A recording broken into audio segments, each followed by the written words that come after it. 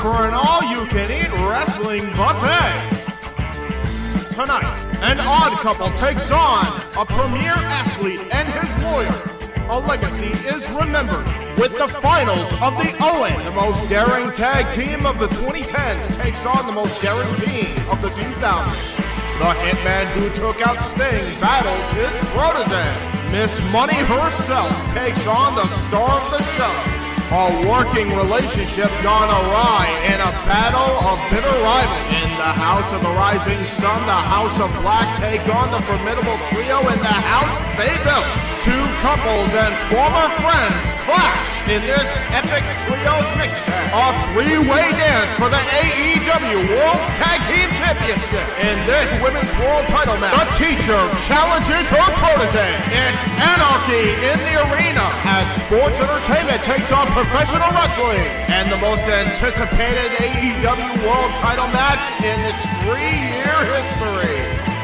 Tonight, a 5-way broadcast here live on YouTube for the biggest AEW pay-per-view in its 3-year history. Cassidy 18 Studios, Insanity Works Studios, Simple Man Jay Heber Studios, and the Jeff Meacham Network presents the AEW Watch-Along Fiesta!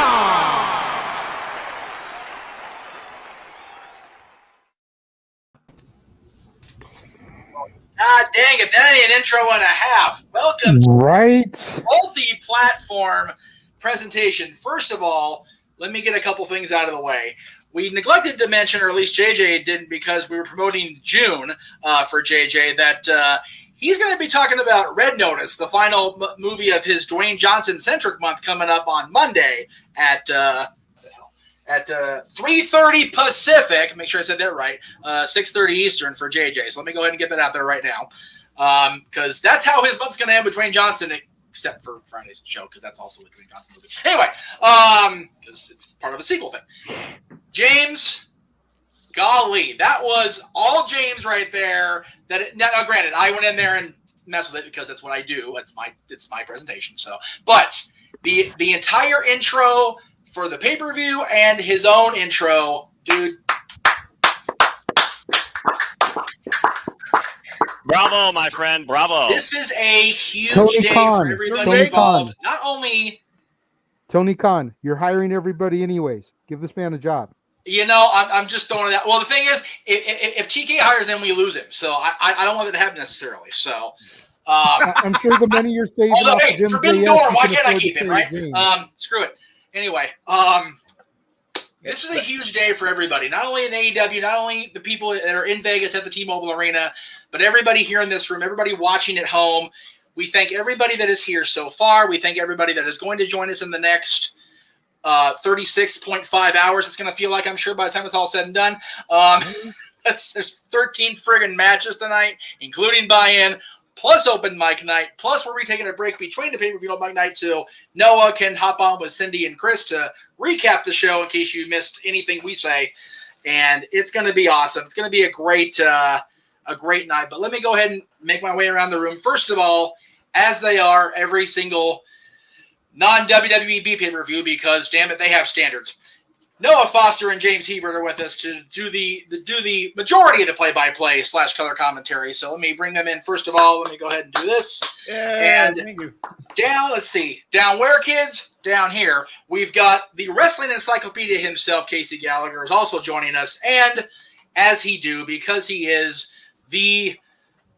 honestly, at this point, the primary co-host of the Jeff Meacham Network, as well as his own channel, Cassidy Studios, which features Renegades Reviews, which features oh God, I forgot the name of the other show. It's happening right now because I'm a dick and I can't remember the name. Warzone. Warzone. Yeah, Warzone. That's on right now. If you want to pop in, by all means, go over there, check that out too. JJ Williams, the Renegade himself, is here. We're waiting on Big G. He has the link. And of course, I am Jeff Meacham. Yes, the lighting sucks. Yes, I'm still dealing with post-concussions, so bear with me. Guys, how's everybody doing today? It's Sunday. The Indy 500 ran today. NASCAR's in Charlotte, and we are live on pay-per-view at the bottom of the next hour with the buy-in. What is up, kids? It's Sunday evening in May, gentlemen, and you know what that means. Thanks for That's making it. you guys are gonna make me blush with the compliments, boys. Wait, you blush? Do I? I Probably. feel like you undersold at least Noah talking about how Noah and James don't do the B pay-per-views because they have standards. Noah is doing commentary with me for NXT in your house next weekend. Well, How little we but that isn't a forget. B show. That isn't a B show. That's NXT's big show for the quarter. So And is he not doing Red Creative Hate also? Only not by his because own choice. He was coerced into that by force. yeah. I mean, well, he's wearing the I red have a shirt even. You contract. got to wear that shirt for Red Creative Hate. Yes, I need to recreate that logo because it turned out really shitty in post and blowing it up. So that will be done by the end of the night. I promise you that. Fair enough. Like Oh, I said, man. in a different parallel universe within the multiverse, we'd all be in Vegas right now enjoying this stuff. I'm going to be at the Forum Wednesday. There's still discussion about Friday in Ontario. We'll see how that plays out. But Just so you know, sir, there's no more discussion on my end. So what's that? I'm sorry, I missed part of that. there's no more discussion on my end. It's not happening on my end. Okay, well. So I don't it's know not if on that my was end. We'll part see. of. I don't know if that was part of your thing, but if It- that was part of it, I'm not anymore. So It was a part of it in terms of it would be a hell of a lot easier to go buy a car. I'm not going to lie, especially right now. It really depends how today goes, and it really depends on how Tuesday and taking Dylan to his appointments go, because those are no travel or travel within the city. Wednesday is going to be a challenge. Driving, taking a bus all the way to Inglewood, the way I'm feeling now. If I feel better tomorrow, cool. Right now, not so much. But let me go around the room here one time. Noah, it is great to see you as always. You've been kicking the ass. You've been handling all the prediction leagues. I think you have about 46 leagues at this point. With it how feels many that way anyway. participants did you tell us before we came on the air? 100 and something. This is the biggest pool I've ever seen in my life for predictions. Over 150 combined between the Galaxy, Team No DQ, the Jeff Meacham Network. It's phenomenal how much investment and interest, at least for this fun little free predictions game, we have for AEW ahead of Double or Freaking Nothing. A, man. And good luck to everybody. And I hope you enjoy the commentary, the watch along, and the overall just fun experience, because that's really what it's about at the end of the day. Yep. James Hebert, please go next. You seem like you want to anyway, so go right ahead, brother. Yeah. Well, I appreciate the compliments for the intro. Hope you guys like that. I hope you guys check out more FTW Productions related content from, me and Noah and Owen, the whole nine. I appreciate all the kind words there. And yeah, man, I'm looking forward to this event. A little less because of this morning. Maybe but again, social media is a dick, but yeah. Still looking forward to it just because, this is going to be cool. Today is a huge day as far as I'm concerned. Not only is this AEW's third year, pay-per-view, essentially. This is their WrestleMania, is it not?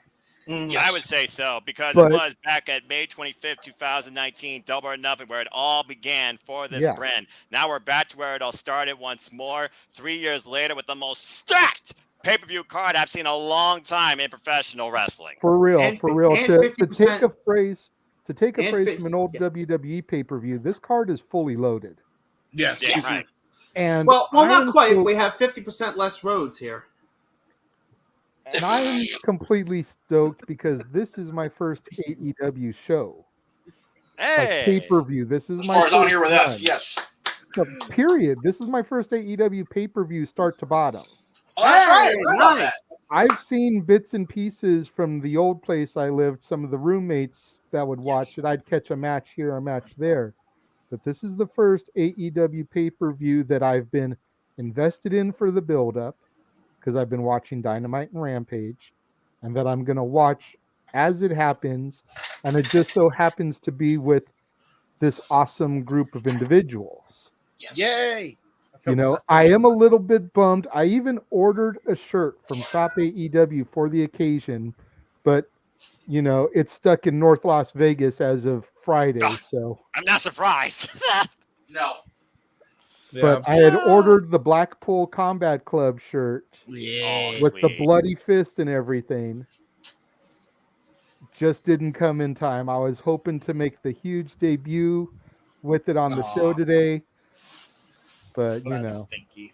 Damn. Well, So there's you always know, I've been got to door just and be the all shill out. and promote the network. What's most important is you represent the network, and also you're here to engage in professional wrestling. 'Cause that's what we're all here at the end of the day for, gentlemen. Because again, this show is going to be something memorable to say the least, and Oh, yeah. altering for AEW going forward in more ways than one.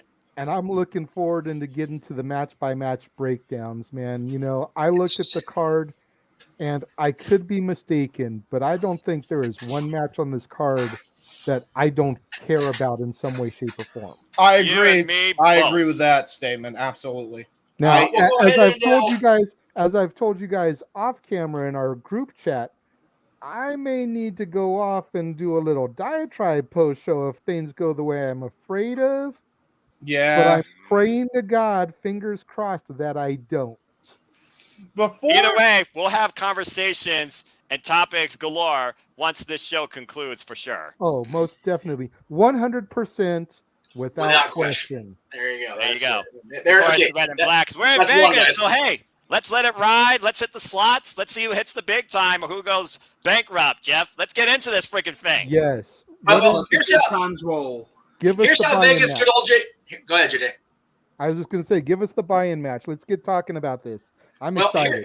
here's how Vegas good old JM is today. He's having a salad for dinner and he's sipping sparkling water with lime in it to keep his stomach settled. Good old JM is Vegas, baby. Anyway, Hey, I've got Arnold Palmer in my refillable lemonade cup that I There got you at go. the Attaboy. fair yesterday. You already know what I do.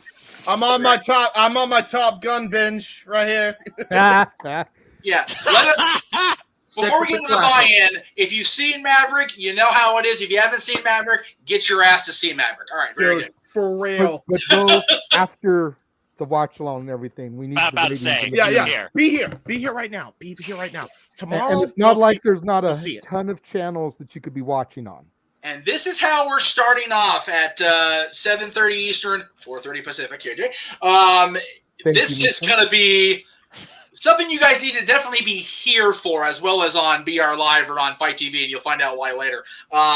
But Danhausen back from injury after being off for a long time. He was so injured, yet he still boarded the Jericho Cruise and did the amazing things Danhausen can do, even when he is injured. He hosted a comedy show. He did a lot of cool things. Teaming up with a guy who kind of represents the FTW. No, not James's. The actual FTW from Taz, God help us, Legacy Hook.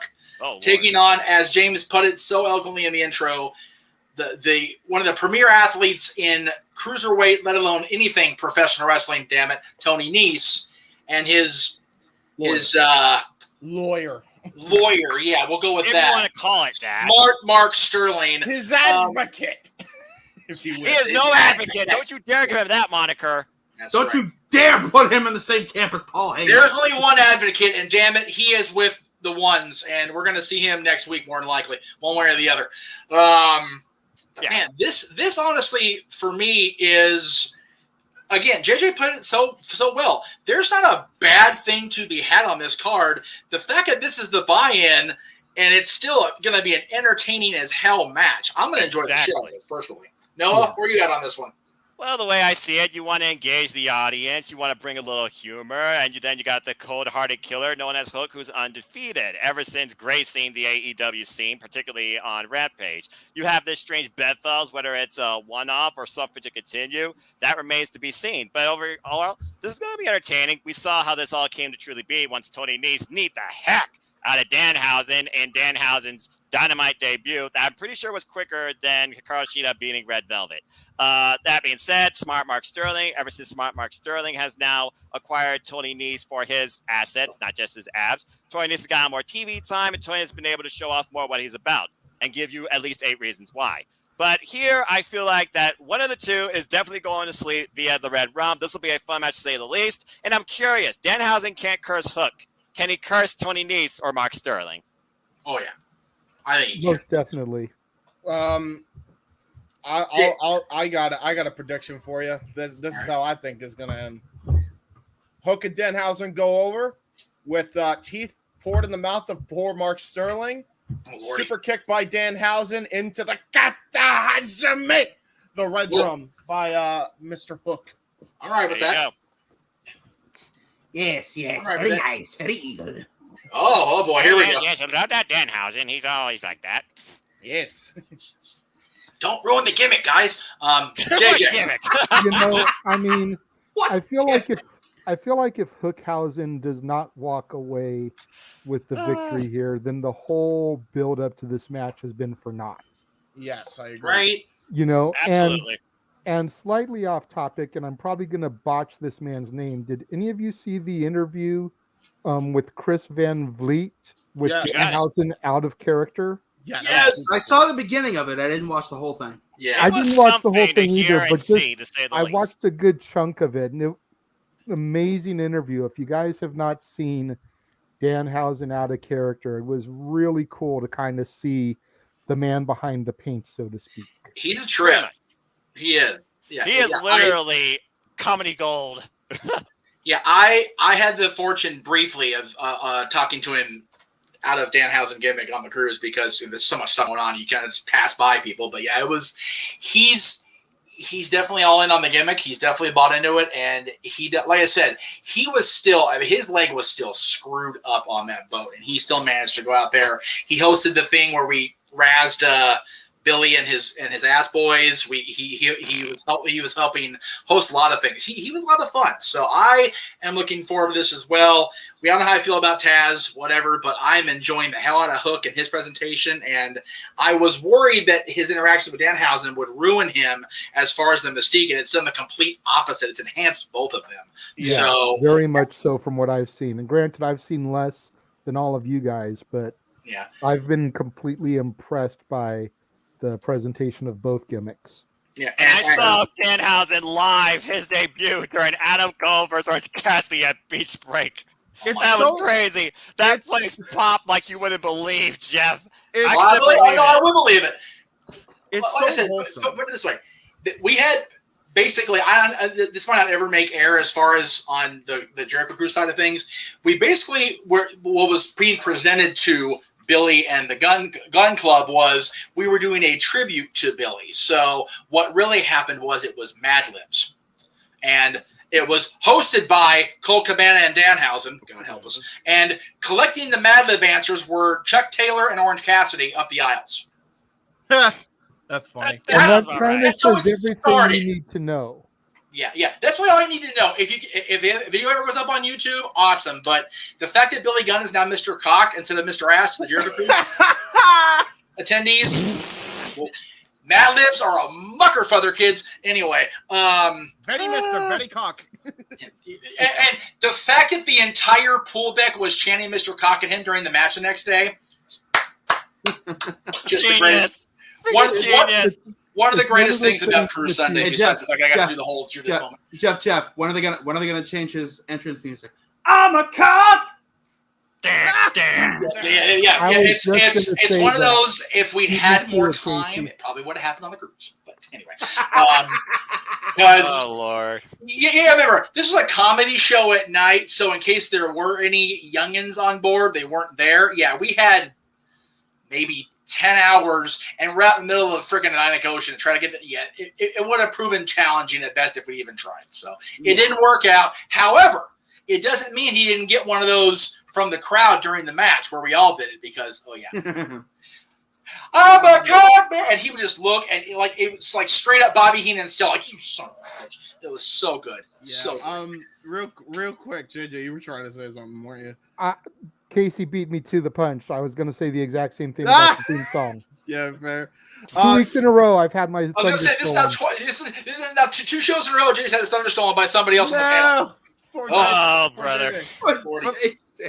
For the record, this duo is the most wholesome thing I've ever seen. If you've seen the vlog where he gives, like, Danhausen just, like, giving him chips and just fucking Hook with the most deadpan look ever gives a little smirk as he's eating chips. And he just thumbs up. He doesn't even speak. He just thumbs up after every tasting Danhausen's favorite chips. And he's like, you enjoy those, huh, man? Danhausen's busy. and he's just eating all the chips. He collects the bags and just chomps away. It's the best, man. This I love shit how rules. I love we're talking the AEW match, and the chat room's talking about the freaking Demon Gimmick and Randy Anderson. They are off on their own track. I love our chat room. God bless you guys. Yeah, right. Yeah, I We wouldn't got- expect what do we got anything less next, from Jeff? those crazy folks. We got We've got like 5 chat 14 rooms matches. all together. So We've got this like is gonna be 14 great. matches to get through, And and we still mine got is an hour. empty. What's going on next, Jeff? There's Yeah. so much overlapping talking. Thank you, JJ, for helping to redirect. Okay, good grief. I think we're on. Yeah, there we go. All right, so this one's going to be interesting. And I have it here in this spot because it's been booked more recently. But this is Literally. another one of those that's going to be just. It can be a number of things. It could be a complete spot fest. It could be Kyle just submitting Darby into oblivion.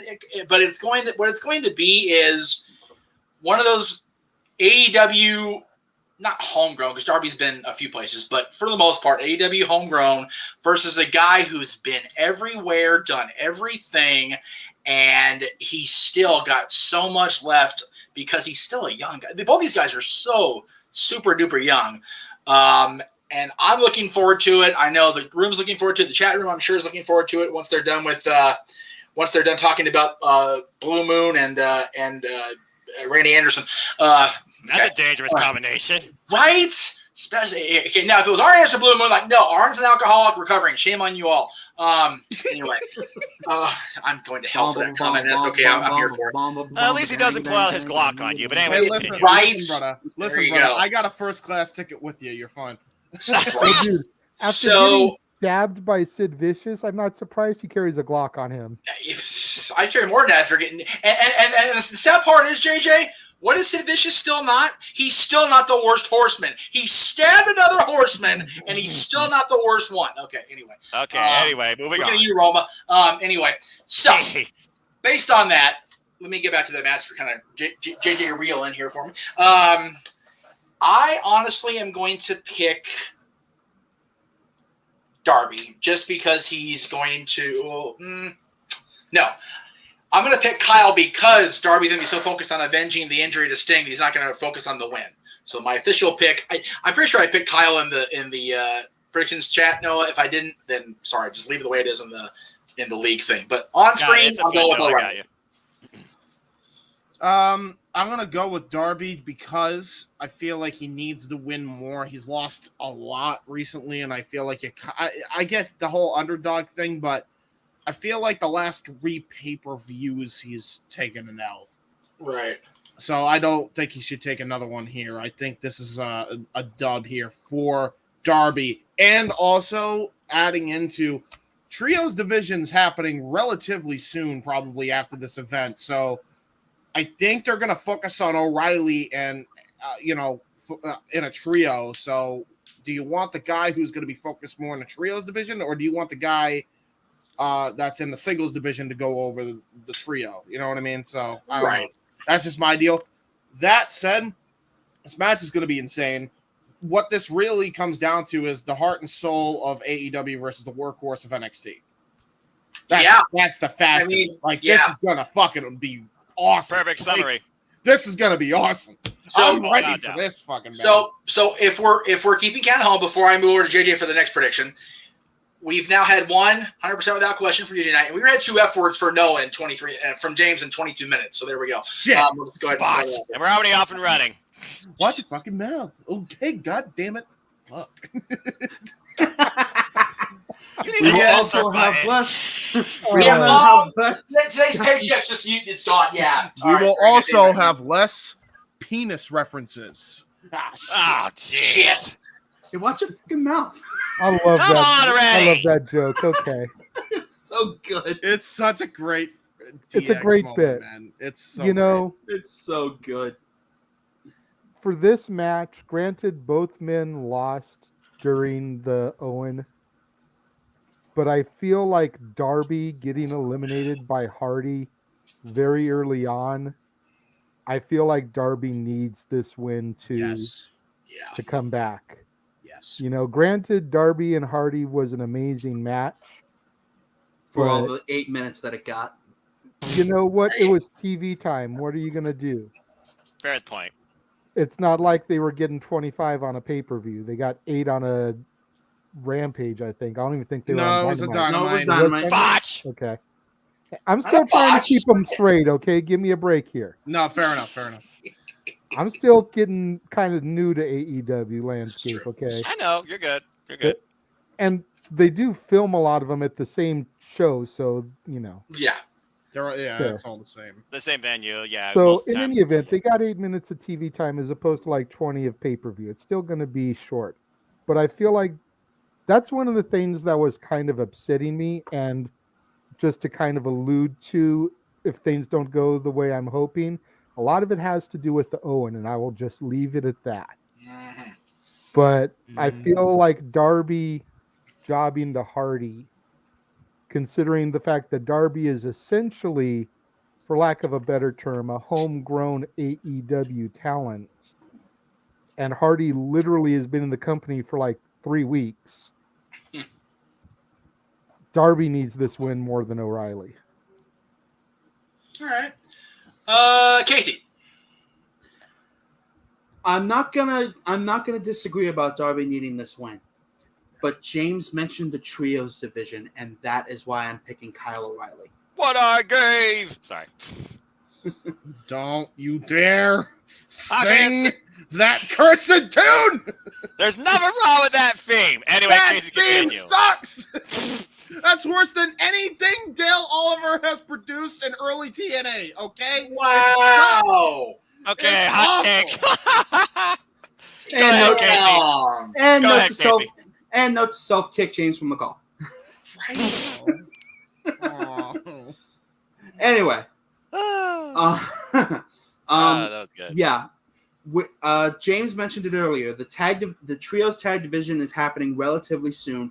You have got to get the people that are going into it some wins and some momentum to build up your tag division at your trios division as something that you want legitimized and taken seriously. And if you want the most momentum for your teams, you've got to start giving good, solid wins to the people that are going to be in it. Darby, as much as he might need this win, he has been, and always will be a singles guy. So I'm giving this one to Kyle. All right. Let's go over to James. No, Noah. No, sorry. No. Botch. No, you're all good. Well, the only time Darby Allin and Kyle O'Reilly has actually met each other in ring was back in Defined. It was a tag team affair where Darby Allin was on the losing side. Darby Allin has been AEW since day one, says he's AEW for life. He's a one-man army going up against the world. Nothing new for him, but he's out for revenge on behalf of Sting and looks to take out Kyle O'Reilly's leg, which we know is definitely bummed via the Kinesio tape and the war he just went through with Samoa Joe. But looking at, again, Darby Allin, doesn't matter win or lose, he's going to make a statement. He's going to hurt Kyle O'Reilly too. But Kyle O'Reilly, he is the workhorse here, and he has a partner in his corner, not even booked for the show. And considering, again, trios titles might be a thing, where the Undisputed Elite stands as a whole, considering this too, and we're coming up to Forbidden Door, everything right now is a continued storyline that starts with Kyle O'Reilly getting the first win here, by hook or by crook, or taking Darby Allin's leg for good measure, too. I got Kyle O'Reilly. That's everybody, right? I Yeah. believe so. Yep. Okay. All Next right. match. Next match. Let's move right into it. All right. I'll go first here, just because I want to go first, because I can. I am going to go with the House of Black. When I say the House of Black, you guys mentioned in the last match that Darby needs the win more than Kyle, but at the same time Kyle's going to be in the trios thing and they're trying to get that over like Rover.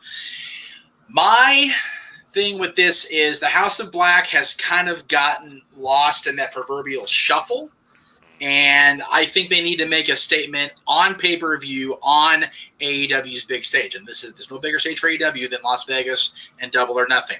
The Death Triangle, I don't know. Like, they seem like they're still just kind of there for me. And they've been kind of there since Pac returned from being overseas and the injury to, I believe it was Ray Phoenix. Thank you. I couldn't think of which one it was. So they're just kind of here for me. House of Black, like I said, they're needing to get much more of a momentum push, and I think a win here on a big stage on pay-per-view will definitely go a long way with that. And as you guys all mentioned during the last match, the trios division is a thing. It's going to be a thing on TV sooner than later. And I think the odds-on favorite for me to be a trios champion is the House of Black or the Undisputed Elite, which I'm sure we'll talk about as we go along here, because we had Kyle, we'll have Adam Cole later. I'm sorry, Adam Cole Bebe later. So, James. Hi. House of Black, for all the reasons you mentioned. I have nothing else to add. Cool. JJ. Yeah. Pretty much the same. Out of all the matches that I've seen, this one is the one that I am the least invested in. Right. But I'm still very much invested in it. But yeah, the House of Black is, in my eyes, the odds-on favorite. We're going to go with the Vegas lingo here. Right. I kind of feel the way you do about Death Triangle. They just kind of seem like they've been floating around for a minute, and they're not really like settled. Granted, a win here could make people take notice of them again. Right. And definitely bring some much needed publicity to their stores. They just opened a new one up in Vegas there this week. Yes. With the Fan Fest and everything, the Republic of Lucha stores. They've now got one out here in Pasadena, the original, and one in Vegas now. So a victory for them, from a marketing standpoint. One will bring attention to the trios, which is what we're talking about, and two will bring attention to their stores. But I still got to go with the House of Black because, as everyone has kind of been stating, they've just been floating around. Yeah, they need the win bad here. Noah, go ahead, sir. The House of Black is a more united front brought for a manifestation of violence brought forward by the masses. You've seen the manipulation that Malachi Black has used to make this all come together, as he previously alluded to on the countdown. For me, Death Triangle is 3 individual top-tier single stars that came together under one type of mindset of always being pissed off and kind of just doing things their own way. Penta going dark after being blinded, Pac being more insane after being blinded, and Ray Phoenix being even brighter after his arm was almost dislocated. For me, I can see a fight with the Lucha Brothers, and I can see Pac going on to different things. But for me, you don't bet against the house. They say the house always wins. I say the house wins tonight in Las Vegas. The House of Black. You don't bet against the house, and you always bet on black. There you go. Put it all on black. There you go. That's what Wesley Snipes said in Passenger 57. Always bet on black. I got the red, I got the black, so trust me, I'm with you there. Casey, before we go to you, Ryan in the chat room, the actual buy-in begins at 7:30 Eastern, 4:30 Pacific, and we will be covering the buy-in match between Hookhausen and Neeson Sterling during that last half hour before we go live on pay-per-view. So stay tuned, Ryan. Casey, go ahead with your prediction for this. Everything you guys just said about House of Black in terms of their position on the card, or more accurately, lack thereof, can also apply to Death Triangle. And I'll be honest, as much respect as I have for Malachi and the House of Black, I feel like Death Triangle is a far more potent and dynamic tag team than the House of Black. I'm giving them the win here. Wow. Okay. That's a hot take. It's always good to have at least one person go the other direction. I won't necessarily be mad if House of Black wins, either way, because it gives Pac the excuse to turn heel and go off on his own. Right. He's already here. What are you talking about? Well, turn Maybe more go heel, after, shall we say. maybe like Ryan says here in the chat room, go after the TNT belt or go after Joe. there you go. No, Either one will be a hell of a match. I got another would person love. in mind if the show goes a different way. But again, the thing about this show, it's completely polarizing. Next match, Jeff. I would love Pac to be in the Ring of Honor World TV or any Ring of Honor, any title picture. Yes. Good Lord. I mean, JJ, Ring of Honor like a We've glove. seen Pac back in Gorilla, so I was Pac just gonna Joe say- or Pac Sky, either way you go is going to be a great match. is it not a bummer for us, JJ, as PWG fans to see Lucha Brothers and Pac all just kind of here? It's like, ugh, sucks. All right. Next up on the itinerary, if you will. Now, this is not here because it's less priority.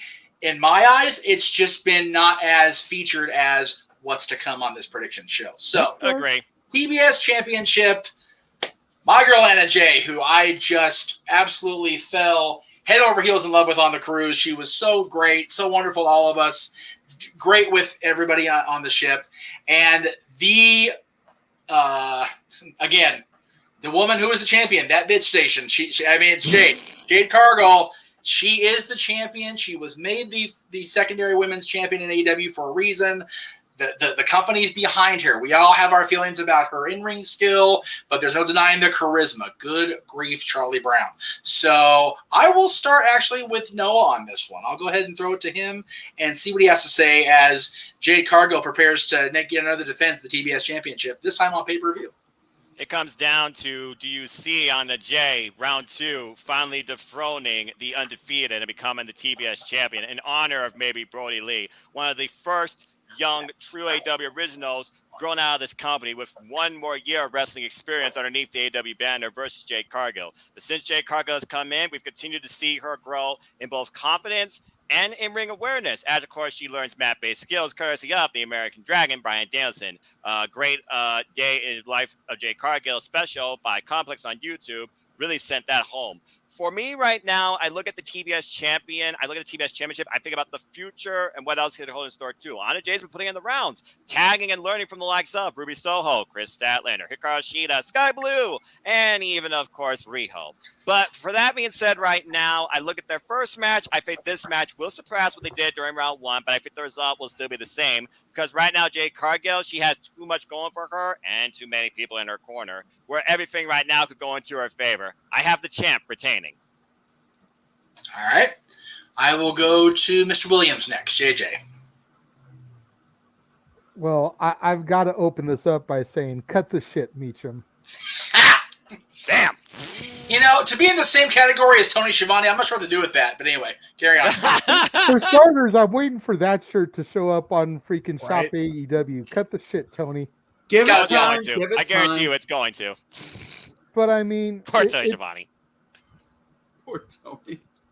Jade is the odds-on favorite here. I know a lot of people, like you said, don't like her work rate. But every match that I see of her, she's getting better, and better. And if you just graded a champion by their in-ring work rate, then John Cena and freaking Hulk Hogan wouldn't have been champions for as long as they were. Fair enough. You've got to get that drawing power. You've got to have the charisma. You've got to be able to sell tickets, put asses in seats. And the fact that she's recently brought the baddie section into her gimmick as well, Jade is going to retain the title here. I feel like, in all honesty, if Jade is going to lose the belt, it needs to be on TBS to pop the views. I agree with that. And I got two candidates in mind, one that might be more short-term versus the other, but I'll talk more about that maybe later after I see the result of this match. Casey Gallagher, what say you, sir? James, you're going last, damn it. Oh, okay. What's Jade's undefeated streak at? 30-0. Ooh, that's legitimate, not like the Goldberg streak that was fabricated. I love you for that. Yeah. Trust me. Wrestling Bios has proven that. Oh, yeah. That's a fact. I proved that shit before they did. In like 6 months. Oh, jeez. That throws a wrench into things for me. Because I have Jade Cargill to win, but man, 30 is kind of a hard number to not stop at. Nah, with Jade, though, and with Anna Jay, and the fact that, keep in mind, she has two people that can help her. By the way, it's no shock that, but I'll go last. I Have your thoughts, baddie fan. Wait, am I giving my thought? I thought Jeff hasn't gone yet, has he? Casey right now is trying to finish his thought, and then He's you just trying to finish his thought there, yeah. Yeah, go ahead. Go ahead, Casey. Yeah. Well, I mean, as I said, I have Jade Cargill to win. Right. But given that she's up to 30, this is one of those that I can go that you can really go either way.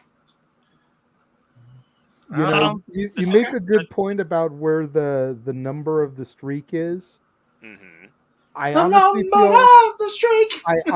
feel like if the number was lower, You know, not to draw comparisons by any means between these two individuals. Of course not. Completely different levels. But Undertaker lost his streak at 22. He went 21 21. and 1. Yes. Right. 22, you bust. Go lay down. We're in Vegas, double or nothing. If she is at 21 and this was going to be her 22nd win, you bust on 22 in Vegas. It just sounds so good.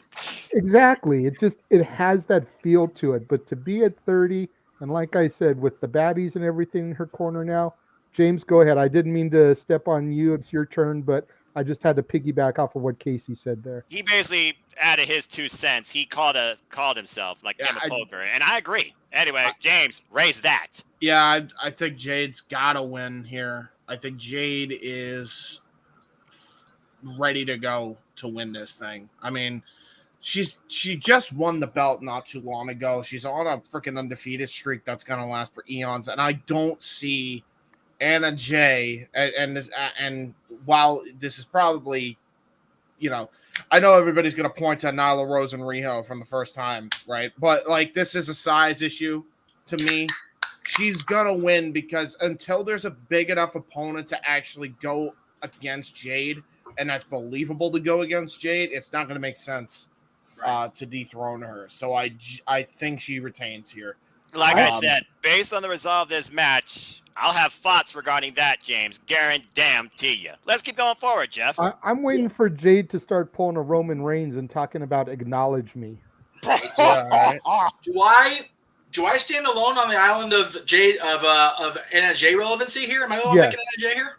Yes. Wait. You're putting Anna Jay to win? Well, I mean, hey, you may stand alone, but you don't stand in stormy seas. You've got kind of a solid foundation there. He does stand a chance. I'm just saying. You're saying there's a chance. I do believe there's a chance. Again, it's round 2. We've seen Anna Jay. She's grown since that last match, too, with how much more match experience that she's gotten. But Jade Cargill, you can say the same thing about her, but she also has an entourage in her corner. So you're going with Anna then? I am going with Anna officially, yes. And is it just me? Is it just me? I know I'm kind of new to the game, but I haven't seen a Jade figure out there. No, not yet. They would have tried to capitalize on this by now. The closest thing you're going to find to a Jade figure is looking in the Mortal Kombat section. Right. Yeah, and I guarantee you she's going to go Mortal Kombat tonight. Or the X-Men Storm figure. There you go. And not for nothing about, cut the shit Tony and poor Tony. He has an action figure coming out through AEW pretty soon. So good on Tony, for real. Maybe that'll be the first one they make a Jade. I noticed they're doing a Ryu and Ken Young Bucks figures. Maybe they'll do a Jade or a Storm Jade Cargill figure. There you go. I'm just happy for the Butcher and the Blade and the Bunny finally getting theirs. They deserve it. But right. Jesus. All right, what's next, Meacham? So next, again, not unimportant to me or anybody else in this room, especially the longtime fans, but at the end of the day, very recently built and not a championship match. So, Young Bucks and the Hardys, Elite versus Delete. We've seen this in other companies. We've seen it all over BTE. We've seen it pretty much everywhere except the 2 places we would think we would see it. WWE, and now we are going to see it here in AEW.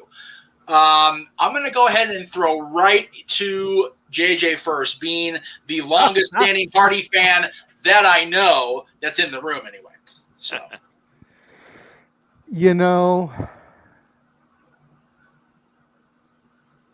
I'm going to go with the Hardys on this one. Okay. And I think if the Young Bucks hadn't pulled what they did on Rampage Friday night, right, Cutler, then I would have totally gone with the Bucks. Shut up, James. Because they're the youth, and to get the victory over the legendary team. Granted, the Bucks aren't young anymore anyway. No. Not by a long shot. It's been 15 years since I would see them on a regular in Gorilla. I was going to say. But WG. and I swear to God, dude, I would love to see them come out at either the Forum or in Ontario to Mbop just as a throwback for the fans because that was their theme song. You will hear the pop from wherever you are if they come out to Umbop on Wednesday. I'll tell you that right here and now. As much as I hated it, as much as I hated standing in the ring having to listen to it as these sons of bitches came out, I will pop for it. Freaking Hanson. But I feel like the Hardys, they're on their final run. Yeah, that's right. The Bucks losing to them isn't going to hurt them in the long run. But I feel like the Hardys they kind of need that extra oomph in the division. Absolutely. I will go with Casey. We'll just go ahead and go in order I got on my little layout screen here. So Casey, go ahead, sir. Renegade said it all for me. The Hardys. Perfect. I love it. Short and sweet, to the point. Mr. Hebert. Yes. Hebert. Well, yes, Hebert. indeed. Man, for me, it's got to be the Young Bucks. Wow. The reason why I'm going with the Young Bucks is because if there wasn't other tag team titles on television for AEW right now, I would absolutely pick the Hardys. The fact is, FTR holds 2 other belts on AEW programming. Right. And you can have the Hardys go for that. True. So that's my deal with that. I don't think the Hardys need the win there. Would I be that mad if the Young Bucks took the loss to the Hardys? No, not really. No. But I do think the Young Bucks need it more, especially when you consider that they have been on a bit of a losing streak, even though recently they have been winning, but like in nothing matches. But if we're talking big time matches, they lost the AEW tag team title match to the Jurassic Express. They lost to FTR for the Ring of Honor tag team titles and the AAA tag team titles. They lost, soon after that. I think they lost another big time match. I can't remember off the top of my head. My apologies. But they lost three of their last big matches. Right. I don't think they can go a fourth. I would agree with that. But I'll get my pick in a little bit. Let's go with Mr. Foster. Well, the way I see it, again, it's the Hardys, it's their last run, and it's their first crack at the Young Bucks in AEW. And when it comes to tag team wrestling, this company is personification of tag team wrestling. Damn it! They got it on lock. Oh, yeah. As King would say, on lockdown. Shout out to HW brother, King. But that being said, I got the Hardys going over here too. It's their first match in AEW on pay-per-view. It's literally a team of the then versus the now to see what's to come. Again, if it wasn't for the Hardys, there would be no freaking Young Bucks. And don't count the Hardys out just because of age as well. For me, the Hardys have to go over, and we'll continue to see how this affects things in the Undisputed Elite. But if the Hardys are going to have aspirations towards challenging for AEW World Tag Team Championships, they need this win here because every win and loss matters in AEW. The Hardys go over. You guys have all made very good points that have made my brain even more concussed than I was going into this show. And I was so set to make my pick, and now I'm like, son of a bitch. First of all, let me just say this. Whoever did the graphic for this match from AEW, how do the Young Bucks look older than the Hardys? I'm telling you, throw that out there. The Young Bucks look like Aerosmith's 5th reunion here, okay? Just don't. I mean, seriously. I don't know, man. They both look pretty old, like they were all a part of the same band. I don't know. So considering the Bucks have been going at it for 17 years and the Hardys been going at it for 30 years. Judas Priest are coming back again to play Painkiller again. If you put Jeff out there Thursday night at the Whiskey A Go-Go and have Matt and the Young Bucks behind him, I defy you to pick out which one's the oldest. I swear to God. I swear to God. And not to mention Frankie Kazarian and his band will be there too. I'm going to have a long week if I ever get to go, but I'm going to have a good time. That matters. Try not to have a seizure. You guys have convinced me. The Hardys are going to win this match. They're like Noah. I think it was Noah that made a good point, or James. I forget which one. I apologize because there's so many things going on right now. Whichever one you said that there is also the ROH tag titles to contend for and the AAA tag titles. the Bucks can always compete for those. They can also compete for New Japan since that door has been opened back up. Oh, yeah. The Hardys want the AEW tag titles. That's one of the few that they have not challenged for or attained. And they need to win on AEW's version of WrestleMania to get in line to face the winners of the triple threat tag match, which we'll talk about here in a little while. So I've been convinced by the room the Hardys win this match.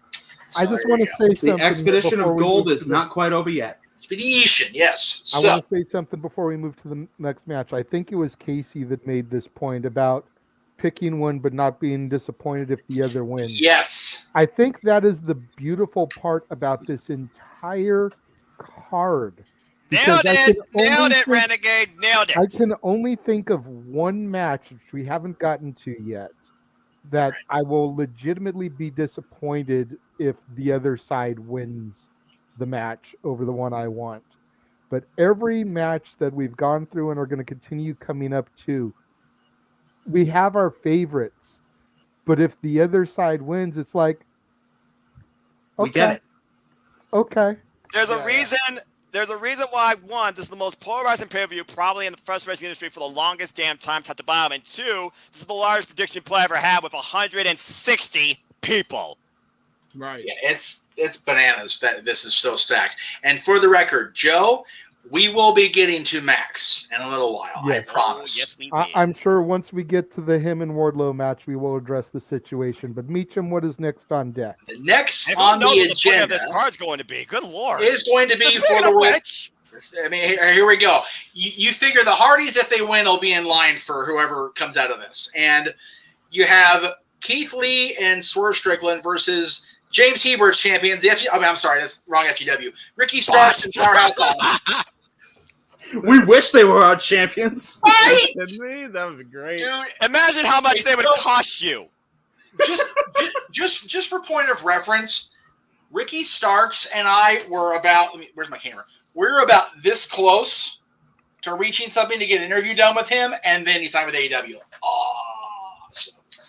Yeah, I love me some Ricky Starks. He was great on the cruise. He said within the comments of the cruise he would do it because he didn't give a shit if he got in trouble or not for it because we were on the ship. Who cares? But yeah, it didn't happen. They are both challenging the guys who have been champions for how long now, Noah? Jurassic Express have been champions since the TBS era. So the beginning of January after beating the Lucha Brothers. So figure almost this entire calendar year of 2022, Correct. Jungle Boy and Luchasaurus have been the World Tag Team Champions. And I did listen to the No DQ prediction show, and I was going to attempt to let that be part of my basis, but I'm going to go ahead and go first here and say that even though I was pretty much convinced of this prior to watching Tuesday night, I am now even more convinced that the Jurassic Express will retain the World Tag Team titles here, and I will throw it to Noah to follow, because I know you said your piece on Tuesday, but for those of us that weren't so inclined to watch No DQ and were actually watching me, which I appreciate, enlighten the world, my friend. Well, I mean, I talked about No DQ. I talked about on the Daily Slam with Cindy G. I talked about on my channel with the ATW crew. Now I'm talking about it all with you here, too. So let me talk to you. It was Jurassic Express that overcame the Lucha Brothers in the beginning of the TBS era and becoming the new AEW World Tag Team Champions. Since then, they've overcome all sorts of challenges, including but not limited to the Dark Order, the Ass Boys, the Acclaimed, and also most recently on AEW Revolution, two of the best tag teams of all time in the Red Dragon, What Our Game, and the Young Bucks in an incredible trios affair. And once again, we're back here in that same picture. There's a couple of things to think about here. It was last year at Double or Nothing in the Casino Battle Royale where it came down to Jungle Boy and the man still measuring him right now, Christian Cage. It is Christian Cage that instigated this triple threat match in the first place. It is almost like the champions are the outside factor here. The championships, though, are at the forefront because I look at the other two teams here, Swerve in his glory and Absolute Ricky Starks and Powerhouse Will Hobbs representing Team Taz. These two have been butting heads since they've been a part of AEW. Of course, we know thanks to the assistance of Taz, it was Hobbs and Starks that got the win in a tag team affair, and they're still at each other's throats. In our most recent preview of this match here, you got three hybrid wrestlers that could do anything, it seems, and you have three unique cruiserweight, heavyweight powerhouses in Keith Lee, Luchasaurus, and Powerhouse Will Hobbs. You have two different dynamics carried across both teams. But all we've seen in action is the three hybrids, Swerve, Jungle Boy, and Stocks. And it was at the end of that triple threat this past Wednesday on the 3-year anniversary that Absolute Wicked Stocks ate the fall on Shane Strickland, who got over him after Jungle Boy thought he was going to get it. The champions were not involved in that decision. Champions don't have to be involved in the decision here to lose them or retain them. But I think about the subtle signs I've seen lately with Christian Cage and Jungle Boy, those subtle pauses, and Jungle Boy maybe rethinking or doubting himself, especially after coming up short against Rick Stocks for the FTW Championship. I think we're going to have new champions personally, and it's going to come down to Christian Cage and Jungle Boy and how that all plays out during or after this match. Now, as far as who gets it, the newest team in this company here is Keith Lee and Swerve Strickland. Limitless possibility in their house. But the guys that place a bet on themselves and always put it on themselves and have been showcasing that attitude for the longest time is the guys I feel that are going to surprise us and get the upset win. And I feel Powerhouse Hobbs more so deserves it too of his growth. I'm going with Team Taz. Wow. All right. Mr. Hebert. I am gonna go with the champs to retain for all the reasons Jeff said, because I think it's a bit too early considering they just started teasing it not that long ago during the Owen Hart tournament. So I'm going to go with the champs retain here. I'm just looking forward to this matchup, man. Although I hope at some point they realize that they should just team up Swerve in Our Glory with Team Taz at this point for two reasons. Number one, you can have a great trio in the Cold-Hearted Handsome Doubles. That's one. Number two, you can have a great tag team in Unlimited Power. So there's my idea for you. Give me royalties. James will not stop preaching that until it happens, folks. You heard it here first. Yeah. Well, I mean, he lost FTR versus the North, so he's got to have something. Fair enough. So again, JJ, Casey, before you go, Ryan, you asked about the countdown. Apparently, the buy-in starts at 7 o'clock for Pacific, not at 7:30. So, but Tony Schiavone alluded to it being at. So that just tells me that's when the action's going to start. By the way, I love the fact the AEW set is the same way how it all started, simple and original. Wonderful stuff. Casey, my friend, take it away. I'm picking Swerve in Their Glory. All right, then. I love it. We all got three different teams. That's how dynamic this match is. I can't wait. I love it. But I will not be mad no matter who wins because I agree. Because this match is going to be a goddamn barn burner. Without a doubt. JJ. Don't burn down. Yes, Don't burn down barns. That's bad. Yeah, burning barns is bad. Well, I mean, I can't exactly call it a slobber knocker because I don't know if it's going to be a triple threat. I don't know if it's going to be a triple threat format, and we might have Keith, Luchasaurus, and Will in the ring at the same time. If that does happen, absolutely slobber knocker. It's going to be a slobber knocker regardless, and a match to remember. But JJ, good luck, brother. Your thoughts on this? You are the sitting vote, my friend. This is another one of those that I'm not going to be mad any way it goes. I'm picking. Exactly. I think. I could be wrong, but I think I picked the champs to retain. But I really would like to see Keith Lee get the straps as well. Him and Swerve kind of give a big FU back to Vince and everything back over to the NXT brand and Raw. And may I add, not to cut you off, JJ? Jungle Boy has been a tag team guy since his first day in AEW. Very true. He's been with the company for 3 years. And we've all seen that he has skills that will take him way farther than just the tag team championships. Just look at his match versus MJF at Double or Nothing. God, absolutely, yes. The $1 million question, and his 4 reasons. The $1 million question is he ready to break out on his own? Right. That's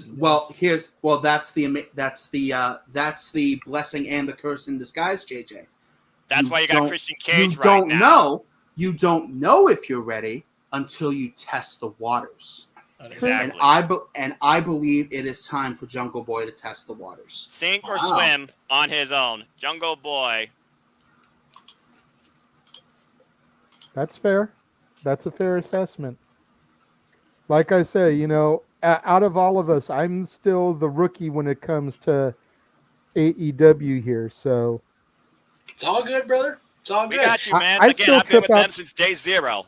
I I love still what this trip company out on does the on most fact that that's fronts. freaking Luke Perry's kid every time I look Right. at him. But that's a whole other Yep. story. Yes. Because So I moving. grew up watching Dylan McKay on 90210. Oh, so Yes. who are you picking, by the way, JJ? Yes. I picked for the champs to retain. Okay. Okay. I Cool. believe That's that two was for my the official champs, pick in one the for league Team and Taz, everything. and one for Swerve in his glory. Jeff, where do you stand? I actually started off and said that The champs retain. Jackson It's great for the was going to champs, retain. So it's all good. No worries. All right, we're going to move on here because we're getting long in the boy. sand here. Women's Championship. I am looking more forward to this than I thought I would. I already love Serena Deeb. Yeah. I am 100% sold on Thunder Rosa. I wasn't at first, but man, she has stepped up to every plate she's been handed thus far Yes. with NWA, with AEW, with everywhere she's been. I'm so impressed with her. She is a talent and a half. Love her to pieces. I say she retains here for the record, but this could be one of those that, as good as it appears it's going to be, it could be even that much better. And I'm going to go with Casey to make the next pick. You said it all for me. Thunder Rosa's retaining. All right. Yeah, same. James, I'm with James, it, same. yeah. So we'll go to JJ next, I suppose.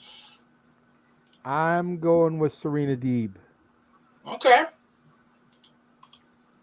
Just because of history, just because of how long I've kind of been following her. I have nothing against Thunder Rosa. I feel like she's been a great champion for the division. But I feel like Serena needs this to prove. All right. Noah, what say you, sir? What we are going to see here, gentlemen, is two of the most passionate, realistic, professional wrestlers in all of women's wrestling go at it for the AEW Women's World Championship. One inspired by the other, and both that took a chance on themselves when everybody else brought them down and think they didn't have it to make it to this point, let alone be on this stage. La Mera Mera Thunder Rosa is out to be a fighting champion, while Serena Deeb is out to prove once and for all that she is the absolute best in trailblazing her legacy and making this a better place and industry for women in professional wrestling. But for me, it comes down simply to this. Thunder Rosa with only one title defense so far against the Beast, Native Beast, Nyla Rose at Battle of the Belts. It is just now started to be La Mera Mera's time, and I don't think she's ready to give up this crown that has added a whole new level of confidence for her since claiming it over Breaker DMD in that steel cage match. I have the champ retaining. It one hell of a match to remember. Yeah, agreed. I love the different opinions. I love the pace. I love all this. It's so good. All right. Next one's going to be one that arguably, I heard it was pre-taped. I don't know if it's going to be or not, but we'll see how it lays out. But however it's going to be one of those, it's a slobber knocker whether it's going to be it or not. Man, and okay. So I have so many opinions on all this. Raymond, we appreciate you being here. No worries about the Star Wars celebrations, man. Trust me, we are Star Wars fans in this room. A lot of us are, and from what I heard yesterday, Disneyland was crazy with Star Wars stuff. So you have fun, Ray. We'll see you on Monday and on demand for tonight. As far as this match goes, I am a fan of a couple people on both sides, actually. We all know my love for Chris Jericho. We all know how JJ and I both feel about the American Dragon, Bryan Danielson. I love Mox. Eddie and I, whatever. Santana Ortiz, again, I feel that there is still, even now, untapped potential in those guys. But, man, Jericho's team is so underappreciated considering the celebration study. I think it's kind of funny. And undersold as far as what they can truly do as a unit. It's going to be one of those, you talk about Vegas terminology, it's going to be a pick 'em. The bookies are going to have a hard time with this one, I think, more than any of the other matches on this card. My personal pick is going to be Moxley's team, Team Eddie Kingston, whatever you want to call it, because I think that the heels have more to gain by losing and by coming out on Wednesday and Friday and just being obnoxious, complaining, whiny bitches about it. Whereas if Jericho's team wins, the only benefit I can see of Jericho's team winning is that we actually get to sing along to Judas on Wednesday, which wouldn't really want to happen. I was saying, Jeff, California for y'all this week, AEW. God, he stopped the song the last 2 weeks. I'm going shit. So my official pick is Team Mox, Team Brian, Team whatever. But my hope is Jericho's team wins, so we actually get a full Judas on Wednesday. I'll go with James first here. I'm going to go with the Jericho Appreciation Society for the simple fact of I don't think this is the end of the feud at all by any stretch of the imagination, and I think you need to build on the dissension between the Blackpool Combat Club and LAX. Right. That's number one. Number two, for me, I feel like LAX in full are going to take on the Jericho Appreciation Society at Blood and Guts. That's Okay. what I think is happening, and they already planted the seeds as far back as when Jericho mentioned Homicide and Hernandez on TNT. Yes. On not even on TNT, on TBS and TNT, both. So It's already been mentioned. The seeds have been planted. So I think you need to bring them in for Homicide Hernandez, Eddie Kingston, Santana, and Ortiz to go up against Jericho Appreciation Society. I like You that. cannot do that unless you have... You got to have the Jericho Appreciation Society go over this team because the Blackpool Combat Club should be against LAX and what they stand for, even though Moxley is friends with Kingston. I get that aspect of it, but Brian is going to have a problem with them. So you ought to just build up the team. And again, this is building up the trios, right? So you kind of want to build up the Blackpool Combat Club having an issue with the with LAX, right? So that's what makes sense to me. Right. I'm going to throw next to a guy that actually just popped in the green room. It looks like he's ready to give. I can't see. There, yeah, he's ready to go. Picking this match next, our buddy returning to the Jet Beach Network, Big Baller G. Hey! He's Thank you, just happy thank you. to be here, folks. Thank But you, we thank love you. you, Big G. Good to see you. What's up? Thank you for the applause. Thank you for the So- adulation. No, I'm kidding. So Big G, we'll get to the picks for the rest of the show here in just a minute. But since we're on this match, what are we thinking on this Anarchy in the Arena showdown? So basically, this is pretty much the just another version of the match they had before, but it's in the arena with the fans. When we did the predictions, I went with the Blackpool Combat Club / LAX to win this Yes, match. you did. This Which you need the pro. You need the pro wrestlers to win this match, and when I'm sure when we get to All Out in September, they'll probably have another rematch, or they'll have a rematch on Dynamite or whatever between the two teams, and the Jericho Appreciation Society will pick up that win there. But I'm going with the baby faces to get that win tonight. All right. Let's go over to, let's see. We'll go with JJ. I think my pick for this should be obvious. I mean, my shirt is still sitting in North Las Vegas if you want to for this one. The irony of it all. At the end of the day, it comes down to professional wrestling versus sports entertainment. And I think in Damn this it! brawl, you've got to have the pro wrestlers win, like Big G just said. I'm going for the Combat Club, Ortiz, Santana, and Kingston. And I have to bust Jeff's balls here a little bit because I sent him this video snippet the other night. It was about 10 years ago on Lord. on a little show called After the Bell that he was doing when he was away from Talk Wrestling and No DQ and was exclusive to the channel. Here we go. And a question came up about Jeff's thoughts about this Twitter feud that was going on by Mick Foley, and this guy named John Moxley. And Jeff is like, is this real? Is this not real? I don't know. I don't like Twitter feeds. He had no idea who Moxley was and acknowledged it on the air. I sent him this little clip, and now he's talking about how much he loves Moxley. I just love how things turn around in 10 years. You know, gotta You bust know his what? balls a All little right. bit. All right, so let me just bust my own balls here if we're going to be ball busting. That's fine. This guy not only did it to me on the air here, he kind of mentioned it in the last week before I knocked my own head loose. He caught me praising Goldberg on an old show back about a year and a half ago and busted me out for it on the air here. You know what?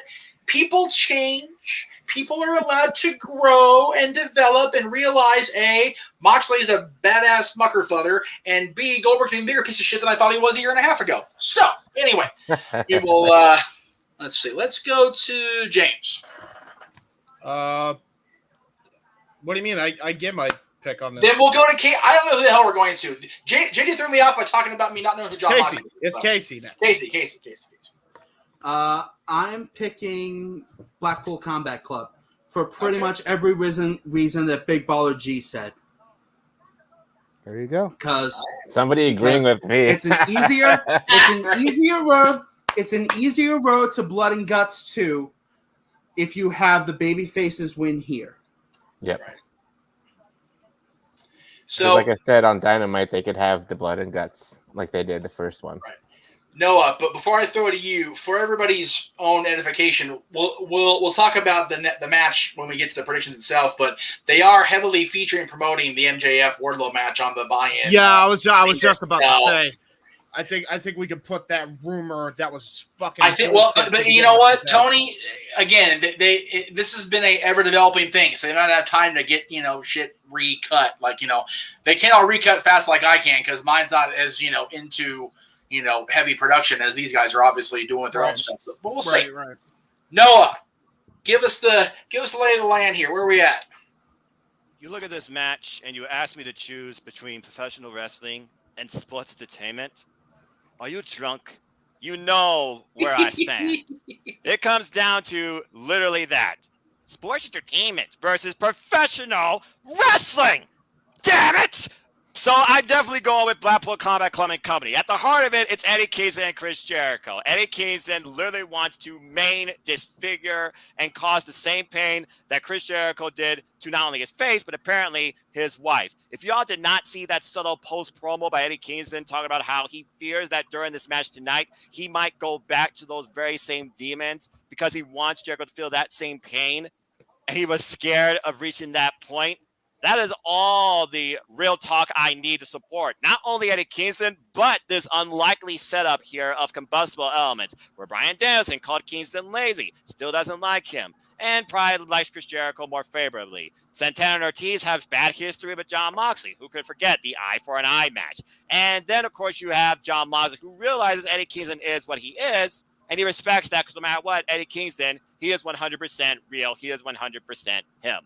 Jericho can be a wizard all he wants, part of the House of Gryffindor for all I give two shits about, with Miami Vice reincarnated in 2.0, and Daniel Garcia, who apparently has a personality, and I never knew he was more animated than Jake Hager. But that being said, Dippin' Dots, popcorn machines, bats, and everything else is going to fly. All hell is going to break loose, and maybe even Regal will give us the power of the punch, but something tells me in this first saga of sports entertainment versus professional wrestling, the professional wrestlers have to go over here because I just can't see realistically professional wrestlers losing to sports entertainers. And blood and guts will come. But Blackpool Combat Club is going over. Bless you.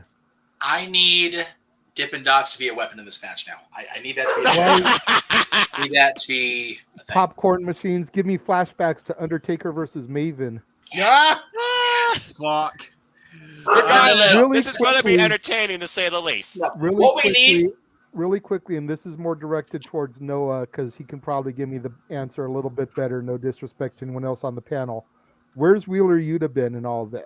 Wheeler Yuta has currently been involved in the Best of Super Juniors 29. Saw the glory with a pretty good score. But I have to figure out now Casey, who's going to challenge him for Ring of Honor Pure Championship with the losses under his belt.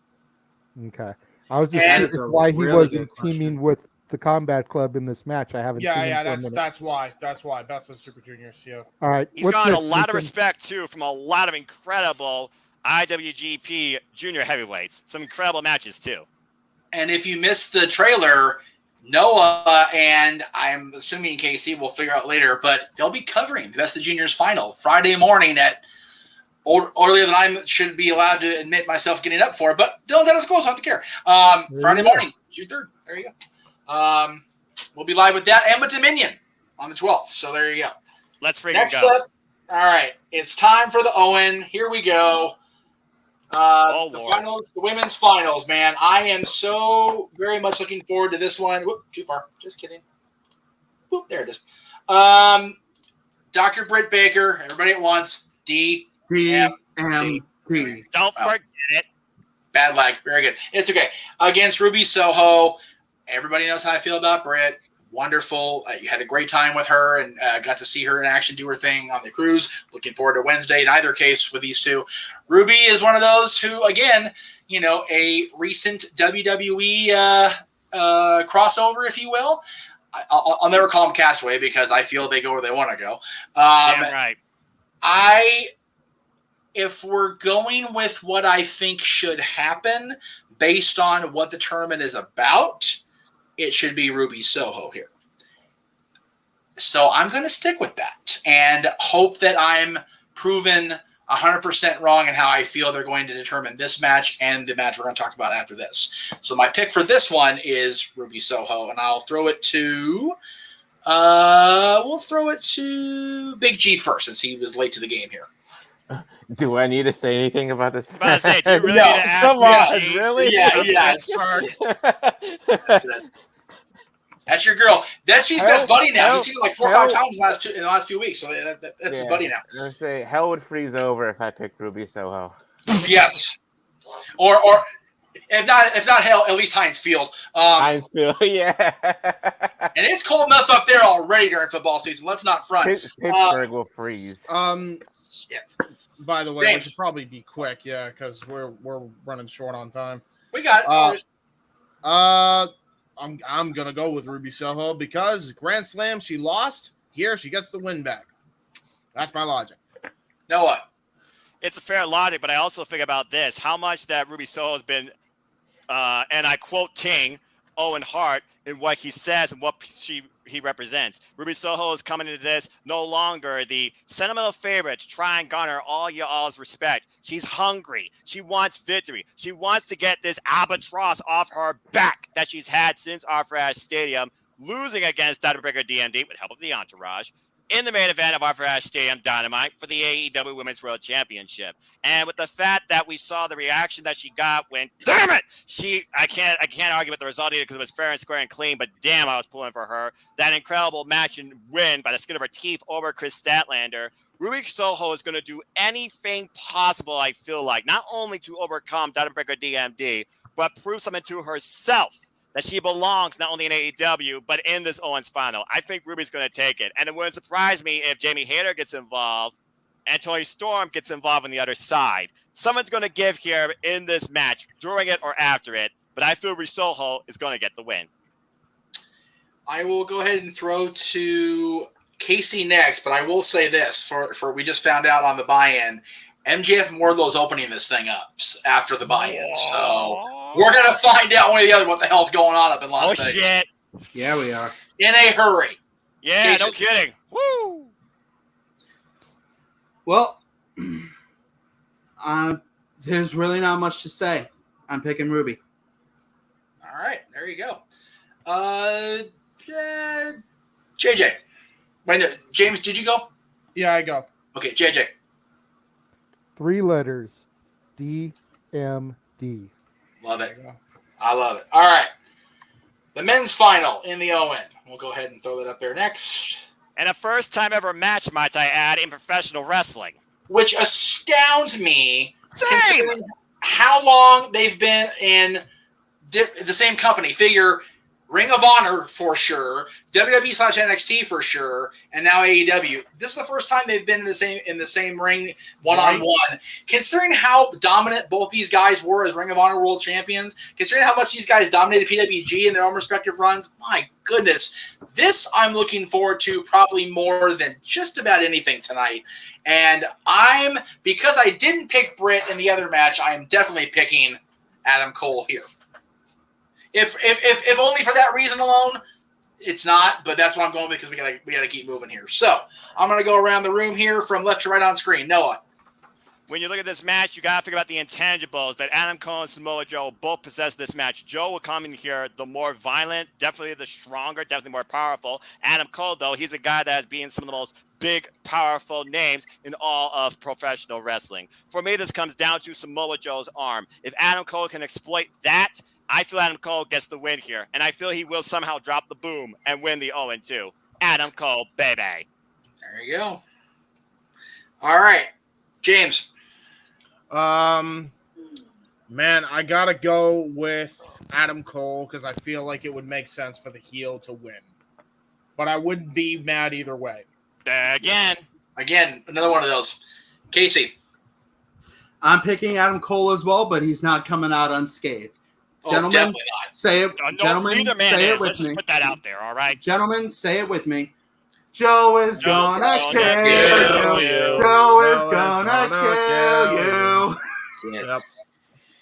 JJ, you've definitely seen Samoa Joe more than probably anybody in the room besides me. Adam Cole, you've had the fortune to watch the last since you've been back in the wrestling fandom game. What say you, sir?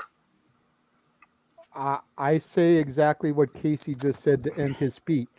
Joe is going to kill you. There you go. So you're picking JJ, you're picking Joe and Ruby. Yes. All right. Very good. And Big Baller G. Excuse me, all the hell. Yes. So on the predictions, I went with Adam Cole. I'm feeling that the couple is going to win this and, become quote unquote the power couple in AEW and just pretty much exploit this whole tournament. Should be one hell of a match though between, two great professional wrestlers. Damn right. It's funny. Jeff mentioned it. They've been in all these promotions and they've never had a one-on-one match up until now.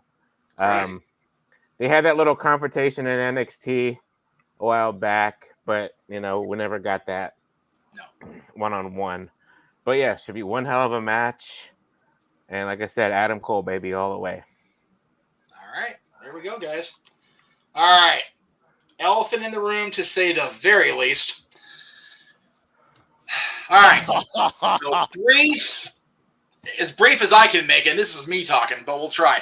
So this has been the most built match on this show, and then let's just go ahead and throw a big giant wrench in the freaking gearbox, if you will, because MJF apparently no-showed at meet and greet last night, and it was not a work situation from what we've been led to believe. And again, this is dirt sheets and blah, blah, blah.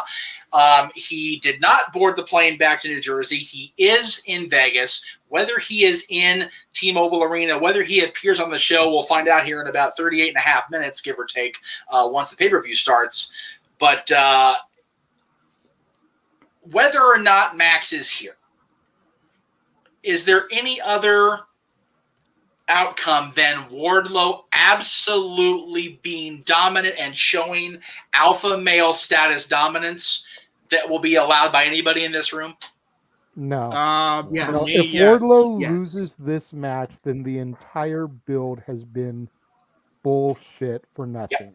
Yep. Simple as that. The only question you have to ask is how many power bombs will we see tonight? A I perfect know 10? there is another question. Yes. How much longer is MJF going to keep losing? Yeah. Yeah, You yeah, need to I'm build. serious. You have to start building up the next opponent for the AEW World Champion. Yep. And That's that very has to be MJF. This is a must win, not just for MJF. In my view, this is a must for a must for AEW. This is required. This is crucial. This is mandatory for There's All n- Elite Yeah, Wrestling. there Well, is they no. kinda- I'm with him all day. Here's the bottom line of this. MJF already broke the agreement that was set in stone. So Wardlow can easily come into All Elite Wrestling no problem the week after because MJF broke the fucking rule. Yeah. But he needs to have the win here in this match before Wardlow can come in, get a lawyer of his own involved, and get himself into All Elite Wrestling. What then needs to take place is an unsanctioned match so that way Wardlow can get his win back in an unofficial capacity, quote-unquote, kayfabe-wise, against MJF, and then Max has to go for the world title. I'll get to my prediction in the main event in a minute, but that's how crucial this is. You have to have MJF win here. Otherwise, your company's going to start falling apart. And I'm wondering if that's why, if he did in fact leave, they were going to have him lose here. I do wonder that.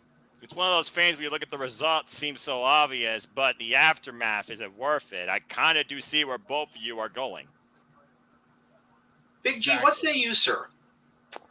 What say I? I didn't really say this on the predictions because I had time to think about it, but I really think they booked themselves into a corner, a tight corner. Because No, I do agree, yeah. You know, we all said it plenty of times before on this show, other shows. This has been one of the best builds in AEW in a long time. On one hand, you have Wardlow up here. You know, they're both up here. You have Wardlow, who's pretty much red hot right now.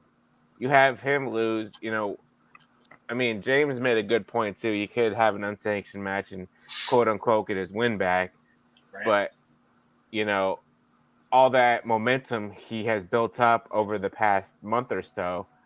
You know, I was there when he literally powerbombed Morrissey one time and got the 1, 2, 3. And, you know, without the entrance music, you got the Wardlow chant going on. He's got the physique. I mean, we've heard him on the mic. He's good on the mic. You know, then you got MJF, on the other hand, who lost to CM Punk at the last pay-per-view. And, you know, does he take another L here? And, you know, he's got to. If CM Punk does win the world title tonight, MJF should be his first opponent because they can. MJF should be his first and only opponent. Yep. And then, so like I said, they booked themselves into a corner here. But my official prediction, like I said on the prediction show, is Wardlow. JJ, when I asked if there's any other outcome that should be believable in anybody's eye, you were you were the first to say no. Any further elaboration? No, I understand where you guys are coming from, being longer tenured AEW fans, but I just feel with everything that's been going on in this match, it's got to be Wardlow, and I think the whole situation that's been going on over the last 24 hours. No showing the meet and greet, the plane ticket. Is he there? Is he not there? Is he going to wrestle?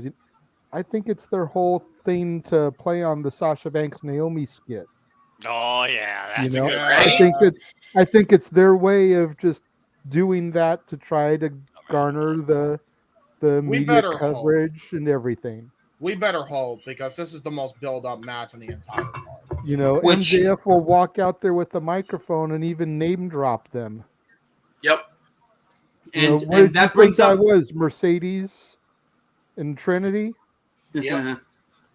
and this brings up an interesting point. You've said they booked themselves into a corner where it's a damned if you do, damned if you don't, with either guy winning or losing. In which case do you have them go to a no contest? Shit. That's a fair assessment too. You have them go to a no contest, and then you make it at the next show, the next big show. Why did you book the match?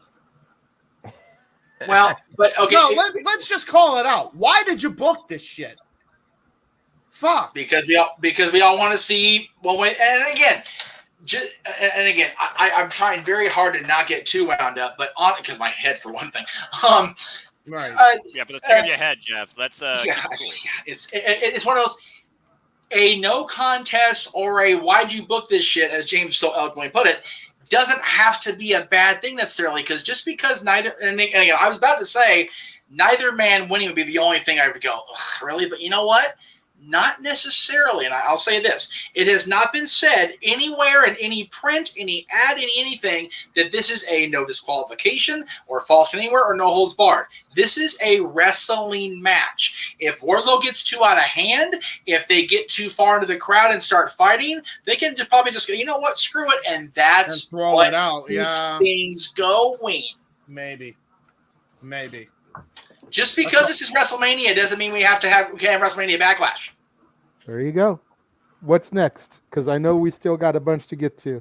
Actually, we only have one more. It's time for the main event. What happened to the 6-man tag? We already Did covered that. that. We already covered that. Oh, he's talking about the The Kazarian. Oh, American Top Team. Oh, balls. Sorry. Botch. All right, I know for a fact we ain't talked about that. Oh, of Yeah. course, we got Paige Van Zandt making her wrestling debut. I don't. Like we got Kazarian and Scorpio Sky yeah, in a match here, and we ain't discussed this, Meacham. because we are honest to God, JJ, because we are so pressed for time, and I actually probably agree with what you're going to say about it. Let's just rapid fire the predictions because I don't think we're going to have time if we don't cover. I the main can't event find the now, graphic so. anyway for some reason. I don't know what the hell happened to it. I don't have it here. Okay, so Dude, I it's did send it to you. I see it in the chat, but that's No, okay. you did. but- You did. Oh, here it is. all right. So I'll just go quick. Baby Go for it. faces win. Well, no. Okay, so for right now, they're going live on the buy-in, but the match hasn't started yet. So I'm okay with talking about it because I do want because this is our guy. I mean, And they're first still one of our- outside the building, folks. Look at that place stalking in as we're back where it all began with the original set. love it. Hey, there's Amy. All right. Nice to see Amy. There it is. Okay. Again, you've got James with a great promo intro. You've got two couples on either side, and you've got former best friends, former inaugural PWG. Wow, don't mind my AEW World Tag Team Champions. Again, our guys, man, Sky and Frankie on either side. You've got Paige Van Zandt making, I believe, her in-ring debut on pay-per-view, if I'm not mistaken. You would be correct. So there's a lot to onion to peel in this, and I really want to talk about it. So I'm glad. Thank you, JJ, for reminding me. This thing was. I honestly didn't see the graphic because I didn't edit it by some stupid coincidence. I apologize to everybody involved, especially our guys Frankie and Sky. Good Lord, have mercy. JJ, you brought it up. Take it, my friend. All right. Well, I'm gonna make this as simple as I can. As much as I love me some Frankie the Future Kazarian, I think Team Scorpio Sky, Ethan Page, what were they called again? America's Top Team? American Top Team, yes. American Top Okay, Team. thank you. Courtesy of Dan Lambert, potato face, freaking millennial hating. Never mind. You know, I'm not going to get into him, but I think they need to win.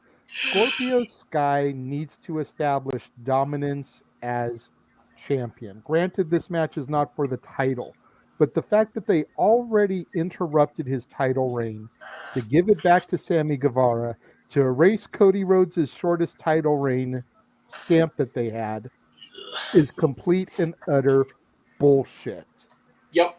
Guys should have been going on 40, 42 days, whatever it is, in one reign, not separated into two. Yep.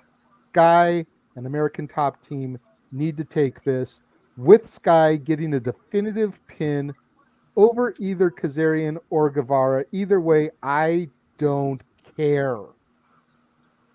And move on.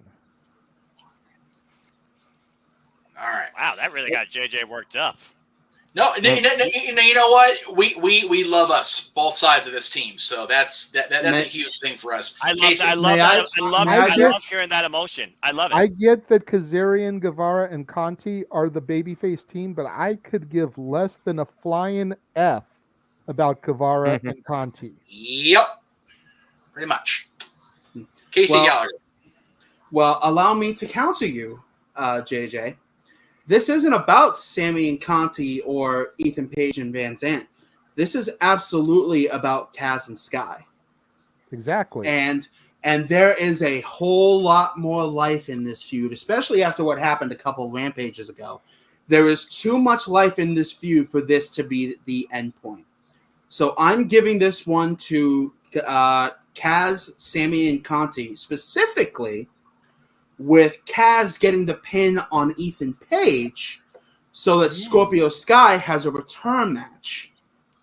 Say, you never beat me. I'm going to kick your ass. You get in that ring by yourself. Fair enough, actually. I'm with, yeah, I already gave my prediction, but that's why. That's my logic, too. G? We didn't predict this match because we just found out about it. But yeah, I'm going with the quote unquote baby faces, Ty Conti, Sammy, and Frankie. So-called's a great word for that. Should be, yeah, no. It was funny. Ty and Sammy were at Celeb Fest 4. I mean, I didn't do anything with them, but like they were there, and there was a huge line for them. Oh yeah.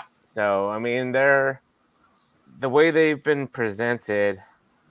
I mean, they should be heels with their everything going on, but and I like all three on the other side. Paige Van Zandt, this is her debut match. Scorpio Sky and Ethan Page, both good. Bonus match. So bonus match coming out right now on the buy-in, or at least these idiots the Acclaimed are coming out. But anyway, yeah. Well, right. We're not gonna. Yeah, JJ, go ahead. I did you're already one. I'm sorry. Oh, well, here comes everyone's favorite person on the mic. Hold on, gotta hear him, cuz listen. Jesus. This guy, I don't know how this guy got this gimmick over, but he is over like Rover.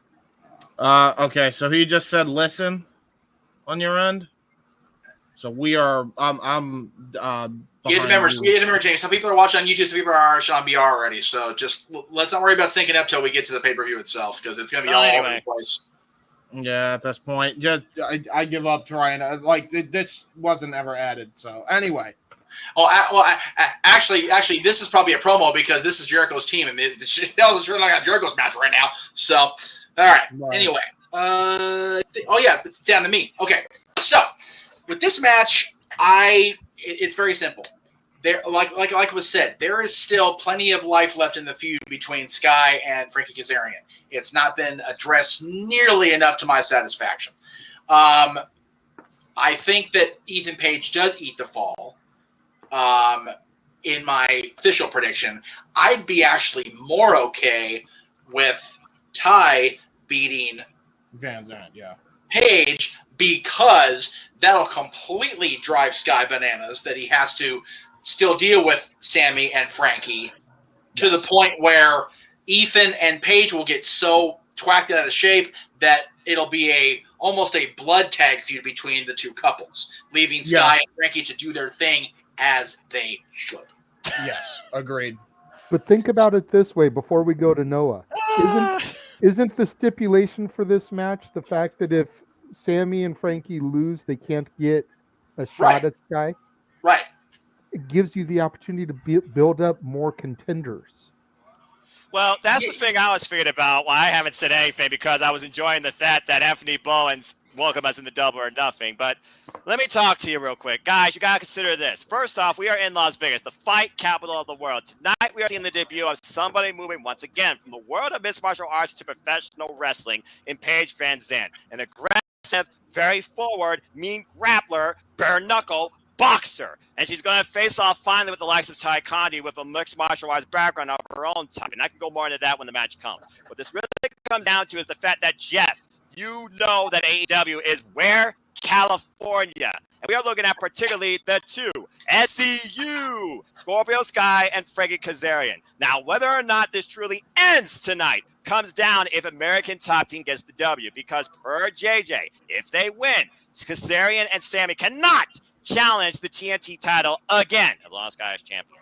But that being said, the babyfaces, as they're being portrayed as, they basically have wanted this mixed tag team match for the longest time. But if my decision stands like this, we have a custom-made TNT championship in the name of the late, great, rest in peace, Kobe Bryant with the date on the back of the belt in the Lakers colors, whether you're a Lakers or Warriors fans. Hello, Cindy. I don't really give a damn. I'm anti-sports. That being said, American Top Team needs this win here so the TNT title can finally breathe new life and get some new fresh faces going forward and new feuds. And maybe this will finally mean that Sammy Guevara and Ty Conji will go off and do each their own thing too, because they're better off that way. And Kazarian will beat the day outside of Sammy Guevara and you get a small feud out of that too. I got American Top Team going over. All right. Well, there you go. All right. Main event time as we continue with the buy-in here. By the way, I shit on Eddie a lot. His promo with the bottle of Jack was so good. This And is he's so literally great. doing Yeah. it right now. Yeah. Look at this Yeah, man. that's why I brought it up. Respect. Main event, the world title. I mean, James put it great in the intro. We saw the most highly anticipated world title match in the 3 years of AEW. And yes, Moonlight Mirage, the show is on Bleacher Report Live. It's on Fight TV if you're outside of the United States. But we will be providing commentary for every match. And if you don't drop $50, you know where we're not going to be showing it as it says down here under the ticker. We're not going to be showing the feed, but we will give you beat by beat thanks to my amazing commentary team and across all 5 channels tonight. And again, at the top of the hour, if you're on Facebook or Twitter, we'll see you guys tomorrow. All right. World title match. I'm going to go across the room here. Let's go ahead and start with JJ. Well, I'm trying to find the comment that was in the chat room much earlier on, where they were asking on our opinion on Hangman's reign, or was that you guys, someone in here that asked? That was me. beforehand? That was me. I can't see the comments because my screen is full, so I'm leaving that all to you and Jeff. It was Casey anyway that asked it here Okay, with us. okay. It wasn't in the chat room, so yeah. I thought it was in the chat room. My bad. All good, all good. I have no disrespect for Hangman Page. I feel like he has done what he needed to do with the championship. But I feel like his run has been the most lackluster AEW championship run to date. Right. I think we need to mix it up. I think we need to take this championship to the next level. I feel like the man who started his movement by dropping a pipe bomb in the very city that the show is taking place is going to dethrone the Hangman. Yes. And elevate the AEW championship to the next level. I feel like that is why Jericho was the inaugural champion, was to establish, give you that name recognition for the water cooler talk. Oh, have you heard of this other company? Chris Jericho's their world champion. Right. It's going to be the same thing here. CM Punk is going to defeat Hangman Page tonight, become the new champion, and help take AEW to the next level. Bar none. All right. James. Actually, we'll go to Big G, and then we'll come back to James and Noah to finish it off first. After Casey, of course. All right. So, like I said on the predictions, I feel like Hangman Adam Page's run had, I don't want to say flat, but I mean, he had some good matches with Bryan Danielson, and I was there in person when he had the Texas Death match against Lance Archer. But I feel like his title run, I haven't been behind it 100%. And, you know, CM Punk, like I said before, plenty of times, I'm going to keep on saying it. I'm rubbing in you guys' faces. I was there when he came back in Chicago 7 months ago. Yes. And, you know, he came back. He didn't challenge for the world title right away. He had his feud with Darby Allin and stuff like that, moved on to MJF. And, you know, some people feel like his run so far has felt flat. So I think this match is good for both of them. And I feel, you know, Hangman's been champ for a while now. I feel like CM Punk needs to win the title here. You know, he won the WWE title at Money in the Bank in Las Vegas and pretty much ran off with the title. And so, yeah, I'm going to go with CM Punk to win the title here. I mean, this obviously is going to be the main event. Should be one hell of a match between, you know, two great athletes, two professional wrestlers. And so, yeah, that's my take. CM Punk. All right. You know what? Have me go last. All right, Casey, go ahead. 3 words. Summer of Punk. Excuse me. All right. Noah. When you look at him and Adam Page, he is the story of AEW. He is the true original. Day zero, he was the guy meant to be in this position, but he was more so cheered and acknowledged and admired and supported when he was the hunter. Now that he's become the hunted, we've kind of become complacent. Since CM Punk came back to professional wrestling over 2,600 days later, he has put out nothing less but an example of how much he still wants to do this, and he still loves this, and he still can carry himself through this. We've seen the subtleties between CM Punk and him and Adam Page. They both can hit each other's move, but at the end of the day, CM Punk has gotten the better of him and Adam Page where it matters the most, the psychological warfare. And that's going to be exploited tonight, where I believe that CM Punk will capitalize in what will be the fight of his life, what he believes is the most important title to date.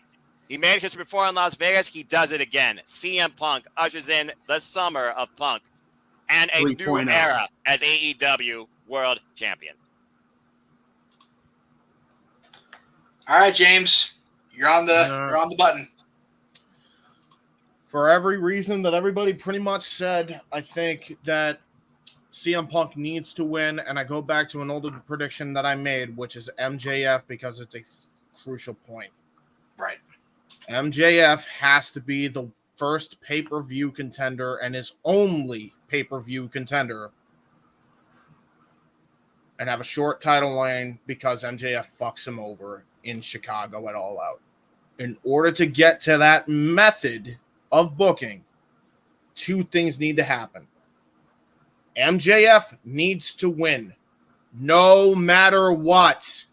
Right.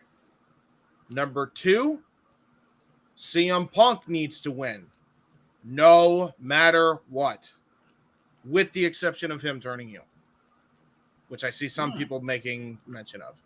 Yeah. That's the money program. You need to start building that up. You mentioned All Out in Chicago. That's not a for sure. What if they were to turn around and give us this a Forbidden Door? I see. Because that's in Chicago for sure. I see Kazuchika Okada versus CM Punk happening before they give this away.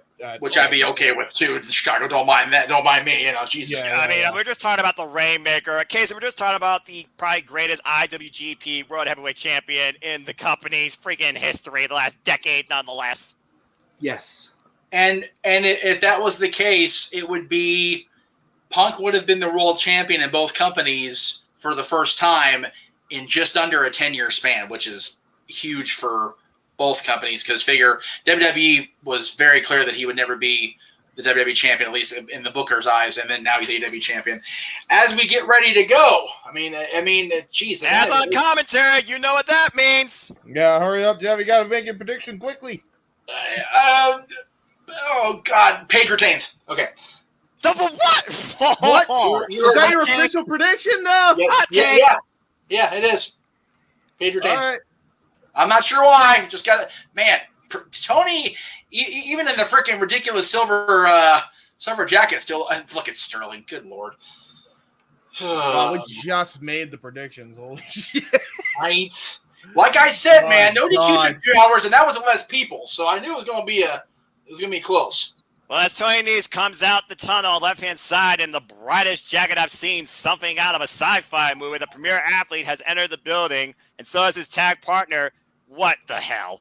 Oh, by the way, for the record, Meacham, if you see a guy named Mike Nikos come into the StreamYard, that's my boy from Indy Force, so let him in if he comes in. I will definitely keep an eye out for him. Thank you for reminding me. Yes, Tony Nese loves to give you 8 reasons why he is the premier athlete. I'm not sure that Smart Mark Sterling has even 2 reasons with that getup. No, right? By the way, so since I do want to try to at least sync up with this matchup, so Noah, what are you seeing right now? I see Tony Nese and Smart Mark Sterling both approaching the ring, and right now Tony Nese is on the apron, showing off his 8 reasons why you should believe he's got a chance to win this. All right, can you pause? And here comes Danhouse's music. All right, can you pause at that point? Yes, I'm pausing right now as it says very nice on the Titantron. And Danhausen's coming out of the tunnel. Oh, Lord. All right, now, What the hell? on pause. There you go. Well, And- Casey, very nice, very evil. Danhausen, love that Danhausen, has officially entered, looking for revenge for his 32-second loss against Tony Nese, has entered Double or Nothing. Very What nice. the heck? Very nice. Very Persona 5. Send Hook. Yes. Persona 5 all day, every day. It's my favorite video game. Did you know that Danhausen is friends with the game developers over there? I'm not sure Danhausen is much of a gamer, very nice, very effective, but I know his partner is, as Hook, the cold-hearted, handsome devil, has entered the arena. Let's look at this guy. 8-0. None of his opponents have lasted more than 5 minutes before losing. He's faced the likes of JD Drake, QT Marshall, even QT Marshall's best student of the factory. I Lego Del Sol. need that Send Hook shirt in my life. Yes. Fuck yeah. Is it just near? Did Hook use some of that something about Mary hair gel? Again, Maybe. you want Hook's hair. You can't have Hook's hair. That's what that comes down to. Should have got some gel. Should have got some jump. Good grief. All right. Strange bedfellows here. Is this a one-off or is this the beginning of something completely unique? Love that Well, Hookhausen. it is It's probably going to be interesting. trending before this match is over. Oh, easily. Absolutely. Easily. So here we go. Hook And is on. Anybody else doing commentary besides James, Noah, and Casey on this one? No. Look at that. Look at that. Look at that freeze frame. Someone Yes, make a picture indeed. of that.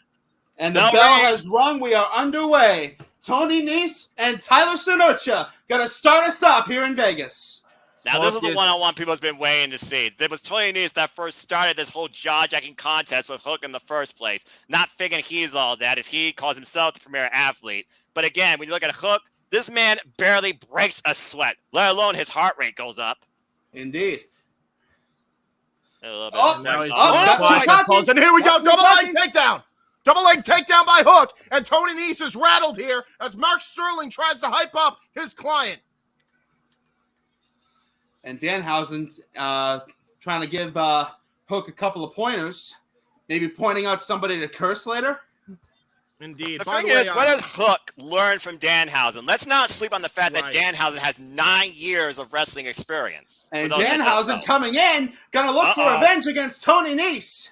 Real Tony quick- Nese is having a laughing fit. real And quick, can you blame Casey, him? can you put your blue snowball mic closer to you so that way we all sound good? Oh, okay. All right. Free shot. How's this? That's perfect. That headlock.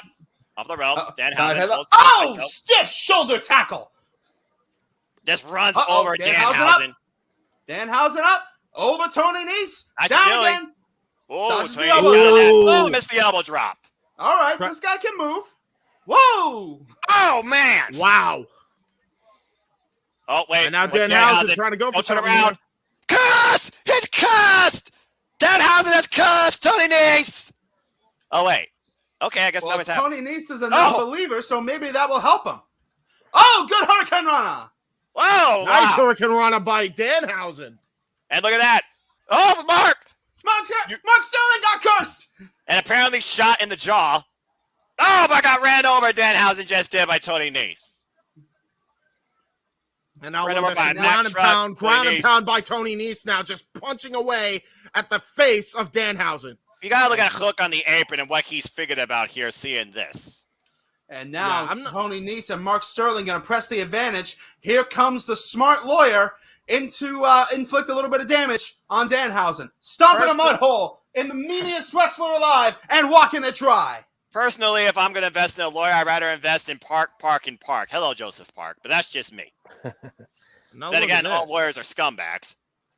Jeez. Tagging the Lawyers are Tony also Nese. sharks. And now we Look, got there are Tony worse Nese sharks now. in Vegas than lawyers. I'm just saying. And now Tony Tony Nese Nese. gets Danhausen up. Irish whip across the ring. Oh, stiff impact into the corner. By the way, Casey, pause for like a slight second, and then we should be good. Just it. And there's a flexing right there by Tony Nese, once again, Yep. former Cruiserweight champion for those that don't know, also former Evolve champion because he was heavily involved in Evolve as well before the WWE. And now look at this. Say what you will about him, they don't call him the premier athlete for nothing. He is And he's had some gifted good matches. inside those ropes. And ever since being aligned with Smart Mark Sterling, he has not lost a match yet either. It's first time for everything as Mark Sterling comes back in, ready for a vertical suplex. Oh, wow. Oh, and a good one. A good one. Surprising. Decent. I'll give now that. what the man. hell is he Good one going for for Smart here? Mark Sterling. Oh, tried to go for the Hogan leg though. drop. Tried to go for a Hogan-style leg drop, and now he is screaming in pain. Danhausen trying to roll over for the tag. And now Tony Nee's going to make cut sure him it doesn't off. happen. And once again, the crowd feels denied that they are not getting the cold-hearted, handsome devil in the ring. Meanwhile, Danhausen fighting with Tony Nese. Danhausen suplex by Danhausen. This is the moment that Danhausen needs to make a hot tag. Hook is ready. Hook is waiting. Send him in. Hook wants in this match in the worst way. Tony Nee's trying to There reach it out is. with the tag. No! Here comes Hook! And Smart Mark Sterling being smart, going off the apron. And now it's Tony Nese versus Hook. Judo takedown by Hook. Oh, clubbing blow right into the corner with a lariat. And now going for the head and arm. Tazplex by Hook. Overhead throw, to say the least, Right. sending him into the other time zone. Right in front of his father. Uh-oh. Oh, boy. Uh-oh! Mark Sterling going to get some. I don't think Mark is legal, though. I'm not sure if he's legal. No, Mark it's not Sterling is legal. not He threw legal. him I back don't in the ring on believe. purpose. Standing switch by Hook. Oh, look at this. Look at that gut wrench. Oh! What a Boom! beautiful Big gut gut wrench. wrench. And Tony Nese landed right on his knee. And now going for a half a Another Tazplex. And Hook is owning this match right now. Would you expect anything less? No, indeed. A very important opportunity for Danhausen to catch his breath as Mark Sterling is in a world of trouble. I think Hook is ready to finish this. Wait, what? Apparently, I wouldn't Hook. You got him where you want him. But the people want Danhausen, Casey. There's the There we tag. go. Got to give the people what they want. Hey, that's And I giving think a I friendship. know That's what only he's for the going best with. friends. Oh, look at that. 1, 2, 3. Danhausen gets the win. Danhausen gets the pinfall win thanks to the assist of Hook. That was very nice, to say the least. As Hook and Danhausen, in their first tag outing, Hookhausen victorious. And Hook looking like just another day at the office for him. I'm sure there's a bunch of chips waiting for him backstage, courtesy of Danhausen. Absolutely. Meanwhile, we Lace, got Ruffles. star of our match. We still have a whole lot ahead. The AEW Women's World Championship, Thunder Rosa, Serena Deeb. Not to mention the AEW World Tag Championship Triple Threat. Jurassic Express defending against Team Taz. And, of course, Swerve in his glory. What were you saying, JJ? I said Laser Ruffles. I'm a ladies That is guy, a if I'm going to million- be honest with you. Oh, I I like like Pringles. Pringles all the way. Pringles all the way. I dabble in all three. Well, the nice thing about Pringles, they're stacked. Speaking of stacked, to say this card is stacked would be an understatement. Not really. Hell of a segue, Noah. Not, What a segue, bro. So I'm declaring this. I'm drinking some beer right now. So when we get to this MJF and Wardlow match, for every power bomb that Wardlow gives to MJF, I will take a swig of beer. Fair enough. Why do I hear you twice, though? That's I weird. don't know. Is that better? Echo. Yeah, that's better. Okay.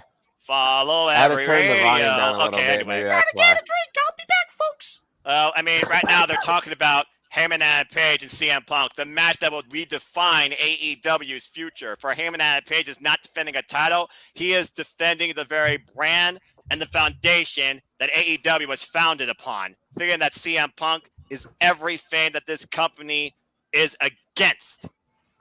Is That's CM correct. Punk the bad guy? Is this No. personal or is this just business?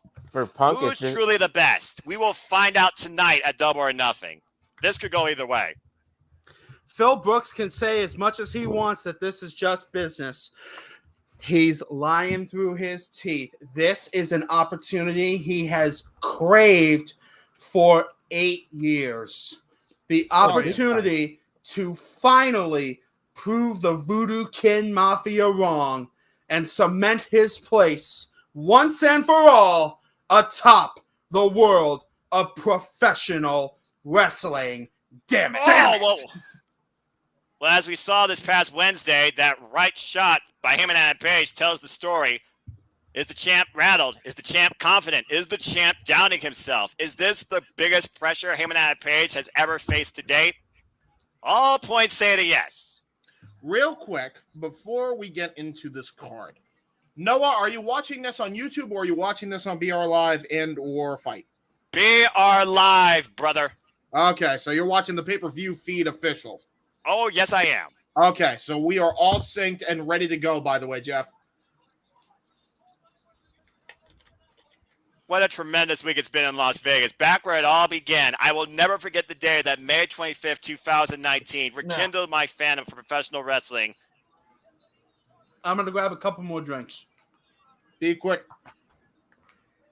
Good old freaking JR Jim Ross. Good God almighty, this man, this person, this booker, this storyteller, this fan of professional wrestling for life, damn it, is the very reason why I sit in this chair today. Honored to call this for Jeff Meacham on his network. Real quick, let's pray. Everyone pray that MJF shows up if the rumors are true and it's the first on the card. Please show up. Please don't be true. I beg, don't be true, Dirt Sheets. Please don't be right.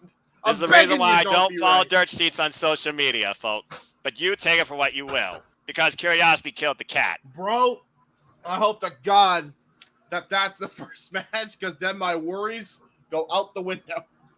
Well, the thing again, James, they say it's the first match, so look at it this way. The worst anxiety you'll have all night will be out of the way very quickly.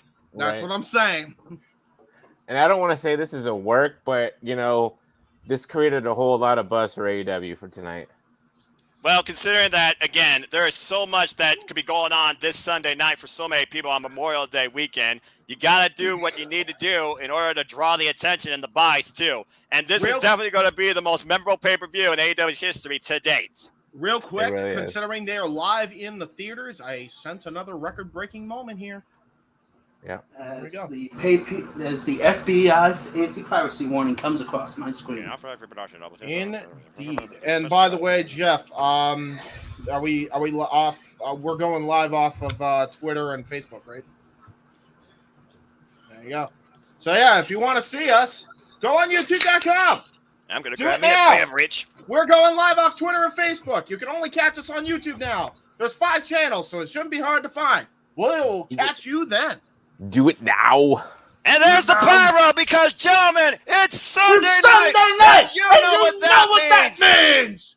We are live from Las Vegas celebrating where it all began once again 3 years later at the T-Mobile Arena in beautiful Las Vegas, Nevada, as this is Double or Nothing. I'm Noah Foster with James Hebert and Casey. And gentlemen, tonight it's going to be historic, to say the least. Absolutely, it will be.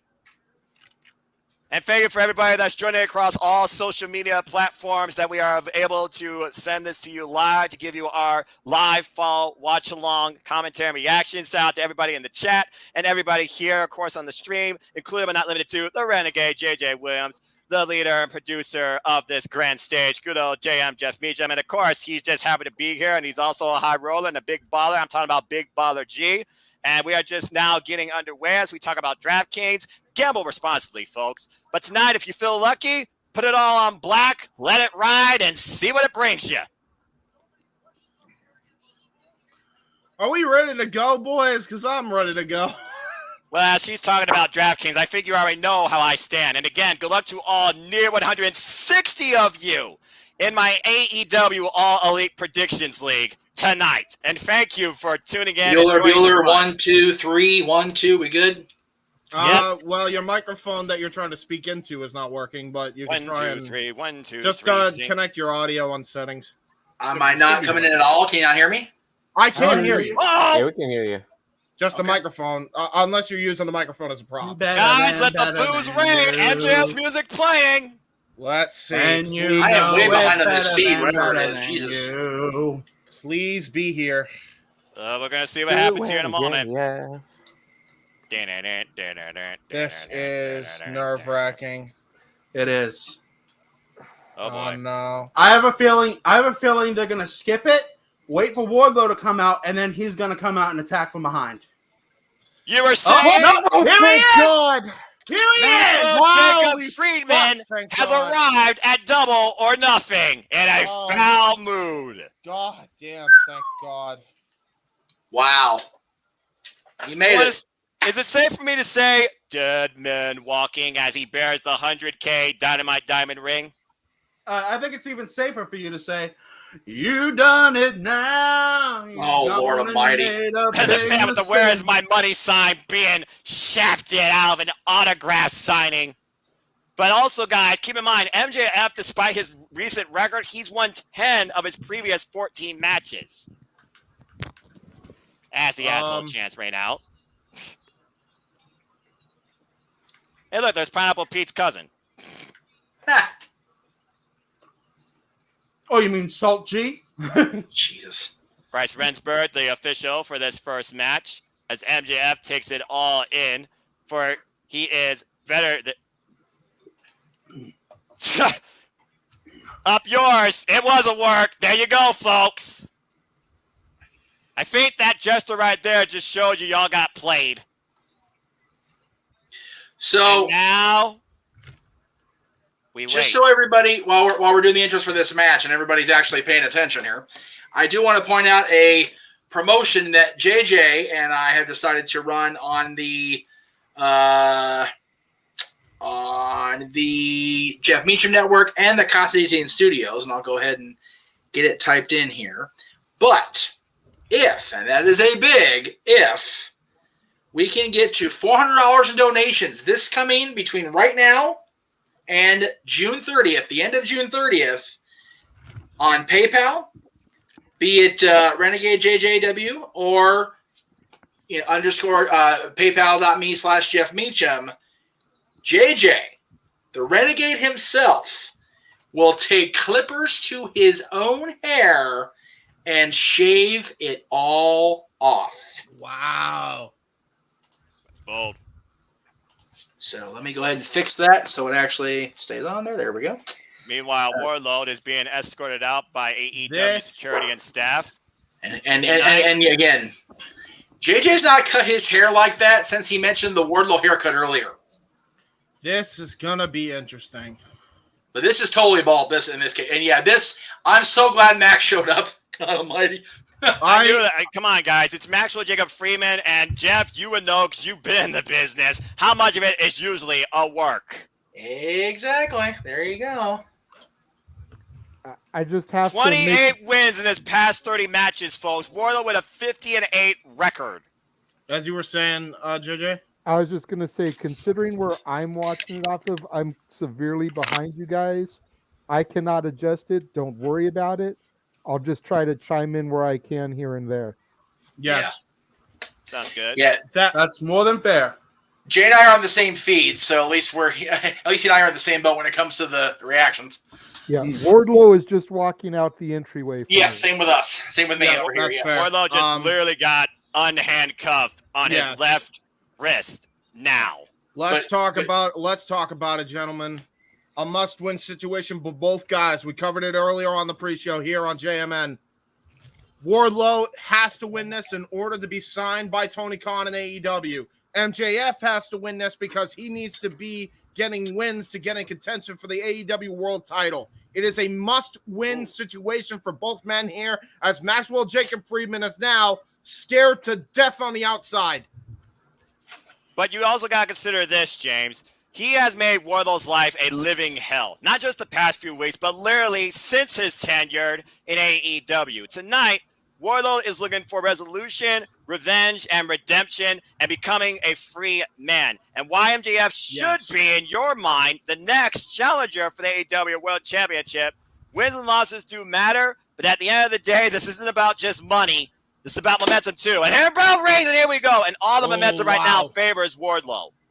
Got right in the ring. They ran Maxwell, the bell, and Max bailed. And Maxwell already playing the mind games with Wardlow. Again, the thing about MJF, he always seems to have a plan. We know Wardlow can definitely outpower him, but can he outthink him, despite the fact how long he's been literally working right next to him? Right now, MJF proceeding with caution, as he should. And Bryce tried to withstand Wardlow. For those of Oh, yeah, ref, just stay in the corner. Oh, and a shot to the back, and I think it's safe to say the eyes was right. MJF, you left up. There we go! Got hooked! Oh, and my MJF God, slides out. What a scampering little bitch. He got out of the way again, and now... Jaw jacking the fans. I'm pretty sure that woman wanted to slap him. Yeah, the MJF is not popular Wow, there in Vegas. who was that? Jesus. that was me. Sorry. All right. Oh, and right now, Oh. again, MJF is controlling the pace of this match. He's trying to rattle Wardlow, put him in a false sense of security. Can you Now really here we stall go. for 20 MJF. minutes, though? I guess we'll see. Oh, Oh! Jesus! Cat and mouse game, maybe Oh, over by now. the head. Oh! Oh, there's a shoulder thrust by MJF. This is what makes him dangerous. Sunset flip? Sunset flip attempt, and Wardlow Yeah, it's says, not gonna hell work. no. That's not going to work. Oh! Oh, Jesus Christ. By the ears. And Gentlemen. now it looks like he's going to finally Dun, go dun, for the dun, Powerbomb dun. Symphony. Oh, Count my along with God. me. Oh, my! Oh, he put him Biting in the the head! We bit him right in the head, right on the top of the Chrome Dome, and now here we go. He's going to try to strike with Wardlow. and- Remember, gentlemen, Maxwell Jacob Friedman is not above using whatever he has to get Wardlow disqualified. A DQ is as good as a pinfall or submission here for either man. That's very true. Right now we got the side headlock, and Wardlow's power. Wardlow trying to go for a back suplex. MJF actually surprisingly used his lower leverage, was able to dodge that Yakuza kick, dodges it, and rolled through, but Wardlow able to get out of that predicament. Oh, he caught him! He caught him! He caught him! Oh, he got a hurricane! He got a hurricane into Another the roll up! One. Ooh. Oh, and dear, MJF might have screwed up his knee. Now, wouldn't that be a shame? I think it's safe to say we're pulling a Ric Flair here. I believe you are correct. Ladies and gentlemen, we have been waiting for this match since Revolution when Wardlow screwed Maxwell Jacob Friedman out of his dog collar match with CM Punk by faking a forgetfulness of the Dynamite Diamond ring and giving it to CM Punk. And now, look at this. As long as the ref doesn't stop this match, I don't know why Wardlow isn't going, come on, seriously. That is literally MJF. We see the Dynamite Diamond ring. Bryce Rensburg, thank you. MJF busted. And now look up behind you. You poor damn fool. Would anyone like to read last rites for Maxwell Jacob Friedman? I'm not sure I would count him out just yet, but it doesn't look good for MJF. That much is for sure. Wait, no one wants to see you get hurt? Ask Tony Schiavone that. Ask the near 20,000 in attendance that. Ask us that here on the panel. This is a long time coming for you, MJF. Even I'm not sure if Max is going to WWE or not, but he sure is going for that Vince McMahon powder blue suit look with those damn tights. Holy Yeah, right. He's asking for a reprieve. I mean, again, it was the man that brought him into the company, helped his family. Yeah, friendly. And no. MJF, there's a classic saying. You made your bed, now sleep in it. Pretty much, yeah. Oh, what a lovely smile by Wardlow. Black kick to the midsection. Oh, Let's get this thing going. Maestro. Dun, dun, dun, dun. Count along, gentlemen. One power bomb. Here's the first power bomb. And let me go ahead and say the word now. Planted. Yeah. I don't think it's over, too. I don't think he's going to end it with one power bomb. For the sake of Tony Schiavone and all of us here and at Las Vegas, I don't think people want this to end off just one power bomb. Why not? Let's go ahead. Let's do it again. Why not, right? He's young. He can handle it. He's just going to go for power bomb after power bomb here. Well, let's do it, gentlemen. Why not? Going for power bomb number 2. And down goes power bombs. And now this is academic at this point. Wardlow showing his inner Latino heat as he shrugs his shoulders and dances for the crowd.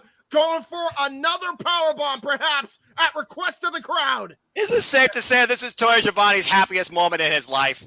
If not, then close to it. And Three power bombs! three!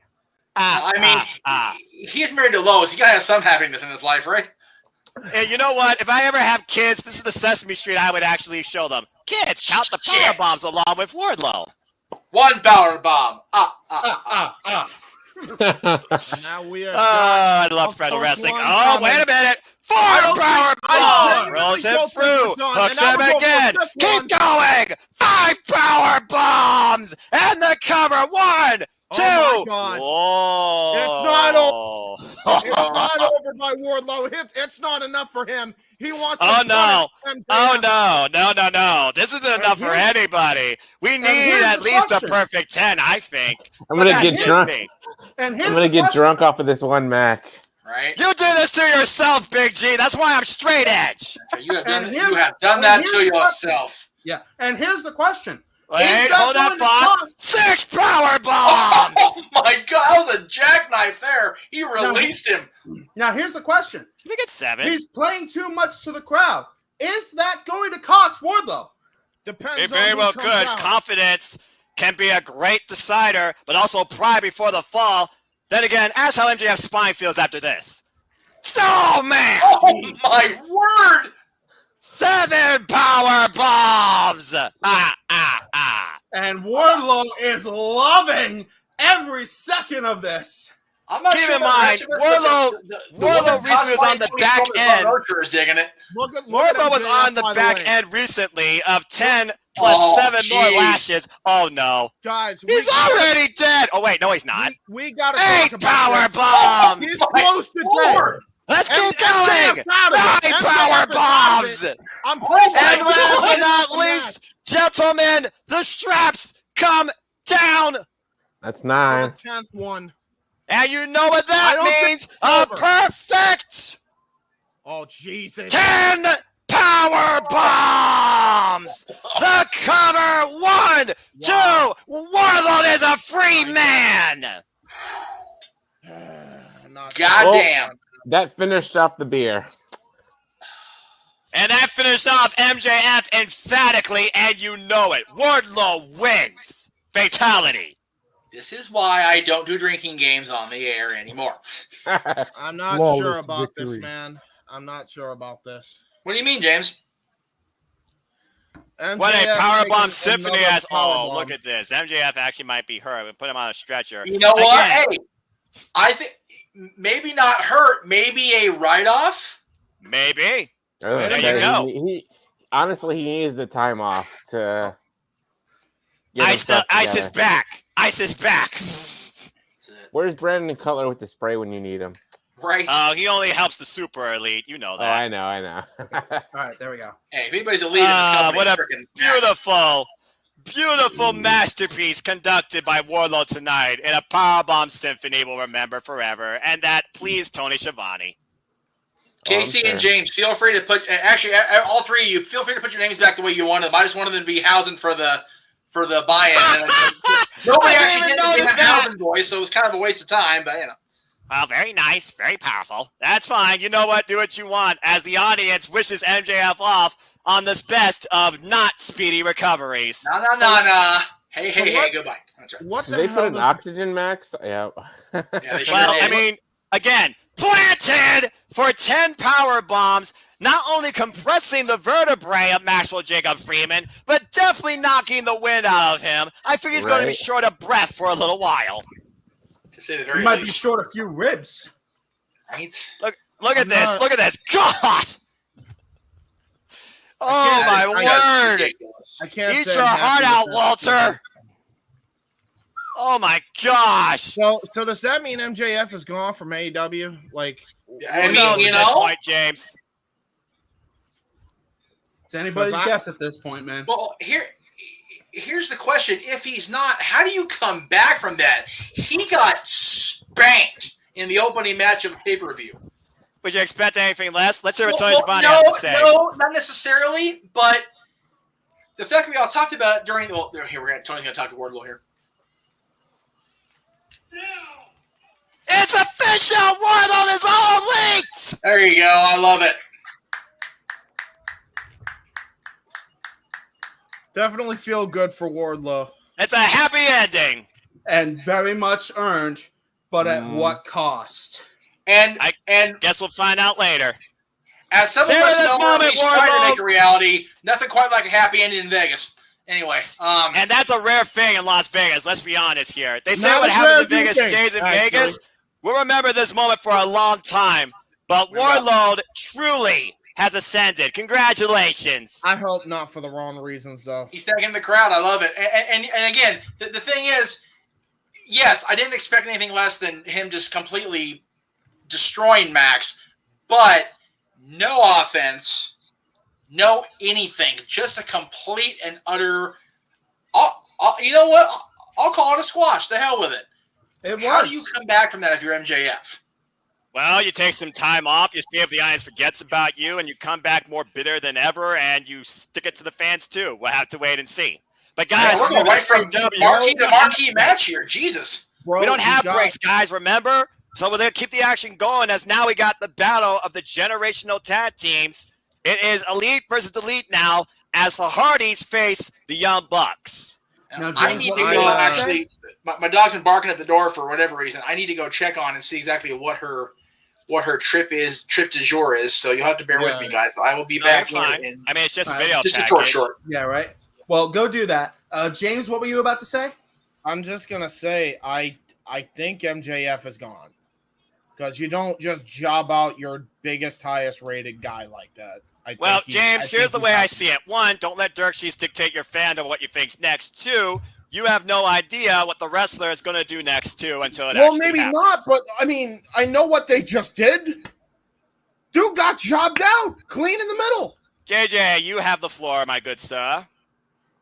I'm wondering if this wasn't a Jeff Jarrett situation. What do you mean? Back when he was supposed to drop the IC title to China and held That's Vince what up I'm for a little thinking extra too, money. JJ. I'm thinking I'm right alongside with you on that. Logic. I'm thinking he may have gone to Tony and thinks that he deserved a little bit more money for this match, Which, by the way, he Considering- absolutely did. considering how promoted, how over it was. And he got the deal to get the extra money, but that was the end of it. You go out there, you do this match, and you're gone. How dare you do that to me? You know, Well, 'cause at again- the end of the day, Tony has made him a star. Oh Yep. my god. We'll have to see what happens, guys, and you can't dwell on the past. Let's keep moving forward as the Young Bucks have entered the building. It's a super kick party! And would you expect them anything less than to encompass the king of rock and roll himself, Elvis Presley? Well, thank you very much. Thank you. MJF did look really pissed off, legit, and not in kayfabe. Well, I guess the money at the end of the day was worth it. Otherwise, up yours. But again, the more we draw on that, the more we'll just be bringing ourselves down. Let's talk about it later. Meanwhile, we have the Young Bucks, 21-4 in their past 25 tag team matches with an AEW record of 32-11. What's interesting here, gentlemen, is this is the first time the Hardys and the Young Bucks face each other in AEW. However, they faced each other now on 4 previous occasions. 2 times in Ring of Honor, one of those was a double pin situation. In the most recent encounter back in 2017, they won the Ring of Honor Tag Team Championships off of the Hardys. The Young Bucks did. The Young Bucks had the last victory. As we got Caprice Coleman, speaking of which, on commentary. Good shit. Good shit. Caprice is good people. Young Bucks, of course, coming in with 17 years of experience, while the Hardys shared 29 and 28 years, respectively, of experience. Not necessarily always as a tag team, but tonight's going to come down to the better brothers. As the Young Bucks look for a passing of the torch to truly cement themselves as the greatest brother pair tag team of all time. Can they do it here tonight at Double or Nothing? You know what? I know it's never gonna happen, but I want to see the Usos versus the Young Bucks down the line. Well, you know what they say never. Weirder things have happened in the world of professional wrestling as Loaded is playing, and the Hardys have arrived. Ugh. Well, We're going to get some crazy spots. That's for damn sure. Here's the thing, James. Who's going to be more reckless here? The emotionally driven Matt Jackson or the wild and crazy Jeff Hardy? Hey, you're underselling if Matt and Nick won't get that crazy tonight. Well, I've always considered Noah. the crazier of the two brother pairs to be Matt Jackson and Jeff Hardy. For me, Nick Jackson, he's the more dynamic performer, and Matt Hardy seems to be the more level-headed of the two. Now, everyone here has taken bumps. I mean, heck, we saw the Young Bucks face the Lucha Brothers in a match we thought that was going to kill them in their career too, and here they stand today. Now, either way, Noah, the correct answer, yes. That's a fair point and a fair assessment. Keep in mind, guys, the Hardys, this is their last ride, their last run. And this might be the very first step in them going after the AEW Tag Team Championships. A set of titles that the Young Bucks have previously held themselves. Correct. To James Brown of Tag Team Wrestling. They got soul and they're super bad, but someone's going to get all shook up tonight. And a couple weeks ago, I did get to meet Matt and Jeff Hardy for the first time together as a tag team. How was that moment as the bell rings, Big G? Very surreal. One of my favorite tag teams. You know, I've met Matt Hardy a couple times before, but this was the first time meeting Jeff, and seeing them both together as a tag team brought me back to my childhood. Here's my number one question for you, G. Was Jeff sober? Yes. Actually, you know what? It was so hot in that building. I think they each had like 5 drinks each. They had like different drinks they had, but yeah, it was super hot here we in that go. building. Which side do you stand on? Delete or elite? Delete or elite? Delete or elite? Double tie up as Matt Jackson and Matt Hardy. I'm going to be saying Matt a lot here probably. Start us off in this match. And here we go. We got, as I said, the most daring team of the 2010s versus the most daring team of the 2000s clashing here tonight on AEW Double or Nothing. And the Hardys welcome the Super Kick Party, while the Young Bucks welcome the Hot Tag. We'll see what gets executed first. Nice. The thing about these teams is their longevity. They have put their bodies through hell for our entertainment and to put their names out there. Oh, wait, look at this cover. Give it up one. And yet they still go today, and it looks like, cover. No let up for either side, which is insane to think. And here we go. We got some mat wrestling here to start us off here. Get a jaw-jacking by Matt Jackson. Wow. It's going to come down, I think, to an endurance game. We know what these two are willing to do to each other, these two pairs of teams, but which one can go further? Can the aged duo overcome the young bucks? Pun intended. Well, they're both around the same age now, so I don't know. But well, you got the more experience. Oh, look at this. What? All right. Let's see what the other half of each side can do as the tag gets to Nick Jackson. Almost said Knack for some reason. Now I got Nick Jackson and Jeff Hardy. Let's see how this goes. Since Jeff Hardy's coming to AEW, we've already seen what he's done with the Butcher and the Blade and Darby Allin. Nice headlock there by Jeff Hardy. Bouncing him off the ropes as Nick Jackson, gets a shoulder tackle for his troubles. Oh, boy. Oh, and a kick to the midsection as a counter follow-up and a side headlock. Good headlock there by Nick Jackson. Follows up with his own shoulder tackle. And his own show-off there. Again, it was the Hardys that inspired the Young Bucks to become a tag team in professional wrestling. And there's Jeff Hardy's just innovative offense, throw every caution to the wind. Just 2 wild strikes by the younger Hardy. And the showboating begins with the Young Bucks posed by the Hardy. Oh, botch! Okay, that was a bit overzealous by Nick Jackson. Definitely got a little bit emotionally stirred there. Meanwhile, Brandon Cutler with the Jackson. That was hilarious. Oh, wow, look at that. Oh, there's the spin cycle there by the Hardy Boys. Vintage Matt and Jeff Hardy. Thank you, Michael Cole, as the Hardys in the early going. Hardys, of course, former WWE Tag Team Champions multiple times over. Recently, they just became Tag Team Champions for another independent promotion. Support independent wrestling, folks. It looks like the Young Bucks right now are trying to come up with a game plan. Excuse me. Brothers Jackson exchanging words on the outside as referee Rick Knox counts them. How many times has Rick Knox been in a Young Bucks match, to say the least? You ever wonder if there's a reason for that? Well, considering how far they go back in the independent scene, and there was the Young Bucks, who might I add are still EVPs of this company. They were the ones. What did Brandon do? That was weird. I understand he's a stooge, but he did nothing. That was just out of nowhere. Okay. Jeez, no respect. They don't treat Brandon great. And now there's a slap. And now look at this. Well, what's Matt going for here? Over the top. Misdirect by the Young Bucks. Does a nice flip, but gets clothesline for his troubles. More than deserved in that moment. Oh, wait, no, just a Nice suplex. Vertical suplex suplex. by Matt Hardy. And Matt goes to the corner, tags in Jeff. Oh, they might be trying to stack him up like Cornwood as they got a hold of Nick. What's this? Uh-oh. Oh! Oh, double suplex. Vintage Hardy Boys. Yeah, absolutely. By the way, Case, pause it for another second.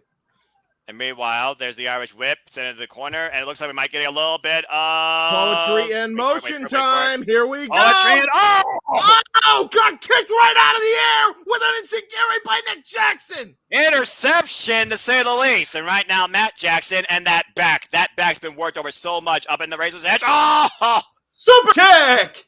The first one of the match of many, to say the least, as the Bucks finally take control of the ring. He was trying to go for the splash mountain bomb and got super kicked for his troubles by Nick Jackson. That's what makes this team so dangerous, because they know how to operate on the fly at any given moment. Yeah. In and out ring technicians. Not necessarily daredevils or extremists. And of course, the Young Bucks, multiple-time IWGP Tag Team Champions, AEW World Tag Team Champions, Ring of Honor Tag Team Champions. Their resume goes fair in comparison when it comes to the accolades of the Hardys. Absolutely. There's not a whole lot of teams that can stand up next to the Hardys, put their resumes up to snuff, and hold their heads high. Matt and Nick Jackson are one of those teams. You got to consider this, though. The Young Bucks are so much more full of themselves than the Hardys. You got to wonder if that overconfidence and showboating will cost them in the end. But that is what they're comfortable with, as Nick Jackson goes over the top. Yep. A little bit of Flipping cheese senton. there. Another Where's little that bit Elvis? of I don't Eddie. know. A little shout out to Eddie Guerrero, courtesy of Nick Jackson. Nice double face wash there by Nick Jackson. That's just mean. That's all that is. Oh! Ooh. Jeff sent into the top turnbuckle as the tag is made to Matt. And the Young Bucks isolate now Jeff Hardy for themselves. Looking for some double tag team action. Jeff Hardy ducks underneath the elbow axe handle and takes both Bucks down. There it is. Double clothesline by Jeff Hardy. And now this is the opening he needs here to get a tag into his fresher brother, Matt. But wait, look at Brendan Cutler. Watch Brendan Cutler as the ref is distracted. Oh, come on now. And again, you talk about the Bucks. You talk about their game. You talk about the way they change momentum on the fly. You can consider that their young boy can also play a difference maker in this match too, or can also screw things up. I always get a funny feeling about this this Rick Knox fellow, but Well, again, it was Rick Knox signed by the Young Bucks to become official in AEW, to say the least. And he is the key tag team aficionado when it comes to the referees. Oh! Wow! Tried to go for a whisper in the wind at Nick Jackson and got caught slipping there as Jeff Hardy got out of the way. Jeff Hardy can't find his posture, though. Little undone. Oh, there it is, though. Beautifully executed, but at what cost? And there we go. Jeff Hardy now throwing caution to the wind. And now I don't even know if he knows where he is. Jeff Hardy definitely needs to make a tag to Matt in the worst way. As Rick Knox begins his 10 count, one of these men needs to get back up on their feet. And here it comes! Matt's back in the match! Okay, this could be a turning point now. Another clothesline there by Matt Hardy. And now Irish whip into the ropes. And an elbow strike by Matt Hardy. Deleting him in the corner through all three turnbuckles. And you don't need a keyboard for that, folks. No, indeed. And it looks like Matt is going to get deleted on the other side. Yes, sir. Right in front of Brendan Cutler. You know, much to his dismay right now. And if now Brendan Cutler don't be careful, he's going to get deleted. Uh-oh. Another deletion. Delete. I have to admit. What a sell job by Brandon Cutler. Oh, and a side effect. Cover, hooks the near leg too, and Nick gets the shoulder up. Just barely. And Jeff we're gonna right now have just Matt trying to Hardy. get back up on his feet. Definitely the worse for wear. By the way, James, I'm synced up pretty perfectly. And the Twist twist of fate, no. I'm synced up Oh, pretty it's perfectly sent over with the Noah. top. Where are you at? I'm with you guys. I'm with you guys. Okay. And what is Nick going for here? Oh, Yay! It is long, it is far, it is gone. And now Jeff Hardy, the only target left for the Young Bucks, going and a out as double double burn. Burn as by Jeff ever. Hardy. Again, Jeff Hardy, always the resilient one. Will tell you like an X Factor. God. And look at him fall between the ropes. Oh, but Matt cuts him off. And now Matt Jackson looks to fly. And does. Oh, wait a Rainbow minute. drop Skin kick. of the cat. Got caught in the drop kick. Kicked. Denied by Jeff Hardy, and Jeff Hardy now might be looking for something. What the What heck the are you hell is thinking here, Jeff- man? What the hell's Jeff gonna do here? I don't know, but here comes the. Oh, man! Oh shit! And a super kick sends Jeff down on both Matt and Matt. You figure That out what I'm could've gone talking really about. badly for Jeff Hardy. Oof.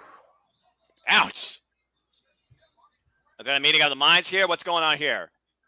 Oh, I don't know, but look at this. Matt Jackson trying to hold up both Hardy boys as Nick Jackson steals the top rope here. Oh! Swanton bomb, taking out both Hardy boys. Almost a cannonball type swanton. Got all of it. Wiped the Hardys out. And we have, in effect, a quintuple down as Rick Knox Oof. begins the 10 count on the outside. Beautifully executed by Nick Jackson. Again, let's keep in mind who's legal here, folks. It is Matt Hardy and Nick Jackson. Now Nick Jackson And both of slowly whom are and now back in the methodically ring. crawling for the cover here, but I think he may have given Matt Hardy a little bit too much time. Oh! And instead straight goes for right a to the ground and face. pound here. Let's right look at to it the like face. this way, guys. The Young Bucks have isolated the Hardys now. They are working on one man. Nick Jackson firmly in control. It feels like here this is a little bit personal when you think about the comparisons of the Hardys and the Young Bucks. Oh, a shining wizard. There was a little bit of animosity behind that to back up my statement, to say the least. Tag to Matt. Well, you want to And talk Matt- about animosity? Let's not forget that the Hardys actually beat the Young Bucks for the Ring of Honor Tag Team Championships back in 2017. So they haven't forgotten that either. And now here we go with Oh! the frog splash. More bang for your buck by the Young Bucks. 1, 2, no! Put in the Hardy Boys top rope variation, but that only garners a 2 count. Matt Hardy, say what you will about him. He is one tough son of a bitch. Yeah, no kidding. And by the way, James, it was actually the Young Bucks that took the ROH Tag Team titles in 2017 My apologies, at yeah. Super Card of Honor in a ladder match. Well, that was a botch. Don't worry, guys. I got you covered. Oh, no! Misfire by Nick Jackson. The ultimate misfire, brother on brother. Yeah, that was a rare miscue there by Nick Jackson. Oh, and another Oh, another one. Right into stupid Brandon Cutler. stooge. The Stooge Tiger King got is down. kicked. I repeat, Tiger King is down. And meanwhile, now- back body Oh, drop back to Nick body Jackson on the drop. floor. Oh, Swan Jeff Hardy. into a diving lariat by Jeff Hardy. And a Side side effect effect. for the apron. Jiminy H. Christmas. Ow. And again, we all know the history of Matt Jackson and his back. Big deal and bump for Matt Jackson. One you did not need to take in this match. No, probably not. We know his issues with his back in the past as well. I don't think that help matters. I'm pretty sure his back's been screwed up his whole life. I've seen him at back injuries since New Japan Pro Wrestling, to say the least. There was a point when they were actually the Young Bucks where his back wasn't screwed up. That was about it. Yeah, that's true, but I guess Old Bucks just doesn't sell as many No. t-shirts. No, Exactly. not so right. much. Now here we go. The Young Bucks. Oh, getting Irish thrown. whip. Oh, here we go. Poetry and motion Motion in time. motion for real this time. The second Jeff's time on the the charm. move. Taking too long. There it is. You were saying, Poetry Jeff? in motion. They got it.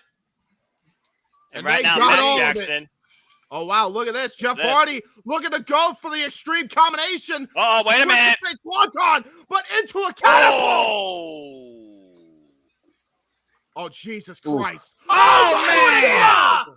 Double stomp, backbreaker combination by the Young Bucks on Matt Hardy. That was This is rough. what I talked about being adaptive on the fly. The Young Bucks are the very best at it. And now, no. shit. Oh! Rope. That was a jawbreaker. That was quite an innovative offensive encounter by Jeff Hardy. Wait, Jeff Hardy's on the top rope. That can only mean one thing. It's Swanton time. No! Nobody home. Crash and burn on that one. And what is Matt looking for here? A twist of fate! Swanton by Nick! Not like this! The cover! 1, 2, they Oh! I thought he actually got him. Woo! You do not get any closer than that without getting a 3. Jeff Hardy proving that Team Extreme can take every bit as much as they dish out. And that just goes to show the resilience of Jeff Hardy, eating literally a page out of their own playbook, beautifully executed by the Young Bucks, as Matt still grasps that lower back. I think this might be a mistake by the Young Bucks trying to go for the Hardys moves. What they need to do is go for their tag team style. If Oh, you mean this? The BTE trigger? Exactly. Oh no! Time. Oh! Double jawbreaker. Missed Double it. super kick. There it is. There we go. Super kick. That was a desperation opening for the Young Bucks there. Yeah, the Hardys could have taken it if they could capitalize off that jawbreaker. But because Matt Hardy was down, the Young Bucks were able to capitalize with the super kick. The Hardys, of course, trained by the likes of Dory Funk, while the Young Bucks were trained by Ron Riviera. But again, innovation on the fly. Young Bucks out of nowhere with a double super kick party, back in control, and might be looking for an encore. And now look at this.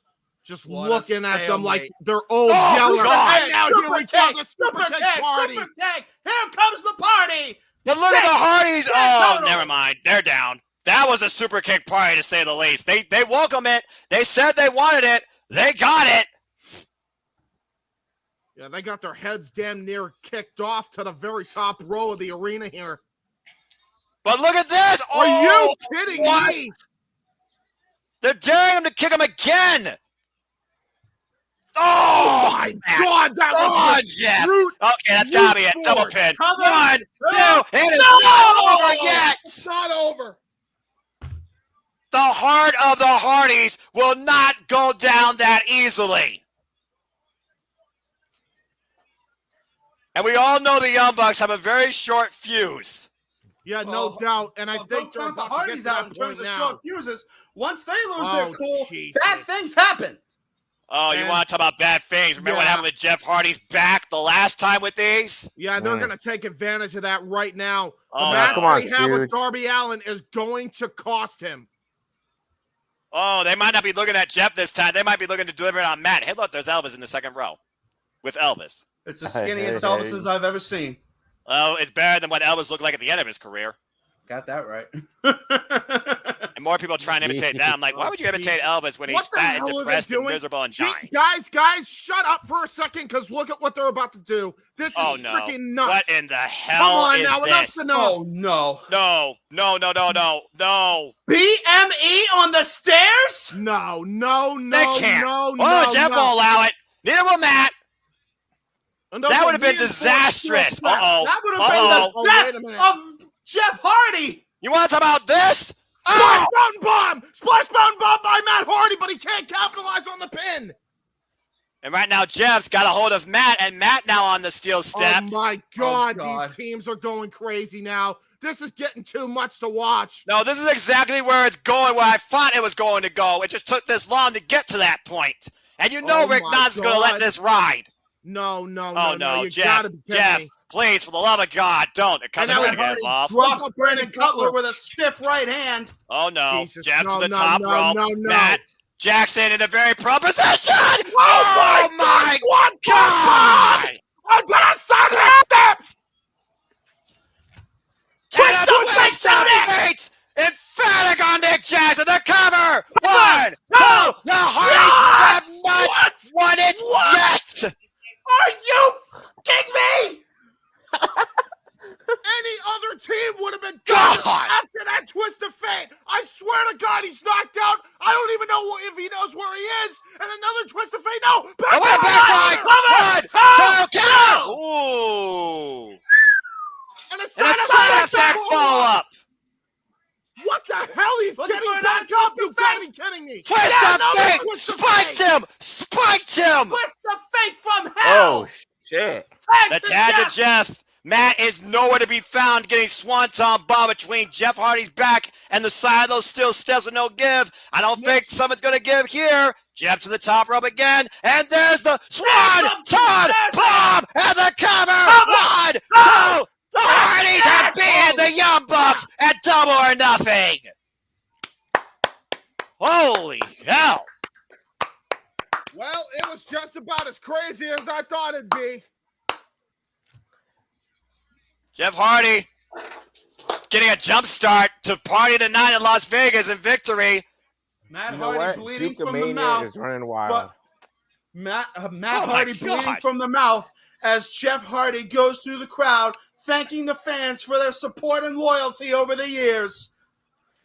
What a wild and impactful finish to this Dream Tag affair that definitely delivered. And I still think left more to come between these two as the Hardys, the ones that started it, Yeah. get it done tonight. And quite frankly, after what we saw in this match, I'm not sure if this is done. You might be right, but for tonight, the Young Bucks have been deleted.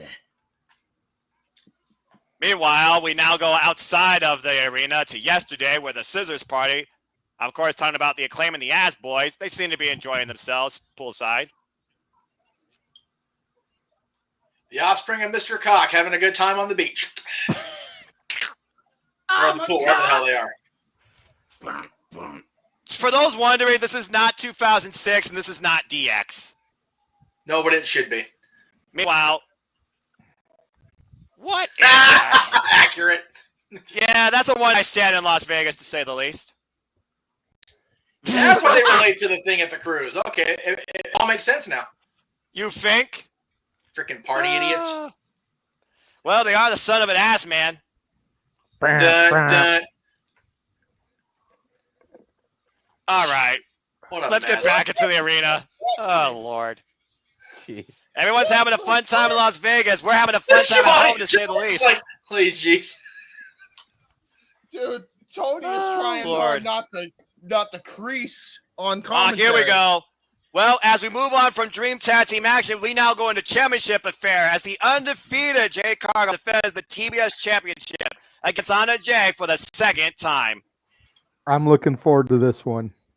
I love I am Shivani as shaking well. his head. It's like, Shivani, you've been out with Nate. How many times in a year? Yeah, shut up, Tony. Get over yourself. The star of the show, Oh, wow. Not Yeah, baby. purple.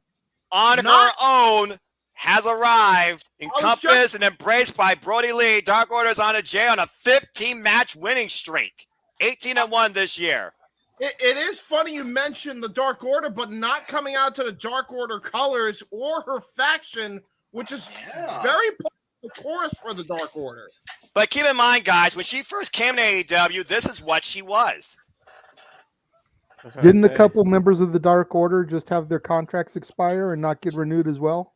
Uh, Stu Grayson, for all I know. Only Stu Grayson. The other one is going back to help with the Ring of Honor relaunch. Colt Oh Cabana. yeah, Colt. Boom Colt boom Cabana. cabana. Colt Cabana. Think about it this way, y'all. Brody Lee was a very prominent TNT champion. Why can't one of his disciples be the TBS champion? Yeah. This is interesting. Because she's got to go up against that bitch, and here Well- she comes. By the way, I just want to point out in the chat, Moonlight Mirage, this is her first official, and she bought the card, first official AEW pay-per-view. So shout out to Moonlight Mirage. Well, there you You're in go. for a hell of a show. Welcome to the Can I also- party. Rising out of the stage is our TBS champion, the undefeated Jade Cargill. The Wow. biggest thing happening on the Las Vegas Strip, courtesy of the T-Mobile Arena. And can I also give a shout out to Ryan Peterson in the chat? He brings up an interesting theory about the MJF situation. He says that he thinks MJF is trying to pull a 97 Bret Hart and publicly negotiate his new deal. Could be. Entirely possible. Maybe. Could be. And Vegas Showgirls. But right now, I don't want to ever give a damn about that right now because otherwise that makes me sad because I don't know what's going on with that. Right now, I gotta say, God bless Jade Cargill. Oh my Lord, here we Lord. go. Yes. Ladies and gentlemen, James Hebert has officially gone Jerry the King Lawler, so please stand by. So Noah, you mentioned it's the biggest thing going on this trip. What about the Vegas? Oh, that's right. They're not playing hockey anymore in Vegas because they already had the playoffs. What about the Oh, that's right. Football hasn't started yet. What about the Major League Baseball? Oh, that's right. There's no baseball team up there yet. Okay, yeah, you're right. By the way, this T-Mobile Arena looks great. It's beautiful. It is a No rings, we're underway. Con elbow tie up. Jay Carter with the There two we zone here go. in job Baddie tonight. section. I will shit on the teams that play in Vegas, but the T-Mobile Arena is gorgeous. Irish very whip with cool. great ferocity. Here we go. Anna Jay with a boot up, going for a Oh, cross. God, she God, got the caught. power, Jay Cargill. Slipped out A the back. counter. Slipped out the back door though. Wow, look at this. Roll through. All right, nice. Fast Oh, and go for furious. Chris Lamb. Oh wait, Word got go. out in the back. Oh, look at that. Whoa, what the shit? I'm glad she followed through with that momentum for a nice cross by. Oh, not strong enough. With There the we full go. away throw by Oh, James. my And a goodness. beautiful kip up. I gotta talk about this right now.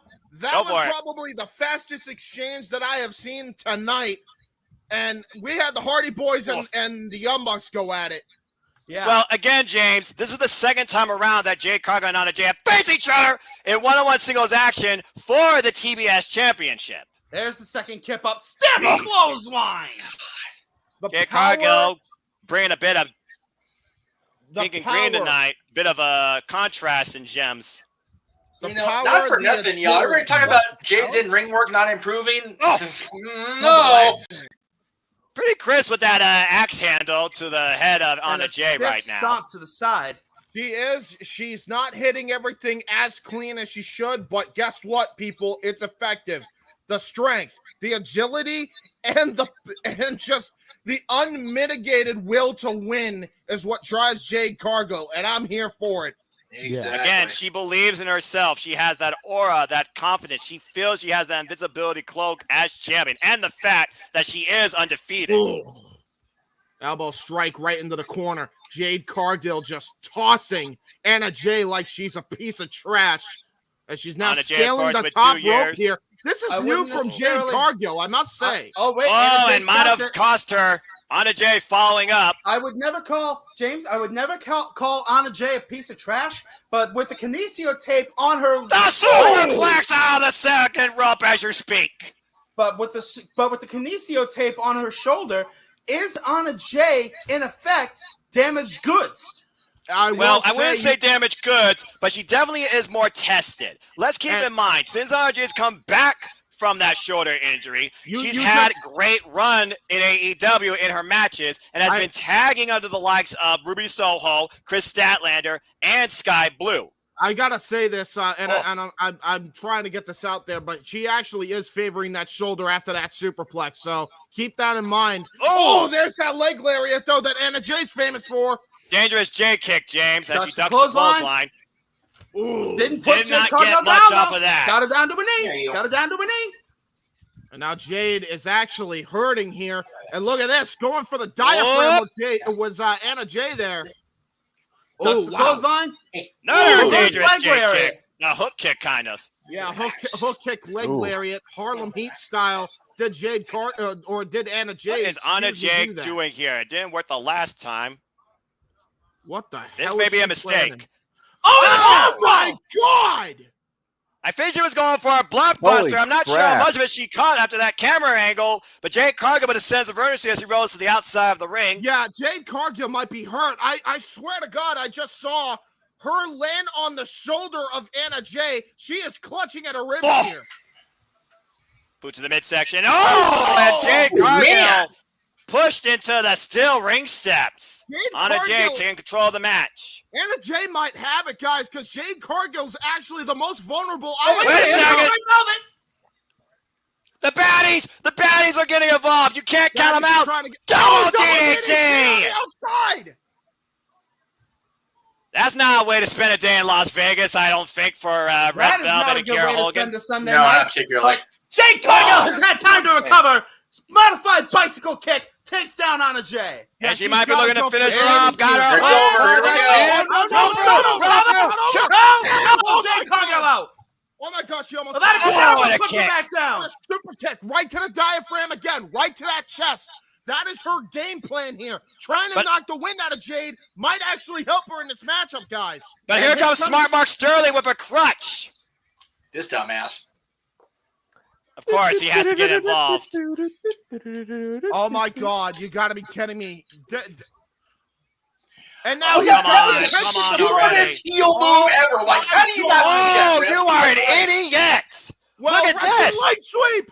With the crutch. Oh my We have God. no my idea. God. We have Ref, turn there around. you go. 1, 2. Oh Oh. my God. Oh my God, that was almost it. Mark Sterling almost just cost Jade Cargill the TBS championship. I'm sure there'll be a talk about that after this match, as Anna Jay definitely has learned from the last. Oh, Here goes John Silver. John Silver! Turn around, Mark! Oh, Johnny Hungry. and the neck brace goes off. No. Do it, John. Do it. Great Buster. Oh, God. Oh, my On word. the outside! Anna Jay's best friend in the Dark Order taking out the trash. Meanwhile, Toward the islands. Toward the islands. Jay gets out! Okay, go lay down, A Vince. big Go- assist from John Silver, pound for pound, the strongest man in AEW right now. But she got her hooked. She's got her hooked. Jaded, wait, roll through. Jade Cargill slipped down. Great Slayer. Great Slayer. Is Jay gonna tap out? In the middle of the ring. And think about where she's been targeting her kicks, her strikes the entire time, the diaphragm. But Jade Cargill's power still Jade Cargill showing off as still Jade her is back up feet. on her feet. But she is fading. Oh, but pushes her into the corner to release the hold. Meanwhile, missed that. I'm not sure what she was going for there. Anna Jay really being put to the test here, but definitely holding up versus her last match. She definitely has learned a thing or two. Yes, she Meanwhile, Anna Oh my Jay God, ascending to the very top rope. here. Wait a minute. This is Jade. exactly how Jade caught her last time on Rampage. Both And- these two in a and then- very precarious situation. And here we go. both Jade women Cargill fighting now and Anna desperately. Jay trading strikes on the very top rope here. This is a Oh. precarious situation for both ladies here. Anna Jay targeting the head of what the in hell? the hell is this? Malcolm Bivens! Oh, shit. Malcolm Oh, Bivens. What are is here you in doing here? AEW? Damn it. It's going to Are cost you all. kidding Oh, me? man. She's got Oh, her hook from my the second God, rope. you're kidding Anna me. Jay has just been jaded.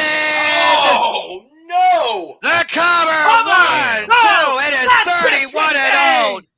Jade retains. Champion, yes. 31 as champion. Damn it.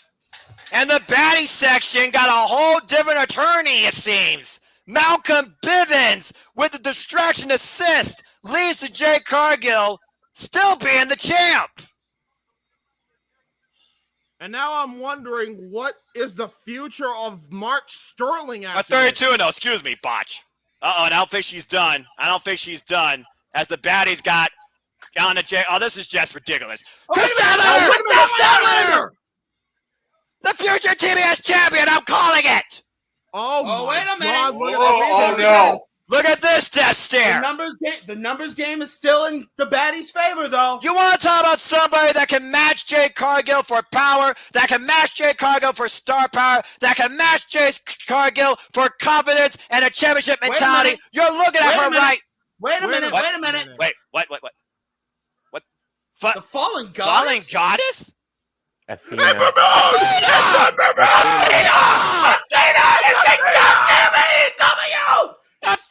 Athena!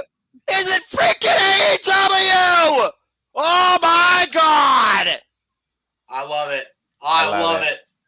A Ladies and full gentlemen, moon has rose up in Las Vegas, and a goddess has risen. Amber dude. Moon is in All Elite Wrestling. I Side is see she a bad on? moon. I Whose see side a is she on? And look at this face-off. Oh hell Ladies yeah, I'm and down for gentlemen, that. a bad moon. I see a bad moon horizon upon the AEW Women's Division. Oh, Oh my gosh! Look at this change up. And do we have our next AEW Women's Trios match for a Rampage or Dynamite down the line? I figured something to figure about, but for now, guys, we still have to face facts. Jade Cargill is 32-0 and still the TBS champion. But Athena, welcome to AEW, and I think Chris Statlander just made her motives very well known too. And welcome to the chat to Paul Mead, the WCW Encyclopedia. Apparently, he's 4-0 so far. Yeah, same here. And Anna Jay, tremendous showing here tonight. Welcome, Athena, to All Elite Wrestling. Wow! As soon as it Damn said it. Fallen Goddess, I kind of knew that there was only one person. But what is this? Here's gonna my do for issue, Statlander, though. Here's my issue, though. Okay. Athena jumps to the front of the line now. Statlander gets totally like, where's my shot? Again, that's what I'm thinking. Yeah. Well, you saw the slowness. Jade Cargill is aware of the threat that Chris Statlander posed. That's why she gave her the imposed facepalm. It is something to come, gentlemen. But for now, we gotta wait and see what's next, as this women's division just got a whole lot more interesting. And the best part is, guys, that's at the TBS level. The World Championship picture's still cooking with gas too. Absolutely. But Casey, James, it was a few weeks ago where two powerhouses made it official and will collide on the grand stage known as the United Center. Shockwaves, Dream Encounters, first time evers are ahead as we open the forbidden door. Yes, indeed. Tony Khan, Chairman Sugabayashi, New Japan and AEW will clash for the first time ever, Sunday, June 26th, live on pay-per-view. But speaking of clashes, how about this clashes? Weeks in the making, as the Death Triangle in true form finally looks to break down the House of Black. It all come ahead now. And I hope Julia Hart comes out and helps House of Black. That's what I'm thinking, Big G. You're 2 steps ahead of me. So, as they're bringing out the, let me go ahead and bring this. I'm assuming House of Black is coming out first. Yeah. As they are introducing the House of Black and Death Triangle match, let us not forget, gentlemen, that the Renegade here in the bottom middle here challenged us all to book our own situation coming up for Forbidden Door the Friday before the actual pay-per-view, as we prepare to go to Chicago, and not we as in physically going, but we are going to go live from the Jeff Meacher Network and everywhere you see here. But 2 nights before, live on the Jeff Meacher Network, the Constantine Studios, the Jay Heber Studios, and honestly, everybody else wants to party. I'm down for whatever. We will be talking about Forbidden Door at length as we are challenged by the Renegade to book the show ourselves. So that's going to be an interesting I'm going to be honest into the pay-per-view.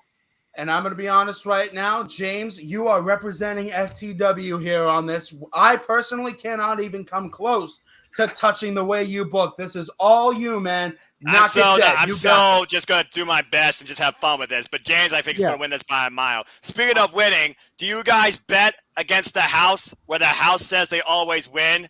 As Malachi Black, Buddy Matthews, and Brody King have entered the arena. They don't always win. They don't always win, but according to the little Chiron there, they are perhaps the winningest faction in AEW thus far. To this point, they have won 88% of all matches between all 3 members. But as a trios, they are undefeated. Real quick, JJ, you were trying to say something. What were you trying to say? I was just going to touch on the whole fantasy thing. Jeff's already changed the graphic, though. We'll come back to it later. No, we're good. Hang on. I fix. Okay. I fix. I was just going to say, like Noah said, it's all about fun. So just enjoy it. Just have fun with it. And keep in mind to our audience, it's not just New Japan and AEW. We can book from Impact. We can book from WWE. A real Forbidden Door show. Okay. This is freaking cool. This is freaking cool. What the heck? That's his that son. Negative That's Uno? Pentagon's son. Oh, that's That's Pentagon's his son. son. No, wait, don't. Is it That Phoenix? is That's his not. son. That's his daughter. Oh, his daughter. Oh, that's. Oh. All right, that's friggin' awesome.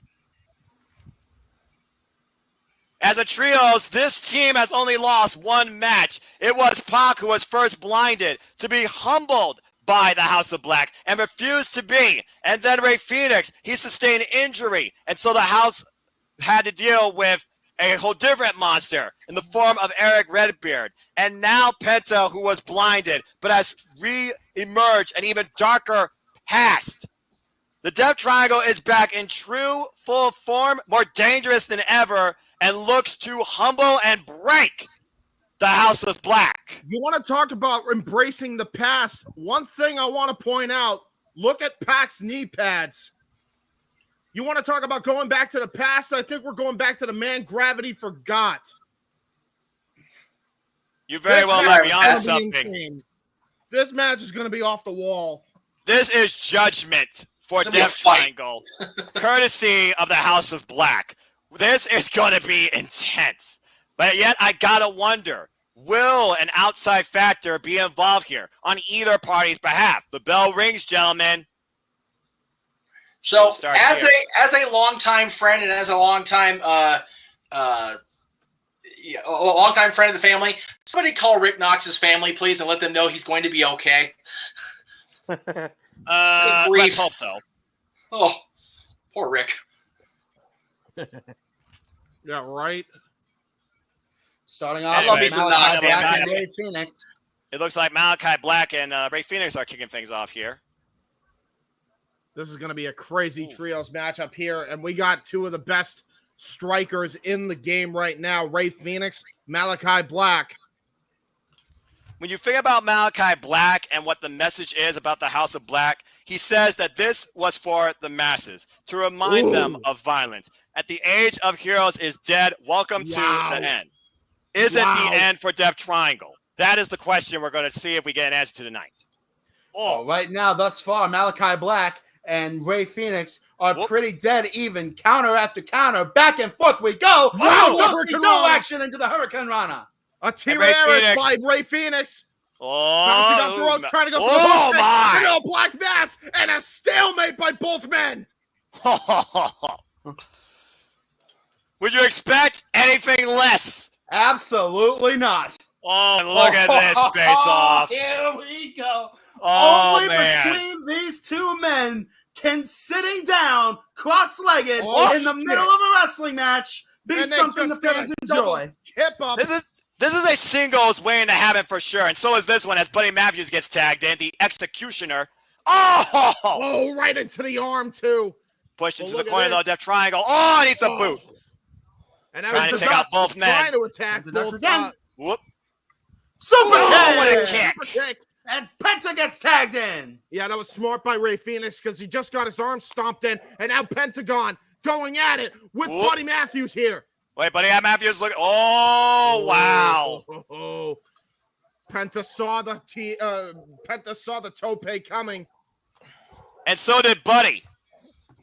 As he insults Penta with the Ciro Miero. Oh my God, what a kick! Right to the gut, a spin kick, and now another. Oh, and a spinning soba followed by Penta with an up kick of his own. Missed the Asaguri. Looking for a suplex. Penta's on his feet. Buddy Matthews. Oh, it's a thrust kick. And here comes the bastard. Action getting moved fast. But time to see. Now into a Hurricane Rana. And now it looks Matthews like we're on going his to feet. wait a minute. Oh, wow. Oh, here we go. So, both of them staring each other down, but how dead even are we right now? I'm just saying. Well, we're not even done yet here, and I don't think you realize I got tagged in, and there's a basement drop kick right to the face. Now. If you didn't know before, he does now, and here comes the big guy, Brody King. Now this might be a mismatch to say the least in a couple of factors. What a thunderous shot by Brody King. And another thunderous shot sends him into the corner. Oh, good grief. Oh! Nice and chop! Did you hear that? I felt that! Hear that in the cheap seats. Those cheap seats. Those cheap seats still are some of the best seats in the house. Oh man! Right. And the first plate of chops officially. Oh my god! Full hammer elbow by Brody King levels the genius in the Sky Ray Phoenix. Out of mid-air, man. Oh boy! Oh boy! Here we go! About to break down. There we go! And a brawl! A brawl ensues here tonight in the house of the rising sun! Rick Knox, just get the hell out of Dodge! We're going to have action in all four corners of the ring here. And meanwhile, Malachi Black falls up in the corner. Brody King, look at this. By the Kings of the Black Throne as Pac takes him on 2-1. Eats a kick. Misses a clothesline. Yeah, not sure King's fan. Lay low, brother. God! Lariato! That was ridiculous. An arm drag by Ray Phoenix and double stomp right to Brody King, though. And now here comes Malachi Black. And a knee strike right to the head of Ray Phoenix. Drop Ray Phoenix where he stood. Pens off the ropes, though, with a sling blade. I thought Noah was our JR. And now here's Thank a double God, what a meteor off the top. And now Pac coming in with the spinning soba and the up kick, and another spinning soba brings Buddy Matthews down to his knee. Pac on the right, it's a freaking I don't big even know bicycle who the hell's kick. legal anymore. That's how quick this has gone. Poison Rana! Who's legal, James? Yes. And right now, Pac with the clothesline to Buddy Matthews turns him inside out, upside down. Everybody's down. Not only was that a clothesline from hell by Pac. We're not in Texas, but I agree. Man. And the fans are loving this, but who could capitalize at this point? That's a very good question, but look at this. Here comes Brody King now. We're back to the two legal men that started it off in the first place. Back to Pac and Brody King now. Brody King, of course, having the offensive advantage from his power game. And oh my God! Cold slam, are you kidding me? He's not going for the cover. That would have been a perfect time to go for a cover. Oh, just chops him back down. Brody King with the event horizon and now tags in Malachi Black. The sinister leader of the House of Black that started this all in the first place, blinding Pac with that black mist. All it took was one power move by Brody King to change the entire complexion of this matchup. And now the House of Black are in firm control as Malachi Black takes over with a chin lock. Good catch, James. Rick Knox in perfect position to see if Pac decides he wants to give it up. I doubt it. He's a little gremlin. He will not quit. And of course, Malachi Black's been controlling this whole narrative, manipulating people like Pac, Ray Phoenix, Penta, Julia Hart, and of course, Brian Pillman Jr., in which case all these factors just played into Malachi Black's hands to bring the House of Black in order. And Buddy Matthews into the cover. Back too, and that's all Rick Knox gets. You want to talk about a well-oiled machine. These three are incredible. Buddy Matthews just going crazy here.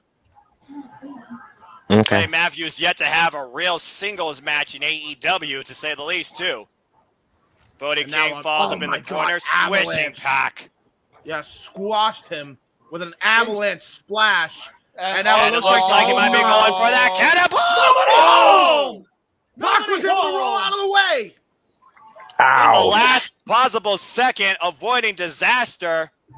In chat, the Savages of Deletion says this match is a lot crazier than the Hardys and Bucks match. He might be right. Oh, he's definitely right when you consider what you're dealing with here. And meanwhile, the House of Black looking to take an advantage and don't get it. Ray Phoenix is in. Here we go, tagging to Ray Phoenix. But there is the cutoff. Oh, wait a minute. Ray Phoenix has to get out of the way here. Meeting of the minds. Oh! That was innovative by Ray Phoenix. And meanwhile, Buddy Matthews is caught in the middle of light and dark. Oh! Double Avada Kedavra by the Lucha Bros. Former AEW World Tag Team Champions. Sano Miedo. Looking for a little bit of high flying. Double tope con hito by the Lucha Brothers. Wiping out the House of Black on the floor. Josh, I said I want to go talk about a double chipotle burrito or some shit. I don't know what the hell you guys talking about. I feel like Bobby Heenan over here. I have no idea what's happening. This is not brought to you by Taco Bell, and Alice Sane is not resting tonight, so that doesn't work here. Cazadora. Well, oh, shit. A triple team there. And the cover, triple cover. 1, 2. No! And a powerful kick out by Brody King. Hey, yo, Josh. Anymore as Ray Phoenix is filling it. Ray Phoenix, the legal man here. Ray Phoenix has been waiting a long time to get his hands on these 3 men, knowing what they've done, especially to his brother. But remember the weight disadvantage here for Ray Phoenix. But let's see what happens here. No He's way. Trying to go for what looks like a superplex here. No way that's going to happen. Oh, step up. Oh, nice what drop a kick. drop kick. Step up drop kick, but here comes Buddy Matthews. Oh, what's Buddy Matthews looking for here? Trying to send Ray Phoenix to the rope. Buddy Matthews sent to the outside of the ring. Ray Phoenix once again controlling it. Goes off the ropes. Might be looking for a tope. Oh, wait. Matthews blocked it. Oh! Brainbuster out of the outside. There comes Pac over the top. Spaceman Plancha. Oh, wait a minute. Malachi Black. Horror moonsault. And here comes Penta to follow up, because why the hell not? Step up. Tope caught here low. Everybody down. Wait a minute. Let the big man. What's on the big man's mind? Oh, no. Russian mayhem chaos. Brody, no. You're not a cruiserweight. Don't you even think about it. Brody King is thinking of cuts running the out. rope. Oh, good Lord. What the hell is this? No, you're kidding me. God! Oh, my God. Barely got it, but got enough of it to wipe out Pac on the floor. He found his target and hit it. On the apron. Meanwhile, Ray Phoenix, still a legal man, back inside the ring. Oh my right God. hand. Straight And right another. hand. And a hammer fist shot into a Buddy Matthews. brainbuster. Uh-oh. Dante's Inferno. Gosh! Dante's Inferno. By the Good night. Black. 1, That's it. 2. No, it's not. Wow. Death Triangle keeps the match alive. Oh, By my using word. the members of the House of Black. That was the ultimate intervention there. If it wasn't for them, this match would have been over. Dante's Inferno sends everyone straight to hell. And now here we go. Malachi Black with the tag in by Brody King. And now going after Pentagon here and Pac. Looks like all 3 men are going to plan on doing something here. What the hell? I don't know what's going to happen here. Oh, counter. Reversal. Wait a minute. Meeting of minds. And now all 3 men set up in the corner. There's Pac with the boot. Bicycle And kick. Penta. Leg And lariat. Ray Phoenix with the spinning kick. Soba. And right now, double press kick to Buddy Matthews. Super Double kick. press kick to Brody King. Out on his into Pac. feet. Here comes the triple. Triple kick. That dropped keep your Brody. eye- And Malachi keep your- Black Yep. now down, stands one alone. Malachi. Oh. Soba kick. Rolling Pac's got him Savate kick. hooked. Oh, Buster!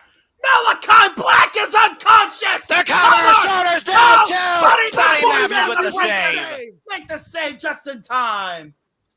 Oh, my word. This match is 100 miles an hour from the word go, gentlemen. And now look at this. Ray Phoenix being tossed to the As outside. I knew it would be. This is a dangerous territory for all 3 of these men here. Oh my Oh god. my God. What is about to happen here? Oh, wait a my minute. God. Can I see this fire on the goddamn apron? Oh shit! What a destroyer! ¡Ay, los míos! Oh my On the God. apron! That takes out Buddy Matthew for a while. Uh-oh. What the hell are you two thinking? Oh! A curb stop! A curb stop! DDT on the outside! From the apron to the drapery, Brody King. 2 members of the House of Black down, and Malachi Black literally trapped in a death triangle. I called it that something crazy that I've never seen before was going to happen in this matchup. We just saw it here tonight. And Malachi's gone for it. Oh! Yep. Oh! Malachi Black wants to go out fighting, and the Death Triangle will be more than happy to oblige. And now what is Penta thinking here? Oh my God! On the Gonna play. go. Uh-oh. Gonna- This might be it. There's Death been a triangle battle right for the now go with here. all the advantage. Oh, wait, Oh, he puts Malachi out it. Black! Oh! Bloodbath! What a kick, wiped out Penta. Ray Phoenix off the ropes. Another Fade to Black, Ray Phoenix. And Black Pop. Mass. Oh, gets the Asaguri. And Malachi's down.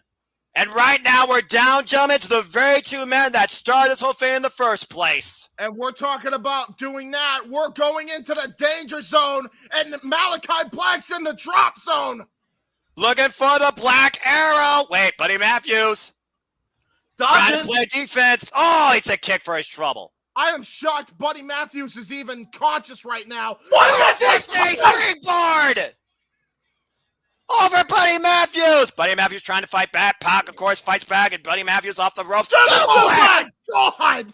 German suplex, high angle, and now tossing Buddy Matthews out of the ring onto Brody King. But And once again, we're back down to the legal 2. Grabs the waist lock, standing switch, snap suplex. Holy hell! This is it! This is it! The ultimate form of revenge! This is Pac's moment! Alex, you need to get off the apron. You need to get off the apron. Alex is too much of a distraction. Oh! Right into the jewels goes Pac. Right. Remember, Pac was blinded by Malachi Black. You know how long he's been waiting to deliver this receipt. And now, looking to put the final exclamation point. Oh, Wait, what? Wait a minute. What the hell happened? Just went out. Julia Hart. What happened? I can't see. I can't. It's Julia. Come on, Julia. Julia Hart! Julia Hart. Oh my Hey, God! She just put the mist in Pac's face! Black Oh, Black Mass! The cover to the House of Black wins! With an assist from a fully turned Julia Hart, the Empress has gone dark! Don't bet against the house. Always Oh my bet on Black. God. And once again, Malachi Black with all the cards in hand, one step ahead. The house always wins. Look at that. Julia Hart directly in the face of Pac. Oh my gosh. And he caught that flush on the jaw, too. Pac needs medical attention and pronto. Wow. That was an absolute insane trios match. But guys, think about what just happened here. Look at this. And look at her face. House of Black just got a new member. Look at that. Like you said, gentlemen, never bet against the house. Malachi Black owns the deck of cards. He's the dealer of the cards, and he's dealing from the bottom of the deck. He just pulled out his greatest ace to date. Julia Hart is in the House of Black. And Stokely Haviland, folks, in case you don't know, is now officially All Elite. And we have to put this in perspective, gentlemen. What do the Varsity Blondes have to say after the events that just transpired here tonight? Why'd you leave, Julia? And Athena's All Elite! So, we're about to see what happens, man. This is going to be crazy. It's a first time ever, gentlemen. As we try and gather ourselves, we go from the dark to the light in honoring a man taken way too soon for us professional wrestling fans. I am Owen exhausted Hart. after that past match. I need to stretch for a second. For the first time ever, it's Samoa Joe versus Adam Cole in the finals of the first ever Owen Hart Foundation men's tournament. What do we have? What, 7 more matches? I'm after cracking this? up. 6 more matches? I'm cracking up at Josh's comment in the comments area. You okay there, James? You need to recharge for the next round? I'm good. As far as I know, I'm good. Oh, wow. Whew. Adam Cole. Oh, my Samoa God. Joe. Josh, good to see you in the chat room, brother. What's up, brother? Good to see you, and thank you, everybody who's been tagging along for the ride. Here we go, guys. Let's keep rolling. It's time. See, I'm still seeing the video package. This is one of my top 5 themes in AEW for sure. Ooh. Oh, nice shiny. I love this trophy, and I love the fact that each are getting a belt. as Adam nice. Cole comes out in the pink, black, and white. Wait a minute. baby. Notice there's only one trophy. But 2 That's belts. because the winner's names will be etched on the trophy. Yeah. Huh. Meanwhile, Adam Cole, of course, 14 years of wrestling experience. Samoa Joe, 22 years of wrestling experience. Adam Cole's journey through this tournament, he went through the likes of my sentimental favorite Dax Harwood and also Jeff Hardy. Samoa Joe's journey went through Johnny Elite and barely surviving a very game Kyle O'Reilly. And for the first time ever in the professional wrestling industry, these two face off one-on-one to see who will become and deserves to be synonymous with the name Owen Hart. Adam Cole, baby! And that is my pick. Here we go. As the current Ring of Honor television champion enters the arena, Samoa Joe. Where is the television title, though? Not about that tonight, James. Not about that.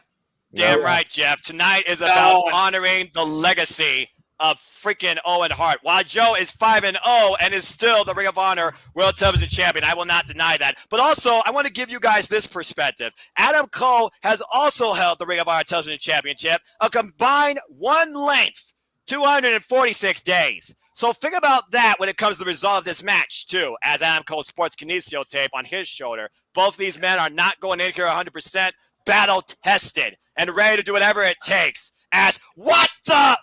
Mike Oh, Chioda! shit! Mike I love that Chioda's here for the Owen. I love that. Now this is perfectly fitting. This is going to be Awesome. so good. Ring the bell, and here we We're go. underway. Let this sink in for a moment, gentlemen. Mike Chioda, a former senior WWE official, refereeing a Ring of Honor match in All Elite Wrestling. I love it. That's What the- professional wrestling. Damn it. Anyway, Collar and elbow tie up here. Samoa Joe getting the strength advantage, but there you see Adam Cole with the agility advantage, and Samoa Joe breaks the grasp of Adam Cole's wrist. oh yeah. You hear the chants, right? Owen, former King of the Ring champion, former And look at IWGP Junior Heavyweight champion, multiple-time look at tag this. team champion with I want- so many people, including the likes of British Bulldog and Yokozuna. Let's talk about this, gentlemen. You saw the emotion on the men's faces. It's not about bad guys. It's not about good guys tonight. It's about who is the very best in this tournament. It's And about the honor for competition. Owen Hart. It's about competition. Owen Hart's favorite thing in professional wrestling. Good, And what defined solid, Owen Hart honest for most of his competition. legacy. Again, you heard what Samoa Joe said on the countdown. Somebody doesn't simply deserve to be the winner of the Owen tournament. One becomes the winner. And one has to earn it. And tonight, one of these two is going to do just that, as Adam Cole is looking for a test of strength, and I'm not sure how wise this is. Especially against a man like Samoa Joe. Oh, wait. Wow. Oh! And there's the jab. You don't go against a man who is synonymous with a jab.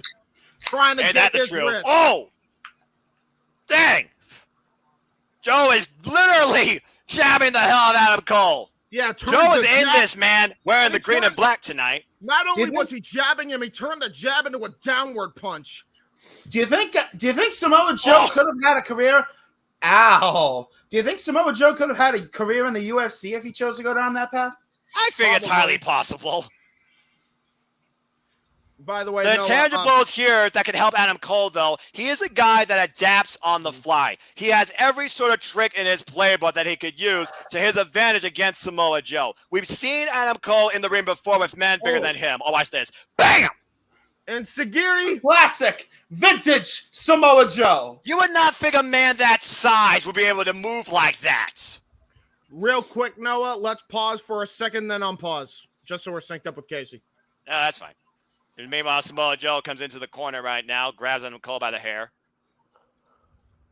Oh, good Samoan, European Samoan uppercut. uppercut. Samoan, I mean, you're not wrong. You're out of line, but you're not wrong.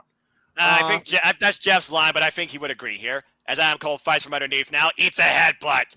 And of course, Samoa Joe earned his way into the Owen, beating Max Caster, while Adam Cole earned his way into the Owen, beating Tomohiro Ishii from New Japan Pro Wrestling. One more half-second no on the pause. Oh my gosh, what an elbow! That was great. Great Massive elbow back there by elbow as Adam Samoa Cole Joe. goes to the outside of the ring. Now Right look now, at Adam Cole is looking for a breather. He will not get it here with Samoa Joe. Yeah, Trained Samoa Joe- assassin. Yeah, Samoa Joe is a trained assassin, a lethal weapon, and he's about to show that here tonight, especially if indeed. you're on the outside. Samoa Joe with over 1,500 matches in his in-ring career. Adam Cole has not even hit 1,000 yet. And now look at that. He's laid out on the chair here. He is trying to get wind back in his sails here. Joe is feeling it. I don't know how wise this is, though. Is he taking too long as he runs into Adam Cole? Super kick! On the button. Adam Cole saw that coming from a mile away. And again, that is the intangible in this match. Oh, in the apron. Adam Cole plans and takes advantage and finds a way to lure his opponents in. Yes, and Adam Cole will clearly take a count out. You know he will do that. Yeah, Casey, absolutely. Casey, real quick. I'm on your end. Samoa Joe into the ring post. Actually, half a second. And right now, Adam Cole breaks the count, rolls back to the outside. Adam Cole breaks the count. Yeah. What in the hell is he going over here now? And Samoa Joe's feeling it, and that arm has definitely been exposed so far in this match. Adam Cole so far has been very smart preserving that shoulder. And right now we got him in the ring. Oh, wow. Crossface shots by Adam Cole here, actually taking it to Samoa Joe on the ground game department and the striking department, at least right now, that he has him down. He's got him in the ropes right now, James. He's literally wearing him down. And we all know Samoa Joe has cardio for ages. Absolutely. And right now, Samoa Joe's got to be on the defensive here a little bit, I think. Definitely cut his wind off those ropes. Adam Cole. Oh, we played! Right. Oh! And the chop and the jab combination right now. The jabs again. Oh, and a kick. Oh, my God. Pinpoint to that arm. And Adam Cole now is going to that arm. That's the strategy coming into play. Wrenching it on the second rope. Yeah, taking every dirty tactic he can. Using the environment to your advantage while pushing the boundaries of the ring rules. And reminding Kyoto that he has till 5. Not that he needs to. Kyoto has been doing this for almost 30 years. Now look at this. That's amazing to think about, by the way, too, for that referee. And look at this. Look at this arm bar applied here by Adam Cole. It's very reminiscent of Owen Hart. I've seen Owen Hart do that many times in the past, that type of arm bar. Well, we've seen how much Owen Hart has influenced both these men throughout the tournament in the way they've carried themselves in and out of the ring. Remember, it was Adam Cole that beat Dax Harwood. Oh! With a sharpshooter. And many would say that Adam Cole shares a lot of similarities to Shawn Michaels, a rival of the Hart family, to say the least. And now look at this. Adam Cole now that he has done some damage on Samoa Joe, perhaps thinking Panama Sunrise here. And I think you're right. And No way. Uh-oh. Oh! Reverse muscle buster by Samoa Joe, landing Adam Cole on his injured knee. Ouch. But at what cost to Samoa Joe? True, but think about this, guys. That's the knee Adam Cole uses to drop the boom. Oh, Jesus. Oh! By the way, Jeff, I think Nikos is trying to enter or is in the stream. I don't know if you can see him, though. Pinpoint Enziguri to that injured arm. And we'll get him in here. Oh, wait, what's this? Uh-oh. Oh! Rock bottom Uranagi by Samoa Joe. Planted! But look how much that took out Samoa Joe. Look at him grasping that arm. Both these men are worked in the early going, to say the least. Oh, I've been worked so far tonight. This show has been amazing. You and me both, dude. Whew, Lord.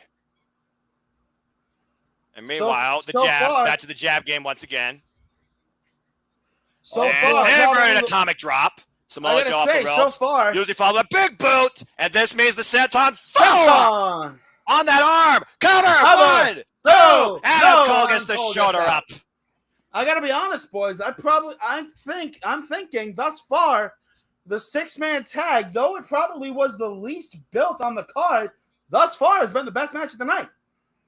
Yeah, but let's not take anything away from Samoa Joe and Adam Cole just yet. Oh, absolutely not. Absolutely not. I'm just saying. It's still early in the ball game. It very much very is. true. Very much is, yes. And you got to figure what's left on this card, too. What a scoop slam! Cover Oh, 1, 2! No! Kick out. And now look at that. Look at Samoa Joe. He's actually holding his shoulder now. He's probably trying to get some feeling back in those nerves. Look at him pinching it. Yeah, Samoa Joe is a time-tested veteran. He knows all the ins and outs to get his body back in working order. Has for many years and will still continue. And meanwhile, it looks like Samoa Joe might be looking for a powerbomb here or some sort of big move. Lifts Adam Cole up on the shoulders. What in the hell? Oh, Adam Cole skips out of the Adam back. Cole out the back door. Enziguri! Enziguri to the back. I think he was trying to aim for the head, but he didn't quite get there. And meanwhile, oh, what's Adam Cole over here? Shining Wizard. Oh, man! Oh, my God! Cover! God! Jeez, that was close. How the hell did Adam Cole survive that wipeout of a clothesline? Shocked, dude. That was He's your hard out Satoshi Kojima. Damn! Yeah, no doubt. Take a look at this again. Bam! Short arm lariat with authority, almost turning Adam Cole inside out, landing high on his shoulders and neck. Blowing him up like an accordion. God. No doubt. And meanwhile, might be looking for that muscle buster. He's got him in position. Adam Cole Somebody that Adam Cole know his freaking spleen is a baggage claim here at LAX. Yeah, no kidding. Meanwhile, Adam Cole. Oh! Got the High head knee strike. Cover. Hooks the new leg. No. Oh, almost. And as I say Almost that, he comes back with a Adam Cole knee strike. So what do I know? You know enough, to say the least. Well, I know enough about these two guys in particular, man. Again, you guys mentioned earlier, Ring of Honor TV champs, both of them, Ring of Honor World champs, both of them, PWG vets, Adam Cole being a PWG World Champion at one point, NXT champions, both of them. Yep. Oh, wait. Samoa Joe, one of the non-AJ Styles guys to be in the jeez, TNA Grand Slam. Backstabber. 1, 2. No. Continue, Jeff. Or at least Triple Crown for TNA, I should say, not Grand Slam. No, he That's was very Grand true. Slam. And look at He this. was Grand Slam? Crossface. He held 4 titles in TNA? Yep. The more you know. World Tag Team title, TNA Television title, X Division title, and World title. He was TV champion in TNA? Yep. Yeah, he was. Oh, okay. For a cup of Forgot about coffee, that. but he was the television champion, yeah. What was it? Yeah, because it was. Oh, you know what? Was he Legends champion, which is the same thing? Yeah, it was the same. Well, it was the same thing, yeah. Also, Trying to go for a triple tag. Uh-oh. Got him hooked.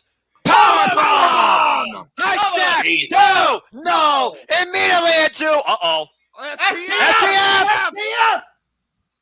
But again, remember Joe's shoulder, guys. Remember Joe's shoulder. He's still favoring it as he applies the hold here. He's literally grasping that arm to try and hold on to the pressure. But if nothing else, think about this, James. All Samoa Joe's weight is in the lower back of Adam Cole. Oh my God! Jesus Christ! The You know body what? is not meant to bend that way. Adam Cole trying to get to the ropes, and Samoa Joe couldn't hold it. I'm Again, sorry. He was Cole- Ring of Honor Triple Crown champion also Okay. because he was also a pure champion in Ring of Honor. The referee in perfect position right there. Ring of as Honor Hall of Adam Famer. I Cole- forgot about that too. Jesus. Yeah, about to say, both of these men have literally done everything in Ring of Honor. That's why honor is real in more ways than one in this match for sure. Oh, wait a minute, Bobby Fish! Bobby Fish? Oh, no! Ringing the arm on the ropes. Come on now! Come on! You knew this was going to happen. Again, Joe was aware this was going to happen. And Adam Cole looks to take advantage and drops the boot. No, Oh, wait Samoa a Joe minute. ducks underneath. Trap. Coquina clutch! Coquina clutch! Can he hold him, though, with that arm? Adam Cole fading. Bobby Fish trying to get back in. Oh, Samoa Joe takes him out. Big elbow. Oh, my Lord. Stiff chop sits Adam Cole down. Samoa Joe knew that he was going into here with a numbers game in Adam Cole's favor. But that knocked all the breath out of Adam Cole. Oh, Oh, my and another God, pinpoint it's kick to a that shoulder. arm. And the other one. right Super to the kick. diaphragm. And right to Oh! the face that super kick was. But And Joe another will not super go kick. down. Wait a minute, right now. Shot! Drops the ball! Last shot! knee! Last shot! But can he capitalize? He's got to turn him over for the cover, for the win, for the Owen. 1, 2, Adam Cole wins, baby! Wow! That one I'm okay with. It's the first one I've gotten wrong. You had to imagine that Adam Cole knew he needed something up his sleeve to give him an advantage at some point in this match, and that was Bobby Fish. Regardless, when it came to the end, Adam Cole dropped that boom, banning it all, and has immortalized himself once again in history, winning the first ever men's Owen Hart tournament. And think about this, gentlemen. Samoa Joe lost in spite of overcoming Bobby Fish's interference. He had Samoa Joe. He had Bobby. He had Adam Cole right where you want him after putting down Bobby Fish. Yes. And Adam didn't really need to rely on Bobby, if we're going to be honest. That's right. He just needed that momentary advantage to set up Joe for the boom and write himself in the history books. I will. Because there only could be one first, and Adam Cole is that. I will say this. As much as he didn't need Bobby, it definitely didn't hurt him. It actually definitely helped him. Well, yeah. That match could have gone either way, gentlemen. And I got to say, I am not disappointed with what I saw tonight from both these men. Congratulations, Adam Cole. You're winner of the Owen Hart Men's Foundation Tournament. What up, Josh? There you go. Yes, guys. This night has given us everything possible you could think of for AEW. But what lies ahead when you combine New Japan Pro Wrestling under the same roof, too? Can you, Casey, can you do me a favor and send Nikos the freaking password to BR Live? Of course, he somehow lost it. Oh, man. I don't know if it'll work. He's. I was looking through the BR freaking support network earlier. Apparently, it'll only let you stream on 2 devices under the same account. Okay, so there's no way then. Okay, well then whoever gave me their login before, thank you, because apparently somebody did. Because I went to BR to go order the thing, and I was already logged in. So whoever did that, thank you. Well, guys, we saw one half of the pro wrestling couple get it done. Can the other one give us a guarantee? As Ruby Soho contends in the finals against Dr. Britt Baker. DMD. Don't forget it. Ever since Offer Ash Stadium, where Ruby Soho got the unique opportunity to be in the ring in the main event of AEW Dynamite, she faced Dr. Britt Baker, DMD, for that AEW Women's World Championship and came up short. Now, you could say it was due to help from Jamie Hayter and not Reba, and you would be right to a degree. But since then, we have seen Ruby Soho, the transformation, the constant move forward type mentality to try and bounce back from that very moment. And she's done a lot. She fell short in the TBS tournament, but she's done everything possible to not only make it to the finals of this tournament, but let it be against the very person that haunts her to this day, Dr. Britt Baker, DMD. The thing here, though, is Britt has a whole different direction. Some would say a whole different focus. Since losing the AEW Women's World Championship to Thunder Rosa and that steel cage, it's been a whole different Dr. Baker DMD, some would say to a degree. And now she stands here in the finals. The question here comes down to this. Can Ruby Soho, who is not going in here as a crowd favorite, let's just put that out there right now, can she overcome that ghost, that pest on her back, that sour note? She feels that she truly needs this. For Dr. Britt Baker, it's just more of the same. It's history. We're going to see who truly wants this more tonight. Oh. And it looks like once again we have a guitarist for Fozzy, which can only mean one thing. Oh, yes. As we go back to the arena. Everybody got their checkup in order? Because the doctor will see you now. I love your segues, Noah. That's right. The first signing to the AEW women's roster, the winner of the first ever match in AEW women's pro wrestling history at May 25th, 2019. The winner of last year's Double or Nothing, claiming the AEW Women's World Championship against Hikaru Shida.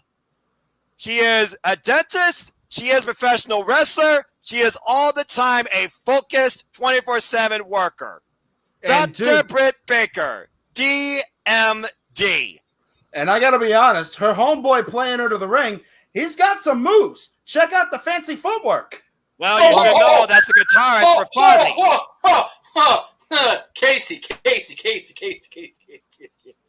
That is Rich Ward from Fozzy, damn it. Not this homie. He is a legend in the business. And, again, Shannon's ex, not widow because they were divorced by then, but yeah. Rich Ward is much more than Britt Baker's homie. Let me just throw that out there right now. Wow. He's not wrong. Tonight, he's Britt Baker's he's not wrong. Rich has the moves. And look at that. The people want a high five. They want to love Britt so bad, but she just loves being that bitch that she is like, I'm good. Well, it's one of those things, Jeff, where, again, do you respect the character or do you respect the professional wrestler? Again, she is the pillar. She is the foundation. She has been here since day one and arguably the biggest star in the entire AEW women's division. And I also respected the bottom of Rich's shoes are pink. Let's not glaze over that. That's commitment to the bit. Damn again, right. This is not about shoes are pink. This is not about anything else at heart but Owen Hart. So it all makes sense to me. Also, Jeff, it's not just the bottom of his shoes, it's his whole shoes. Oh, it is? Jesus Christ. Rich Duke Ward, of metal, man. You gotta love Rich. Yeah, Rich Ward, full of energy. Paul Turner, the referee for this encounter. I am so glad. And you gotta remember, the Cruise came not too long after Daft passed, man. He and I had a moment there in the atrium before Paradise Kitty went on. It was, here we go. Look at this. Oh, my God. I dig it. Building. All right. Wow. The legendary Pop Rock band with over 4 million records sold and the very ones that made this theme for Ruby Soho. Ruby Soho sending a very clear message before the bells even rung to Britt Baker. Ruby Soho saying, anything you can do, I can do better, bitch. So here's my one kickback on this. We had Rich out there from Fozzy. We're not getting a Jericho. We're not getting Judas. It's like, God damn it. Hey, I'll take this. This is cool too. Oh yeah, this is great. I love seeing Rancid out there. You got Lars out there, who of course you know he's there in part for Punk as well. So let's not front on that. Duh. I mean Chicago's own. Remember? Hey, now, whether or not you know what? It's all in that Chicago / rock family, man. These guys are all like, I had no idea how well and how deeply everybody was connected until the last year or so, man. It is this ridiculous, crazy, multi-layered, multi-twisted family tree, and I am here, and I'm glad to be a friggin' part of it. See it, Amy. Amy's having a great time. I love seeing it. Of course she's having a great time. Are you kidding me? Ruby Soho with an AEW record 30-4. Let's look back at both these women's journey, folks. Ruby Soho, of course, overcoming the likes of the first AEW Women's World Champion, Rico, and, of course, someone she has so much respect for and a great friend, Chris Statlander, to make it to the finals, qualifying for this thing against Robin Renegade. And then we had Dr. Britt Baker, DMD, qualify in Pittsburgh in her return after her self-boycott, beating the likes of the former Vanessa Bourne, and her journey consists of not only the returning Mikey Ito, but also Toni Storm. Both of these women are definitely tested, to say the least. It's going to come down to heart and experience. And when you think about that, Dr. Britt Baker, DMD, has been going at this for only 6 years. Ruby Soho has been in this game for 11 years. It's going to come down to who wants it more tonight. For Britt Baker, it's more of the same. It's history. For Ruby Soho, this is the biggest win she feels she needs in her entire pro wrestling career. I would just say this. I don't know about the roster, I don't know about the match card, but this audience sure is stacked with star power too, man. There's a lot of people in the T-Mobile Arena. I'm hoping a lot of them come out here to Inglewood on Wednesday. I'll tell you that. Be good to see some old friends. Yeah, absolutely. Bell rings and we are underway. Ruby Soho and Britt Baker. I love how the heels are the ones wearing the Owen colors. I find that interesting. It almost makes you wonder. It's a sign of maybe victory to come as we got a con double tie-up. And both baby faces wore green. Another interesting dynamic there. Again, Ruby Soho is here for the win. She is hungry. This isn't about respect. This is about self-validation for her. I forgot green was the color of Owen Hart. Now that I think about it, that's very true. You gotta think about that's very true. If anybody in this roster, this tournament, whatever, is trying to prove that they are better than what the hand they were dealt, if you will, for a double or nothing in the business, it's definitely Ruby Soho, man. She came from years of indie sacrifice and building herself up to go into WWE, working with her best friends, and just becoming an afterthought by no fault of her own. She is here tonight, win, lose, or draw, to prove that she belongs in this business on a national, dare I say, global platform. I think you're right there. Indeed. And as we get into some exchange here, I have to say, it did cross my mind that the heels are wearing pink, the Owen colors. But my first thought, seeing the green on both people, was, and I know y'all are going to hate me for this, my first thought seeing that particular shade of green was Splatoon. Yeah, and that is coming out in June. And because Ruby has it's all about hair, all that promotion. I'm pretty sure Platoon is a Warner property, so. I'm not sure exactly, and Splatoon's like its whole different animal. I'm just saying. They're a Nintendo product. I was saying that it's because she has orange hair, isn't it, Casey? No, actually. No. Orange hair. Nickelodeon. There you go. Thank you, Noah. Appreciate that. I try. Right now, Ruby Soho. Somebody's got to get driven into the corner. Still has the wrist of Dr. Baker DMD. As my feet went out for a second, in case you're wondering. Oh, no. I'm fine. Don't worry. Right now, Britt is not being released by Ruby Soho. Oh, and right now, Britt with a head full of hair. Oh, bends her with a knee. So as we get deep into this, 2 count. All right. Everybody here but JJ's been to live AEW at this point, correct? Say again? Everybody here but JJ and I have been to a live AEW at this point, correct? I believe so. James, I haven't. I don't know about James. Oh, okay. I am not. Casey? I could have sworn y'all had. Okay, well, I was going to ask because I'm able to handle the noise and the level. I have it on mute right now, but when I have it on off mute, I can handle the noise. I'm actually doing better than I thought I was. I think I'll be okay for Wednesday. Well, like I said, it's really going to come down to the travel. The travel is what's going to wipe me out. Yeah. But we'll see. So, James, let you and me both hit the live button. And right now, nice arm drag. What do you mean? What do you mean, Case? What do you mean? On the pay-per-view feed, let's both hit the live button. Are you seeing the arm drag? I'm seeing clotheslines. Yeah, what a knee by Ruby to Britt's face. Yeah. There it is.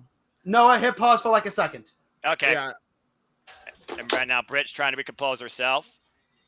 Again, we've seen her have a broken nose before. That brought out a whole different side of the doctor. Oh, man!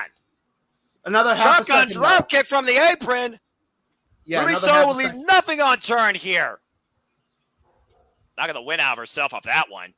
Yeah. Look at that. Oh, gosh. All right. Yeah, Noah, another half a second and you should be good.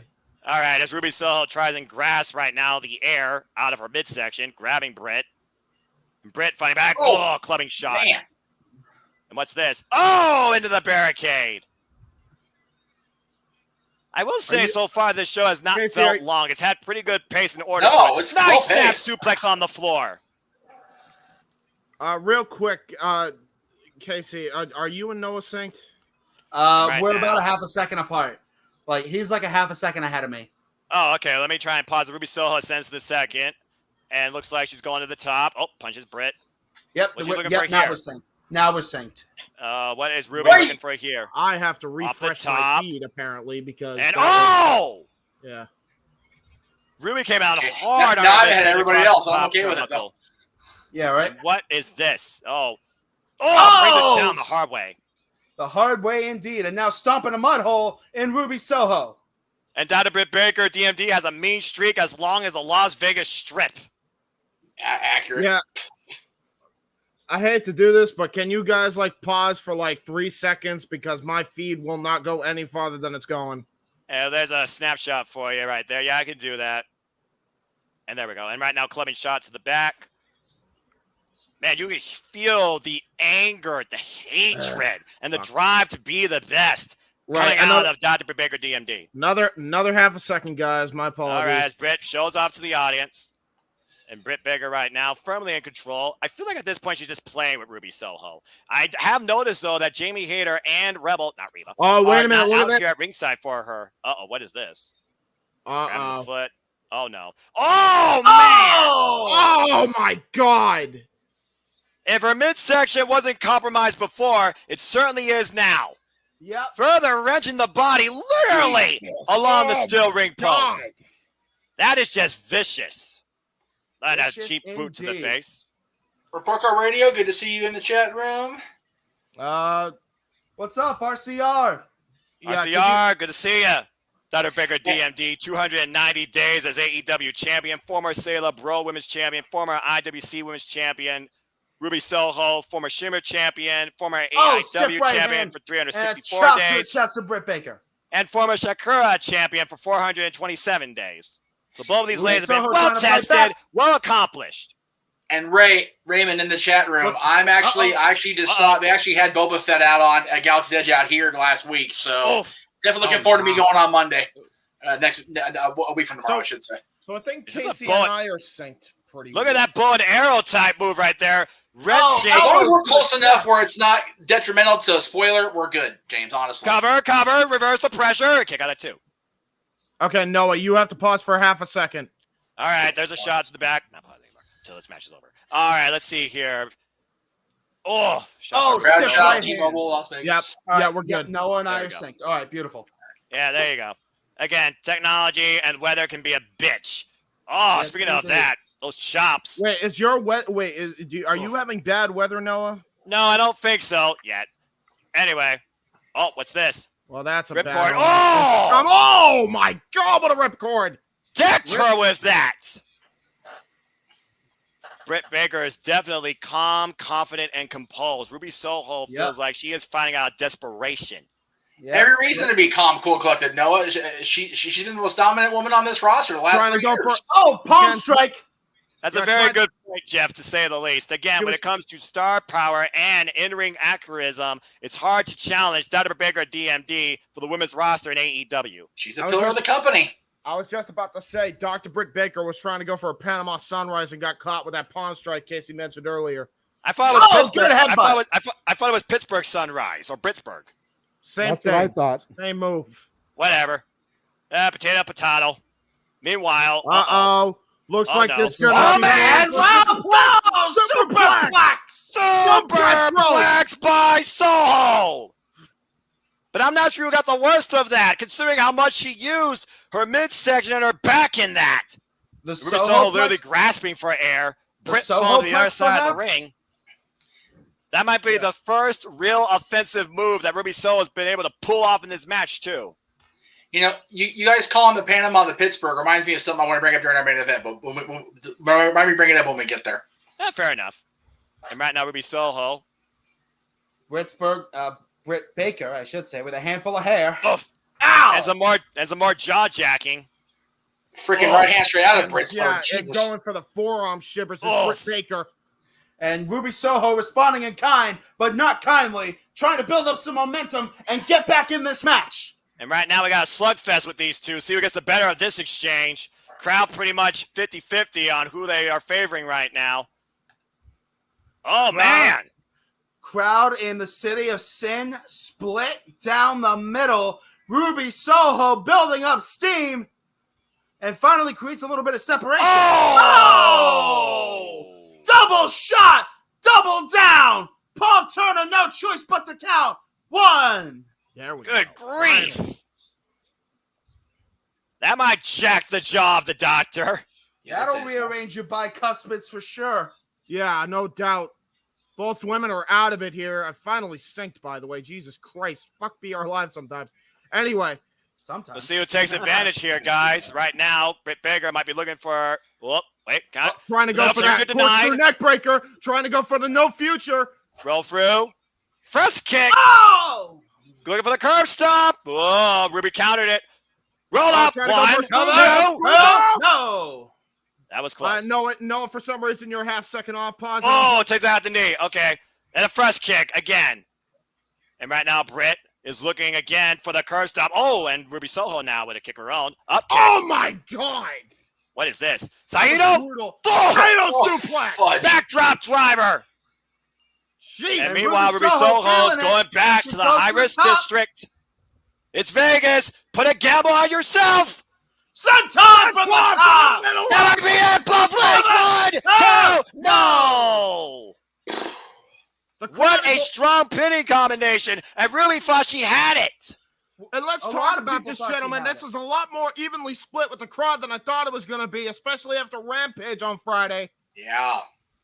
Not to mention right now, there is no entourage in Dr. Bigger DMD's corner. This is a much more even fight, too, to say the least. People love Britt. She can do some dirty, downhanded, nasty shit, man. But people love Britt, so I heard she has a very welcoming personality, which you can attest to, she's Jeff, because you met her. freaking awesome when she's away from being DMD on TV. I figured that her and Adam calling out some people. I've just only met one half. Anyway. Haven't met Adam yet. Working on it. Anyway, Maybe right Wednesday. now, what is going to happen here? Ruby Soho on the second rope with Britt. Might be looking for another superplex. I'm not sure how this is wise. Oh, my Ruby God. Soho hit her face on one of the ropes on the way down. Curse stop! Curse stop! Stop. The cover! 1, 2! No! No! At the last. Wow, that was close. Wow, that was close. 2 9/10 on that one. And you gotta wonder if Britt is a little bit stirred right now that Ruby Soho is still in this. Uh-oh. Doesn't matter, but there are evil intentions on the mind of Dr. Britt Baker. Well, apparently someone called for an appointment, and I guess that Ruby Soho is at the front of the line. The doctor is ready to operate. DMD is looking to go forward in his story. Look in the arm. Shouldn't that be Ruby knows if this gets locked in, it's over. This is how she lost at Offer Ash Stadium. Oh, look at that roll through. And set up for it. And now Oh, able wait, to wait, get wait. out Oh, of it. no. Drop that wow. down. There it is. Trying to go for it again. Oh, No. got the arm hooked. The danger's there. It's over. It's over. It's over. Wait a second. The fear. The fear. The claw. Ah. 1, 2. No! Oh, my gosh. She had it. No future. No future. She got the kick in. Ruby sweeps the legs She's gonna out. go What is for a this? sharpshooter attempt here. No way. No way. No way. Sharpshooter's Hooks going the to she legs. gets the kick. They're not going to have a kick out of the sharpshooter during the Owen. No way.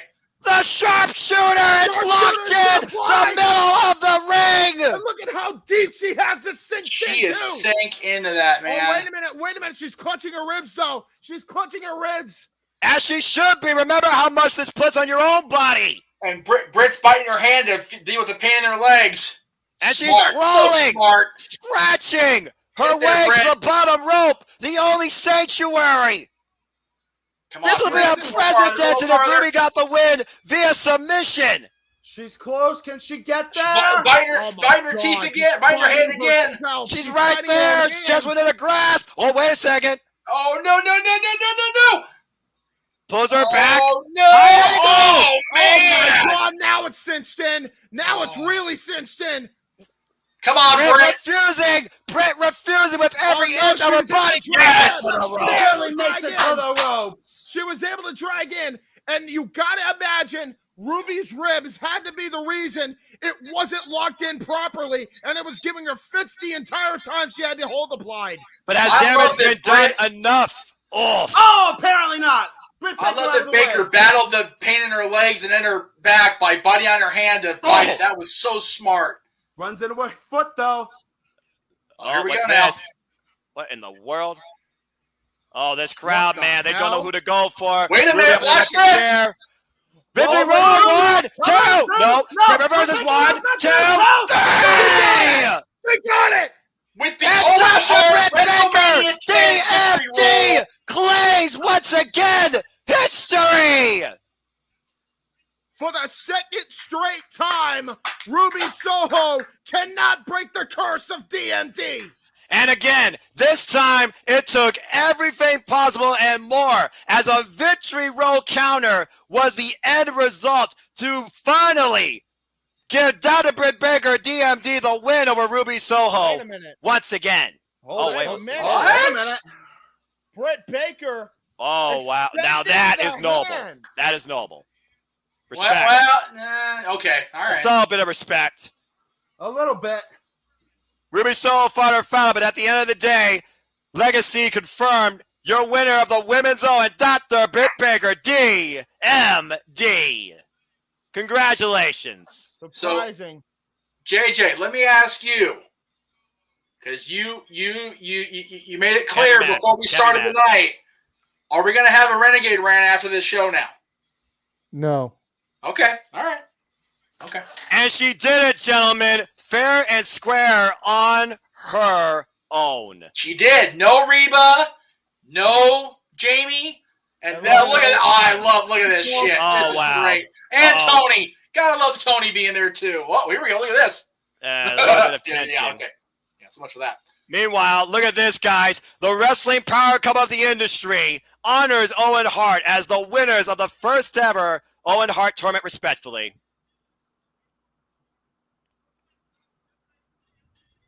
I need that shirt in a bulk case, please. What up? Right? Baby. King and Queen of Hearts. Wow.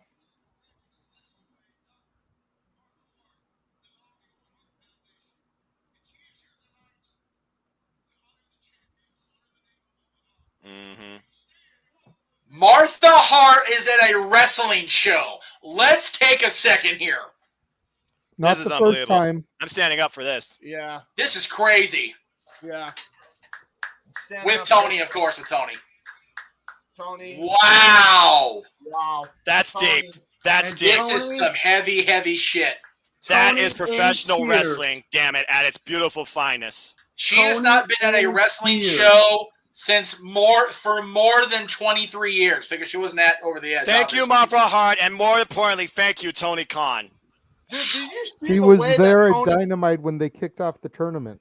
Oh, was Did she? you I missed that. see- I'm sorry. I Oh, must have win. missed that. I apologize. Oh, win. Oh, Did win. you see the way Oh, Tony win. was like crying too and Yeah, kissed Tony- Martha Hart on the cheek? Tony in tears. Man, that's so cool. That's a wrestling fan, damn it. All right, let's hear from... You deserve it. That's all I'm going to say. wow. You know, Wrestling Jeff, fans cheering for Martha is big, big, big, folks. I do still have something I want to say post air, but it's not going to be near as venomous as it was originally going to be. Okay, cool. Good to know, brother. I don't think it can be, really.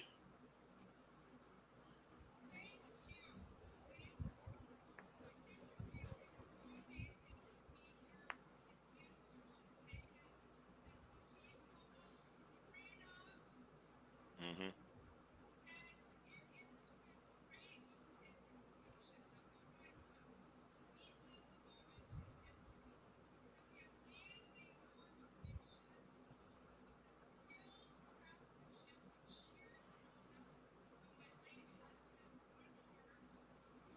Amen. Amen indeed. Owen be remembered and honored. Wow.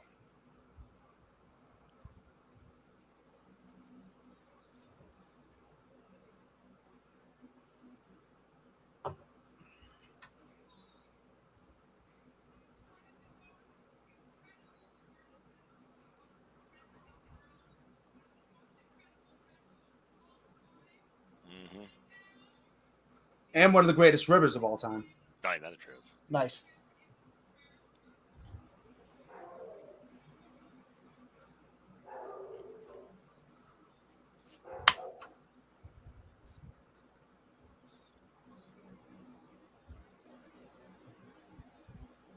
There you go.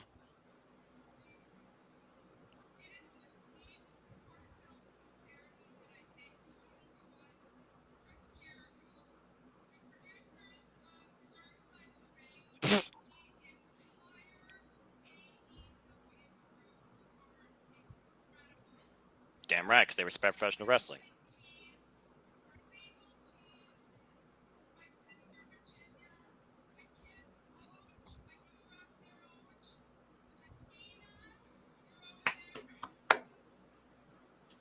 My God, the kids are there too. Jeez.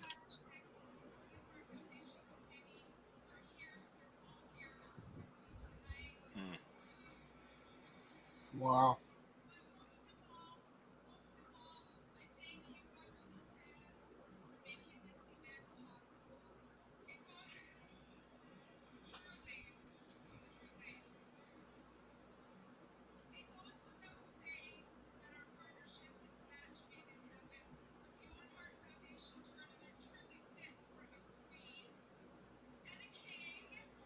True Of that. Hearts.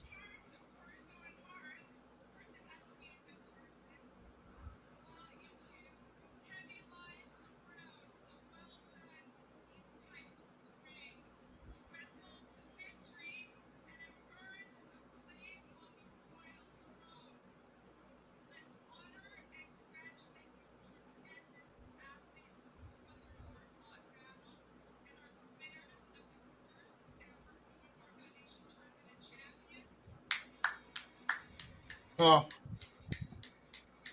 Damn right. They earned it.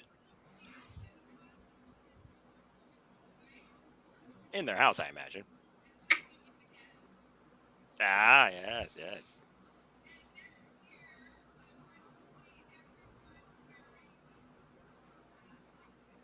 I don't know if I can do that. I'm not a hat guy. Yeah, I'm not really a hat guy. And it works great on you. Thank you. Thank you. let's see. Let's see these beautiful championships in the name of Owen Hart. So the king and queen of the first ever Owen Hart Foundation tournament.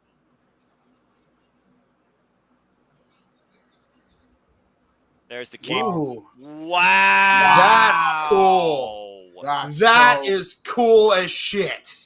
Now that Wow. is a one-of-a-kind commemorative strap forever. As a honoring belt Owen mark, Hart. I loved Adam's face right there. I'm not going to lie. I think Adam was about to break. Look at that. That goes beyond a championship, folks. I thought for a split second he was going to hold the Wow. belt upside down. Great call, Leah. Oh no. You goof. You know, one thing to do, pull a big rib, right? Britt Baker's Of belt. course. I mean, would you expect anything less? And last but not least, there you go for the queen. Look at that. Look at that thing. Look at that thing. This is so cool. No, Martha. No.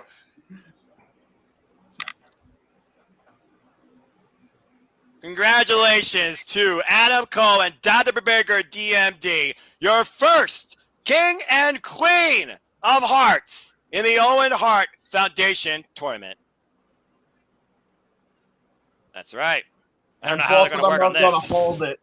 Both of them will hold it.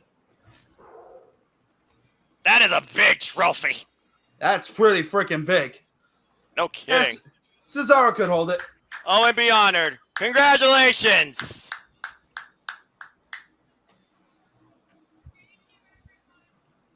Thank you, Martha, and thank you, Tony Khan, and thank you, Owen Hart. That was tremendous. This one's for Owen. Sign of the night thus far.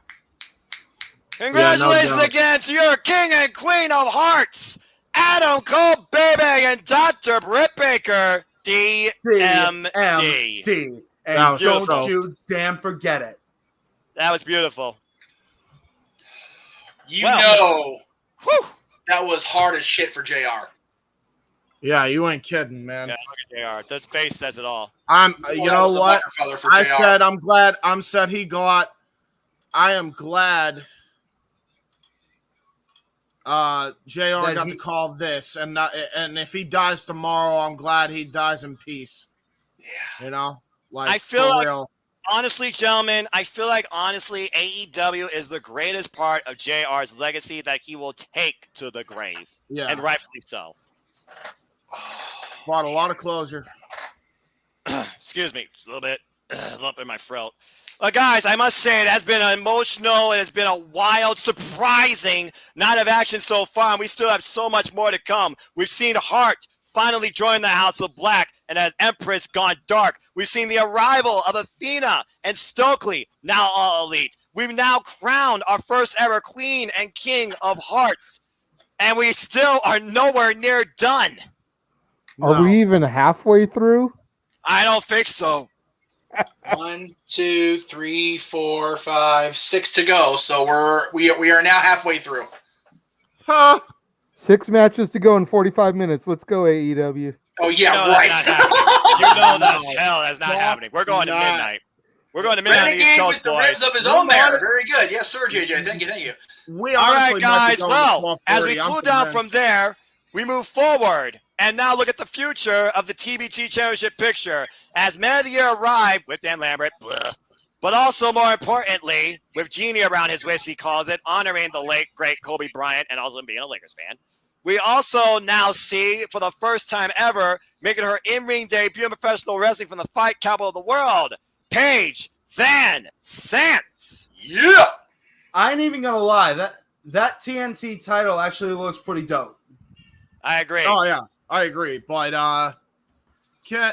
now, if only they can have the damn thing defended on pay-per-view. Anyway, There's her husband. Let's talk about that later, guys. Paige Van Zandt, for those that don't know, she is a bare knuckle boxer, has 8 career MMA wins, 5 of which were by KO or submission.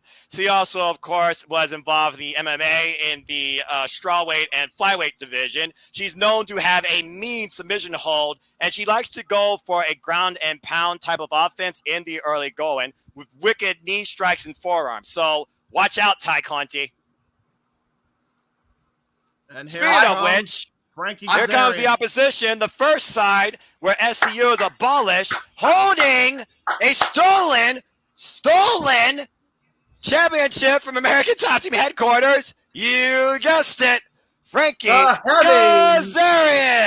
With 71 wins in his career. The heavy metal rebel has arrived in Vegas.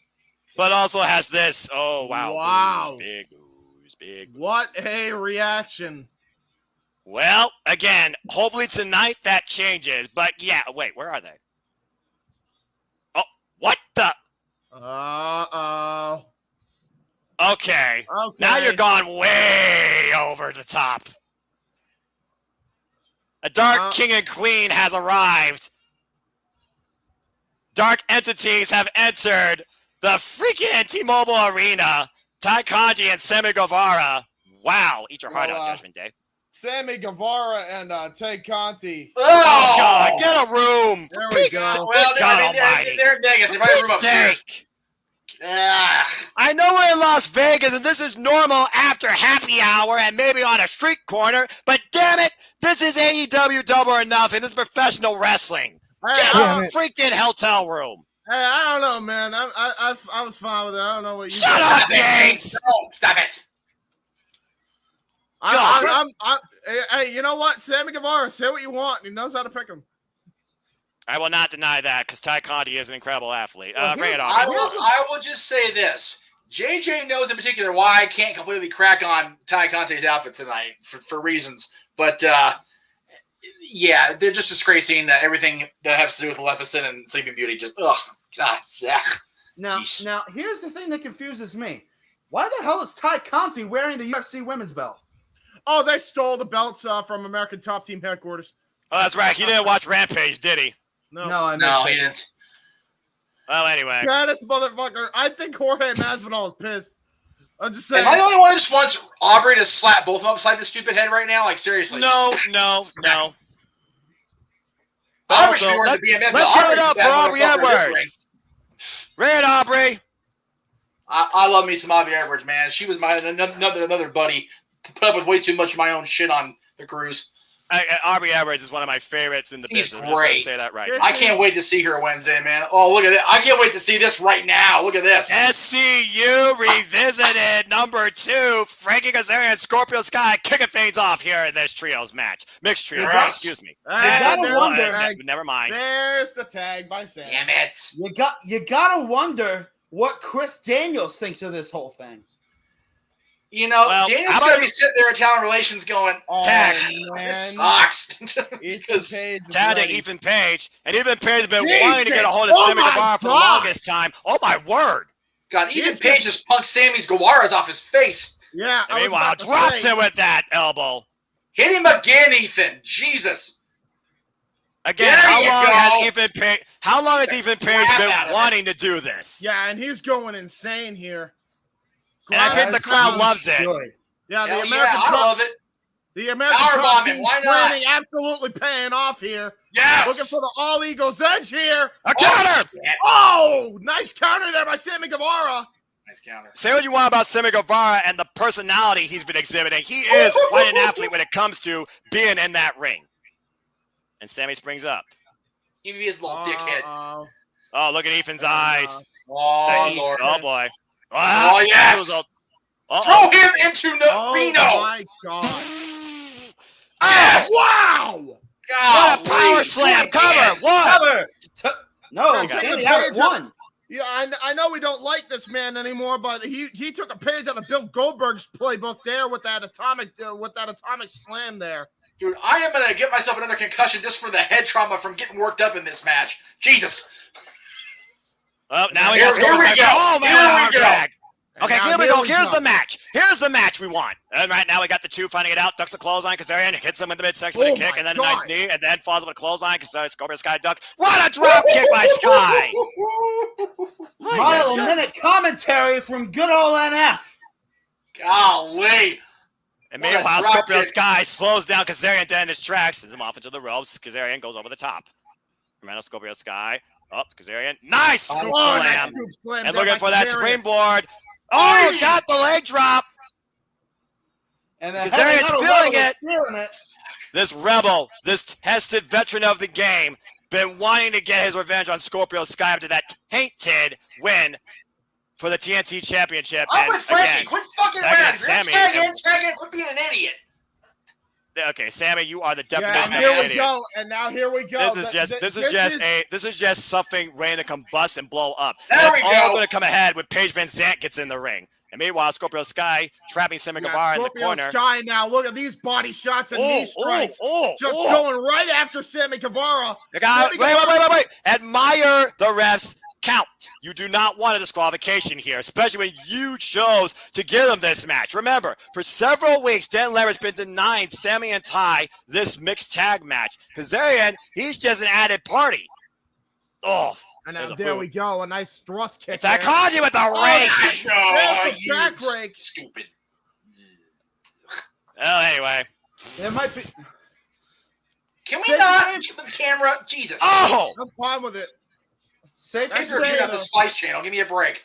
And remember, guys, if Team Sky wins, Sammy Guevara and Kazarian cannot challenge for the TNT Championship as long as Sky is champion ever That's again. right. And Sammy Yeah, Guevara looking for the absolutely. double springboard. Cutter! Oh, yeah. Brilliant by Sammy Guevara. And Sammy Guevara showing why they call him the Spanish God here.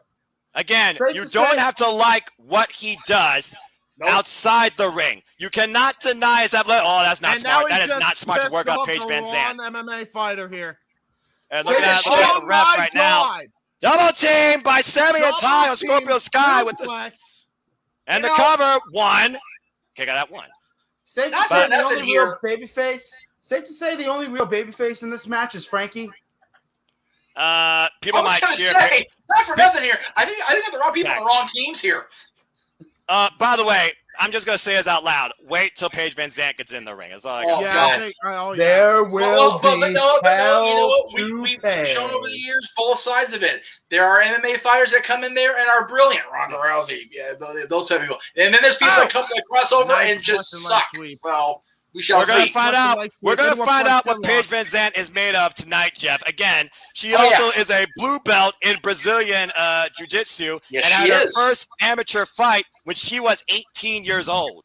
Yeah, there's no doubt she is a badass, and I'm not underselling that at all. It's just I don't think, and again, this is just me observing right now as I watch this here live, I don't think they're going to allow Ty and her precious Contis to get messed up. I hope I'm wrong, but Well, again, this isn't divas. This is professional wrestling. thank you. So Yes.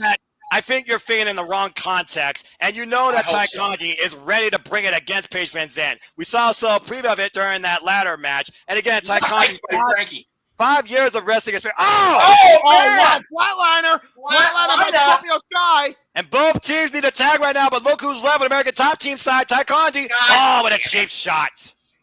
It's smart though. It is smart. You cannot argue that. Ty Conti, of It's course, very 5 years of smart. wrestling experience, got a black belt in judo and a blue belt in Brazilian jiu-jitsu. 4-time Brazilian runner-up, involved in the Olympics before, trained How much by. Frankie? What the shit? Frankie Kazarian is trying Yeah, to they get don't give a tag. damn. They don't give a Sammy damn. Guevara, I don't know. Oh, wait, on the shoulders with a TKO. Oh, standing switch, Scorpio Standing Sky, switch. standing switch. Another Kazarian. standing switch. Chicken wing, Oh, chicken wing, go with the Chicken chicken wing. wing. Chicken wing. Gets it. Oh, in the corner. Was there a tag there? Kazarian's still holding on. I didn't see a tag.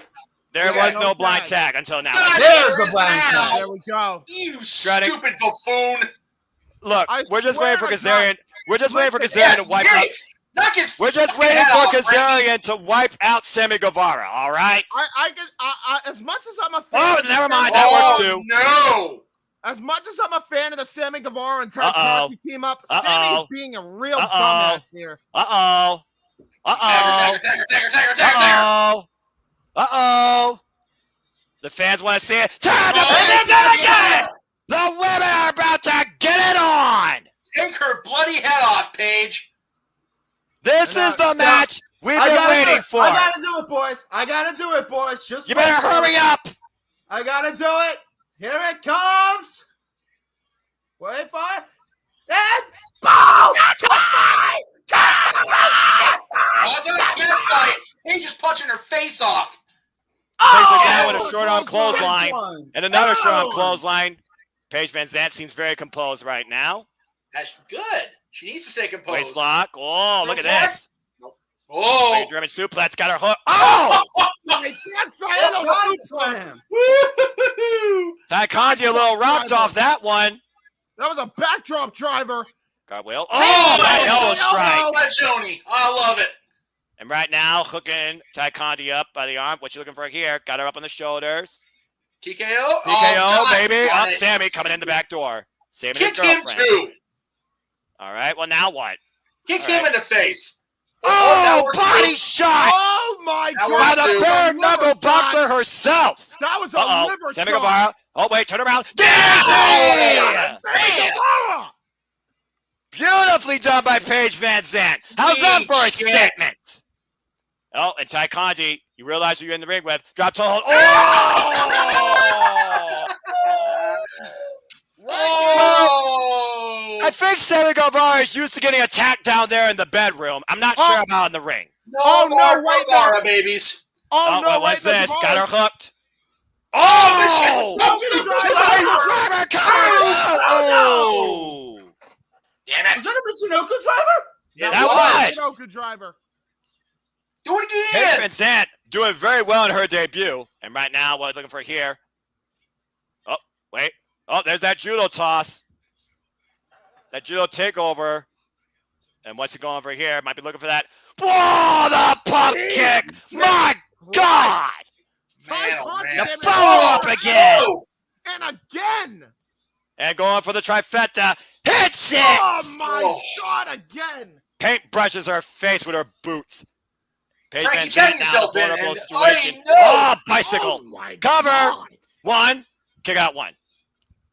Say what you will about Ty Conti and her choice of tactics lately, but The girl can you wrestle. can't. Yeah, you can't Oh, she deny does. her viciousness and mean streak. I think we forgot that Ty Conti can actually wrestle. We've been too worried about the friggin' romance novel that her and Sammy's been writing for the last right in several back. weeks. Oh, what's Right this? That looks like a freaking filthy movie. Oh, Oh my God. Goodness.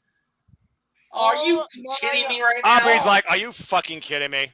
Yeah, they're not. Oh, Jesus. Oh, for the love of God. Somebody spear them both, and not in the good way they'll like later. Oh, I'm protected. Drop him, What you Sky. gotta say? Oh, there we go. There we go. Oh, Yeah. Well, how's Nope. this feel? No, Frankie ain't gonna save your think stupid ass. Frankie's Nope. fucking left. I think Frankie is done. Yeah, Frankie's done.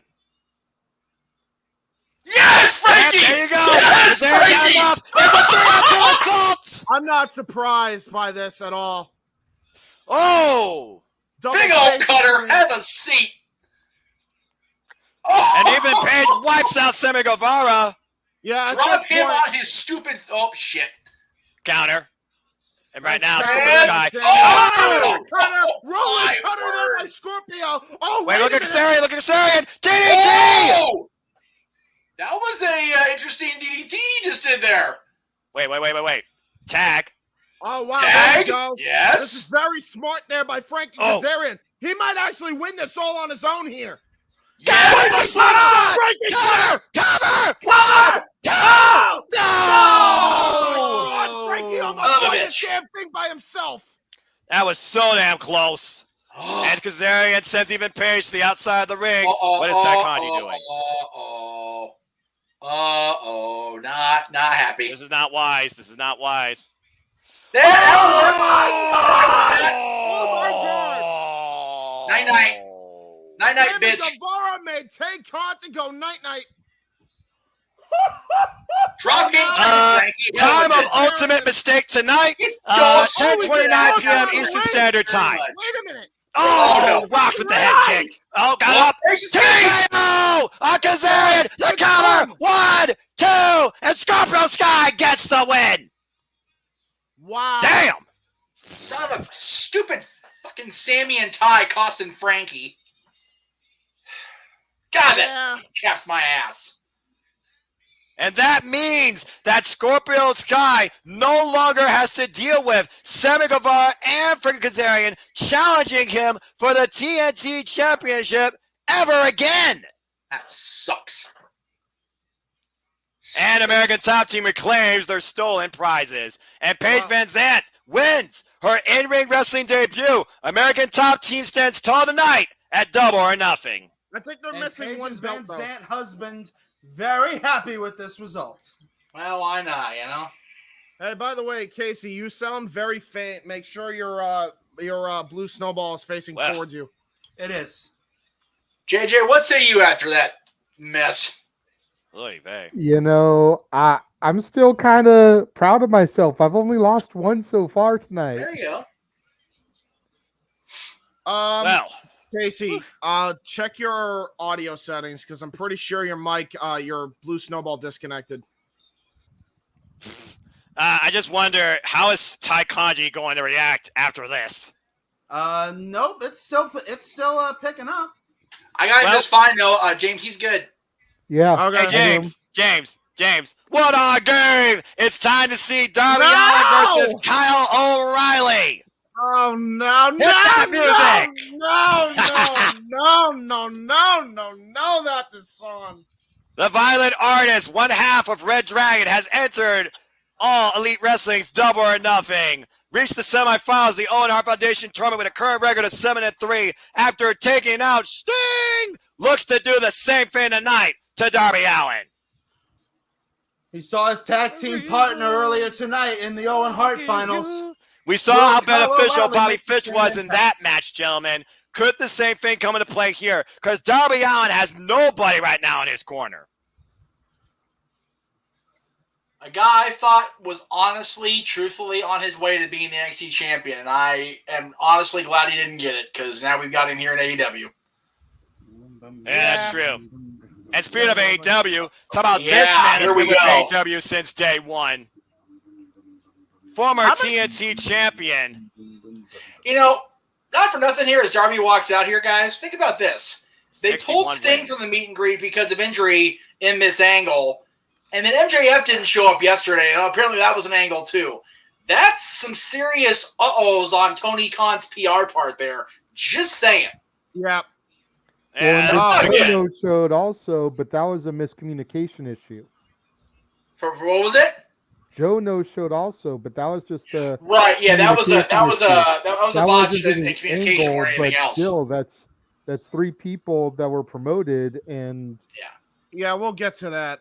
And people paid a shit ton of money for both Sting and MJF. I know that for a fact. So, not good, guys. Not we'll good. see if Sting shows up here or plays a factor in some way, as we have referee. What's that? Bryce Rensburg. Yeah, Bryce is refereeing. But my point is, whether Sting shows up as part of this match or not, the angle that took him out kept him from an advertised meet and greet that people paid for, and then Max didn't show up yesterday. It's that may backfire square up Tony's ass long term. That's very true. But we'll get to that in a minute, I'm sure. So anyway. Meanwhile, we got Kyle O'Reilly. Honestly, boys, the way this pay-per-view has been going, I am drained already, and we've still got like 4 more matches left. I might have to sit up and add 3 of those matches you're talking about are championship matches. Exactly. So I might have to sit open mic night out just to recover. That's all right, brother.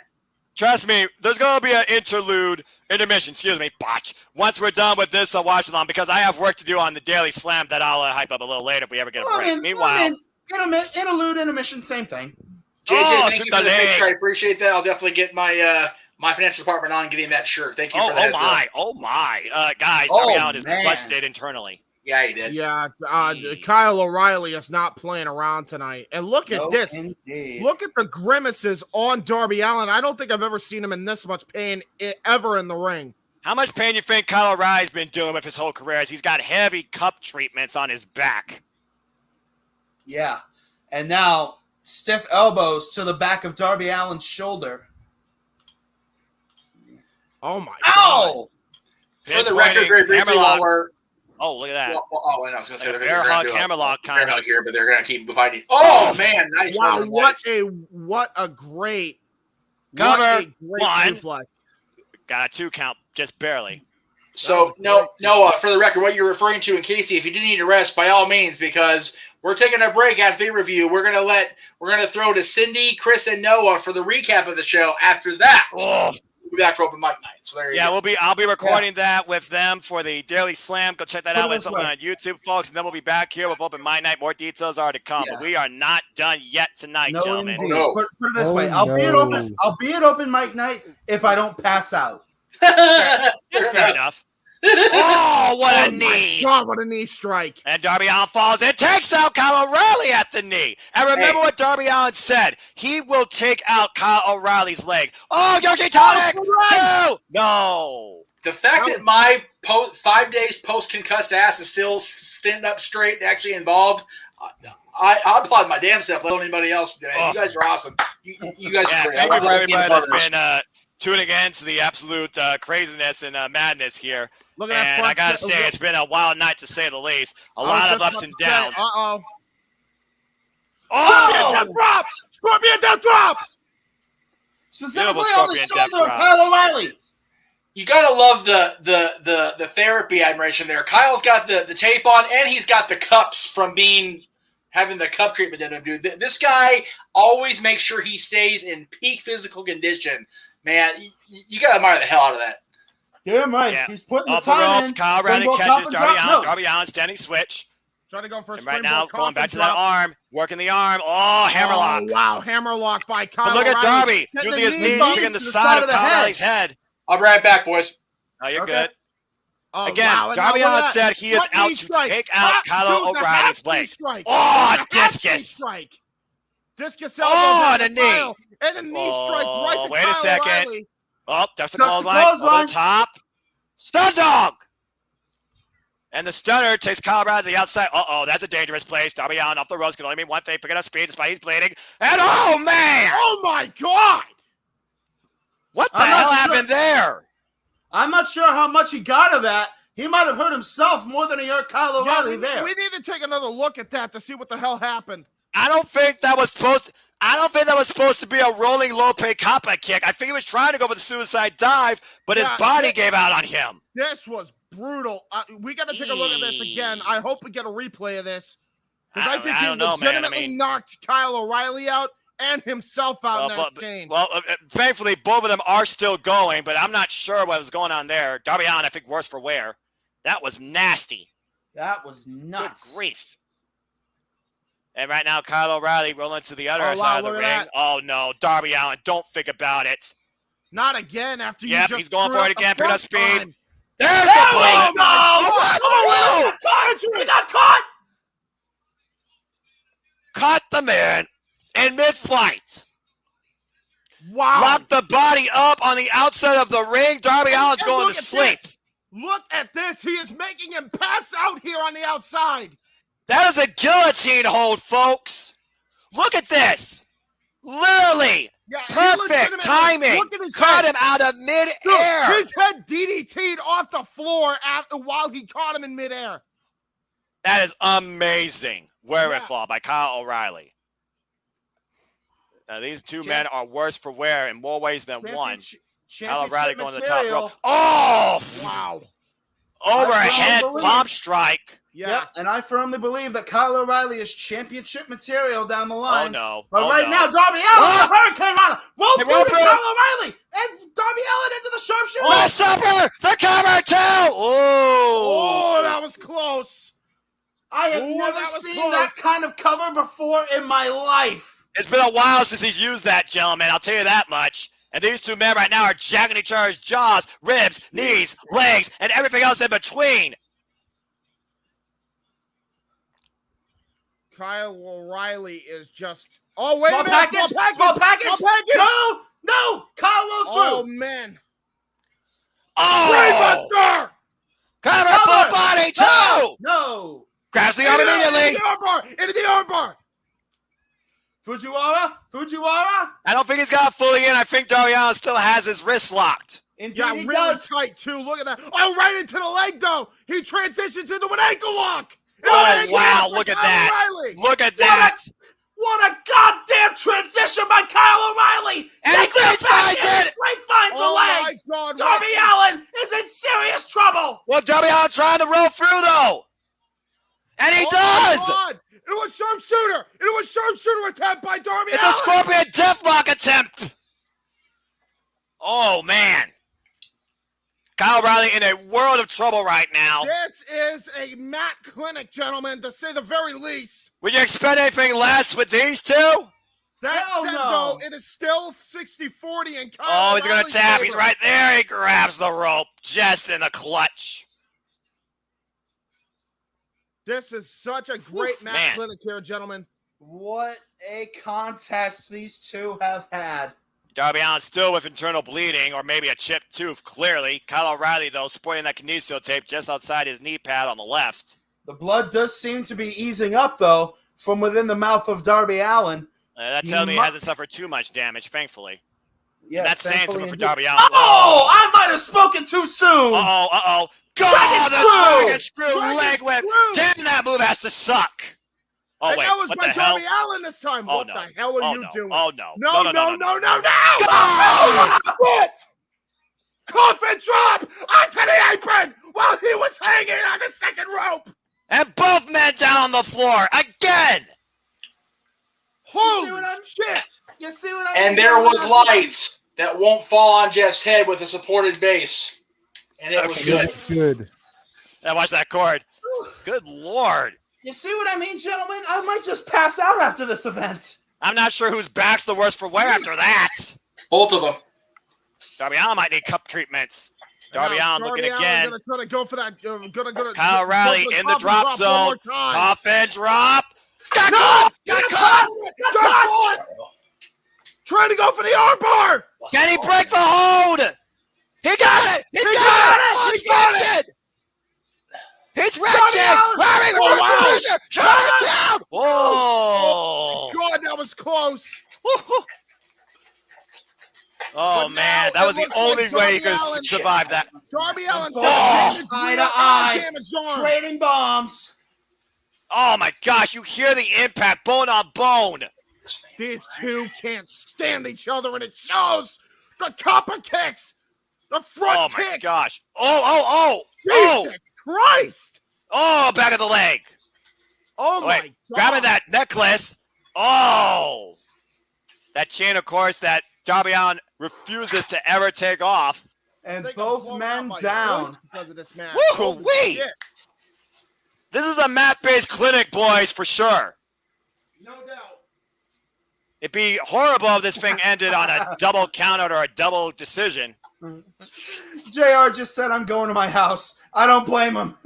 Yeah, I don't blame me. Oh, my God. Knocked the taste out of Darby Allin's mouth. And the chain in Darby Allin's mouth being yanked over the back of Kyle O'Reilly. He broke it. He broke the damn chain, and now he's trying to hit him with a sleeper hold. And he just hit with it, and Darby Allin in a prone state. PK! Oh, my Cover God. one! Oh, wow! Darby Allin That one! Another PK! The cover, 1, 2! A kick on that 2. How the hell is Darby Allin still alive? And What one the more time, fuck in his a mouth? third emphatic Jesus PK! Almighty Christ. You gotta kill Darby Allin to end this match, and Kyle O'Reilly just did that with that knee! The cover! 2! Kyle O'Reilly wins it! My God in heaven! Wow! Taking nothing away from Darby here tonight, gentlemen, because Darby came out with a brutal fight. He took it to Kyle O'Reilly, and he didn't give up until the bitter end. And Kyle O'Reilly gets a hard-fought win in this physical, intense battle. Oh my gosh, that was a physical war to say the least. Kyle O'Reilly with his first big victory in AEW on pay-per-view over Darby Allin, who refused to die until literally his body said he had to stop. Ladies and gentlemen, I think it's safe to say that we will think about this match for a long time to come. But now we move forward to the Women's World Championship. Thunder Rosa, Serena Deeb, forever rivals, finally settling their score in AEW. All right, I'll be right back because I need to figure out what the hell we're doing for dinner. Oh my gosh, that was crazy. Yeah. Like I said earlier, and there was light that won't kill Jeff with a head blow, and it was good to the room. All right. Next thing you know, the light kills itself. Right? Lightning strike. Shit. No. Instead of falling forward onto your head, the light falls backwards. Oh, there you go. Falls backwards, lights my bed on fire. Even better. There we go. Okay, let's not jinx anything here. Christ. So we still have this, the tag titles, and the world title, right?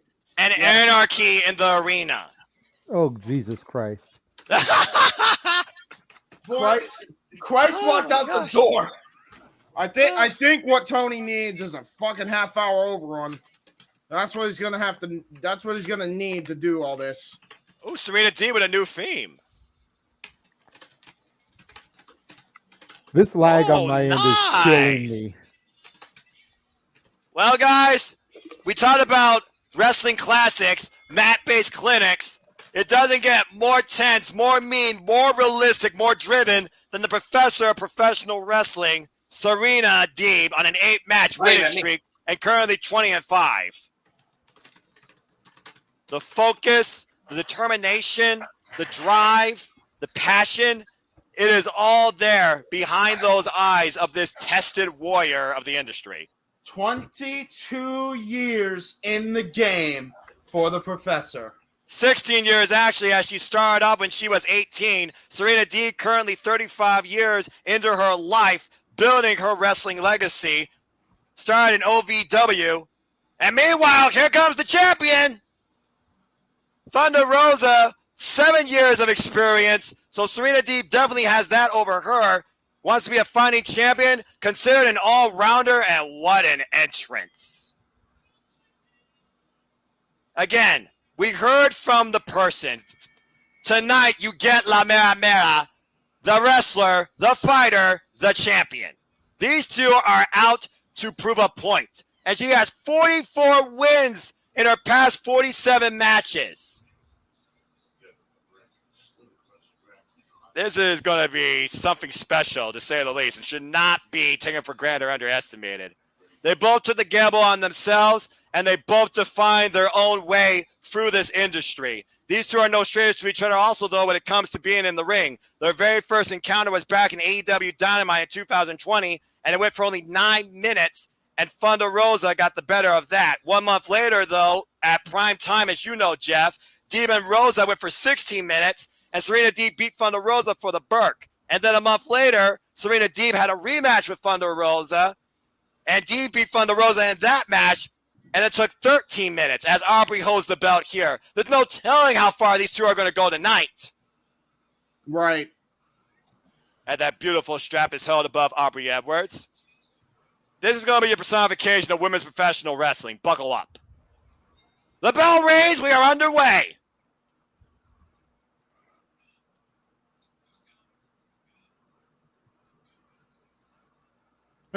Excalibur, are you okay? You look good, man. I think Excalibur's a bit burnt out. JR throwing a little bit of love Excalibur's way as these two Colorado will tie up all the way around the ring. Man, look at this. I gotta be honest with you, gentlemen. I'm not sure how I still have a voice as we got Thunder Rosa in the corner. Yeah, and look at these women not even giving an inch, much like they're not giving an inch to us on our voices. Jesus Christ. Yeah, right. Kudos to this crowd, though. They're in this match. You hear the chants. I'm not gonna have enough drinks to cover my voice tonight. Yeah, right. I'm gonna need to get another can of Mountain Dew here in a moment. Oh, Continental tab again, standing waist lock. Serena D tries to grab the head, tries to break the hold, and currently does so. And Standing does so. switch. Thunder Rosa trying to fight back. Thunder Rosa switches. Switch Oh, of takes her out own. the leg. Double leg pickup. Front This is a headlock. Matt Clinic. Yo, I'm getting flashbacks to Angle and Benoit from years ago with this type of style here. You know what? That's a fair comparison. Thunder Rosa, of course, winning the AEW Women's World Championship with Dr. Baker DMD, and that's still Cage. Currently with one successful title defense under her reign at Battle of the Belts against Nyla Rose. Serena Deeb coming off an insane street fight in a continued saga that's done for now against the Warrior Hikaru Shida, and currently looking to work over that arm. Thunder Rosa bridges up. That's a very smart mat-based wrestling. Keep your body off the mat. Alleviate the pressure. Oh wow, nice look at head that. scissors takeover. Nice head scissors by Thunder Rosa. And look a at that. headlock takeover. And then the transition. Wow. And the stalemate. It's already a stalemate in the first opening minutes of this contest here. I said it once. I'll say it again. These two are out to prove a point and raise the identity of women's professional wrestling. That's what this comes down to. Noah, this isn't just women's wrestling. This is professional wrestling. Damn it. Damn it! But I digress. No doubt. And right now, now, look at that. Looks like this she's test of strength. Neither giving an itch. Look at Thunder Rosa, though. She's got her leg on the outside here, winning the test of strength, using her leg leverage here. And look at Serena Deeb standing on her head. Shoulders down. Force back down. There's the other shoulder. Nope. Look at the neck strength of Deeb. Look at that. Wow. Look at that. Oh, my God. Are you kidding me? Can you imagine how much strain that is on your body? Yeah, on your neck, no less. And now look at this. Into a monkey flip transition here. What oh my God! Cover! No! Rosa rolls through into wow, look at that. Look at that. Into a butterfly submission here by Serena Deeb. Hooking the neck and trapping the arms in between her legs. Again, the woman of 1,000 holds. Shoulders down. Deaned by Dean Malenko himself. Wow. Oh, look at that transition. Thunder Rosa now. Looking for maybe Romero special. Wow. Oh, yeah, Romero special. She got her up. Wait a minute. Is she going for Mercedes Martinez's maneuver? No, it's a pendulum. Oh, no. It's a pendulum. Pendulum by Thunder Rosa here. Ow, man. Bending the wrist and the legs at the same time and bringing her back down to the mat. The fact that Steve is so flat cover. Wow. Dude, no. Great cover there by Thunder Rosa. Vicious push off from Deeb. The yoga background coming into play here. The stream of Serena Deeb, to say the least, with her body getting stretched in all different ways. Oh! Shoulder tackle. Shoulder tackle by Thunder Rosa. And now we're getting into the pro wrestling here. Typical pro wrestling shoulder tackle by Thunder Rosa. A dick down by Serena Deeb. Another evade by Serena Deeb. Thunder Rosa evades. Into a deep arm drag. Another deep arm drag by Thunder Rosa. The champion on fire here. Double leg takedown, jackknife. One, cover, two. No, Deeb gets out. And now Deeb The here. thing is, neither of these women right now have found something to slow down the other. They are move for move, counter for counter. Trying for a backslide, and once again, we have a stalemate and a test of strength. Who's going to get the better of this? Go for that European uppercut. Flips out of it. Oh, get to the midsection. Oh! Into the Dustin Rhodes uppercut. Shades of Dustin Rhodes. Gold Dust here. Oh. I thought she was looking for Shattered Dreams there for a moment. Deep, well aware. Oh, man. A drop kick to the outside. There was a picture shared earlier by Serena Deeb with CM Punk. 12 years, both of these two are here in AEW on a pay-per-view. Can they both become champions tonight, too? That's the question. Will the Straight Edge Society be reborn in AEW? Serena Deeb able to evade, though. Oh, wait, trying to go for a punch there. Into a snapback right onto the neck by Serena Deeb now. And now targeting her shoulder. Nail post. And that might be the opening the Professor needs. And again, you give the Professor any part of your body, she will exploit it.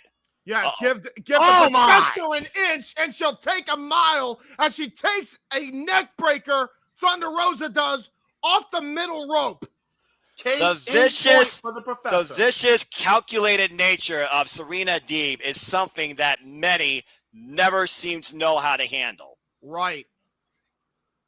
And Thunder Rosa is learning that or relearning that the hard way into a roll of the dice neck breaker. 1, 2, and a kick out. Roll of the dice, textbook executed. There's a reference check I want to one, make. check two. We good, guys? Audio good? Video good? Yeah, Audio yeah, we hear you, brother. Good. Video good. And right now, uppercut by Serena Deeb. Uppercut. Momentum seems to be favoring the challenger at the moment. And what you looking for here? Student of the game, both these ladies, to say the least. Oh, yes, but Deeb has been all over the world. Japan, Australia, Europe, you name it, she's been there. For more than a decade and a half, Serena Deeb has honed her craft. What in the hell is she doing here? Oh, my word! Gory special, are you kidding me? She only got a 5 count, though. Oh, man. She has till 5. Yeah. You might not like it, but you got to respect it. Deeb brings out the absolute best in anybody she's in the ring with. Yeah, you go to the Professor's Dojo, you are getting a master class. And if you don't believe Thunder Rosa, just ask Camille. And look at this abdominal stretch now by Serena Deeb as she wrenches on the neck. This is a dirty tactic here. This takes joint manipulation to a whole nother level, bending the vertebrae and trying to rearrange the head of Thunder Rosa. Yeah, look Thunder at Rosa her. trying to Look fight at out her of it. hand grip onto That Thunder takeover. Rosa. Into a hip toss there by Thunder Rosa. Thunder Rosa now trying to gain an upper hand, but an uppercut stops her in her track. And now we're in a striking contest here. A firefight. European uppercut. It's another uppercut for you there. And right now, both of these ladies, the fatigue has to be setting in. God. They are testing themselves here. Before, a chop now. More than before all their previous encounters. Leaving it all out here. Oh, what a clothesline. Nice Thunder Rosa building some momentum. Thunder Rosa, another clothesline. The champ on fire here, trying to go for a scoop slam, gets it. La Mara's feeling it right now. And now Thunder Rosa. With the momentum right now, looking for the Irish whip. Oh, man! Whip into the middle. That'll knock out a few teeth. For now, I guess. Yeah, look at this. Right now, Thunder Rosa in the driver's seat. Can she keep the pressure on, though? Oh, in the corner. Oh, man! There's a corner clothesline by La Mera into the knees. The double knee slingshot right into Serena Deeb's chest. You heard Thunder Rosa feels right now she has this in her favor. Looking for the drop kick. Drop kick right to the chest. You heard the shout out from the champ in the corner, and now she's in control. Northern Light suplex into the bridge. No, Deeb gets out. If she got the wrist somehow in that Northern Light, she actually could have won it there. I think you're right, James, and I think Thunder Rosa is aware of that miscalculation. Again, ever since she became champion, Thunder Rosa has found a whole new confidence in herself. But this is definitely her toughest test to date in her entire wrestling career. Oh, looking for maybe Fire Thunder Driver. Deep fights out of the back. What's she looking for here? Trying to go for that neck breaker again. Both, Serena okay, Deeb. both wrenching the arm. Trading arm wringers here. Working the arm. Russian leg sweep, maybe. What in the hell? Oh, Black Widow! Black Widow by Serena Deeb, taking a page out of AJ Lee's playbook. Thunder Rosa has to carry this weight and not collapse, or this thing is over. And that arm is being stretched with all possible. Deep transition, roll through. Oh, wait a minute. Hold on. What's she you looking for here? thought she would go for a pin attempt, try to go for a figure four. Thunder Rosa kicks her off. Oh, back elbow. And right now, Serena Deeb. What else are you looking for here? Uh-oh. Oh, Jesus. Trying to hang her up, I think. What? No. Oh! Oh, my God! Cover! Cover! Oh, my God, man. that was close. Doing a front stunner, a flipping stunner, taking a page out of Darby Allin's playbook. You got to be kidding me. Planning Thunder Rosa face first for a 2.5.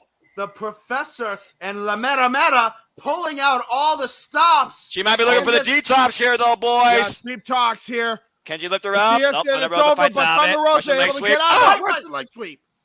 Roll through. Holds on. Traps Oh, the arm. my God. Crossface. Crossface by Thunder Rosa. Can Thunder Rosa submit the Professor here tonight at Double or Nothing? Reverse the pressure. Shoulders down. Shoulders down. Ooh. A love letter to submission wrestling this entire match between these two gladiators. 1, 2. Ooh. It's the only way that Serena Deeb could get out of that hold, and looks like, stretch muffler. Rocklock? Looking for a stretch muffler here is Serena Deeb, and she's got all of it. All she has to do is move her leg all the way up. Oh my gosh. Look at that. Look at Thunder Rosa's expression, though. She's in a world of hurt. Oh, wow. Nice transition. Got the legs. Got the legs. What's she thinking? Oh! Take a page out of Deeb's playbook. Driving her knee into the mat. Up kick by the Professor, though. Stopping that, but that definitely is going to cause some damage. Yeah, no doubt. Into the clothesline. Thunder Rosa off the ropes. Boom! Collide in the middle. Both women down. This is our definitely most highly contested women's bout tonight, as it should be for the AEW Women's World Championship. Both are down as Aubrey starts her 10 count. And we can still go either way.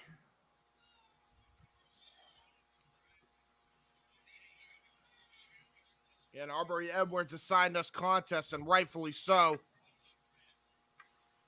And right now, both women what is going to happen to their feet here. One's into a boot. Now and look right at now, this Serena from the trying middle rope.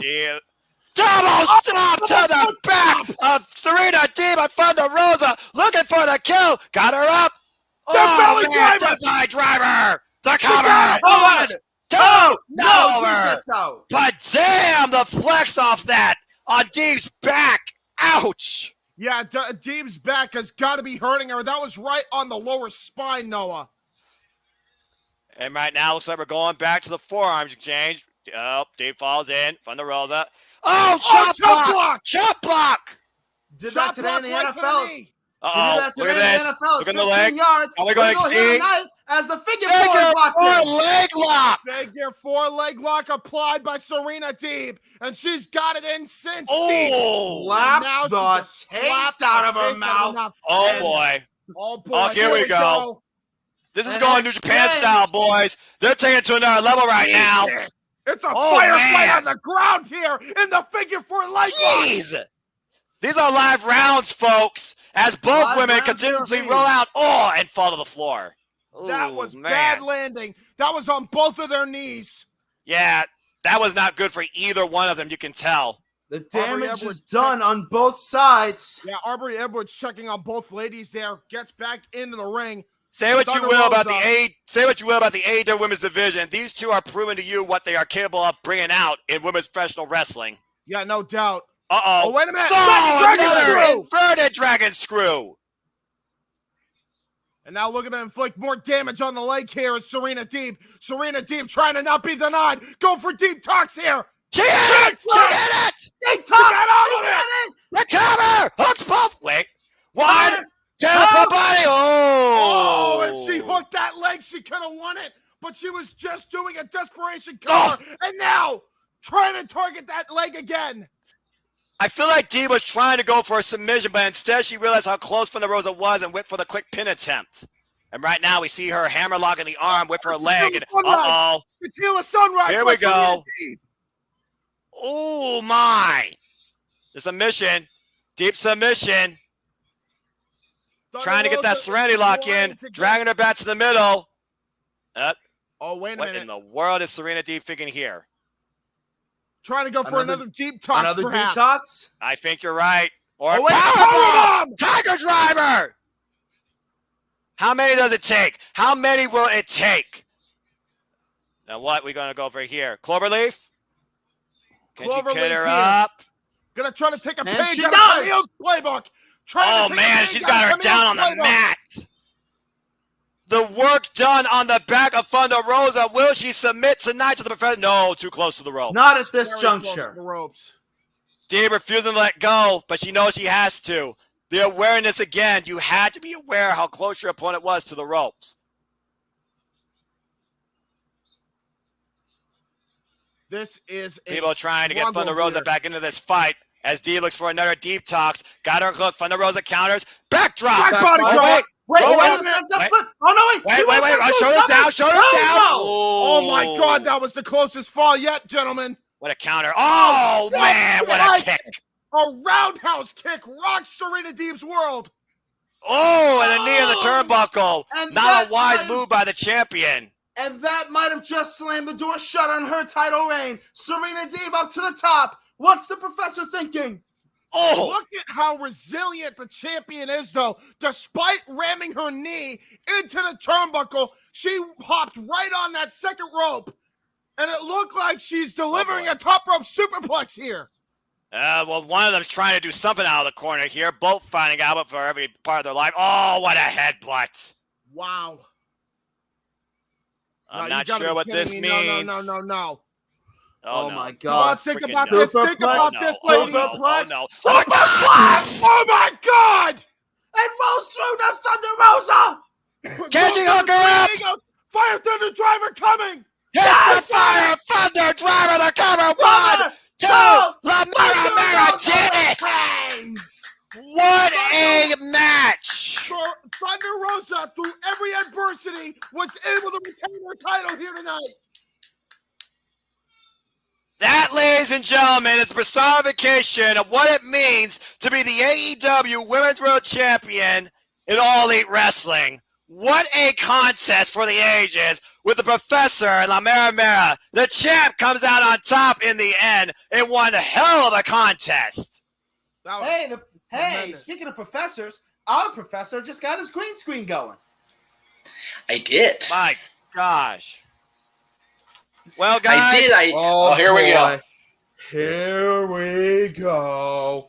From a match-based clinic to a sports entertainment madness. Anarchy in the Arena is next. I am surprised this is not semi-main, but cool they're giving the tag titles semi-main rub there. I like that. That's good shit, yeah. I will be right back. Holy fuck me. That was an incredible match. That was one of the best matches of the night. Give me a fucking break, goddamn. Oh, don't worry. You're just going to have fun seeing sports entertainment challenge professional wrestlers. I think this match is going to tell itself. Oh, who am I kidding? This isn't a match. This is a fight. So, Jeff, as an old school proponent, NWA and everything else, how would you rank Thunder Rosa versus Serena Deeb tonight? What those ladies brought forward? Every bit as good as I thought it would be. I definitely can see that they're. Let's get off this. We actually talk about the women's match instead of having the focus be on the 10 guys we're about to see here. I enjoyed it. I really did. I enjoyed. There we go. Hi. Now we're fully immersed in the conversation. Hi. Okay. So I enjoyed it. I feel that we really saw that their roots were in the NWA feud they had, and they could take that match to any solely women's company around the world, and main event, semi-main, open. They can take that match anywhere, and that's the key with any feud. If you can take your match in one company anywhere, then you're good to go for real. That's the way to do it. Yeah. Give me 1 second because I want to make sure I hear this in case I don't get to hear it Wednesday. There it is. Singing Las Vegas. They just woke up. The Jericho Appreciation Society has arrived. You are beautiful on the inside. You are innocent person. Oh, what in the hell? Hell am I Drag you down. Why are they wearing white green berets? Run away. I am cold like December snow. Whoever is legitimately singing along, please stop. You're going to get me copyright dinged. I'm not even kidding. Seriously, Wait, for though, real? guys. The Wizard, Chris Jericho, as it says in the graphic, I kid you not, escorted by the Jericho Appreciation Society, looking like something out of an early 2000s boy band video. Wait, did we really just get claimed for that?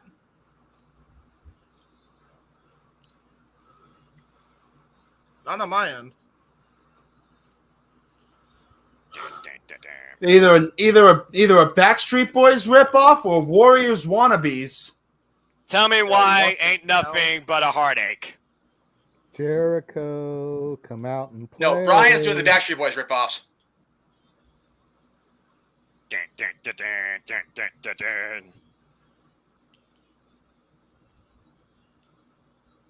This show has been bonkers. And there's still 3 matches. Indeed. Stop 2020 Gladiator in chat brings up an interesting point. He believes there's way too many matches on this card. Oh, we already knew that. We talked about that. We did. Might it be prudent? Might it be prudent for AEW to start splitting their matches up, their premium live events up over 2 nights? Considering they do it 4 times a year, that's still a conceptual question to say the least. Number one, it's too early in their history, and there's so few paper. There's a reason there's $50. I mean, that's the best way I can make the analogy. It's $50. There's 13 friggin' matches, y'all. Like, seriously. It's and nothing else. You can say you're getting your money's worth. And it's one of those. I can't imagine not paying any more than $10. I would pay $50 4 times a year. And based on this show anyway, some of their shows are hit and miss. I'm not even gonna try to jump on the conteat or whatever, but it's just one of those things. This show has been worth every single penny of, again, whichever one of you in the room let me have a subscription last time. I don't know who the hell it was, so thank you. But I want to point out everybody in Eddie Kingston's group is doing the Shield entrance. Of course they They're are. wearing a Yankee shirt in all places, Las Vegas. Hey, you know what? Yeah. It's one of those. Las Vegas doesn't have a pro baseball team yet, right? Oakland is looking at you guys. But the Yankees transcend location, unfortunately. Oh, shit, here we go. Here we go. I knew it was going to happen. Get every rev out here for this thing. Here we go. It's going down. So Aubrey's just going to the crowd just to try to find one of these 5 fights to break up. God bless Aubrey for trying. Why Wild Thing is still blaring? Of course it is. Why not? What is this, New Jack? Oh my gosh! Every drunk in Las Vegas right now in that arena just woke up. We went from a wrestling classic to a freaking brawl in the arena. And to be fair, Jay, if it was New Jack, there'd be a lot more weapons and a lot more blood probably right in the first 20 seconds anyway. So that's accurate. I don't know what's going on right now. I can't see. Going crazy. I recognize that guy. He's Mr. NXT. Oh! Eddie Kingston, I believe, has his hands on Jericho right now. And Brian Danielson taking out Cool Hands. Yeah, Angelo Parker and Danielson going at it. I love how the music is still playing. And here we go. Moxley's holding Jericho for Kingston. Aubrey's just sitting there going, God, don't let me die in this crowd right now. For real. Oh, my gosh. This looks like something out of a movie. Her parents finally just got to see their first wrestling show and the first time watching her referee live. To have her freaking get not cold or some shit a week later would just be the ultimate jeez. Outside. That was ugly. Outside. And Kingston and Jericho right now. First move of the matchup. First wrestling move of the matchup. Right. I'm awake. I'm officially awake again in case you're wondering. This is nuts. What in the hell? Brian Danielson is up in the cheap empty seats. Yeah, he's on, not even in the cheap empty seats. He's on hard cam side. Yeah, you know. What is going on? A fork! We got a fork! What the fork? Where the hell did I do with the butcher? I ask you. Let's be thankful that Aubrey, the Suburban Commandos, aren't in this match. Aubrey would be getting 2 for flinching. Oh my gosh, this is ridiculous. If the Commandos were there, she'd be getting chairs upside her head and knocked to the floor. If this wasn't a Love Letter ECW, I don't know what the hell is. Well, ladies and gentlemen, they decided to call it Anarchy in the Arena for a good damn reason. They are in the arena, and there is Moxley. Oh my gosh. What was that? What the hell? Someone's busted open. That was glass in the eye of Moxley, by the way. He took a piece of the lens off the glass and smashed it into Moxley's face. We got 2 tables ringside. Oh my lord! Look at it. He is busted. Why the hell? That's Matt Menard, I think. Kazan don't give a damn, man. What the hell is going on? Freaking Matt Menard's having his hardcore match cherry popped right here. I'll tell you what. And apparently Jericho and Moxley just went Grand Theft Auto with a scooter. Hey, you know, Jericho's helping him. He's helping him. What in the hell is happening here? On behalf of the fans are going crazy. I'm losing my mind. I don't know how to call this shit. This is the most ridiculous thing I've ever seen in my life, and I love it. And Eddie Kingston's got Matt Menard's blood on his hands right now. JJ, God. What would a former co-host slash other parental half say about this at this point? This is awesome. Yeah. I have no idea what the hell's going on. It's gone to that place, and you know what? I'll go ahead and say it. Okay. Noah, with all due respect to your call, this whole match has gone butt fucky already. It's just. Oh, I agree. I can't say that. I agree. That's why I left it to you. John Moxley busted open, and we got Santana and Ortiz in the ring with Jake Hager, and meanwhile, Cover came out at 2. That's it. Will someone please get me a friggin' split? This is where I need a fucking picture-to-picture. Just get 5 screens on the damn thing. 4 Seriously, screens, we're on TBS and TNT. We know Turner can shoot a 3-screen World War III. So come on, kids. Well, if Excalibur wanted a break, he got it. Wait, what is that? What is that? What is he doing? Oh, Jericho. What did he just Come break? on, man. What is that? That's the music thing. Oh, well, there it goes. That's the cable of the music player. If he broke the jukebox for the rest of the episode. And the music died, courtesy of Jericho. It was the day the music died. No, I hope not. Bye, Miss American Pie. Get the fuck out of my head, Jeff. Oh, dude, what? So what happens to the rest of the music? I hope he didn't just break the thing permanently. I don't freaking know. What is going on? Well, we got Kingston. Oh my gosh. This is nuts. The blood. Oh my lord, Cool Hand Ange is a bloody mess. On? They said they said we were gonna get Anarchy in the Arena, and that's exactly what this is. Yes. If this is the most tame of Anarchy we're gonna get, I'm glad we're getting it here tonight. As Eddie Kingston is literally obliterating the Charisma mask of Cool. What the hell is this? Oh my god! Oh my god! Oh! Through the tables! Street Sweeper! Holy shit! That will take Jake Hager out of this match for a while. John Moxley's got a camera! The boom camera specifically. Yeah, we got security in the common areas. Jake Hager was 40 years old. What's going on, man? Excuse me. Donald J. Hager Jr. was 40 years old. Oh, okay. Well, there you go. Well, meanwhile, oh my! Shit!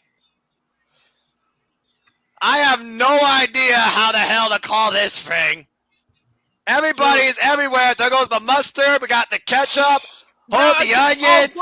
It is so crazy. I have walked through those corridors. I'm scared to go back now. Dude.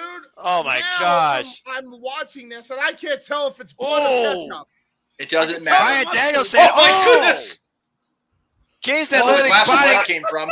Kingston literally biting, taking a bite out of the competition. Daniel Garcia finally bringing who is that? Santana? It's Santana. Moxley and Jericho need to bring in a pot of Oh no! Oh no! Oh no! Oh no! No! Oh man! Oh! Stuffed, spiked pile driver. And again, Brian Danielson sent somebody face first to a camera. What the fuck is wrong with these morons? Yes.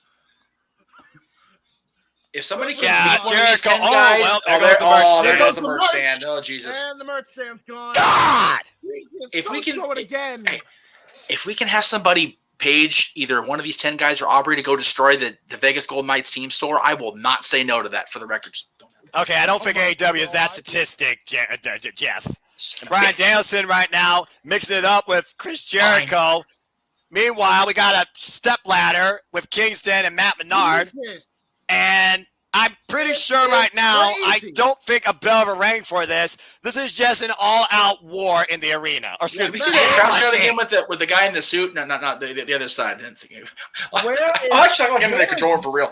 It's too Watch funny. it, Whoa, Jericho! Where is William Oh, there he Regal is. Let when me you see. need him? Real Regal can't call this madness. Why would William Regal want to? I don't think he wants to be anywhere in the vicinity of this bullshit. If William Why Regal you is ask the smart, people- if William Regal is smart, he's in his hotel room watching this going, oh, dear God, thank God I'm not across the street. Ask John Moxley, who's breathing like a stuffed pig right now. I'm not sure anybody here is unscathed except Brian Danielson. Oh, well, never mind. That might not be a That thing might anymore. called just it- change. We called it a sports entertainment versus pro wrestling matchup. This ain't that. This is a fight. This is a straight up fight. This Yeah. is a street fight. Look at the bodies. Look at this human car wreck. All we need now is Abaddon to go out there and sing like the bodies hit the floor. This may be a normal Sunday night in Victoria, Texas. Oh! God! But we are live in Las Vegas, Nevada. Meanwhile, Daniel Hey. Garcia's back there at the merch stand with Matt Menard and Eddie Kingston. John Moxley looking for a cold one, holding a cooler, Oh, looking to Jesus. give Jericho a Oh, my drink God. to the face. Why? He threw a cooler in his face. You boys want to talk about open mic night later tonight? I think we got open fight night in the fight capital of the world. Oh, Hey, that's definitely a fact, Jack. That's definitely a Jack, fact. You guys mentioned Daniel that's like a Garcia. normal night. Daniel Garcia grabbing Eddie Kingston like a rabid dog on a leash. Jesus. And these two are just going to town on each other. You were saying, Jeff, go ahead. I was just saying, you guys are talking about this normal night Victoria Texas. Hey, let's not forget, Austin Triple H and the Three Stages of Hell was in this city too. So, Oh my gosh, my look at God. Daniel Garcia Oh, literally he's dragging right. Eddie Kingston. oh my God. God, tweet that. Trying to choke the life out of this man, turning a whole new shade of purple. Brian Danielson bleeding now at the hands of Chris Jericho. Jeff Dragged might across have been- concrete with a leather belt. That's multiple owies. Yeah. Jeff, that match might have even been in this very arena. I'd have to look it Oh, up. no. Uh-oh, wait There was a no minute, T-Mobile wait a back minute. then. That was over at Thomas and Mack. The walls of Jericho. Oh, the table collapse on the way. And the walls come crumbling down. No trumpets required. No, You know what? You wish the Berlin Wall collapsed easier than that. Oh, Eddie Kingston set No, face for- first. I gotta say, somebody's gotta stop this for real. Like, somebody could get seriously injured. I just saw Jericho's knee buckle, and I'm not sure if he's even at 100%. Hey, Jericho signed up for this. He knows what he got into, right? Okay. yeah. Meanwhile, oh my God. God, look He at is a Don't mess. pay Celestina by John Moxley to Jericho. Menard's a mess. Look at Moxley. I'm going to say, when Moxley's doing topes and Bring it figure for fours, you know level it's crazy. floor. And a tap out could happen anywhere in the arena. Oh, wait, What there's are the Hager. rules?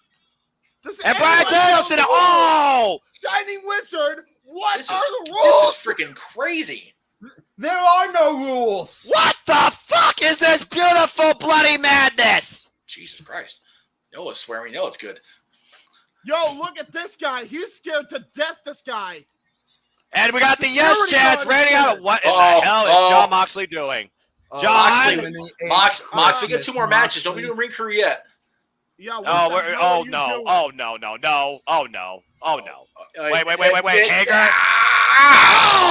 Boys, I think we might be going. Suplex on the ramp by Hager to the American Dragon. Eddie Kingston somehow standing as a bloody carved mess over a fallen Daniel Garcia. Yeah, boys, sun's still out in Vegas. I was going to say the sun's still starting to go down in Vegas, but it's not down yet, man. We're going past midnight, I think, guys. Yeah, we're going to need medical staff on standby here as we're trying to get back inside the damn arena. God, the and ring's the ring apart. rope is down. Oh my!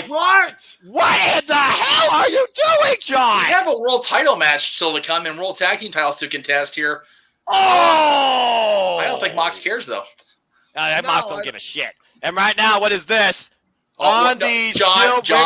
Oh! You know, hey. You know, John, I know your wife's pretty, but I've met John's wife too. I've met Chris's entire family. He wrong for that. What a Bronco Buster! Still meets the balls of Chris Jericho. How's that for your magical orbs, wizard? Damn! Both these men have wives and children. This is a terrible way to have fathers interact. What? Meanwhile, we go back to the outside, and we still see Eddie Kingston and Daniel Garcia fighting in what I have to imagine is a freezer, maybe. There are no rules, James! He is whipping Jericho like a government mule with the steel ring post. And Noah, that wasn't a freezer, that was a freight elevator. Aubrey already has the gloves on. She's not even fucking around. How many pairs of gloves do the refs have tonight? At least 5. At least 5 each. Tables on the outside on concrete. I don't like this. And yes, I can attest that is a freight elevator for the record that they were in just now. If a freaking football game halftime show was this wild and exciting, I'd probably become a fan of the sport. Why are there 2 sets of tables? There's another table. It's Table Mania. And now they're in the elevator and they're stuck. Cool. Oh, God. Oh, no. Meanwhile, Aubrey is in the middle of the ring with a fallen Jake Hager as we got 2.0, Matt Menard and Angelo Parker on the outside, and Chris Jericho and John Moxley in ringside area. Oh, my God. And Santana Ortiz. What in the hell are these two faking? Ladies and gentlemen, welcome to Garbage Brawl, the musical. Except the music died. Courtesy of Chris Jericho, James. Oh, shot to the midsection.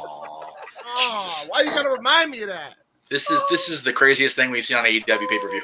Let's be honest, though. This is fucking sports entertainment, damn it. What? Uh-oh. No. There's a lot of bad things about to happen at once here. Oh, my God, no. That's a very tall ladder he's got there. Oh, no. Someone's about to die. Wait, what did John Moxley do? Over here? Oh, Jesus. Oh. Jesus. The running Regal knee. The Regal knee to the face of Jericho sitting on a chair prone in the outside ring area. And might I add, by the way, Oh, my God. Here we go. barbed wire board coming into play. Okay. Meanwhile, ankle locked by Hager and Bryan Danielson. So and Santana Ortiz climbing to the heavens. Finally got the rules. This has to end by pinfall or submission. We finally got down to the brass tacks on what the fucking rules are. No.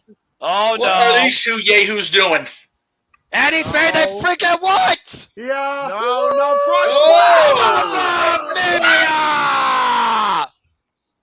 Double splashes!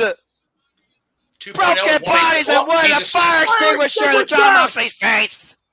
2.0 is 187. And now Moxley, I don't know how good he's feeling right now, but I think he's got. I don't know what the hell. Yo, Moxley looking God! like pain right now, but I think it's safe to say, if nothing else, Santana Ortiz and Angelo and Matt are out of the picture. Yeah, I would for real. I'm gonna just say this: Moxley looked like a candy cane for a second, but a very bloody one. That's okay. And Merry Christmas, everybody. I give up. This is ridiculous. This is the craziest thing. This is the craziest damn thing I've ever called in my life. James, I gave up like 15 minutes ago. I was wondering why you two got so quiet. Well, considering that Noah, and you guys had the chance to call Steve Austin Vince McMahon's match, and this is crazier than that. That's saying something. Whoa. How are men in the ring? What the fuck? Oh my God! Chris Jericho, John Moxley, Bryan Danielson, Jake Hager, all in the middle of this collapsed ring with Aubrey Evans and Paul Turner, and we're fighting on our knees. We don't even know it's a four-way brawl. We don't even know where the hell Kingston and Garcia are. Oh, they're probably on the fifth floor, the basement, or who knows? The Hurt Locker, the Meat Locker. Oh my gosh! Can we check on Jim Ross, make sure he's okay? There's some four guys he helped sign or get with the WWF that are in the ring right now, whooping each other's ass. Got rear naked choke by Bryan Danielson or Chris Jericho, and it looks like John Moxley is going to do the same thing. And we're about to get violence, beautiful violence, with the hammering elbows by the Blackpool Combat Club. Aubrey watching both men. Aubrey just doesn't know what to do with herself. Look at her face. That grimace. That's how Danielson, you know. And Moxley. There's the crossface. There's the choke. Will one of them tap out or pass out? With that grimace, you know Aubrey Evans. What the fuck? That crazy fuck has gasoline. I'm just saying. What is wrong with you, Kingston? Call the police right now. Kingston coming down to the ring with a can of gasoline. He warned Jericho this would happen. He is. Oh my God! Get that out of his hand right now! Oh no, Lord, no, no, Kingston, no, man, no. Eddie. This is what I was talking about too, because Daniel Bryan. Oh my God! Oh my God! What the hell? Danielson got met. Holy shit! Danielson's oh my God! Oh my God! No! Are you kidding me? No, man! Oh, there's the breakdown! Casey and Bryan going at it! Damn it, Eddie! I'm telling you right now. He wanted to freaking guys. He wanted to burn Chris Jericho alive. Dude, Eddie Kingston. Oh, a chair to the back. I wanted and a chair to the back of Bryan Danielson. And Hager takes out Moxley. Moxley from the barbed wire board. Pin cushion. Oh. Will someone end this madness? How is Kingston standing? Oh, just a fact. He is out. And if he's not, he's definitely near there. For the love of God, someone make a cover. Smart by Jericho to get that gas off him. Jericho trying to get the gasoline off him. Meanwhile, John Moxley is literally pinned to barbed wire. This is insane. Oh my God, no. Wait. Uh-oh. Oh no. Bryan Danielson. Oh, they're going for his leg. They're going for Danielson's leg. No. Oh my gosh. Oh! Right to the face! Oh, right to the face! Barbaric. Cover the man, for the love of God! 1, 2, what? What? What the fuck? Danielson kicked out? How in the hell? The guy's a machine. What the fuck? Holy Bryan moly. Danielson channeling his inner Kurt Angle, saying nobody will beat the wrestling machine. Hey, remember when I said it's going to end at midnight? I was dead wrong. Yeah, 1 o'clock. Yeah, we're going to 1, dude. Like, this is insane. We may have to just shine Monday night, guys, for real. And Hager holding Danielson.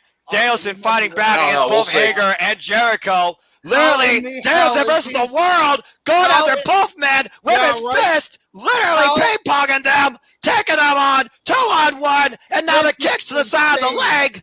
How in the actual fuck is he moving like this? He's not Bryan human. fucking Danielson, that's why. He told you before in the countdown that his my gosh. hands and his feet. He's showing that on display right now. Oh my gosh, what is this? Oh, what a shot! God, what a drop! And meanwhile, Hager pushes Danielson, ducks underneath. Bryan Danielson looks for the Rico knee. The psycho knee! The psycho knee! Watch your back, Bryan! No. The psycho knee! The Jericho's facing the chair! Bryan Danielson, the cover! 1, 2, what? Somehow, some way, Chris Jericho survives that assault. This madness continues. Well, we're definitely going to midnight now. We're definitely going to 1 now. What the fuck? Moxie's still on that damn wire.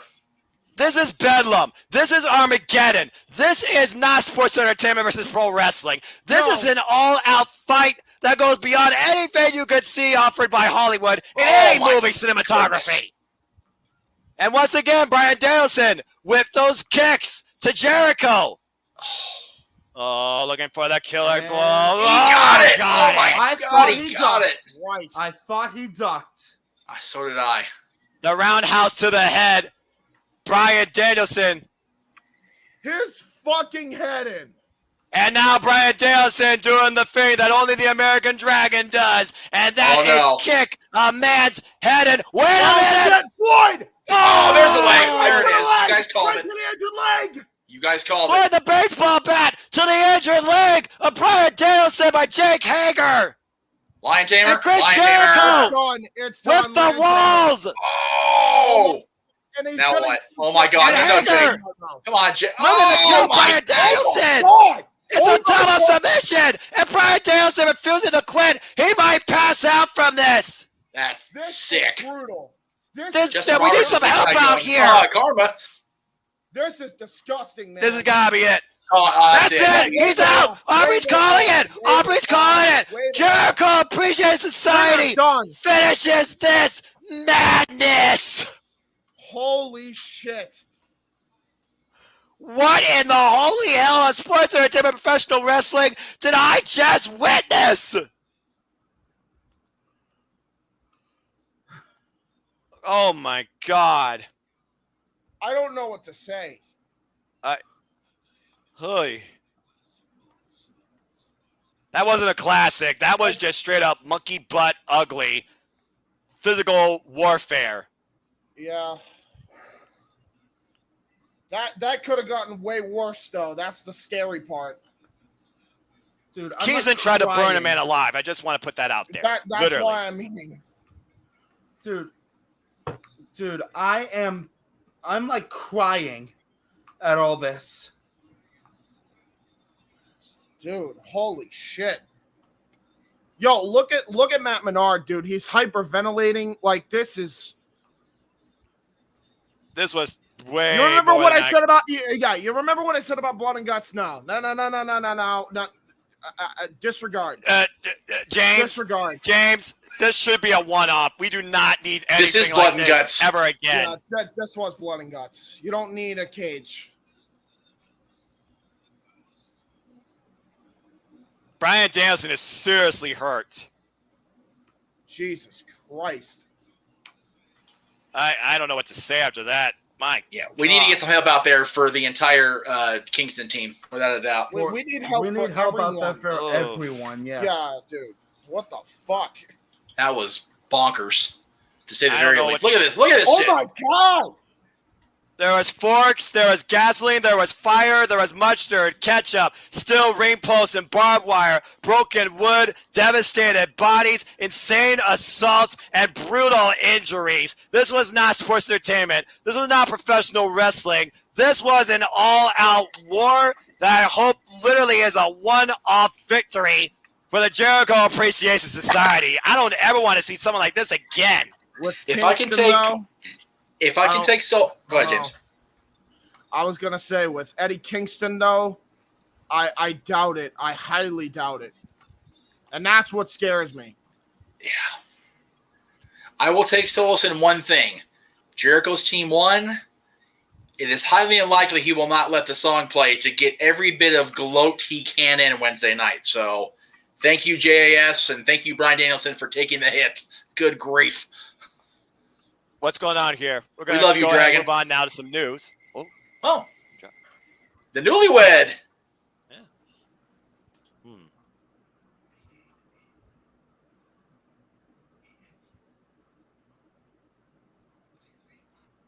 Yeah.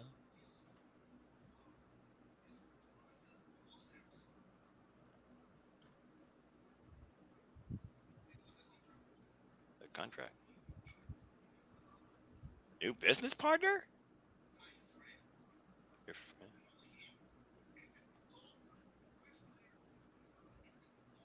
Huh? One of the best. Who's he? think we're about to find out. All right, what we got here? Boys, it's Naito. Nice It's eye. Naito. It's Naito. It's Naito. No, it's Roosh. That's Roosh! From Ring of Honor! LIP is back Holy together. crap. Game In changer. full. In full. Wow. Holy hell! Ignobles! Andrade is having a good weekend day. Shit. La Toro Blanco! The White Bull. Los That's- Ingobernables. That's a game changer, Back folks. together. Oh my Noah, god. everybody out there that might not know who that was, fill them in. Oh, wait. Well, After this promo. let's hear- After this promo from the Let's hear TNT what champion. these guys got to say. I need a braver. Yeah, please.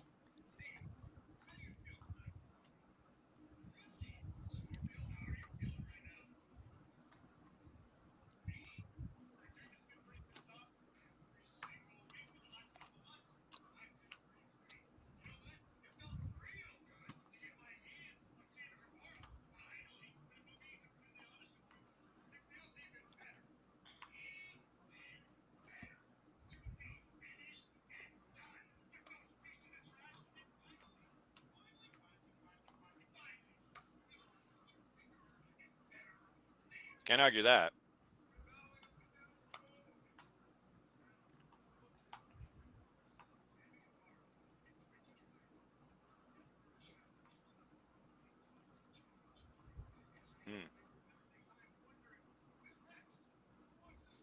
Who is next? Wardlow. Or bright up and comer Hey, Dante Martin. Martin. Or Dante. That works too.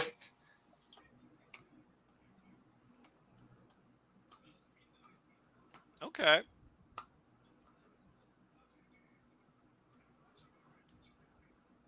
Wednesday night, maybe? I'm for it. Or Friday, because Friday's on TNT, actually. Uh Uh-oh. oh shit. Oh, it's going to be in SoCal. God, let it be Wednesday. I want to see Sky defend the title. Well, there See you go, in Jeff. You got SoCal. your first God, let match it for be Wednesday. man. But speaking of matches, guys, let's try and get back to professional wrestling, damn it. Because we still have 2 matches left. It's time for the triple threat for the AEW World Tag Team Championships. Before we even get there, JJ, you look like you have a lot on your mind, brother. Want to comment?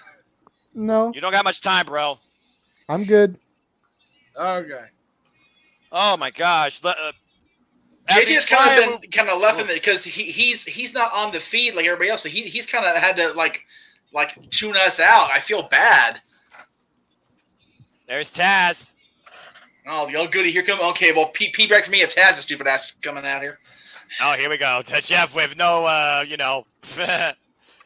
Powerhouse Hobbs and Absolute Ricky Stars to Team Taz on a 6-match winning streak, record 8-2. Currently having a victory over one of the oppositions here in Swerve in His Glory, Keith Lee and Shane Strickland, with the help of Taz, as the FTW champion still stands successfully defending it against Swerve Strickland and Jungle Boy. But will we get absolute champions tonight for Team Taz in this triple threat tag team affair for the AEW Gold? Dude, Or will we see Limitless Glory finally garner some new straps for their house? Here comes Shane Strickland. Whose house? Well, tonight it's Swerve's house. But also, it's because his partner is Limitless. Basking all the glory, kids. Ain't that the truth? May we say this real quick?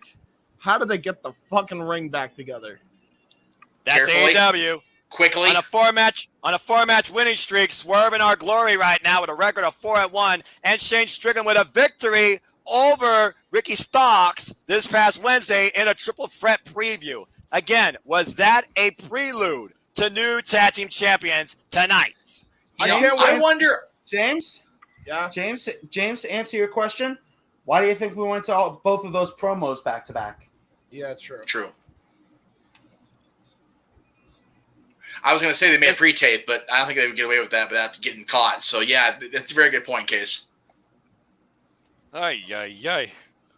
Again, that's how brilliant AEW is, so I'll give them the credit's due.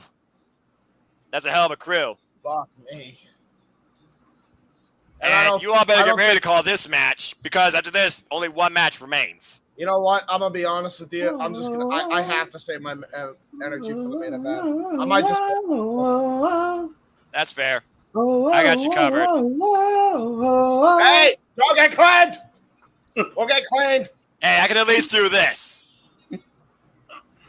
As Christian Cage was the guy to make this match a thing, taking a page beyond the AEW playbooks, as Jurassic Express on an 11-match winning streak with 6 successful title defenses, including 7. more recently over both Young Bucks and Red Dragon in the same match setup. Can they pull it out again? JJ. Not tonight in my book. 7 is not their lucky number. JJ? JJ, Right. are you at least allowed to watch? Or are you at least able to watch the show? Rather, excuse me. I'm able to watch it, but Jungle Boy is just now coming out. Right. That's how far behind I am from y'all. Right. Yikes. So. Oh, my gosh. Yeah, and Casey, that's 2 matches in a row, dude. I love the enthusiasm, but mute your mic, please, when you're going to do that shit. Well, I mean, did you actually get claimed on your channel or no? I have for people actually singing songs, yes. Okay, but not right now. As far Not as right now. Well, I don't know if I have now, to be honest with you. I checked my feed. I didn't. I'm going to. Bell rings. Here we go. Again, Christian Cage. We gotta watch and see if Christian Cage becomes a factor at this match at all. Again, Lee and Swerve are here to jump on opportunity, and Hobbs and Stokes, they put the bet out on themselves and call themselves the hardest workers, and already taking advantage. Moonlight Mirage Mirage going to brings be a up a three-way good point. start or a two-way start. Moonlight Mirage brings up a good point. All champions thus far have successfully defended their belts. I did say if at least one title was going to change, it was going to be this one. As we got Powers, Will Hobbs, and Keith Lee squaring off, and then we got Saints Row. Whoa! Whoa! And Jurassic Express already taken the front flag with a beautiful duo's moonsault. And right now, Rick Stocks in the ring. Luchasaurus got him up. Enjoy Rick Boy. Oh! It's good Christ. distance. And the cover. One, two. And Rick Knox in good position gets 2 out of it. And a full body press, by the way, by Luchasaurus. Not copyright ding, but up for review, people. Wait, really? Me Who too. sung it? Who did it? Who did it? No. It wasn't the songs. It was the language for all of us. Well, all of us, but Well, James, I think me, we all had a right. Noah, yeah, we all had yeah. a rightful reason though of going that far. Oh yeah, 100%. And right now, what we got going on here? Oh, wait! Wow, look at that. We've honestly been less foul-mouthed than we usually are, and we've been through review fine. So, to be fair, we are calling professional wrestling, not sports entertainment. Damn it. Meanwhile, Prowse, Will Hobbs, and Shane Strickland in the ring right now. This will be an interesting setup right here. Whose house is it tonight? We'll see. No, right now, Hobbs pushing him off. you Oh, guys God! I'm going to What? just watch. You guys got this. I'm going to just watch. Yeah, you're good, James. Don't worry, folks. James is taking a breather or powder if you want to put in a wrestling terms. A much deserved breather after the night we've seen thus far. Well, And I'm now the guy that Strickland- has no breaks, apparently. Lord help me. Yeah, right. you'll be all right. Now, Tag. Oh, here we go. Keith Lee and Haas picking up where they left off. Here come the thick boys. That's putting it politely. Oh, look at him up on the shoulders. Oh, man! Clever combination by Swerve in his glory. Isolating another tag. right now Hobbs in their corner. It looks like only 2 men are legal at the same time. So the champs need to get back in this affair or they risk losing the titles. Big splash by Lee. So brutal. As the crowd basks in their glory. And right now, Shane Strickland and Keith Lee are owning Team Taz. Oh, what a jumping knee. God. And right now, where are you going for here, Swerve? Double leg, jackknife, 1. Jungle Boy comes into play. Because Gets a Jungle foot in the Boy, face, sense of we're in trouble. urgency. has to be involved in the decision to hold the championships and successfully retain them. And we've seen the subtle tension that's been brewing since Shane Strickland's got involved with Jungle Boy.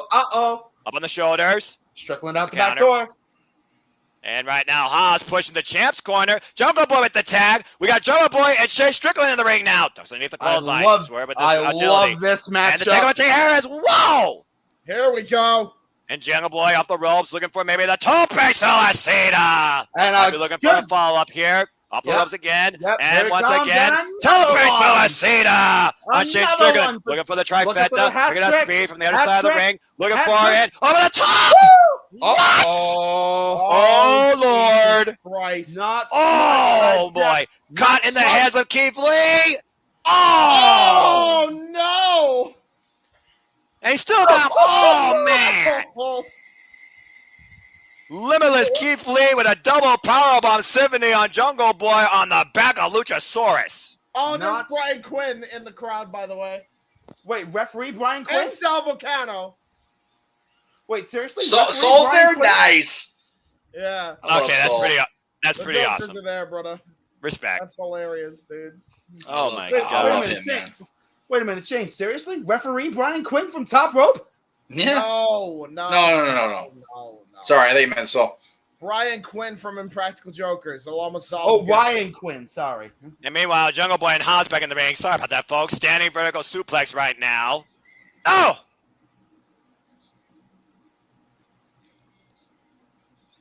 This is so crazy.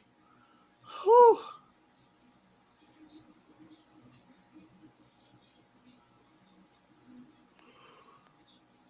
And right now we got Jungle Boy and Haas once again. Oh, ripcord elbow strike. Jesus. Tag to Absolute Ricker Stocks. And now the charisma of Team FTW in the ring right now, and Jungle Boy Jack Perry in a really bad way. And right now, Jungle Boy, tilt-a-whirl backbreaker over the knee, and there is that charisma that Absolute Ricker Stocks exemplifies every time he's in the ring. Keep your eye on Christian Cage, though. Yeah, Christian Cage, very keen on the outside, very aware there has to be a sense of urgency. Champ's in a bad place, and right now, Swerving His Glory is looking on from the outside. Of course, we recently saw Jungle Boy and Ricky Starks go at each other one-on-one for the FTW Championship, and some would say if it wasn't for Shane Strickland, there might have been a new champ. Oh! Palm strike, and Ricky Starks step up on the ropes, going, as I like to call it, new school, with the charisma and the swag to show for it, too. And Jungle Boy takes out the base and rearranges Ricky Starks' Fuevos, too. Oh.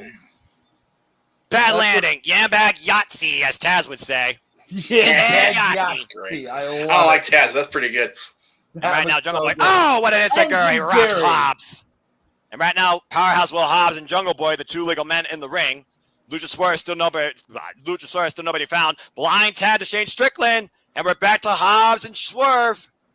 And right now, off the ropes, trying to break down the Powerhouse. Oh, just underneath the clothesline. And once again, collides into him and brings him down, Casey. Indeed. And now Shane Strickland in a lead of his own here. Oh, with a mean back strike like that. Oh, took him out the leg. That was innovative. And what's he going for here off the second rope? Oh! Diving uppercut to the back of Haas with Luchasaurus on the apron. Oh! Well, he was on the apron. Was on the apron, yes. And Ricky starts over the top. Oh my! Good That Lord. looked a bit ugly. Yeah, that looked a bit ugly, to say the least. Ricky starts collapsing off the apron on top of Luchasaurus and Jungle Boy.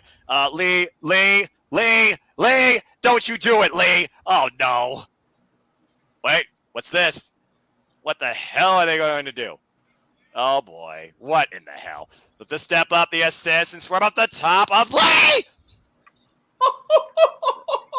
Off the chest of Keith Lee to the floor, wipes out everybody. Swerving His Glory, owning the match right now in their house. Swerving His Glory's house as Shane gets back in the ring with a shot to the midsection of Powerhouse Will Hobbs. And what's he going over here, I wonder? Over the top, back inside, and roll through. Oh, wait, Hobbs caught him, too. Might be looking for that last will testament power. Oh, Spinebuster. Oh, nope. Hobbs not going to let him get the advantage there. Takes him up. And wow! Hurricane Rana takeover. Swerve Strickland. Oh! Perfect timing with that kick. Brings Hobbs down to his knees to the mat. Cover. Hooks the far leg too. And Hobbs gets the shoulder up. Oh, my word. Body change, the attitude, the charisma, the athleticism, all on display here too. Meanwhile, Keith Lee's in the ring, lifts up Hobbs. They might be going for the swerve. Stomp. Hobbs fighting back though. Uh-oh, what in the world is about to happen here? I sense disaster. Keep your eye on, and keep your eye on Luchasaurus. Yeah, Keith Lee out the back door. Oh boy. Oh man! Oh God! Swerve Strickland is out cold. Swerve Strickland sent back to California, but that's superplexed by Powerhouse Will Hobbs. And the tag to Luchasaurus blindly. And now the big man's in the ring. Here we go. Shoulder block. And there big goes boot. Keith Lee. Takes out Lee, takes down Starks. The two legal men right now are Powerhouse Will Hobbs and Luchasaurus. Luchasaurus, big uppercut combination in the corner. And Shane tries to fall in. And oh, man. Press slam, slam for a ride. Luchasaurus brings two men in the corner, and Ricky Starks trying to play interception. Nope. Oh, the power of the big man. Luchasaurus right now falling up, but Team Taz out of the corner. Gets a double clothesline. And Luchasaurus on fire. Well, fairly speaking. A look No of more fire. concern. No. No kidding. Well, no literal fire. No, Oh. yes, I'm with you there. And right my now, God. Hobbs Bad. denying the Guzzo. Will Hobbs. Eats a boot to the face. Tag in the Keith Lee. Oh, boy. Oh. And Will Hobbs not happy about this. All Guys, the beef Guys, in the ring it's right a now. preview of the Beasts tonight, and the crowd is up on their feet for good reason. We got Powerhouse Will Hobbs, Luchasaurus, and Limitless Keith Lee at the same time right now. Oh, boy. I just want this collision. Oh, Luchasaurus ducks underneath both. Oh, the Taylor Keith catches Lee. Keith Lee, catches Hobbs on the rebound. By the way, the Striking yawning's not game. at the athletes or the commentary. I'm just fucking wiped. And right now, oh, the double Guzzo Double on Guzzo. Luchasaurus. What goes up? Oh! That's a big dinosaur in the air for that choke slam. And now Keith Lee and Hobbs stands tall once again, 1-on-1. The air source about far as makes the immovable object, as they would say here. And we've already seen these two titans go at it 1-on-1 on Rampage. The Limitless One versus the Powerhouse. Unlimited power in front of This is what James Hubert wants on the same side. He's getting on the opposite side tonight. Uh-oh, got caught. Wow! Jesus. What a belly-to-belly suplex over the top to the floor. And Keith Lee in the ring all by his lonesome. Oh, no. What is on his mind? Wait, guys. What is Keith Lee faking? Oh, no. Oh, no. Lee? Takes a speed, goes off the ropes. Looking to go to the other side. Oh, my God! What the hell? God damn it. Let me just tope low, perfectly executed by, I kid you not, Limitless Keith Lee. What the hell are you made of? At least have some time to eat. Oh my God! No. The Wichita Falls man can fly. Holy see! I never thought I'd see that in wrestling. Luchasaurus laid out. Oh. Rising from underneath, refusing to go extinct. Oh, and Keith Lee. Oh, big back elbow strike. Oh, and a headbutt. And right now, up on the shoulders of Luchasaurus, Keith Lee. Oh, that looked was bad. messy. Cover That was- one, that was- kick out Got one. the job done. Keith Lee will not go down like that, folks. The Limitless No, One indeed. refusing to relent tonight at Double or Nothing. Oh, look into the eyes of a dinosaur, Keith Lee. So, you know, I feel really Monsters, bad for in all this. Dinosaurs, anomalies, they all exist in AEW. And look at this exchange right now with these two. Who'd you Luchasaurus go and Keith for? Lee taking their game to another level in a striking affair right now. Both of them delivering full powered blows here. Oh, and that last one rocked both to a knee. Wait, look at Hobbs off the top rope in the corner. What is he faking? Oh my gosh! Double blockbuster! That was nice by Hobbs. Now, what were you about to say earlier, Jeff? I was just saying, I feel bad for Jay for not being able to watch live. I feel bad for Aaron for having to recap this with his neighbors trying to keep it down at past freaking midnight. Yeah, right? Yeah, right. Jiminy H. Christmas. There's a tag by Ricky Starks to Keith Lee, and Jungle Boy now back in the match. We're down to Jungle Boy and Ricky Starks right now. The freshest of, hard to say, all 6 of these men, and Jungle Boy off the ropes looking for maybe a DDT counter. Oh, and jeez, Ricky what a Starks. mess. Hey, wait! Shoulders down, Hey, but Knox, Christian Cage with the save. Noah, are Cindy and Chris both at the show or are out here on the coast at least? They're watching it, so yeah, we'll be doing a recap after. Tope Suicida by Jungle Boy, the powerhouse Hobbs. Jungle Boy has had enough of this madness, it seems, as Christian Cage is driven into the steel ring steps. Jungle Boy trying to watch him at ringside. The spear by Ricky Starks. The cover. 1, 2, new champion. Oh my gosh, he almost had him. That was it. Hell, man. I thought that was it. Also in the chat. Explosive impact by Absolute Ricky Starks to nearly get the win. Also in chat, Ill Games the Gamer Noah says, you sound like Joey Starks. You're on fire tonight. I don't know how I'm still alive. Looking for the row. Wait. Oh! Assistant Rochambeau. The cover deep stack. 1, 2. No! Luchasaurus with the save. Come on now. Damn. Starks almost had it. Starks should have had it right there, man. You would think. But again, that is the rules of a triple threat. That is the danger of a triple threat. That is the challenge of a triple threat.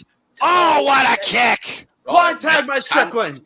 Timely tag by Strickland there. Hobbs with a spine buster. Testament. Spine buster by Powerhouse Hobbs. Pop up. Whoa. Double stomp by Shane Strickland to Hobbs. Swerve stomp, and we're down to Swerve and Jungle Boy now. Boy. Look at Luchasaurus out there hovering. These two have not faced each other one-on-one AEW yet, but they're aware of what both bring. Jungle Boy. Oh, no! Miscommunication, and the pounce to the house by Keith Lee. Big body shoulder block. And meanwhile, pop up. They might be looking for it. Can they hit it? The Swerve Stomp!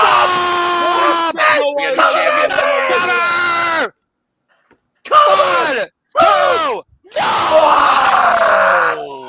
Jiminy crickets. Hobbs at the last possible second with the save. This match continues. Jungle Boy dead to rights, but Team Taz will not be denied of what they believe they need to claim tonight. Grizzly milliseconds. Holy shit. Oh my, that's good crazy. Lord, glory in heaven. What the hell? Oh man, AEW championship behind the rest back to the head of Keith Lee. Keith Lee's out. But he's not in the ring to get covered. Oh, and Hobbs showed up first into the ring post. We are down once again to Shane Strickland and Jungle Boy. Can Shane capitalize? Super kick! Super kick from Jack Perry. And meanwhile, Ricky Starks is back in the ring with the title. FTW Championship. Christian Cage once again playing defense. Oh, man. Why would you? Yeah, whatever. The roll up. 1, 2. No! The stack, not enough. Ooh, fake out. Takes him out the knee. Swerve with the kick to the roundhouse of the head. For the record, it is now Monday morning. Looking for the double stomp. Can he hit it? No. Jungle Boy rolls through out of the way. And meanwhile, Jungle Boy up on the shoulders of Shane Strickland, looking for the poison run denied. Oh my God. No. Oh, wait a minute. Up on the shoulders. Luchasaurus coming in for the save. Saving his partner. Swerve's now aware of it. And it looks like over the top. Jurassic Express! The cover! 1, 2! The champs did it again! I don't believe it. I don't believe it. I am in shock. I'm not going to lie. I called it. I'm still in shock. Jurassic Express once again overcome the odds and hit the jackpot, successfully retaining the AEW World Tag Team Championships against both Swerve in His Glory and Team Taz in a triple threat encounter for the ages. What a match! Great. You know what? Number 7 for the tag champs. unbelievable. This incredible run, this incredible streak, and there he is, looking up to the heavens. Once again, Jungle Boy overcoming the odds, looking up to the heavens. No doubt his father's got to be proud of him, up on the shoulders of a proud Christian Cage. Once again, Jurassic Express retains. Congratulations, Luchasaurus and Jungle Boy. What a tag team affair. So Man. cool, bro. Well, as an NRE in the room, honestly, I would call Britt Baker a pillar of the company, like Punk's in the promo, and she won the night too. So there it is. And meanwhile, we got to look ahead for what's ahead in AEW as Dynamite comes to Los Angeles for the first time ever to the Forum, where Jeff will see the fallout from AEW Double or Nothing, and huge matches are to be announced. And then following that, AEW Rampage comes to us Friday live, debuting from Ontario, California, in the Toyota Arena, standard time. We already set up a 10-man tag as Jurassic Express, Christian Cage, and the Hardys take on the Undisputed Elite. But this is it, folks. It all comes down to this. This is the match that determines the future of AEW. Not the title, but the brand itself. Heyman Adam Page goes up against the best in the world, CM Punk. Wow. All right. Take a breath, kids. Here we go. Here we go. You know what the sad part is? I'm pretty sure they're going to make sure this is match of the night still. I don't think we're done. Screaming our goddamn head off. So to everybody in the room that was saying they wanted the show to be 2 nights, well, here you go. It's 2 days anyway. It's 2 nights, all right. It's 2 nights. I don't know. Right. This is the greatest night I've ever called in my life. Really? Even better than Mania? This is too much fun from top to bottom because this is professional wrestling. Damn it! Yeah. Fair enough. I just know we all had a great time, Mania. I was boohooing myself after being. Whoa! Hey, what the shit? I don't know what that is. I mean, WrestleMania was fun. I'm not gonna lie, but this night, oh my Lord in heaven! Go ahead, Noah. You're good, man. I'm just trying to get my voice back. I'm surprised I don't sound like a robot or I'm hoarse. Oh my gosh.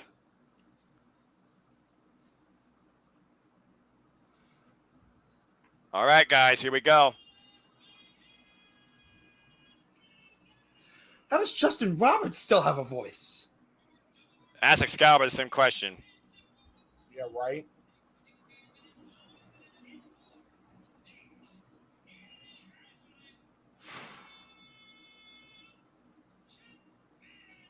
Guys, keep in mind, this has a 60-minute time limit, and Heyman Page has gone 60 minutes before. Meanwhile, here comes the best in the world! And this crowd is still red hot. They've been waiting for this all night, guys. It's clobbering time. CM Punk has once again arrived in Las Vegas. Here's a second city, son. I'm just taking it in right now. I'm just taking it in. We came from Chicago to see Punk win. Oh, my Lord in heaven. Holy shit, here we go. CM Punk said, to be something you have never been, you must be prepared to do things that you've never dreamed to do. He believes that he has done that and will do that too. Him and Adam Page has never done that and don't think he's capable of it tonight either too. Since both these men have come into AEW, we've seen CM Punk tackle the likes of Darby Allin, Eddie Kingston, MJF, John Silver, QT Marshall, Dax Harwood, and even the natural himself, Dustin Rhodes, with an incredible streak of matches and moments. And then you have him and Adam Page, who has been the franchise, the brand, since day one, feeling he is out to prove a point and save this company from CM Punk's grasp, successfully defending the title against the likes of Dante Martin, Bryan Danielson twice, once to a 60-minute draw, Lance Archer, and Adam Cole twice as well. Tonight it's going to come down if after over 2,700 days, it is once again time for CM Punk to renew his top title championship aspirations and reigns and what he believes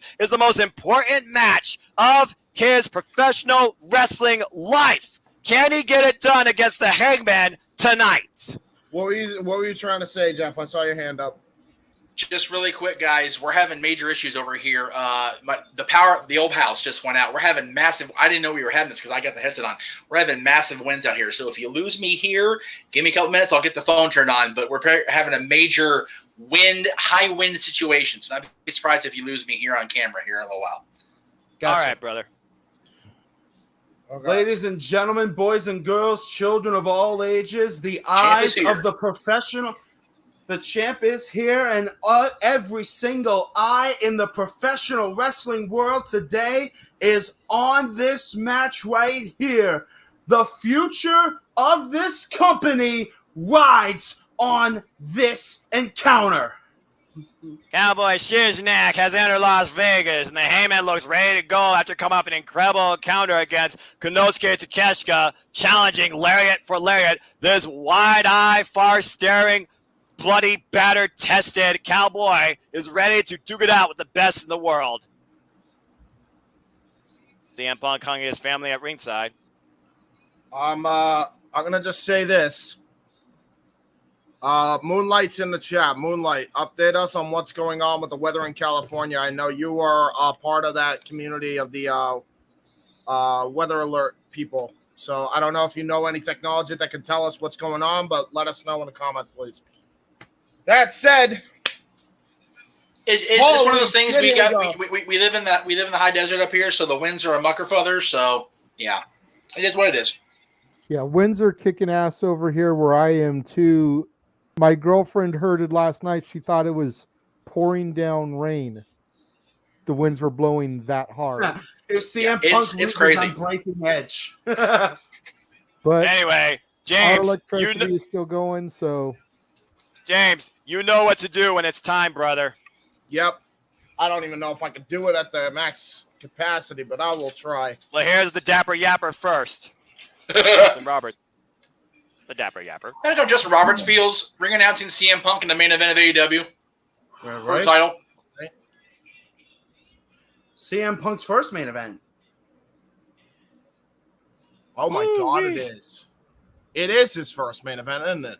It is his first main event in his triumphant return to pro wrestling.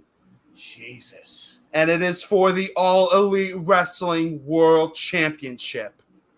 Chance of CM Punk reigning out of the his first time appearing in the final match, the main event of a wrestling pay-per-view since the 2014 Royal Rumble match. Just saying. There you go. There you go. There was a split here in this crowd tonight.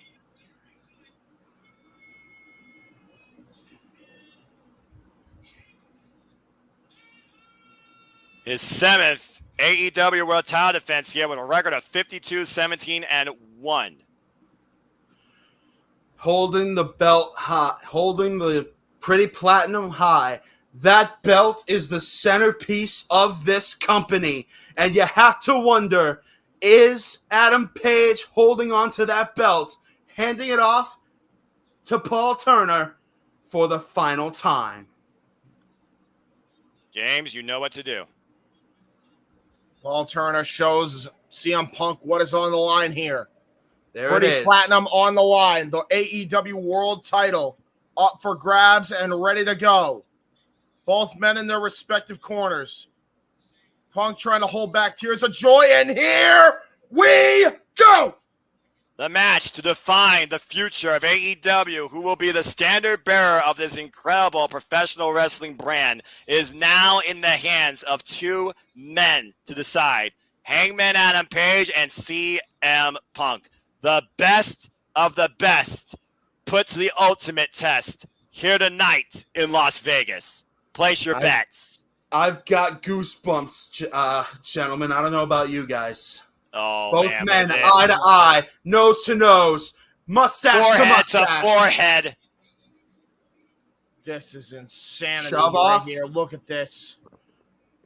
We haven't even live yet in the crowd. This turned personal in a hurry already. Not intimidated. And here we go. Tie-up.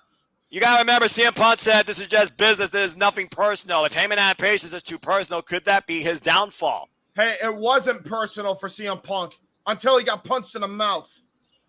But, James, don't you think that Punk wanted that? Don't you think he lured Hangman in? He knows that he can take advantage of Hangman's temper. Oh, I know he wanted it, but I don't think he really understood what he got himself into, luring Hangman like he did. Everybody's got a plan till you get punched in the mouth. Yep. Exactly. That's a very, very, very fair set of words. And right now in this arena, nobody knows that better than CM Punk with a stiff chop that did nothing to the Hangman. And Heyman's just smiling, and Punk's smiling too. At this point, these two, they know what they're ready to put each other through with these chops in the middle of the ring too. Wow. Oh, man. Here these we go. 5 shots. And right now, CM Punk and Heyman back in the corner. Again, use the 5 count to your advantage. CM Punk, just washing the face of Hangman with his arm. Yeah, here we go. This is cowboy shit versus the straight edge savior. Remember what he went through to get to this point. The hell he went through against MJF. And the hell that Adam Page went through to go against Adam Cole. About to say, again, Heyman's been going at this for literally over 2.5 years. He believes that he is the brand of AEW. He, the Young Bucks, Kenny Omega, Cody, they started this all. And they don't believe that CM Punk, rightfully deserves to be in this spot. He may have just rocked CM Punk there, but Punk trying to shake the cobwebs. And CM Punk seems unfazed. Big chop. Oh, these men are not letting up. Jeez, I'm already seeing the blood rise on top of their chest right here. Oh, man. We got those capillaries. Right now, he's getting Heyman off his feet. In this arena, in the T-Mobile arena. With a full house here that's still in attendance. And thank you for those of you that's been with us this whole time tonight on this wild ride of AEW, Double or Nothing. Here in the chat, Snapmare takeover. Full body. Kick out at 1. Now, you know that was just for psychological warfare. This match is nowhere near ending. Not a chance. Not a chance. We know that Heyman can go up to 60 minutes with the likes of Bryan Danielson. Right. And that's what Punk has to contend with. But keep in mind, Punk is no stranger to going 60 minutes himself. Remember his trilogy with Samoa Joe. But that was 2004, 2005 CM Punk, James. This is a much different CM Punk. It's 17 years removed. Oh! Yes. Clubbing shots. That one actually hit. Joe Punk was amazing. All 3 matches, no doubt about it. But those were 17 years ago. So. And stopping a mud hole. Still classics. Punks. Still classics hold up to this day, Jeff. But you know what? You're absolutely right. They're classics hold to this day. But you know what? And with all due respect to any old classics, just because something is great back then and is still great in our minds now doesn't mean the ingredients involved are as great or as fresh as they were first coming out of the refrigerator. Oof. Yeah, that's very true. Time either makes you or break you. The worst thing you could have is time away from the ring. Both these men have been tested constantly, and CM Punk has been putting himself for the ringer too. CM Punk right now with these chops. Right to the back. That Yeah. Punk. That was a brutal Irish whip by CM Punk. Punk put himself back in the game and did not let up. He put himself right into the fat of the fire the last however long he's been back in the business. So he has not let up. And that is his choice. That is exactly what he wants. Again, he didn't want anything given. He wanted to earn this, and CM Punk has earned this opportunity. Cover, kick out at 1. Punk. Just for the record, he hit a liver punch and followed it up with a brutal wrestling leg sweep into a perfect cover. Punk is wrestling a perfect game plan right now, but how long is that going to last in this matchup? Well, we're just going to have to see how time goes on, James. And again, CM Punk says he will keep fighting until the wheels come off. When that is anybody's guess. Scooping a slam by CM Punk. Gets the move on the Hangman's back. Gonna try to go for another one, it looks like. Second scoop slam. Remember, Punk has been utilizing the scoop slam in a lot of his matches. A time-tested maneuver. It's basic but effective. Very partisan crowd here at the T-Mobile Arena tonight. And Hangman Adam Page knew that coming in. He knew very well that he was wrestling in enemy territory. Are you good, Jeff? And CM Punk has said, I will strap this whole company around my back and take it to the promised land. Jeff, I can't hear you all of a sudden, by the way. And right now, CM Punk looking off the top rope for something here. Crossbody. Heyman rolls Page rolls through. And look at the strength of Adam Page. That CM Punk is aware right now what he's in. See, and there's the faraway throw and the kip up from that far wide-eyed cowboy. It's getting crazy tonight. It's got that long, wide-out stare. The crowd does not seem to be in favor of that, though. And what is Heyman looking for here? Is that the kick? No. Oh, there's the lariat. Wrecking ball lariat. Wrecking ball lariat by Adam Over the Page. top. There's the crossbody.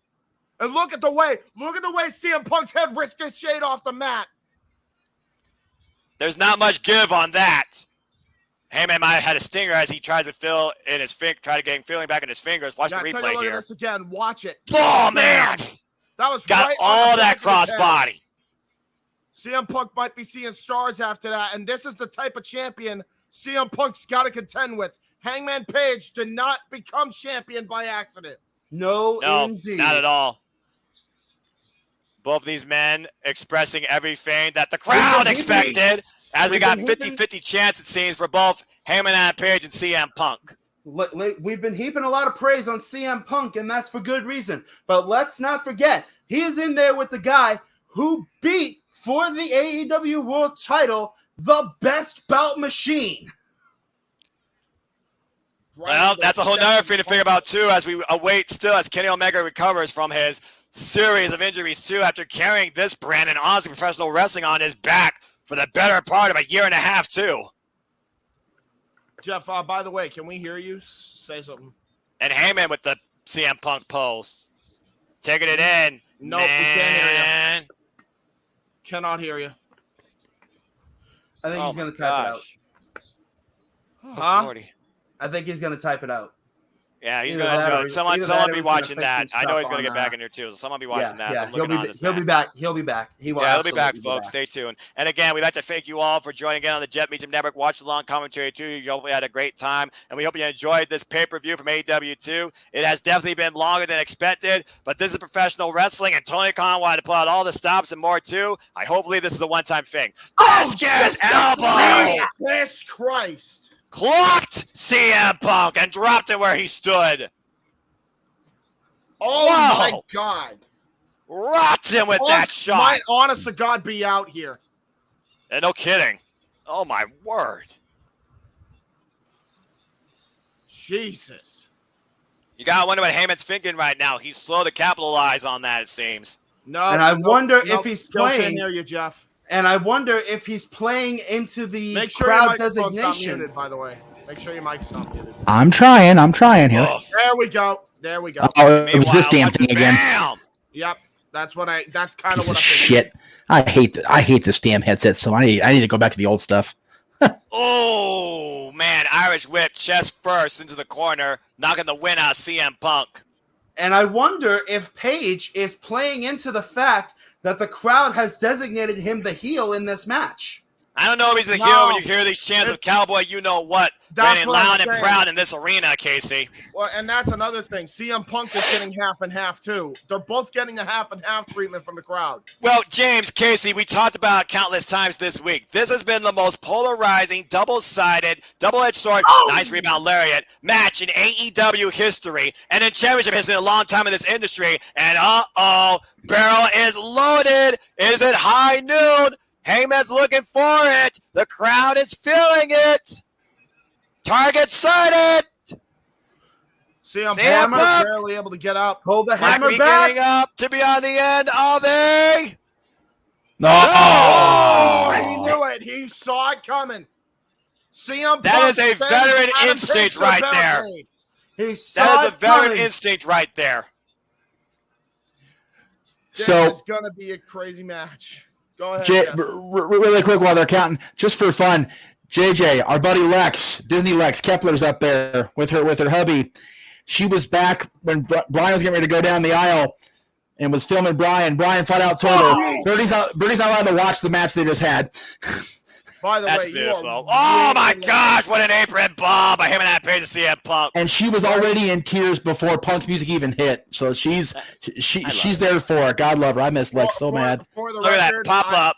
God! I'm gonna just put this in perspective. I think JJ has his headset off to watch the main event unspoiled. And Oh, he looks does. like That's true. I we forgot might about that. be I forgot going about that. for Okay. the. Oh No. no, CM Punk I again do aware of not the sense of blame urgency. him. Hey man, No, I out don't of the either. corner off the top. Ooh. Cover hooks the No, leg. Two. No, No. that was Punk's clothesline from the very top rope, but Punk able to get out of it.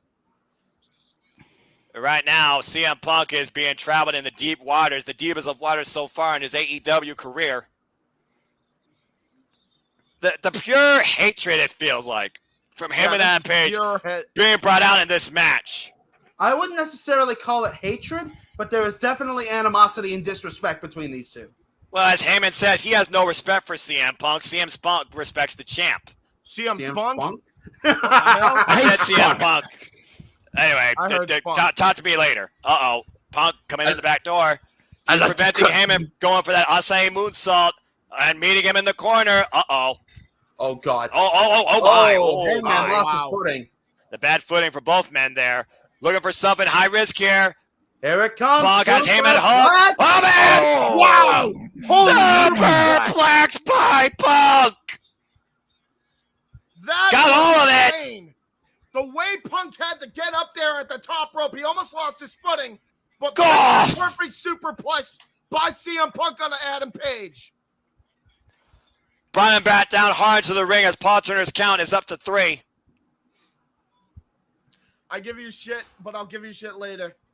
I'm kind of busy right Right now. now we have a 5 Yeah, count. we kind of got a job to do, Nikos. Yeah, a little bit. Again, I don't know how I was able to do this tonight, but I'm so glad I did. Same. Stiff elbow from Hangman. And another one in kind. 2, 3 from CM Punk. Oh! Spinning Soba. Up kick. Irish whip off the ropes, him and Adam Page, and hits the boot. Oh! Nice leg lariat. If it's going to be either one, it'll be Okada to set up Forbidden Door if Punk wins, for the record. Or will Ospreay. Oh! Oh my God, Ospreay. Yes, please. Bulldog! Ospreay is actually out with an injury as far as I'm aware. Oh, okay, damn fair it. enough. God, unless he's Will showing him on keeps getting Titan hurt, man. Ugh. He can catch a break, man. In and out of the ring. Ospreay's been just constantly at the bad end. Will he be back in time for Forbidden Door, do you think? I don't know. Ospreay, probably not. If it's Ospreay, though, he'll probably try to be. This is what Ospreay we're talking about. I still a full month off, so, you know. Springboard! There's the clothesline! And Punk is feeling it! You can see it in Punk's face. Crowd somewhat is behind it. Oh, they're behind it, Noah. They're behind it, man. Oh, sharpshooter? Oh, no. Well, in favor of Punk and then against it, but you're right as a whole. Oh, man. Yeah. Nope, no sharpshooter denied with those shots by Wow. Hangman. Oh, Hangman got him up in the GTS coming. Nope, Nope, too soon. dodged it. Dodged the clothesline. Oh, man. That was the Cover most... with one arm. 1, 2, shoulder up. That may have been the Right most leg. impactful, forceful swing neck breaker I've ever seen. That was like snap Drilled him. reflex neck breaker right there. That was just something out of nowhere. Yeah. If there's such thing as a snap suplex turned into a swinging neck breaker, that was it right there. He snapped on that thing. Absolutely, yeah. Bar freaking none there. Jesus. Freaking crisp and just determined. Flap. That's all it was. And meanwhile, CM Punk right now might be looking to ascend to the heavens. Like I said, it's a beautiful arena, man. Vegas and the AEG team did a good job up there. Oh, man. Oh, man. There goes Bad Punk. fall. Yeah, right? Freaking Punk just did a job on his knee. Good Lord. And Yeah, that Heyman did once not again look for the great. third time looking to hit it. Always seems to execute it when he's able to do it. Moonsault to the floor. Oh my God, that's his leg. He just tweaked his knee. He just sure tweaked his did. knee. He might have literally just tweaked his knee right there, guys. I saw it too. Yep. Luckily He's got to bring it back in the ring. there it He's is. got to There you go. capitalize. That's going to be hard to hit the buckshot with a bum wheel. Yeah, no kidding. But look at this. Oh, yeah, Oh, man. my He came God. hard on that That left was- leg. That was a rough landing. That was a very rough landing. I don't know if Adam Page is able to go about this right. He's Heyman, gonna though, Like hell. he's In damn sure position, gonna try, though. locked and loaded, looking for the buckshot. Whoop. Oh, Double he leg. caught it. He caught it. Sharpshooter coming. Sharpshooter coming by. Can he turn him over? He's got it. Sharpshooter applied. It's hard to say again. I would think Titantron Sandy, but we'll have to wait and see. Shout out to Sandy, great fan, great fan, fan pro wrestling. And honestly, like I said, the kidney infection is no joke, and no, it's not. Considering how much he drank on that cruise, I'm not surprised he's got kidney issues. God damn it, Will. But I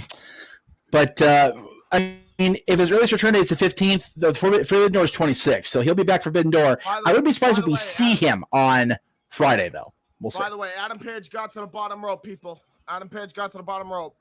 Hey, man. For those that are wondering, this match is still going as Heyman was able to make it to the bottom rope, but he is in dangerous territory right now with a bad leg. Bad knee now. Yep. Has the damage been done? It's definitely been further exploited, Casey. Luckily for Hangman, both of Punk's finishing moves aren't leg-based in their attack between the Anaconda Vice and the one GT. What the hell is this? He botched. What? Go to sleep, counter, traps the leg that was again. A mistake. A pair of mistakes, but they're both rebounding from them. Oh man. Wow. That was dangerous for Page to go for the GTS with a bump. That was not a good idea at all. That was dangerous for both men going for each other's finishers. Yeah. High kick. And that's just dangerous for everybody involved with a high kick on the other end of it. Look where Punk is. He's looking for the... he hit it. Jesus. Man. Lariat. That was fugly. He's mad at himself. But effective. He's mad at himself because he landed funny. 1, 2, no. That's going to be on Botchamania, and Punk knows it, and he's past it himself. Yep. God, yeah, he definitely has not perfected the technique of the buckshot lariat. That was a bad move with a bad leg. Both these men with a bad wing. Yeah. So you got to figure, if Punk's leg is nowhere near as bad off as Adams right now, who's going to hit the buckshot at this point? To effect. Punk hit it with a little bit of delay. Well, maybe we'll see. Although this also requires leg use. Yes, but he could try and use the other leg, Jeff. Because Punk is ready to put Heyman. So why not? He has done it before. And Punk is ready to put Heyman to sleep, it seems. He can indeed. Up on the shoulders. Can he hold him? No, Heyman fights out the back door. Page out the back door. Got him up. Darnell in the crowd. Oh, nope. Counter. GPW James Darnell in the crowd. Yeah, Yeah, how fitting. No, he blocked it. He got caught. He got caught. Uh-oh. Incoming. Ride! Last run by Adam Page! And a roll through! Whoa! Deadeye! We're looking for Deadeye! Wow! Deadeye! Oh he got it. Oh the cover! 1, 2! Hey, number 2! Whoa! I want a replay on that. I want a replay right now. That was millimeters off that mat. Dude, and the crowd agrees with you, Jeff. I want to give me another angle on that shot. Like, I'm not even freaking kidding around right now. Someone put that on half speed. I thought that was 3. That, I did too. God, if that wasn't 3, it should have been. Jesus Christ. I don't think it was. I think he legitimately kicked out, Jeff. Well, either way, the referee's decision is final, and this match is still going. Wow. I'd love to see that again. Adam. No, don't do it, Adam. Adam, this is not a wise move, my friend. This is not a wise move, Cowboy. You are playing right into the devil's game. This ain't cowboy shit. Here This in is Las stupid Vegas. shit. If there's one place you don't pull a cheap card, it's an AEW World Championship match of this high stakes. In Vegas. Oh, no. Bad. And Punk. Okay. On the road. Oh, no. Emergency. Watch out, Paul Turner. Watch it, Paul. Watch it, Paul Turner. Okay. Oh, Jesus. Oh, man. What a high kick from hell. Did you hear that? He's still got him on the shoulders. They got it. The cover. 1, 2. Oh, my gosh. What? He got out. For the record, you guys pointed out that Punk and the GTS had the other leg at one point. And when he had the match with John in Chicago, it was the GTS with the wrong leg that sent John to the floor originally that led to McMahon and Laurinaitis coming out. So it has been done, just not to completion of a match. So. Right. Or And as we see, this does not finish this match off either. No. As the crowd chants CM Punk, and Heyman delivers a go to sleep for the ages, but not enough to put down the straight edge Second City Saint tonight. And it wasn't a bad wheel. He still capitalized quick. So Page is recovering with the knee more than we're thinking he is. Nikos in the chat says this isn't cowboy shit. This is a Red Dead Redemption 2 cheat code. And no kidding. Jesus, great game callback, by the way. Game of the Year candidate, classic game. And these two Now, are now I know fighting it's clearly wrong. on their knees. Oof. God, this is wrong. They're just punching each other in the face now at this point. And what else do you do at this point, though? Both men have pulled each other's finishers. Oh, he wound up. Oh, man. Kick to the Right thigh. to the leg. Right in the to thigh. bad leg of Hangman. Right to the Man. bad leg of Hangman. That ties up That your was- muscles. that That was paralyzes filthy. your leg. Yep. Gonna try and knock the hamstring. Charlie horse it if he can. Hey, whatever it takes. I don't know if you can win this exchange with Heyman and Page. Just saying. Well, CM Punk holding his own. Oh, wait a minute. Oh, boots. Big old Jesus. cowboy Adam boots. Page. And Adam Page is barely holding on here. This is crazy. We are in the deep waters here, folks. Oh, and Punk falls on one of his own. And right now, over the top. Oh, Got his both full men. Line. But Heyman on his feet, looking to follow up, sends Punk into the timekeeper area. What was in that bag? Run for your life, lady. Good grief. There's a sense of urgency here, I feel, for the champ, who knows that the title cannot change hands via countout. Claiming that this is his. He is the brand. He is the AEW World Champion. Which he is for now. He still is the champ for now. No doubt about it. Good call by Paul Turner there. Get the belt away from him. Yeah, no Yep. kidding. Get the shit back in the ring. There we go. Oh, Jesus. We got a belt in the ring still, guys. What the hell? Why did Paul Turner put it there? Again, Yeah. Heyman said he is Red out to herring. destroy CM Punk, defending him from taking over the Yep. brand. As Heyman tunes up the band, He's calling On his the buckshot. oh man, Looking for buckshot. pistol, locked and loaded. He's Punk moving the knows what's chamber coming. over Holding the the hammer. top Coming. for the buck shot. Whoa. Wait a second. Oh, shit. Oh no! Down goes Paul Turner. Oh, what a clothesline! Oh, boy. It wasn't the buckshot, but it was a lariat. Well, what now? We got no official. Man, The crowd- Page I'll is break laying it him out out, man. here. What? Somebody the get hell? out there. Back out here. Paul Turner got kicked in the head, man. This is going to be interesting. Paul got kicked in the head, and then freaking Page took Punk's head off with that lariat.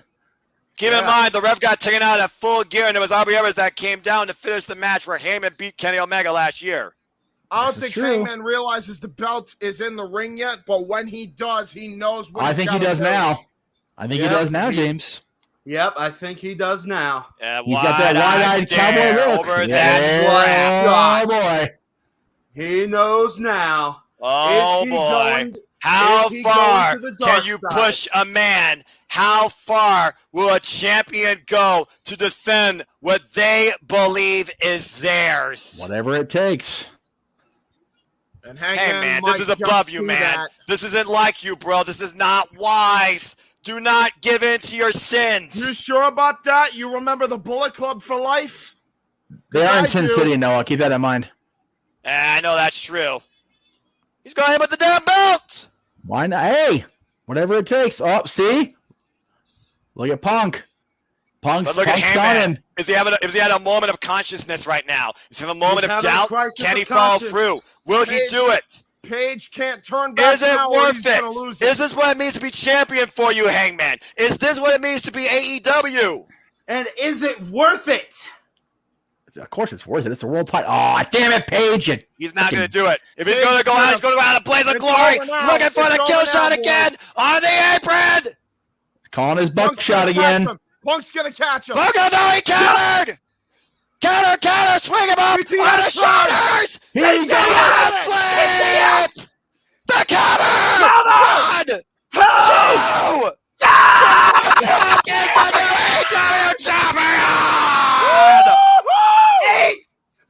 For the Oh first time! my God in heaven! For the first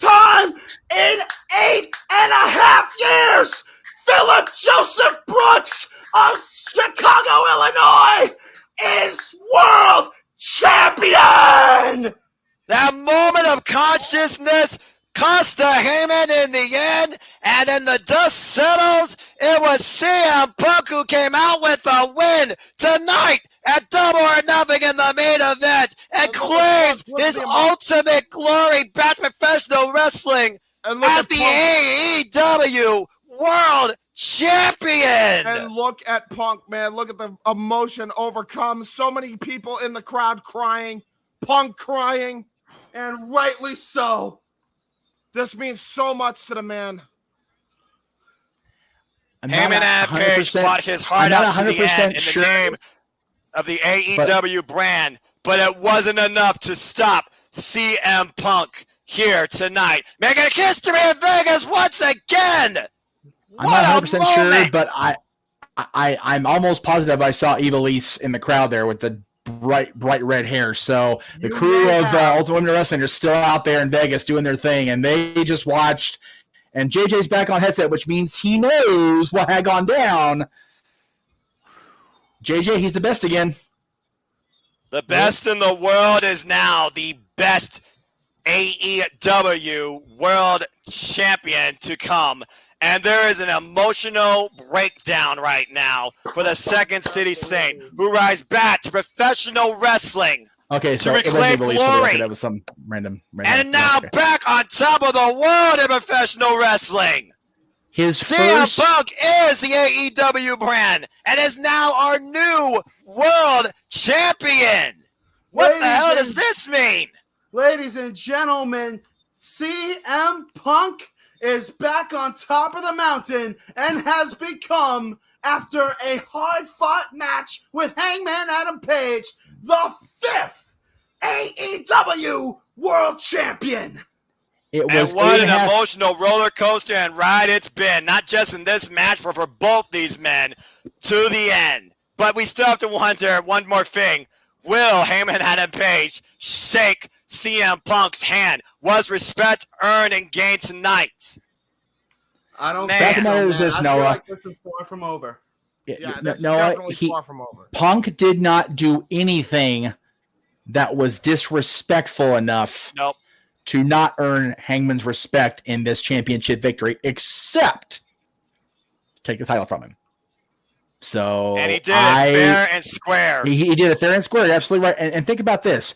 It was 8.5 years ago almost that Punk walked out of the arena. I believe it was in Philadelphia. It may have been the previous year. I forget where they were in 2014, so forgive me. Somebody can look at it for that for me while I'm doing my little rant here. But it was 8.5 years ago that CM Punk walked out of that arena, never to return to wrestling, or so we all thought. And now here we are in the main event of AEW's biggest show of the year in the city that he really began his true run in this business. And he is atop the mountain of what could still very well become WWE's biggest competitor. And you look at the lower third there, they're going to be coming here. I get to go into my home, away from home for so many years, the Fabulous Farm, and watch this man walk down the aisle as the new AEW World Champion. Here it is. Sorry, YouTube. Let's fucking go. Damn right. And ladies and gentlemen, with that being said, thank you for joining us all the way to the end as AEW Double or Nothing goes off the air. Did the quantity and the quality met both aspirations tonight? In more ways than one, yes. It was a hell of a long ride, but I am truly humble and grateful to be with you all in the chat and on this panel tonight. Until what is next here on the network for Gentlemen and I, Jeff Meacham will take it away with the coming part that's ahead, if anything, tonight. What a phenomenal pay-per-view, though, to say the least, as I will be now going off to a different realm to join Cindy G, if she's still awake, and Chris Lawson to review AEW Double or Nothing in full for the Daily Slam. Stay tuned for that to be uploaded within the next few hours on the Daily Slam's YouTube. And thank you again for joining us on this watch-along of AEW Double or Nothing, a pay-per-view to remember for damn sure, too. Noah, for the record, you're not going live with this? I don't think so. I think Cindy says she just wants to record it with Zoom. Well, in that case, we're going to stay on the air, and we'll just. But that's okay. In that case, no, we're good. We'll just go ahead and stay on the air, and we'll go and do some of the topics until you come back. That's fine.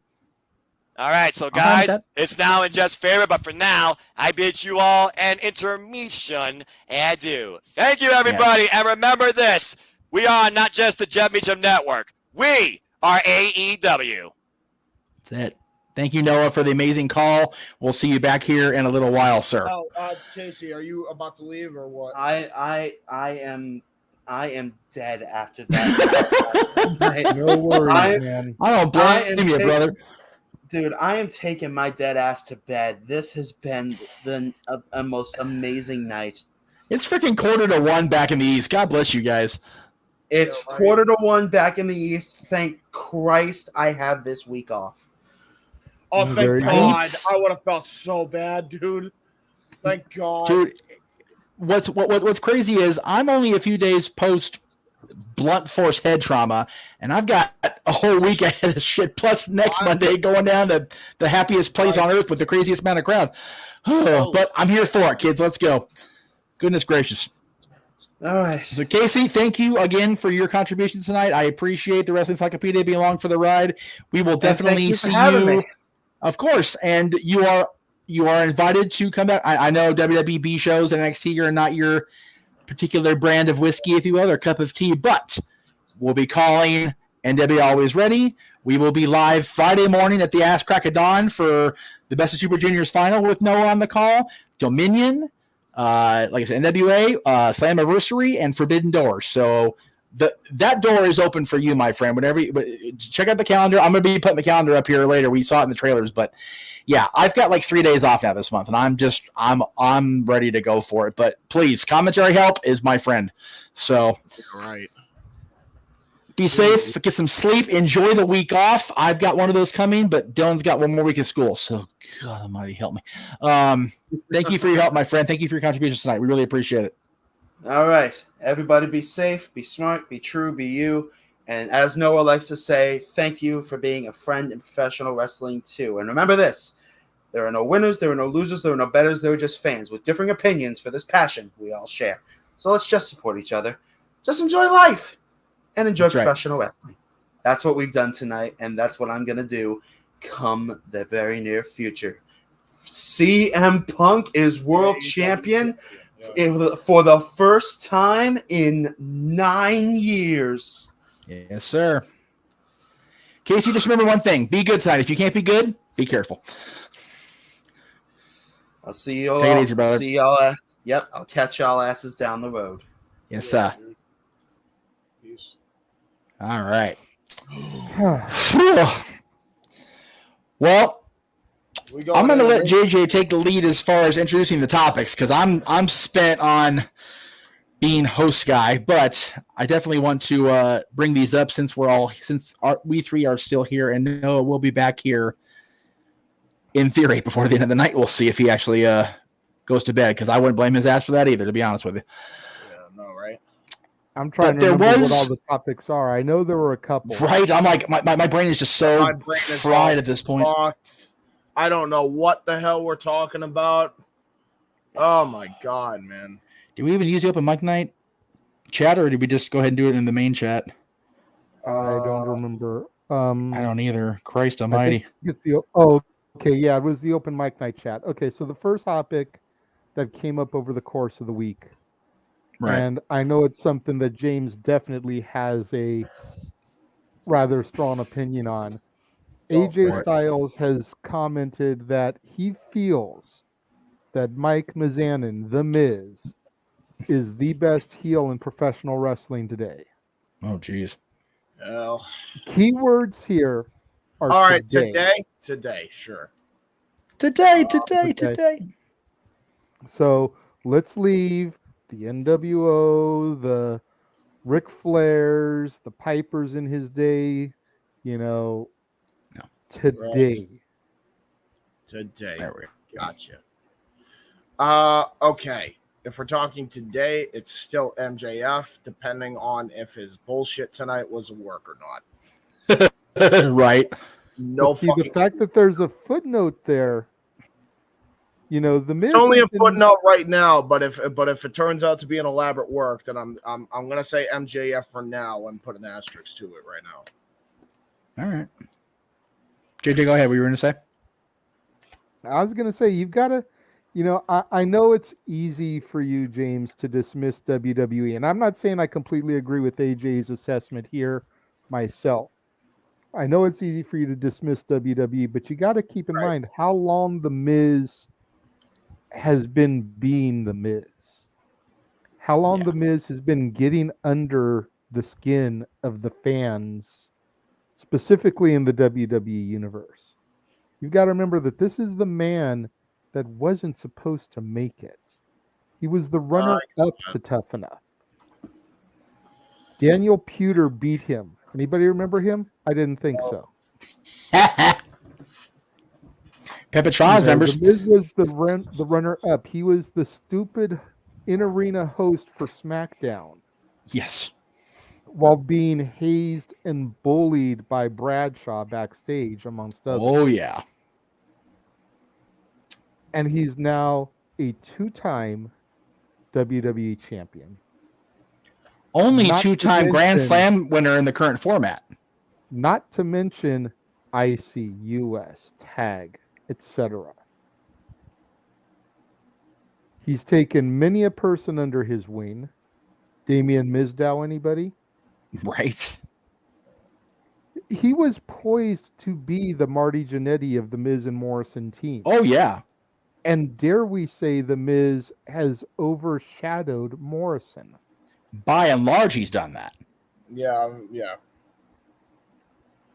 I will definitely agree with that. Without a doubt, he's definitely surpassed Morrison on any level you can quantify. There's not even a glimmer of doubt in my mind when I say that.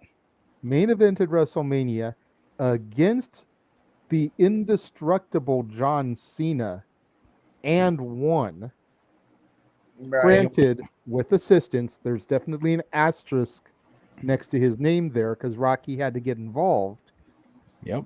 But he did what people weren't doing at the time in defeating John Cena. Right. Yeah, there's a lot to be stated there. And for someone like AJ who's traveled the globe, competed in TNA, now Impact Wrestling, competed in New Japan, Ring of Honor, to come into WWE and after 6 years in the company, let's think about that for a minute. AJ Styles has been WWE for 6 years now. 6.5 now, which is even crazier. Can you really think of anybody else that does it at the same level? No. MJF, I will give you as a solid heel. And granted, I haven't been following AEW since day one like you. Right. I definitely see where you're coming from with MJF, but I don't think he's been at that level near as long. He's getting there, though. Another 5 years, maybe you can talk. Right. Personal opinion.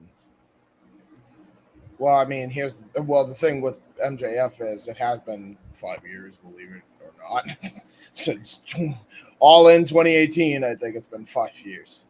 Almost. We're coming up on 4. That's crazy. A lot of times flown by. Okay. I would say for WWE standards, yes. But if we're talking all of pro wrestling, no.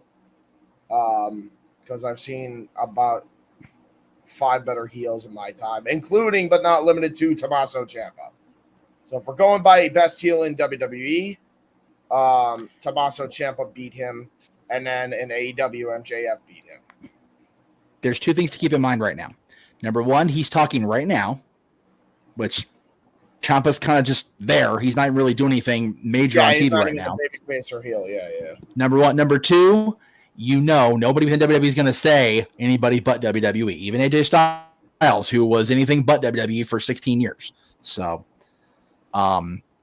there is that to consider. I'm not saying he's right to toe that line, but let's be real. Even AJ Styles will toe the WWE line if he's asked, and he has been asked apparently. Because for my money, you're right. There is no better heel in wrestling right now than MJF, regardless of what happened tonight, whether it was a work, shoot, whatever you want to call it, because people were invested in that match, invested in his battle with Wardlow to see him get completely annihilated.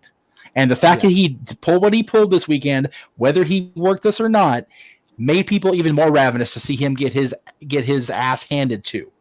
Completely and thoroughly. He is Shivani calls him the lowest form of life on the regular.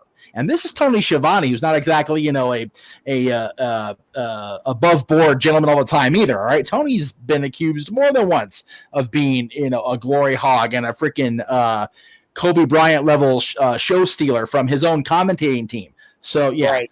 Yeah. If Tony thinks you're a piece of shit, you're probably a piece of shit. So just throwing that out there. And again, MJF being MJF, and the fact that he is one of the few people in wrestling, period, and I mean period, not just WWE, AEW, that never, ever, ever, ever breaks character on social media, breaks character with fans, and I'm talking little kids. There are two people I know in wrestling that do that, MJF and Abaddon. And even Abaddon and all her amazing psychotic presentation still sang karaoke on the Jericho Cruise, so there is that. MJF, I don't think would have even done that. So... And Miz is, and let's be honest, the one thing that MJF has over Miz and will have is MJF acts like a dick so much that now, even more so than ever, you can't tell if it's a shoot or work now. Right? Miz, behind the scenes, we know he's a fucking nice guy. Yeah, that's the thing. Like, he's the sweetest dude in the history of the planet. Like, yeah. Jay and I have known Mike for so long. It's just, like we see him out there now, especially having Maurice and the two kids. We go, Mike, shut the fuck up. I'm not gonna shut off. You stupid. Yeah. Whereas before, before way, when he was doing the Miz stuff, when he was being arena host guy, when he was doing the shtick, you could believe he was dick because he was bitter, because he was determined to prove he could be more than. So he was just resolved and hunkered into his, what, if being a dick's gonna get me where I need to go, screw it, I'm gonna be a dick. Whereas now he doesn't have to, because he can go off and film Ms. and Mrs. for a couple months. He can go and make a movie and come back, and the people still want him back, whether he's a babyface, heel, or a tweener. MJF, like I said, there are good people. I've talked to people in that arena that were at that show tonight that were there. A good chunk of them, yes, of course, we're to see CM Punk and at Hangman Page, but a lot of them were looking forward to MJF getting obliterated by Wardlow. And if that's what they were there for, they got their money's worth, because it was a squash bucket, is what that was. So, which, man, I don't know where MJF stands in the industry right now. And that's the thing. They stretched him out, so it's definitely a write-off. The question is, are they writing him off to really put Wardlow over like Rover? Are they writing him off so the contract talks can go through? Or is it both? Or that's is the it question. Or is it that JJ's theory where MJF Jeff Jarretted AEW and Which by the way, I said this on Twitter already, so I might as well just read this out in case either one are fucking cool, because the fact that this happened in the fucking morning just pissed me off anyway. So I'm just gonna read this tweet because it's the truth. Oh yeah. Number one. Thanks, social media. The shitty technology managed to almost ruin. Because I had to put in parentheses almost, because I actually did have a really good time tonight. Almost managed to ruin what I was looking forward to for months, which was AEW Double or Nothing. Now I'm expecting disastrous ramifications for the wrestling business going forward. God, I hate even having to worry about this. At Tony Khan, pay MJF. At MJF, do business the right way and be there. And both of you, the MJF and Tony Khan, if this is a work, what the fuck were you thinking? You're giving your fans an unnecessary anxiety attack they didn't need for an event they were originally looking forward to. This sucks. You're both being childish. Work it out like adults. I don't care if you block me over this and call me a mark. If it means you two work out your bullshit, then whatever. But if this is a work, dumb move. Just don't pull this bullshit again. You get one. JJ, I mentioned it at the top, even if they are trying to work a Pillman-like angle, it's not 1996 anymore, y'all. It really isn't. JJ. And unfortunately, I don't get that reference because I wasn't watching then. Okay, so obnoxiously long, knowing me, story short, Pillman was in WCW. He was a horseman. He was working an angle with Kevin Sullivan. I respect you, Booker, man. The thing happens at Super Brawl. So he goes, James, let me take a breath. I promise I'll get this whole story out. I promise. Okay. He goes to ECW with Bischoff's blessing, so much so that Pillman convinces Bischoff to give him a legitimate release so he can really sell like he's really left the company. He then goes and signs the very first guaranteed WWF contract in 96 after Vince was not doing guaranteed contracts because of the whole outsiders defecting thing. So Pillman completely worked everybody, including his own boss, into letting him go for real. The rumor and innuendo from Northern California, people that, do this for a living up in Northern California, was saying that they were working a Pillman angle. And it's like, no, because it's not like 1996 where we don't know what's going to happen either way. And like I said, if that's the case, people paid $100 to meet Max yesterday and they didn't get it. Right. So Max no-showed. Sting was pulled from an injury, whether it's a work or a shoot based on the angle they shot with Kyle O'Reilly, excuse me. And Samoa Joe's meet and greet was miscommunicated and botched. So they worked themselves into a shoot, and they worked themselves into turning the fans off way further than they expected, in my opinion. JJ, what say you, sir? I hear where you're coming from on that. I think the show got those fans back. Right. Yeah, without a doubt. I mean, but from my perspective, and again, this is my perspective because I'm here, not at T-Mobile Arena. I paid $100 to see this guy, and I didn't actually meet him. I know if I'm MJF, I'm going to get a middle finger. I'm going to get some sort of MJF interaction. Not, hey Max, how are you, brother? But that's what they wanted. Right, but that's what they want. But what I'm saying is they didn't get that up close. All they saw was from their seat Wardlow pulverizing this guy. So I understand what you're saying, JJ, about the fans got the AEW got the fans back, but the people that trust me, you guys have heard me all month talking about how much I've spent to go to Disneyland a week from tomorrow and how much I'm going to be paying that back. It feels like the rest of my damn life. $100 is a lot of money for anything right now in this economy. So for a meet and greet and then a no-show for an angle, if it turns out that way, I would be pissed. My wallet would be smacking Tony upside the face right now. Yeah. What I was going to add is that I'm sure Tony will have to examine the situation further the next time something like this happens. Right. The Joe thing was miscommunication. Yeah. Yes. The Sting thing was badly planned. Yep. But you couldn't have called the MJF thing. So at the end of the day, that's the only one that there's really fault on any side about. Because the Sting one was probably advertised and then they probably decided to do something. Maybe Steve didn't want to travel. Right. To do the appearance. Which, you know what? Maybe there is a legitimate injury that he got beforehand. Which is why I would give Sting a pass. It's like you got to figure how old he is. Maybe he just didn't want to make the trip to Vegas. He's got his own demons that he fought many years ago and overcame. Maybe going back to a place like Sin City could be kind of triggering for him. That's honestly, God, that's fair. I don't want to be put in that situation. So they worked the injury angle so they could pull him from the thing. Which I'm okay with. And also you have to remember, he's not coming from California anymore. He actually lives in Texas now. So that's a lot farther trip than 4 hours up to 15. So that, and I also, to add to your point, JJ, Samoa Joe with the whole miscommunication thing. Miscommunication happens all the time. That shit happens. Yeah, especially in this business. Yes. I mean, That was bound to happen. I'm surprised it hadn't happened a lot sooner for AEW. But with that said,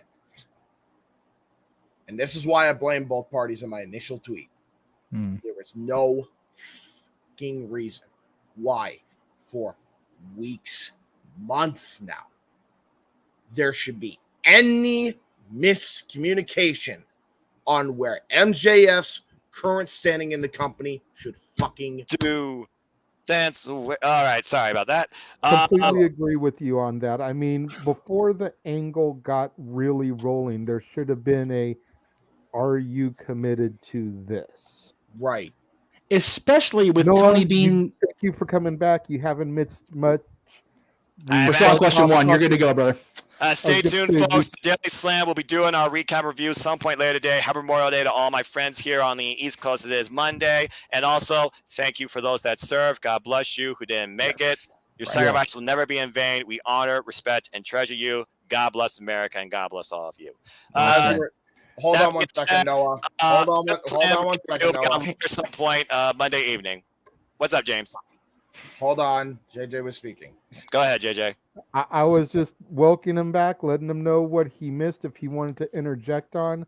We started off the thing talking about the statement that AJ Styles made about how The Miz is the best heel in pro wrestling right now. Oh, that thing. From there, yes, both the panelists on the other side, both James and Jeff, started talking about MJF, and we spiraled into the whole no-show. Was he leaving? Is it a work? Is it a shoot thing? So if you want to touch briefly on what you think about AJ Styles' statement, and then where you stand on what happened earlier with the MJF situation. As far as AJ Styles' statement is concerned, when it comes to longevity in the modern era, Miz is definitely a prominent heel in the world of sports entertainment. He's the Hollywood bigwig that every common person hates. But I think about heels in the wrestling industry, I give that catalyst to Switchblade Jay White. While some people can't stand him and others follow him, he is the leader of Bullet Club. And through heelish shenanigans and great ring psychology, he has led this group to the promised land and Providence championship gold across the board. So particularly for me, I say currently going today, is Switchblade Jay White, all times Ric Flair. But as far as WWE goes, Miz might be one of the most genuine, longest, respectable heels in the WWE brand's history. Now, as far as the angle tonight, you saw the dismay on MJF's face. Whether or not he was there just for one last paycheck. You good? You good, Yep, I'm fine. I'm good. Okay, you didn't knock your noggin again, did you? I'm having a rough week with my equipment, but I'm okay for this one. Okay, good. Continue. Christ almighty. Situated. Son of a bitch. Whether or not you realize that everything in wrestling is work or not, or it is a work, bottom line, he tells about the bidding war 2024. I don't think Tony Khan's going to leave him out of his contract. If anything else, MJF has been one of those constant characters, not necessarily in-ring workers, in AEW these last 3 years. If you're going to redefine a character and a pro wrestler, you got to give them time off. So what do? You write them off. It was inevitable that Wardlow was going to get the victory here and that there was going to be a bigger, longer-term story ahead for Maxwell Jacob Freeman MJF, who's been there since day one, particularly part of the AEW championship picture with the title being revealed. So for me, it worked as far as a write-off. So whether or not it was all kayfabe or work, I think that this was the best way to keep MJF away, but not to be forgotten. Right, exactly. Do you feel like Tony and the AEW brass kind of need to regain the fans' faith by having him no-show the meet and greet thing, having Steen get pulled because of the injury angle, and having the miscommunication with Joe where he didn't show up? That's 3 high-caliber talents that, for one reason or another, didn't show your biggest fan interaction ever.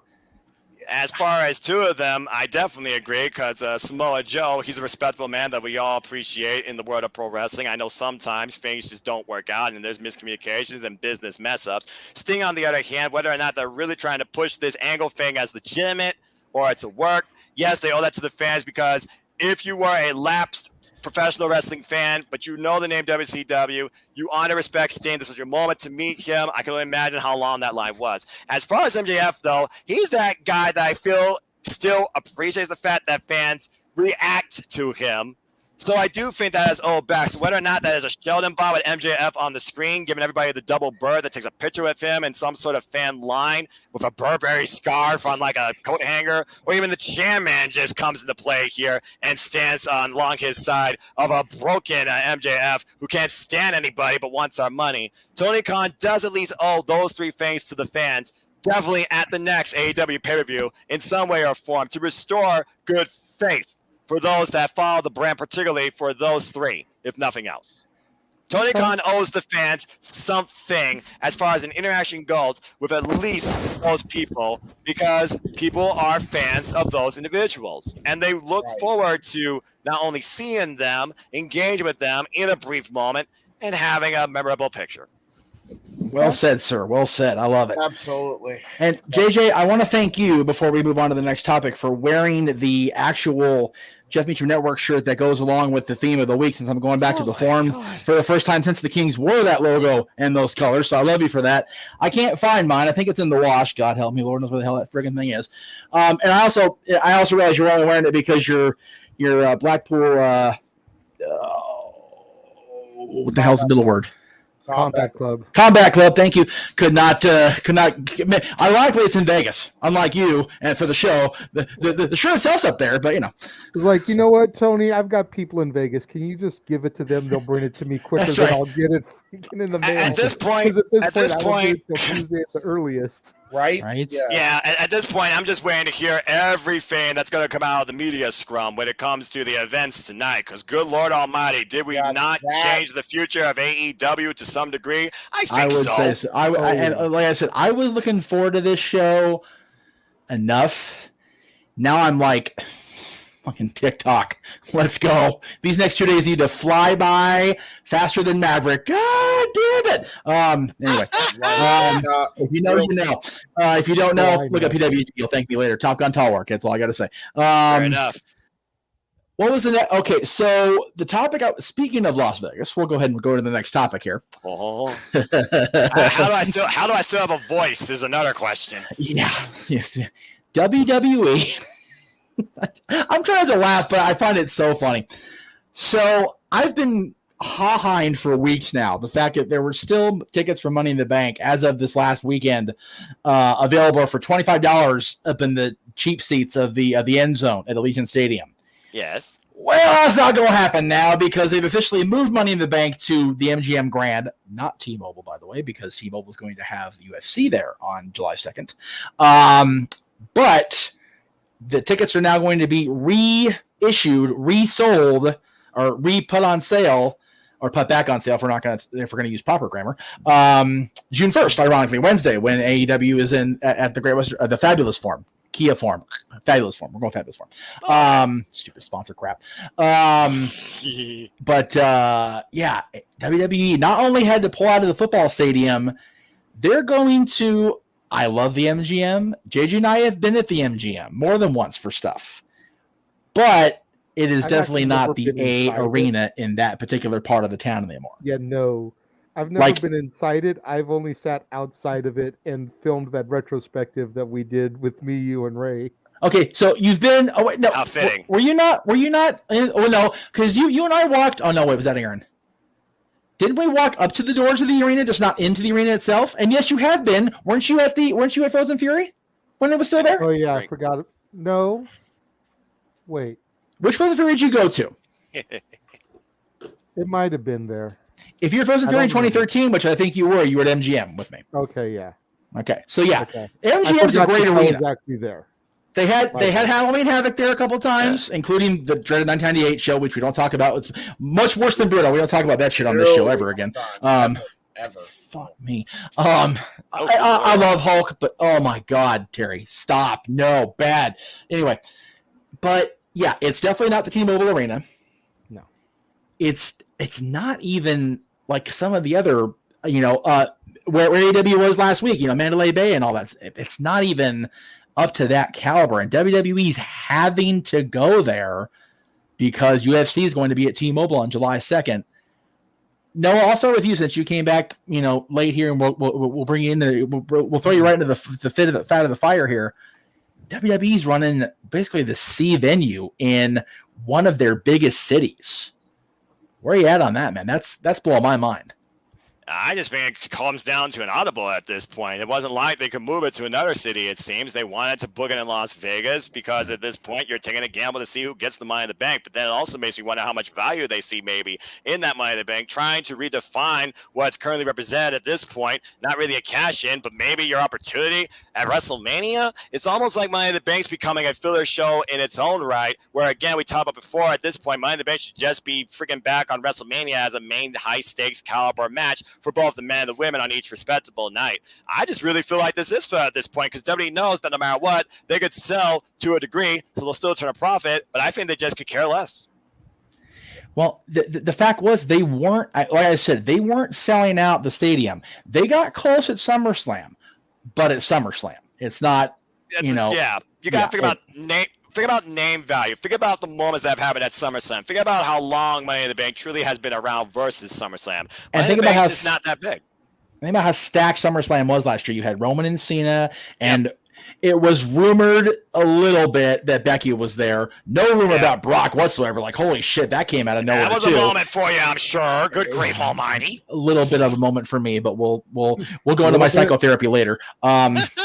You had Edge and Rollins with the Brood Engine. There was so much good stuff in anticipation of that show, and I'm not trying to downplay the importance of Money in the Bank. JJ, you were at the very first Money in the Bank match, WrestleMania 21. You know how important Money in the Bank has become in the last 17 years. I mean, Edge becoming the rated R superstar, the ultimate opportunist. You talk about RVD finally getting the world championship. You talk about Mr. Kennedy and what could have been. You talk about the rise of CM Punk. You talk about all these people that have been Mr. or Miss Money in the Bank. I love what Noah just said here. You've got 2 nights of WrestleMania now. You seem to have done away with the battle royals on each night. Men and women, reinstate the Money in the Bank. One on one night, one on the other night. Am I off base there, Jay? Or absolutely not. Absolutely not. I think it's hilarious that one of the last open mic nights we did, you called this like one of the big 5. It was supposed to be. And now look at where it is. Yeah. I have to wonder, though, we all joke all the time about how the old man is losing it. Okay? We've dropped this word numerous times, mostly thanks to James over the course of this broadcast, but who in their fucking right mind books a pay-per-view in Vegas during International Fight Week? Vince McMahon. Vince would have been a lot smarter to have done a repeat and book SummerSlam in Vegas to bookend the month. You have International Fight Week start off with UFC in the beginning of the month, then have sports entertainment invade the city at the end of the month, and then move Money in the Bank to Tennessee, where SummerSlam is supposed to be. I'll go you one better. If you want to have a sellout in Vegas, sell for Money in the Bank, put that on July 30th. I don't know, have SummerSlam in August, like it's been every other damn month for the last 35 years. Agreed. What's tradition anymore in WWE? Just saying. Continue, JJ. Yeah. Agreed, but why in God's name are you going to try and to run opposite UFC? Now, you don't want to piss Uncle Dana off. I was going to say, one thing Vince has never been afraid of is competition from the Ultimate Fighting Championship. He's never been afraid of that. He encourages it, and which is why he allowed Brock to cross it, which is why he, courted Ronda Rousey. Him and his team courted Ronda Rousey, so heavily. The fact of the matter is, he was convinced, and we saw it at SummerSlam last year because Pacquiao was down the street at T-Mobile from us. They can run this same day, and they were going to stagger the times where it was going to be doable. The fact of the matter is, as much as I wanted to believe that WWE, as much as WWE wanted to believe that WWE could turn Money in the Bank into a Big 5, it is not. The only thing Big 5 about it is the sporting goods store selling out from the fact of trying to buy knee pads and braces for walking around Vegas all friggin' day. There's a big difference between Pacquiao, and I'm not a boxing fan by any means, but Pacquiao is not the Pacquiao of old anymore. No. and UFC running in their home base. Very true, very true, and I'm not going to argue with that at all because you're absolutely right. Even the Pacquiao fight, even in 2021, was like, okay, I if it wasn't so ungodly Vegas boxing fans, I probably would have walked down the street and caught the fight. I really would have, but it was just going to be too much. UFC is UFC, so you run at the end of the month, and you don't have to worry about the T-Mobile Arena. Yep, and that's the other thing. Parking for that stadium, and James, I know we're kind of not letting you talk it. I'm sorry, but I just everything's kind of in my mind here. I'm fine. So parking for that stadium is so ungodly bad. Dad and I parked at Mandalay, which again was where AEW was the other night for their TV tapings, and you can park there, and there's like a shuttle to the stadium. The parking on side of the stadium is non-existent, so people are parking at Mandalay. They're parking at T-Mobile. They're parking at the places nearby. I can't even fathom the parking nightmare. I can imagine my poor mother being in traffic as it is out here in LA. I can imagine the hives on her poor little body with all them freaking people in that phenomenal cosmic fandom. Jesus Christ. Oh my God. Like, no way. Like, there's a reason that's a bold statement. There's a reason I walked from the Mandalay parking to meet up with my friend on the strip in front of, I believe we were in front of New York. I was not going to get into a cab. I was not going to get into an Uber. There was no way I was dealing with that shit. So I can't even. That's where I'm coming from on it. And James, I got to give you a little bit of crap. I gave Jeff crap earlier. I love how you went on to the No DQ review after me posting this in the group chat, letting everyone know about it, and you thought that it was a rib until you heard it from Aaron Rift himself. Yeah. You don't want to buy it from me when I give you the information. No. But let Aaron Rift say it, man. All of a sudden, it's the gospel. Hey, in fairness, I was just kind of playing along to make Aaron feel special. No, Heart. We all love Aaron. No, for real though, we love Aaron, and I can't wait for JJ to be on the review for the record. I can't wait for that shit to be a thing. I can't wait to watch that. That's gonna be fun. Yeah. Real quick. Anyway, continue. I will interject with. I hate to say here. I told you so, but I fucking told you so. I told you that this was not going to sell out, and I was fucking right on the money. Yeah, and there's another F-bomb, folks. Sorry. I'm trying. Screw it's also very late, so at this point. Demonetized. Keep it. Well, no, it's just limited for now. Okay, fair enough. Yeah, limited for now. They're reviewing it for the record. People. YouTube, we are safe. Anyway, continue. If the WWE can barely sell out arenas as it stands right now. Right. And that's the truth. Mm-hmm. What in the right mind made you think they were going to be able to sell out Allegiant Stadium, any stadium, with Money in the Bank? They did come close. I mean, again, it wasn't money. It was a big four, but the seats they made available for SummerSlam, they did sell out, and I think they just got too much too much cock in their step, and they were all full of themselves. Let's call spades as spades. This is going to be a bizarre comment, but I almost kind of would have liked to have seen them run Caesar's Palace. Go back to the WrestleMania 9 venue. I think they would consider that if they hadn't converted that whole area to what is now the actual Coliseum, where who the hell is there now? It was Celine Dion. I know Elton was there for a while. Shania was there for a minute. I forget who's there now, but yeah, well, whatever it is, that entire area where, ironically enough, the first two people back there were the Kings. Before there was a Frozen Fury, the Kings and the Rangers had a game back there. So there is that. That whole area is no longer an outdoor arena compliant area. They've actually built a stadium over there. So they could run Caesars. They could run the Coliseum itself, but it's not really arena setup. It's more of a concert venue. But T-Mobile, had they not booked any friggin' July weekend except the second, you blithering idiots. As of right now, there's nothing booked on my channel anyway the entire rest of the month, weekend-wise, until SummerSlam. I don't know when Impact's going to run their show if they run a monthly special, because it won't be a pay-per-view because they'll have Slammiversary in June.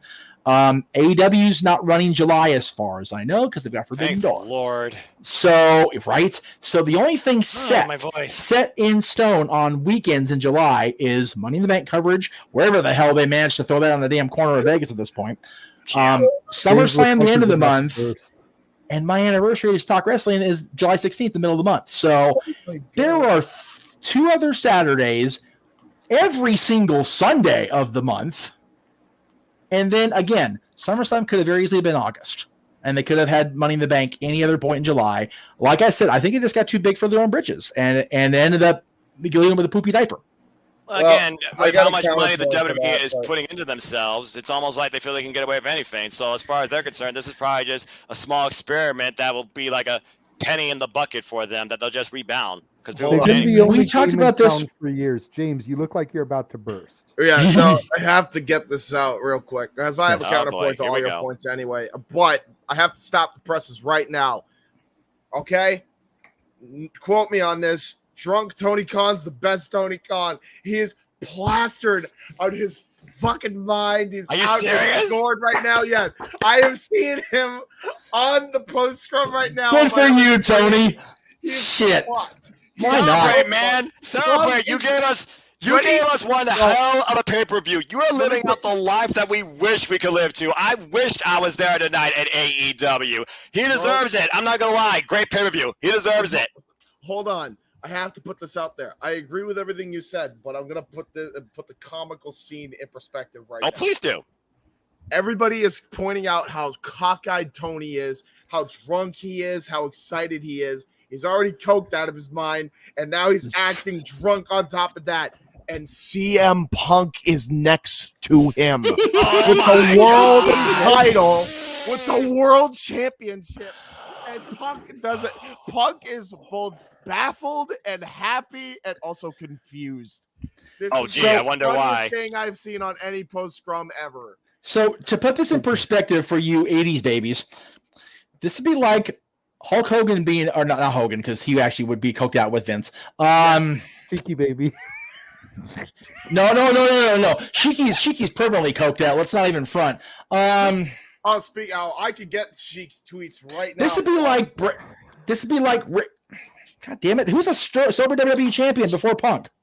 In the 80s, yeah, none. Anyway, zero. Okay, Zero. This would be like Bob Backlund. Approximately goose egg. It's zero. They humbled him all with the butt fuck. Anyway, so this is like. I don't know what just happened.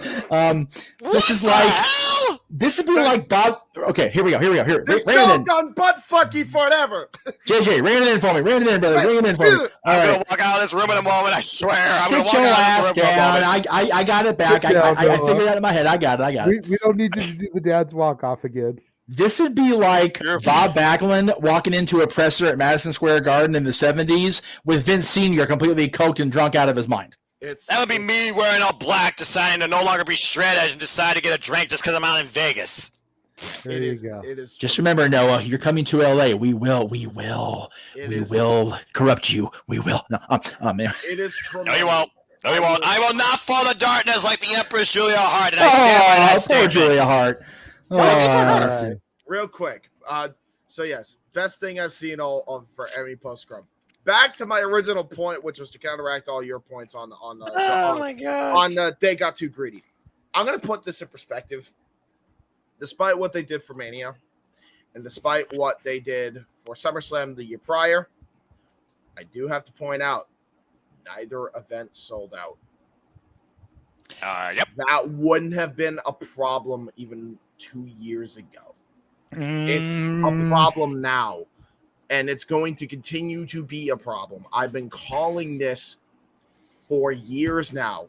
If you don't build future stars, you're not going to get the fans to the shows. And it's slowly but surely starting to happen. It is. I can agree with that. It's starting to happen. And as we said before as well, I don't think Vince gives a shit. No. Right. Yeah, we already established that. Yeah, so. Yeah. because Vince is out of his damn gourd at this point. So whatever. Everything is business. Everything is business. Everything. The answer, business. Well, business. But you know what? No, we talk about this on either a review or one of our open mic night discussions. There's so much revenue coming into the company in general. Do they have to give a shit? At the time, I said no, but they're not selling out a major, even though Money in the Bank is still not one of the 4 big ones, it's still a major show for them every year. And they couldn't even generate enough to match what they touched at SummerSlam to the degree that they're having to move. Yeah. So yeah, there is success. Yes, there's revenue being generated, and no, they don't have to give a shit on that front, but part of revenue is ticket sales. And they're now going toward an event that if they don't sell at the MGM Grand, there might be a freaking blood vessel in somebody's brain popped, a major aneurysm approaching. And guess what? If they don't sell out if they don't sell out by 1, we got a problem. You're saying we have a problem. Have a problem. We do. We really do. And you know what? And I'll say this right now. No disrespect to anybody that's there currently right now, workers wise, because I feel bad for them because they don't have the choice. They were just trying to make this place better, and they get fucking stopped at every turn. Oh, here we go. I was literally talking about it right now in the post-media scrum. It's been happening for years. It will continue to happen for years. Don't believe me? Ask Paul London. He shot with Rene Dupree in about 2005. It's happening then, too. So it's a fair point. I mean, not going to lie. It's a fair point. The bottom line is this. If WWE goes under, they've got nobody. The higher-ups have nobody but themselves to blame. Not a single person but themselves to blame. We already said that WWE's not too big to fail, but again, that's still a big what if and when it could happen. They will sell before that. Okay, JJ, go ahead, please. I don't think they're in danger of going under just yet. Agree. But I think they're starting to get to that cusp just before WCW took over for 83 weeks. I think they're starting to get to just about that cusp with AEW. Because like James said, a couple years ago, when there wasn't any real competition, this wouldn't have been an issue. Yep. Right, exactly. But AEW is getting more and more steam. And whether we want to crap on them or not for signing away every WWE cast-off and expanding their roster like they have, which was another topic we were going to discuss. So we can just kind of segue into that from here. But whether we want to chastise them or not, the fact that WWE is letting all of this talent go and they're going to AEW with a chip on their shoulder with something to prove. You know, I know you're not a sports guy, but it's the same shit that happened with the Golden Knights a couple years ago. Golden Knights came into existence in the NHL. They got to pick one person from every current NHL team that the team didn't feel was valued enough to protect. Interesting. So the Golden Knights grabbed this player from this team, this player from this team, one player per team.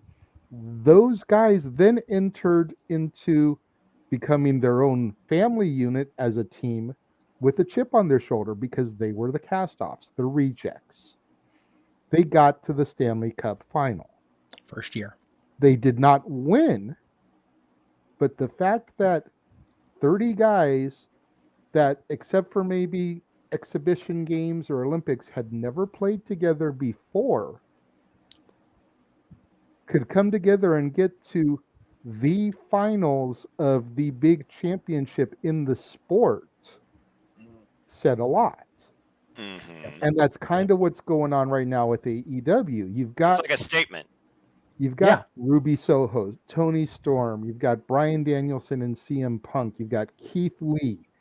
You've got Adam Cole, baby. You've got Red Dragon. You've got all these guys that have been cut and released, and now they've got something to prove to Vince. You get Eddie Kingston, who's been sorry. saying they're helping to better the company as a result. You look at guys like Cody and Jericho, who were some of the founding fathers. Mm-hmm.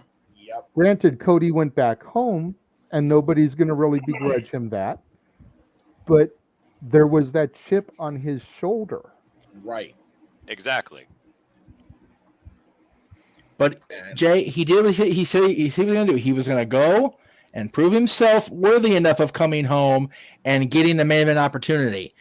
He's gonna, for better or for worse, for this Red Crate of Hate next Sunday, he's main eventing the show. He's inside the cage with Rollins, and I'll be damned if he's not going to be WWE champion by the end of this year. WrestleMania at worst. I want to point this out real quick. Right. Go for it, bro. So you mentioned the rise of AEW, and you mentioned the tides of WCW, basically, right? Yes. Right. And your team and all the players getting traded off and Yes. being shit. Yes. So, with all that said, Yes. we already talked about the Nielsen ratings of Crockett Shield. We don't know AEW's actual ratings every week. We've already established that, and it's already a fact. Yes. Fight me on that. That's number one. Fight me, bite me, whatever. Number You two, to do whatever you wish. I will not waver. WWE can't even sell out WrestleMania or SummerSlam, and I'm almost positive that could be the case again this year for SummerSlam. So that's a problem already. Okay, and we don't even know what the hell Money in the Bank is going to be like now that they had the downgrade to the MGM Grand, which, by the way, so much for Big Five. Now you also have these issues. All these issues are piling up, and then you forget the real world aspect. Inflation's a mucker futter. More than ever. I did the thing, and the stock could crash at any goddamn moment. Please call me. The Dow Jones went down 400 points one day. Just to put that in perspective, what James saying. He's speaking facts. This economy itself is a mucker for right now, let alone the WWE stock. Jesus. So add all of those factors up, and these networks are going to look at what they're paying the WWE and realize how terrible of an investment it is compared to everything else that they need to invest in. With a bad economy, and USA and Fox could easily pull the plug. Oh yeah. That's, by the way, my voice is going as my voice is going, so I'm going to lean into the mic real quick. But Fox has already been talking behind the scenes, and I know this for a fact because I have people in the know on that. They're already wanting to back out of the WWE deal. They hate that they're still in it. But James, the money's so good, damn it. It's so good now until it's not, and it dries up.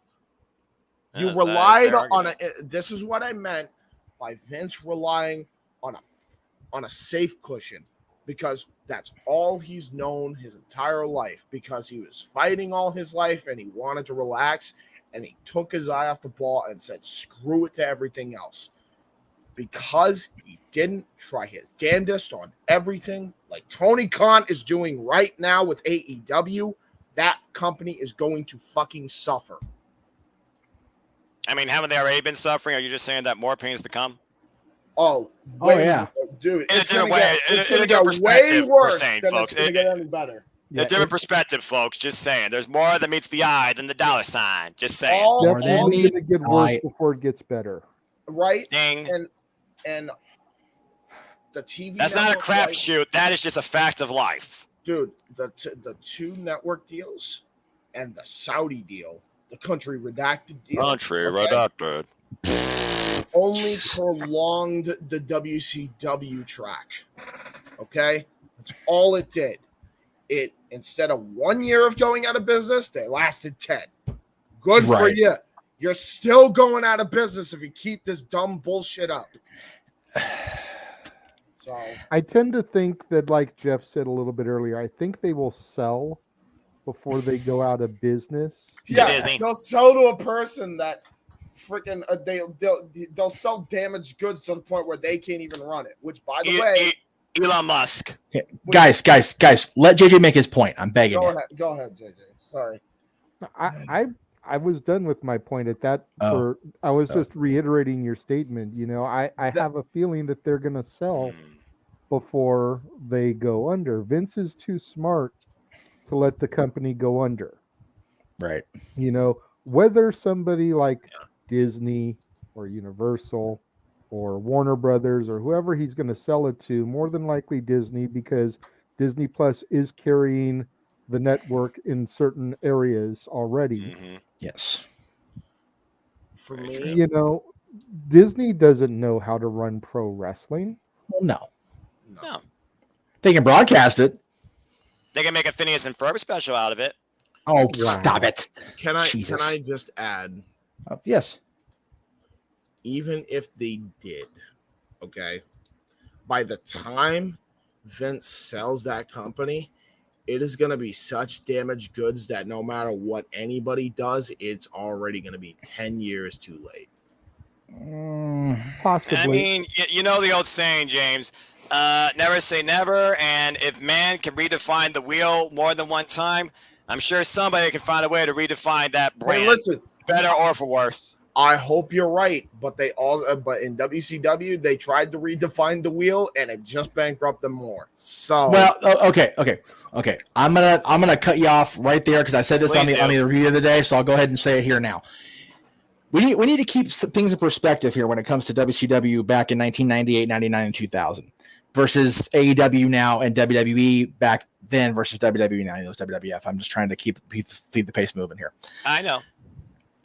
WCW never had a booker, EVP, boss, whatever, that was able to play the game with his own roster and a complete blank slate. That is right. Bischoff came in with a giant pooper scooper behind Jim Herd, Kip Fry, Bill Watts, all these guys before him, and managed to turn a giant pile of chicken shit into some goddamn tasty chicken salad for at least 83 weeks. Even longer if you really think about how good Nitro was, even before Scott Hall showed up. And even after the NWO started to fade, it was still watchable. Now, when Turner, and also keep this in mind also, Turner, it's been documented by not just Eric Bischoff, not just Vince Russo, not just these people that are held in contempt by the IWC / Dave Meltzer / whoever. Oh, Lord. Turner was never 100% behind keeping WCW going. Never. To the point of they only kept it around because Ted was still in charge. The minute, and I mean, it had to have been one of the first things Levin and them guys did when the merger went into effect. Like, okay, how soon can we offload this crap? And it took them 6 years to do it. The entire run of Nitro. And they were still cooking with gas at the point they were trying to unload it already. So there is that. Russo came in after the brass at Turner just got impatient with Eric trying to do any damn thing to right the wrong, to right the rudder of the ship and to keep him hitting the iceberg. The problem is they put Russo in charge, and rather than let him steer away from the iceberg, they put a big giant roadblock in the opposite direction where he couldn't turn the damn ship around. You're filtered now. The hell? I'm over on USA freaking full of people that don't care if I'm filtered or not, even though Barry Diller was one of the most filtered people in the history of the world. All right. And I can't do what I was able to do there? What made you successful over there? Yeah, to the point where you guys hired me because you think I was able to do all these things over there, but you're not letting me do what you hired me to do. Which is fair, yeah. So, before WCW, they couldn't, no. WCW was doing all the things they were able to do based on the ginormous, even stronger than what was allegedly holding Wardlow back, shackles. AEW, clean slate. Yes, they are hiring people from WWE, and again, JJ used the evil C word, but I'll go ahead and throw it out there. Castaways. The thing is, these people are leaving WWE, like JJ said, with a chip on their shoulder because they were in the big company, the most successful wrestling company in the history of the planet, and they couldn't even get a freaking itch on a scratch of a push or a TV time. The other thing we're considering is this. And since JJ said it, we're going to go ahead and transition here. There are, as of right now, main roster-wise, 5 hours of first run WWE programming on between USA and Fox every single week, 52 weeks a year, because there's no more dog show preempting Raw. There's no more whatever the hell UPN was trying to bullshit to preempt SmackDown. Fox has them in place, 5-year contract, $2 billion in WWE's pocket for that. USA has them in place, 8 o'clock every Monday night, flat out. Yep. The brand extension is kind of becoming what it's becoming right now. They're kind of going away from it again. Yep. And there are still so many people under contract to that company that we don't even know work for the company, because they're not being utilized properly, which in 5 hours of first run television programming is ridiculous. The greatest example, JJ will back me up on this because we talked about it. Harry Smith was under contract for so long. We didn't know he was back in the company, and he was already released before he even got a freaking millisecond of television time again. Keyword again. They bring him back. They don't even use him. The shit. Like, I see you. Despite the fact that his brother or his cousin-in-law, once removed off that crazy-ass family tree over there in England and Calgary, is a producer, and his other cousin is one of the most successful women in the history of the company. By the way, happy belated birthday on camera, Natty. We love you, girl. Respect. Multi-time Guinness Book of World Records Yes, lest we forget. Yes. I actually forgot to mention that on my post the other day, which I regretted immediately. Anyway, so, but again, your AEW's talent just is inflated. You're right. There are so many people under contract to that company. They have 4 shows that run an hour or usually more, 2 hours, between Dark, Rampage, and Dynamite, plus the hour of Elevation. So that's 2, 4, 7 hours. Yeah. We're still not seeing everybody on those 4 shows. There are just too many damn people under contracts, and yet they're bitching because, I'm not. You know what? Here's my main issue with the people that come on and, I'm not getting TV time. You know what? You got to earn that TV time. Damn right. As ridiculous as it is that both companies have hired so many freaking people that they don't know their right hand from their left when it comes to talent or talent relations. Let's not kid ourselves. With all due respect to, yes, even John Laurinaitis and Christopher Daniels, how do you relate to that many freaking talents at once? You can't do it. It's impossible. Sasha and Naomi walked out. They couldn't get in to see John until he took a friggin' stand. Because John doesn't know what the hell his right hand left hand's doing half the time because he's got so many fucking people underneath him to try to worry about. I'd be talking like this too from exhaustion if I was John Laurinaitis. You kidding me? And then Chris Daniels, I love Chris Daniels. But that one person handling that many friggin' people, oh my God, let me just go ahead and give myself a comatose. Let me give myself a BME and knock myself unconscious for a while to deal with it. So as much as we want to condemn, WWE's going to be out of business, they're going to sell, you have to remember something. For every single walkout you see, there's 65 people that are sitting there collecting a paycheck and not worrying about a goddamn thing the rest of their lives. And that's a whole nother thing, too, because at the end of the day, you're just trying to make a livelihood. You love this business. You love this industry, but you also want to make sure you thrive in the world of professional wrestling. At the end of the day, money is what pays the bills and takes care of your body, not just what you wish to do maybe all the time in professional wrestling, whether or not it's for your own good in that ring. Yeah. And I'll just add to that real quick. Please do. While I understand the both companies getting shit for having too many people on the roster, there's a key difference. Okay. AEW, while they can't have everybody on their television show all the time, does a good job of rotating their people. And even if they still can't use everybody, they allow people to go outside of the walls of AEW and do shit that they want to do. Agreed.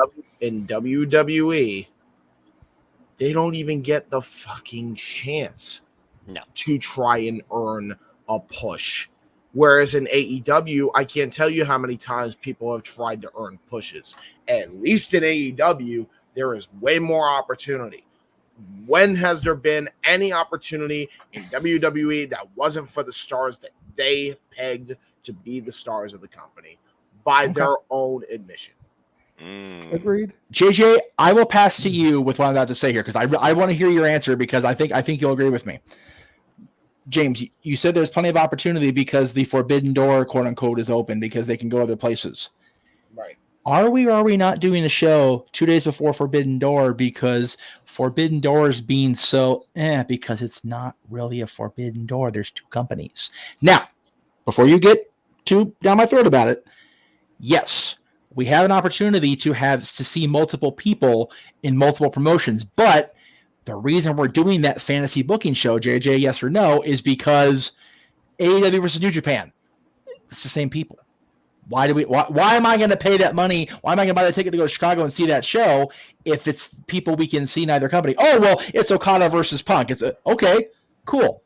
I don't mind waiting to see that another time for me personally. So if we're having a Forbidden Door show, let's kick the sumbitch off the hinges and bring WWE, Impact, the NWA, MLW, New Japan, All Japan, whoever the hell's left, everybody. So yes, there's opportunity elsewhere for these AEW guys, but to play devil's advocate, the way they're marketing that Forbidden Door is grossly incorrect, which is why JJ pitched this idea in the first place. Yes, sir? Yeah, I agree. Granted, I've stated multiple times, I don't know a whole lot about New Japan. I'm still learning. I'm still trying to watch the weekly shows when I get the opportunity here. But from what I see on the New Japan roster, a good chunk of the talent is already AEW talent. Right. So it doesn't feel like a true Forbidden Door. We talked about it when I first proposed the idea. Mickie James coming into the Women's Rumble with the Knockouts title to Hardcore Country felt more like a Forbidden Door move than this pay-per-view feels. Now, granted, we have no matches announced yet. Right. Granted. They could definitely pull some shit out of their asses and surprise us. Of course. But on the surface, it doesn't feel as special as it's being presented to be, which is why I came up with the idea of making a true Forbidden Door pay-per-view fantasy card. WWE talent, Impact talent, AEW talent, New Japan talent. Oh, so we can just go crazy. As long as they are currently employed. Any of those 4 companies, as long as they are currently employed by said company. Ew. And so MJF is kind of a question mark right now. But Sasha and Naomi are kind of a question mark right now because we still don't know what's happening with them. Right. But pretty much anybody else, I'm even willing to allow if they're currently on the injured list, because as me and Jeff know from experience, Drew Doughty was out with an injury during the playoffs, but he straight up said he's supposed to be out until beginning of next year. He went on record and said that if the Kings had made it to the Stanley Cup or the Western Conference Finals this year, he would have come back from injury to play injured because it meant that much to him. He'd hobbled his ass out there done it anyway because he's Drew Doughty. So even if someone is on the injured list, to get an opportunity like this, they'd find some way, tape that shit up, put triple braces on it, OG Austin style, something to gimp out there and have a moment. And for the sake of JJ's sanity with booking this, since this is the shows he actually watches, we're limiting it to WWE, AEW, Impact, and New Japan. So okay, that changes my entire idea of booking the card now. And that's wow, I have a sandbox. Cool. Yes, that's what I wanted. I wanted people to go bonkers. I'll let you in on this little secret. I don't think I have any one-on-one matches that I have written down so far. Everything is at least a triple threat. Wow. Because I want to try to get as much company representation, as many people onto this card as possible. And we had talked about, making it AEW 13 matches tonight. We can do one night. We'll be okay. So what was our cap? For our own sanity, I think we said let's not go past 10. I think we said between 8 and 10. Okay. 8 is a standard pay-per-view. 10 for a super card, I think, is fair. I think I'm safe to say I hope I never see a 13 card pay-per-view again. That was freaking ridiculous. Do not watch WrestleMania 5 ever. Well, that's for more than one reason besides the amount, but I digress. There's tons of reason on 5. Honestly, 5 was better than 4, and 4 had the tournament. 4 also sucked. 4, dude, Bruce Pritchard himself, that was his first Mania. Pritchard himself called that show a shit show. Oh, it showed. Yeah, there was so okay. Now, granted, there's a lot of discussion and chatter about 4 and the history and everything, but at the end of the day, when your greatest match on the card, the match that actually stands out as something decent, is fucking Demolition beating Strikeforce the tag titles. Yeah. Okay. The Road Warrior Rejects against the future Model and Matador. Let's call that one a night. Good Lord Almighty. All right.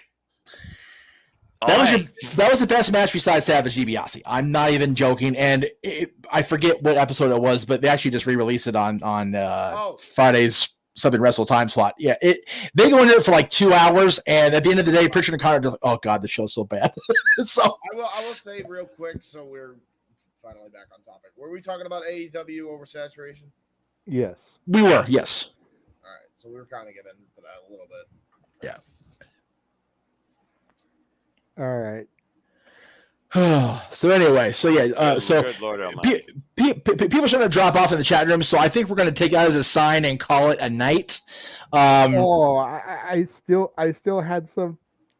Go, dude, please. I was going to say, y'all were curious about my diatribe. Oh yes. Okay. So it wasn't. It's not going to be near as bad as it was originally going to be. Jeff, do you have the men's bracket that I sent you? Can you bring that up, please? The men. Oh, for the Owen. Yes.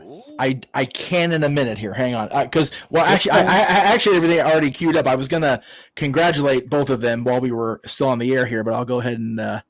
I just need the men's because I got you. I'm trying to work as best I can here. Hang on.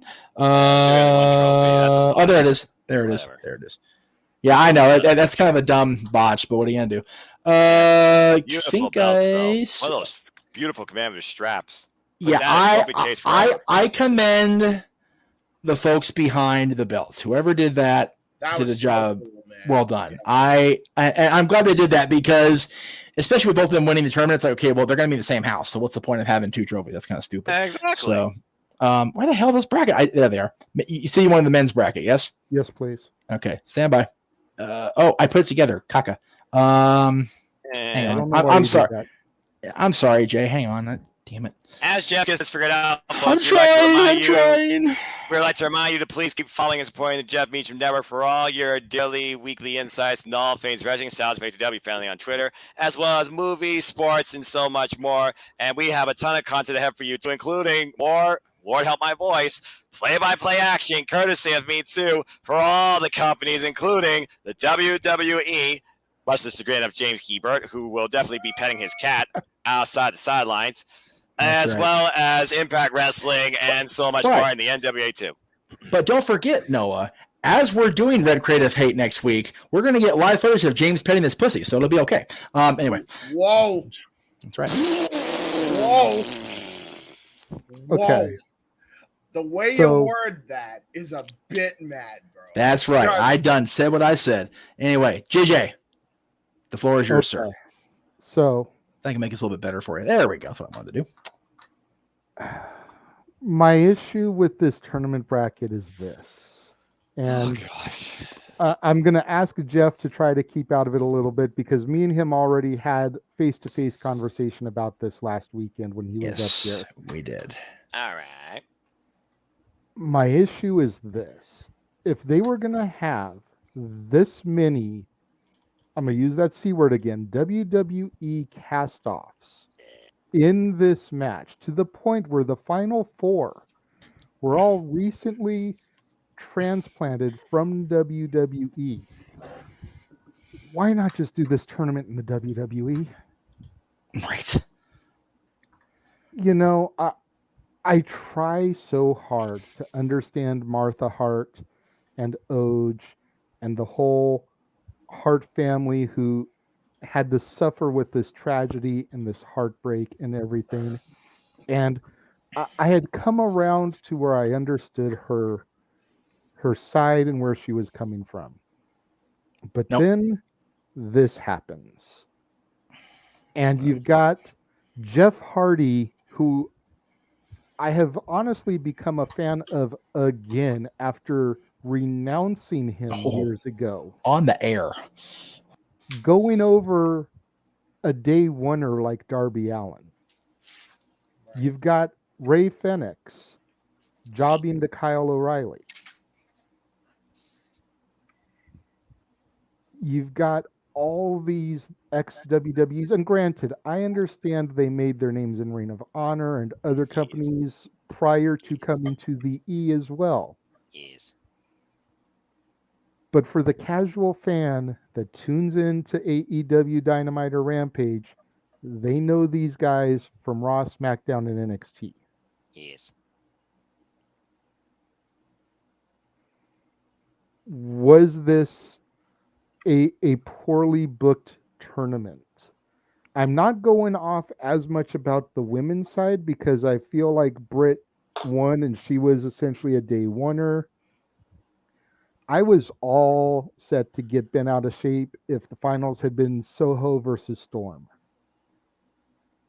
Because it basically would have been the same crap on the women's side. Right. There are so many AEW talents, like we discussed, that aren't getting TV time that very easily could have been in this tournament.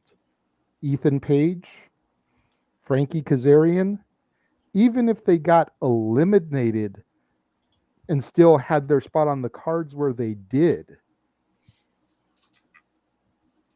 You look at all the ex-WWE guys that are in this tournament. Kyle O'Reilly, Samoa Joe, Johnny Elite, the Joker. You've got Hardy, you've got Cole.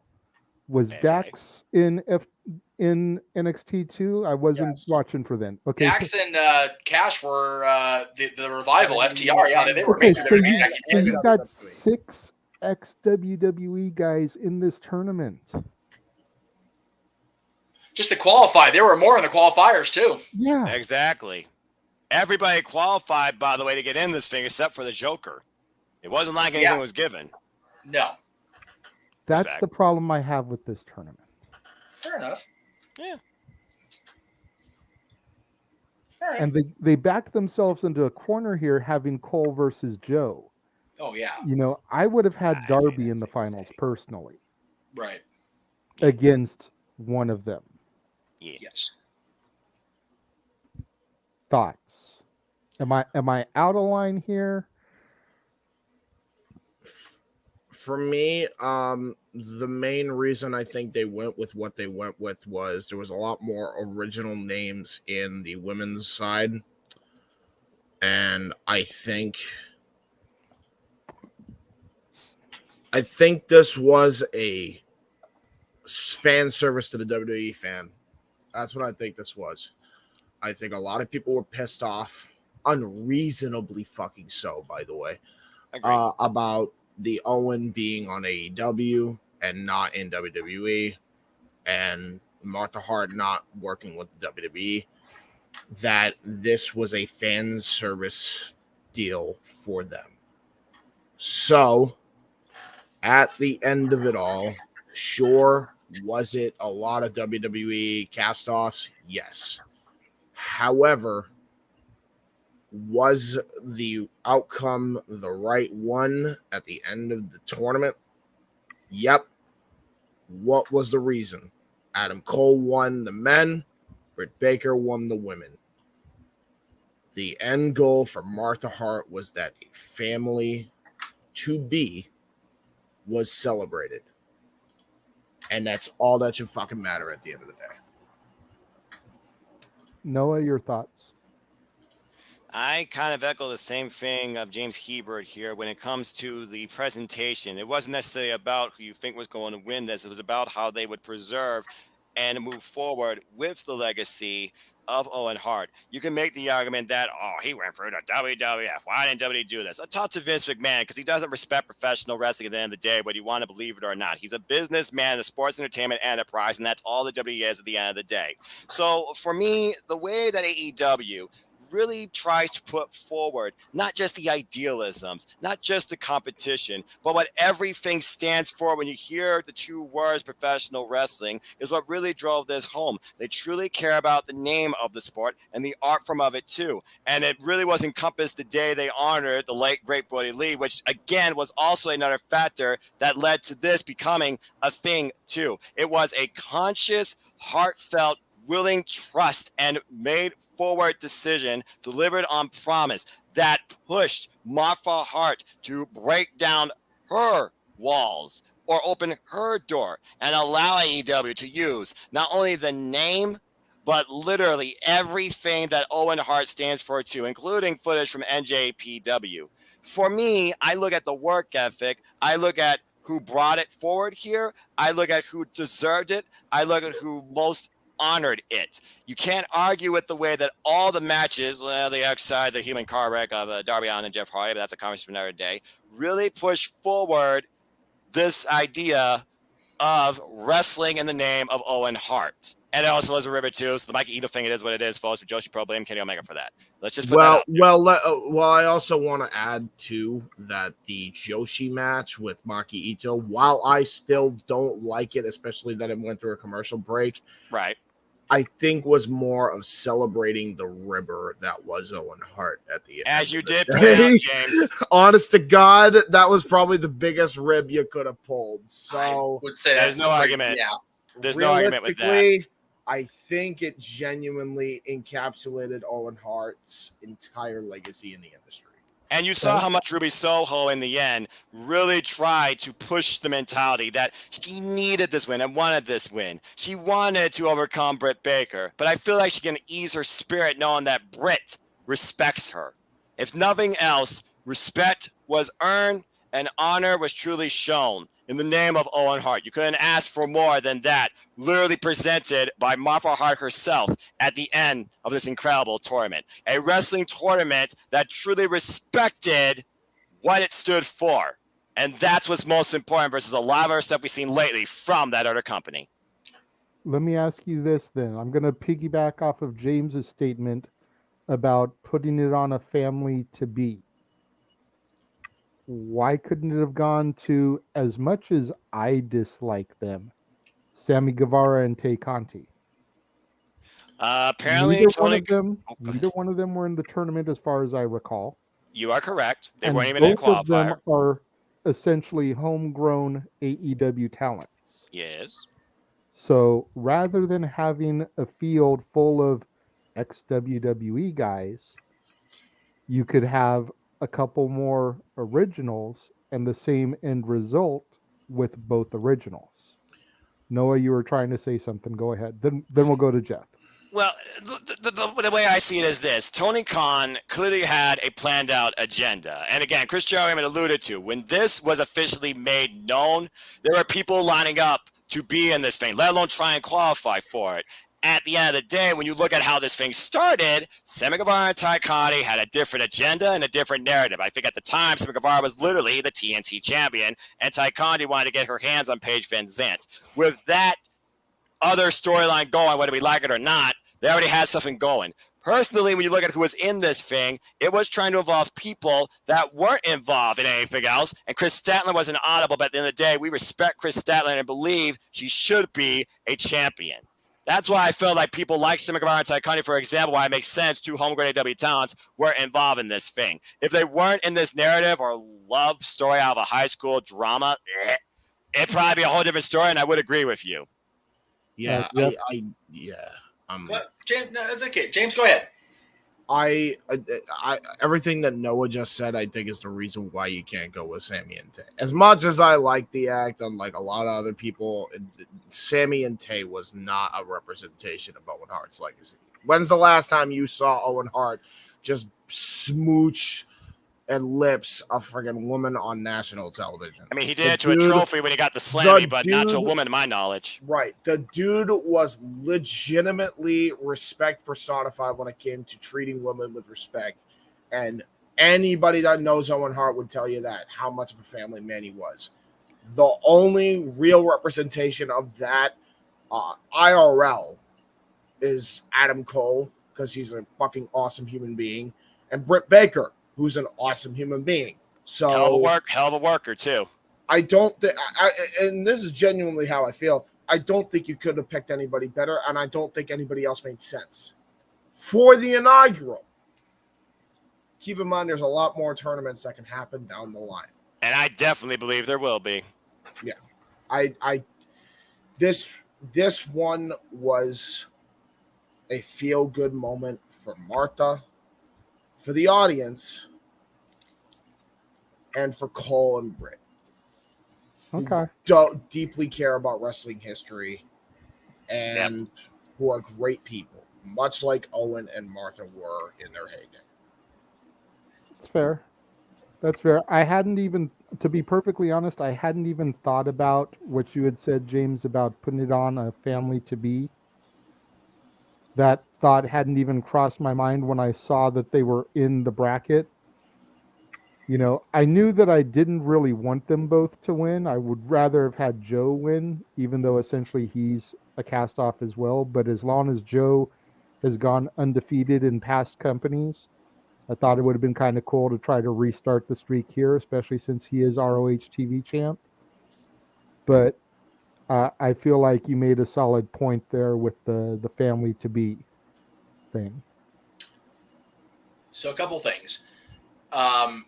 First of all, the mental image that sprung to mind when I thought of Ty and Sammy making out like freaking teenagers in front of the trophy just made me want to completely do a dad's walk off and hurl off the air. So I'm glad they didn't do it that way. Number one.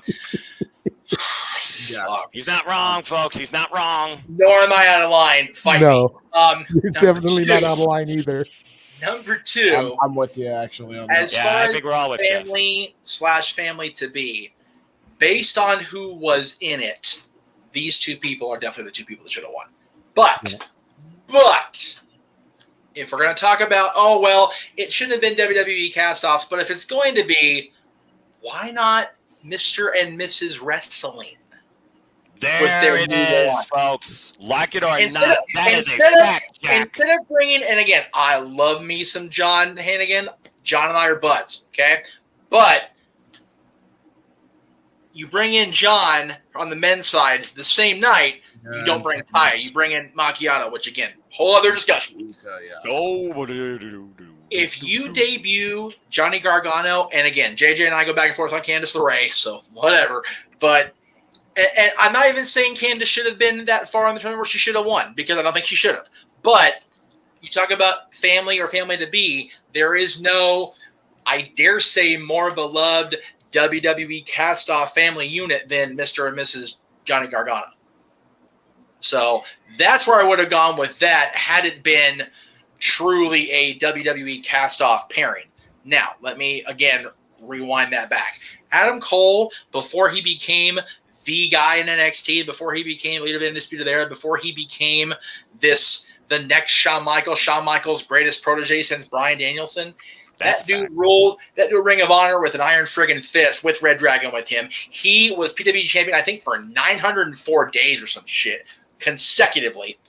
So that guy has been a stud everywhere.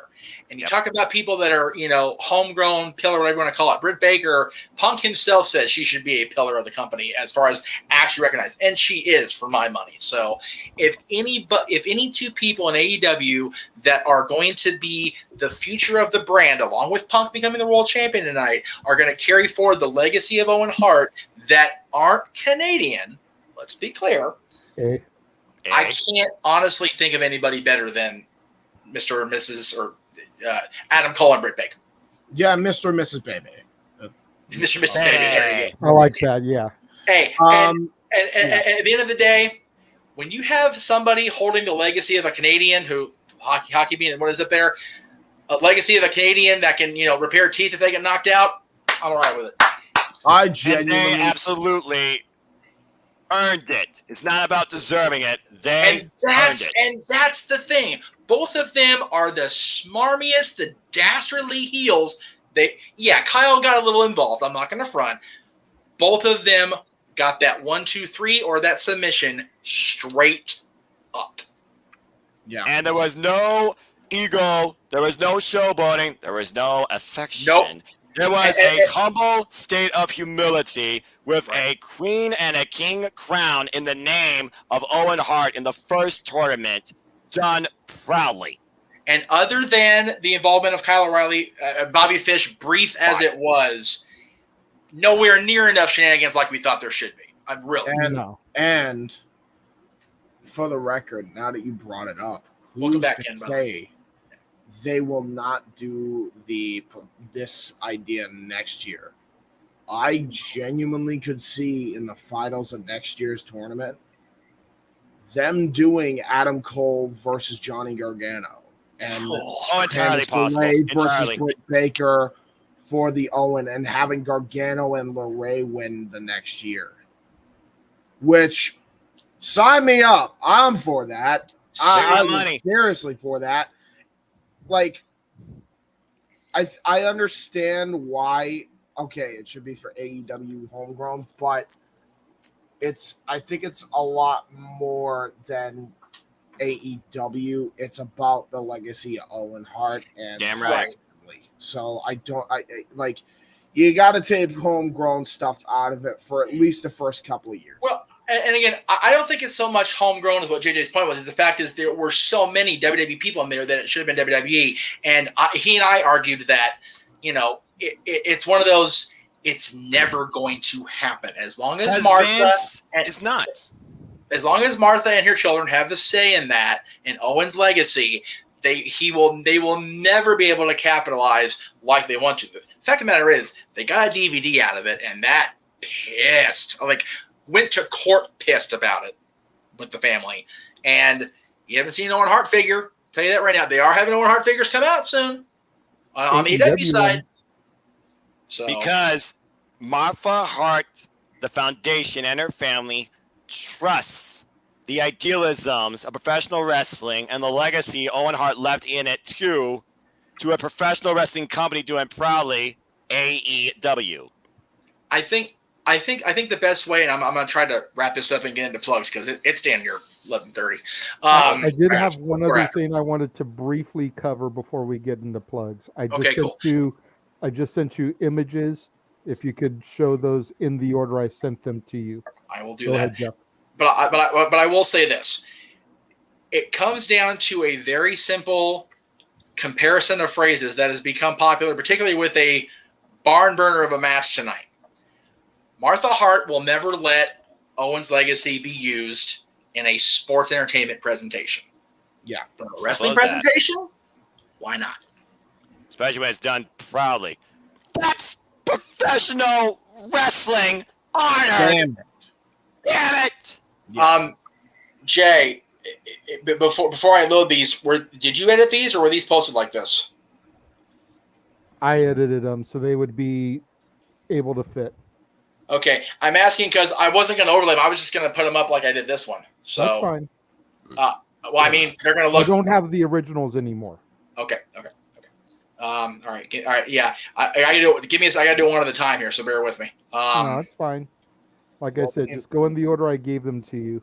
That's what I'm doing. I just got to forward them to myself, which is always an adventure. Take your time, man. I mean, again.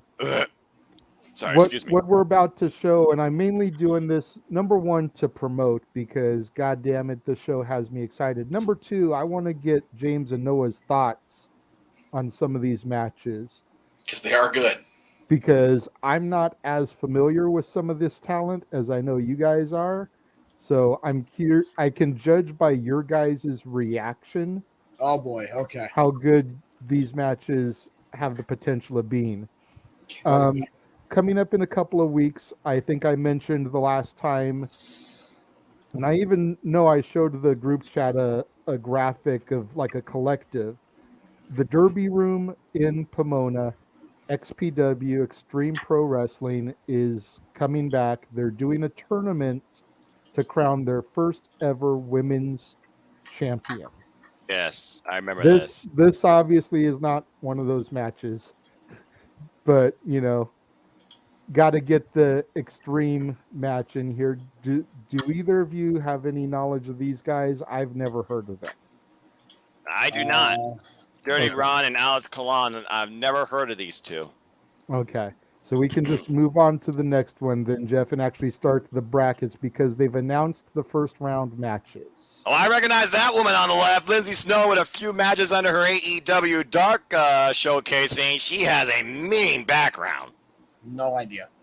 And Ludark Shaitan, I don't know if I pronounced that right. Any knowledge of her? I've heard the name, but not much past it, unfortunately. No idea. Okay, but Lindsay Snow, what can you tell me about her, Noah? Well, I know that she's got a bit of a Ruby Soho type renegade attitude with her, delivers a mean lariat, and I saw her put in some work a little bit on AEW Dark. It's going to come down to a power game between her and Ludark Shaitan, and looking at Miss Shaitan here, I'm curious what her background brings, maybe beyond Lucha Libre. Okay, fair enough, Jeff. Let's do this one. Try to do it in order like you asked me to. These two I know very well. One of them personally.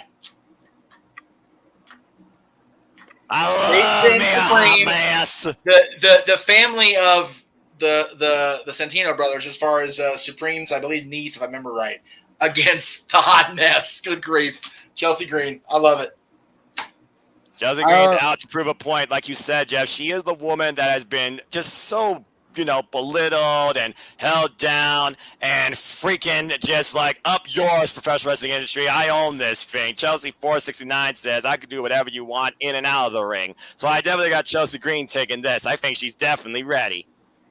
You don't want to count out Sage Sin though, being as how she's like the homegrown XPW original here. That's true, but I wonder how well she's prepared. She's dressed like a pumpkin. Oh, no. Screw that. Shoot. Do not let that fool you for a minute, Mr. Hebert, at all. Do not judge the book by its cover. Remember how I talked about Candice LeRae being the only person in a Guerrilla Warfare match with Joey Ryan versus the Bucks that was bleeding? Yeah. Sage Sin says, hold my freaking vial of plasma.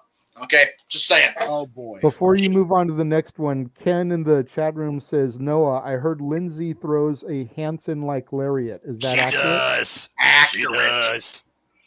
She does. She cray for real. All right. This one's going to be good, as Booker would say.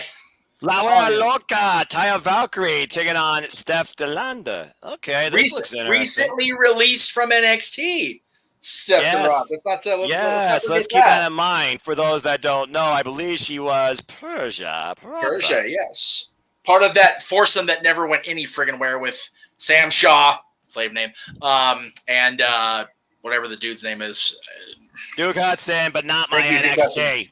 Right. Yeah, I know. First thing, God bless Taya Valkyrie. Continue. Jesus. And then the one I picked to go last. Oh, I know why. Because long may she reign in her era. Why she faces the freaking foundation of women champions professional wrestling, damn it! Camille versus Deonna Purrazzo. If you fought Serena D versus Camille for the Burke was something taxing and special, you ain't seen nothing yet. That's all I can say about that. That's going to be a hell of a first round, let alone the rest of the night. And for the record, go ahead, Jeff. No, I was going to say, if we're going to go ahead and start the plugs here, I'll start with this image first instead of last. The 25th is one of the very few nights I have off.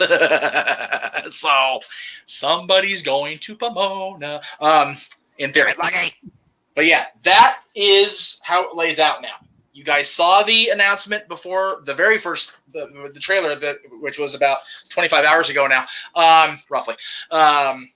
We're covering the Best Year Juniors finals. Noah is anyway on Friday morning with whoever you want there with you, brother. You let me know. If Casey's up for it, I mean, he usually is my NJPW correspondent to preview the G1 Climax, which we also have to figure out too, which I imagine is going to come ahead at Dominion, which is also literally a week and a half beyond that too. So we'll see. So we got Dominion on the 12th. We've also decided to add Against All Odds, which is an Impact like special, I guess. It's on a Friday night, July 1st. I didn't put that in the trailer because it's actually in July, so I didn't want to go too far into the weeds. But we are covering that show. But yeah, other than the 18th and the 25th, there will be some sort of stream presented by Jeff Meacham or a Jeff Meacham Network presentation. Which, by the way, Jeff, the 18th is that Wrestling Prestige in Pomona as well. So every day we're booked this month, and it's okay, cool. I ain't got time off, cool. But you know what? The great part is, you see, Wednesday is the Greg Cherry Show, but in addition to the Greg Cherry Show, as I've been talking about all freaking night, let me go ahead and get that graphic going here. Boop. And no, okay, we need the cursor to go where it needs to go. Thank you. It's 11:30 at night. My brain's not happening. There it is. All ready to shut down. Prior to the Greg Cherry Show, we will be live. I'll be there. I know it says all day, but it won't be all day. I wish it was, but I unfortunately Dylan is still in school on Wednesday, so I can't leave until he leaves. So I'll be on the 7:30 a.m. bus, going down to Inglewood. God help me double. But I'll again. JJ's wearing this shirt, man. I'm going home. Like I had this whole grand vision of returning to Inglewood, returning to the site where I had my childhood, other than my home. And then AEW said, "Here, dude, hold your Reform Club badge." Like, okay, I'll go early. That's cool. So yeah, I'm so stoked about this. I really am. I don't blame you. I'm giddy, and after what we saw tonight, dude, I never in my wildest dreams, and JJ will back me up on this because we've talked about it the last 8 years, I never imagined I'd be in a wrestling arena and hear Cult Personality again, ever. And I'm going to see it play with the world champion coming down the ramp. Like, Jesus. Right.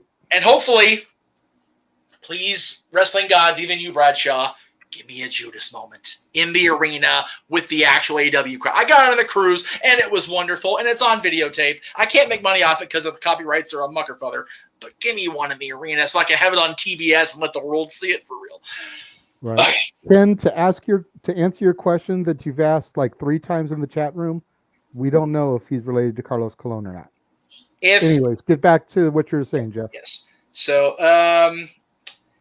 the Cyberfight Festival on the same day as the Dominion. Again, we're trying not to overextend my already concussed ass too much, Elizabeth, but we'll see what we can do.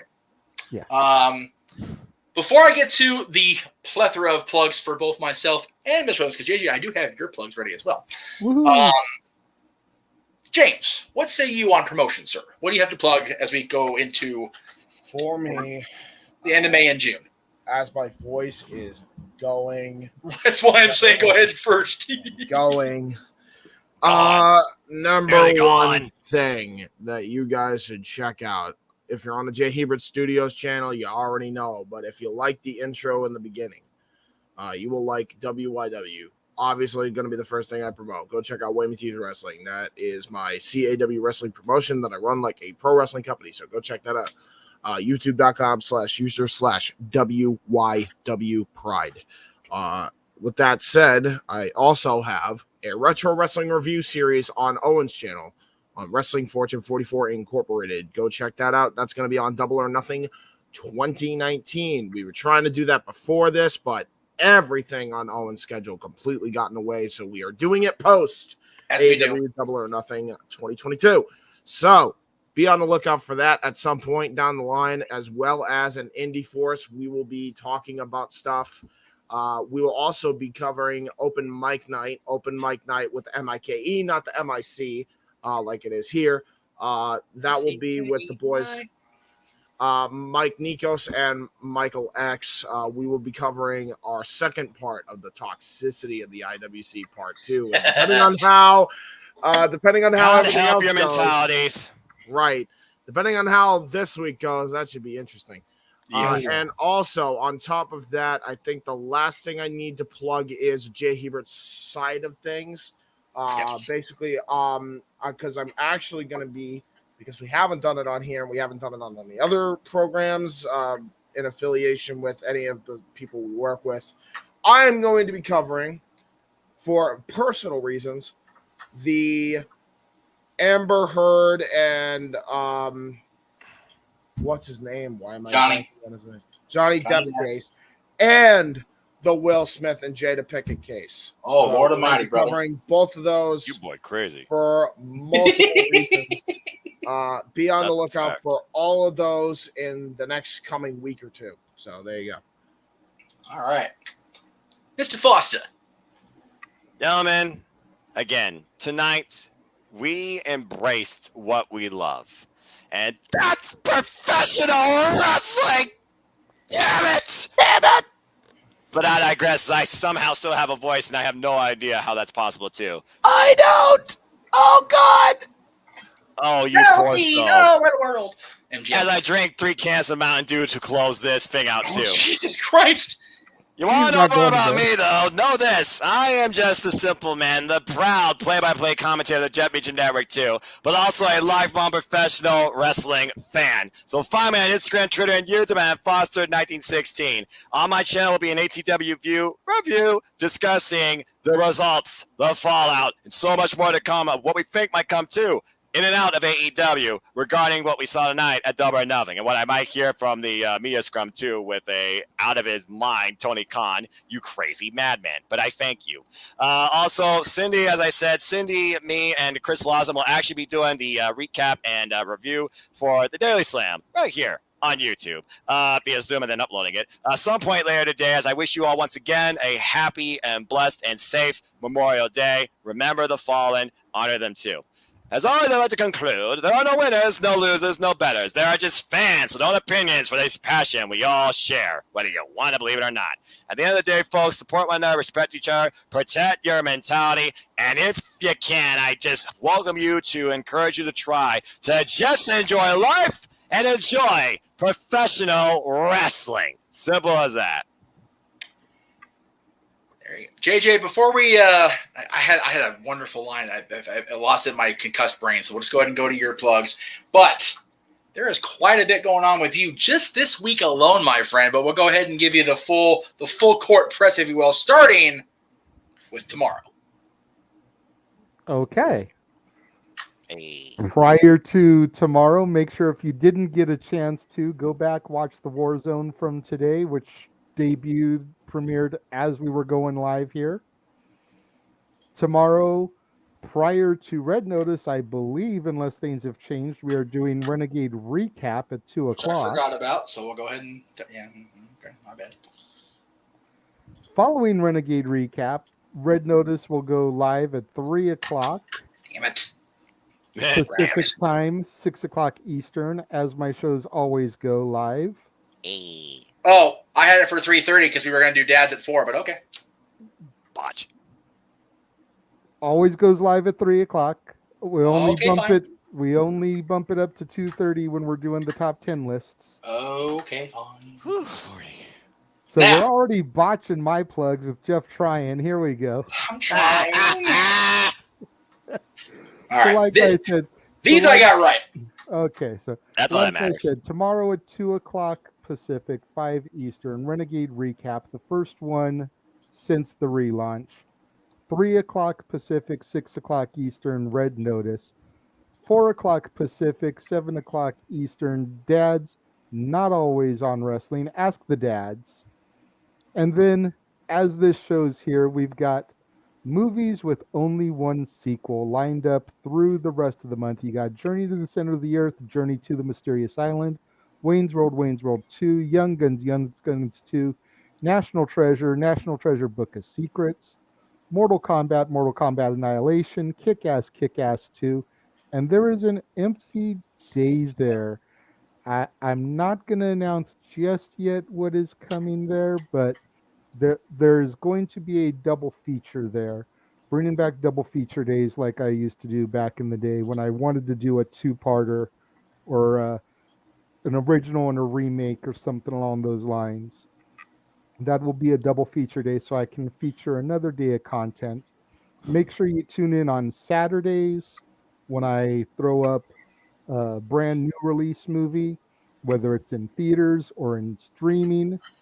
I know Jeff doesn't have an image for it, but this coming Saturday, the 4th, is going to be the Rescue Rangers movie, which just recently dropped on Disney Plus. So good. If you enjoy Roger Rabbit, if you enjoy Cool World back in the 90s, that live action animated hybrid, very much that style of movie, very much a throwback to Roger Rabbit with non-Disney properties appearing within the movie as cameos. Gotta watch it, check it out, see some of the characters that pop up here and there. I have been convinced by the 3 people that responded to my Twitter to cover the Kenobi series. So Thursdays coming this month, I'll be covering the Kenobi series that's coming out on Disney Plus. Love it. First 2 episodes already live. So good. By the end of the month, we should have covered the entire series because it's only 6 episodes. Oh shit, that's right. That's And impressive. the first 2 just premiered. So the first 2 will be done on the 2nd, this Thursday, and then each week will be the last 4. There you go. And then the thing I am the most excited for this week, the thing I am the most looking forward to and the most nervous about.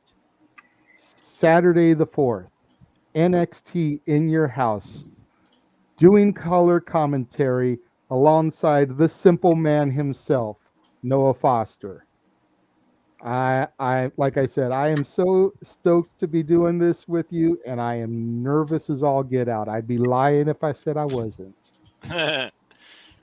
Be yourself and bring your charm, man. We're going to have a fun time with this thing, too, even if it is sports entertainment, and many people have their own opinions of it, too. At the end of the day, we're just going to make it fun.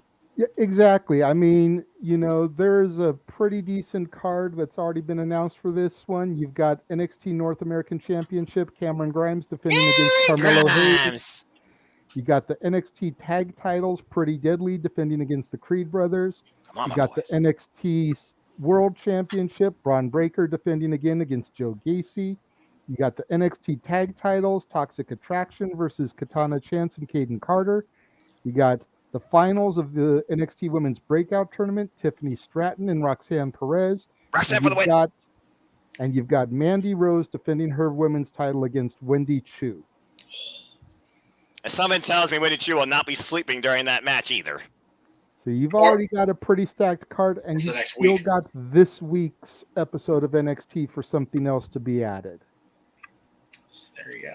There you go. So there's what we're going to see from the Renegade. Before we get into my plugs, because they are many, as we do on the Jeff Beach Network. They are massive. I'm a busy man.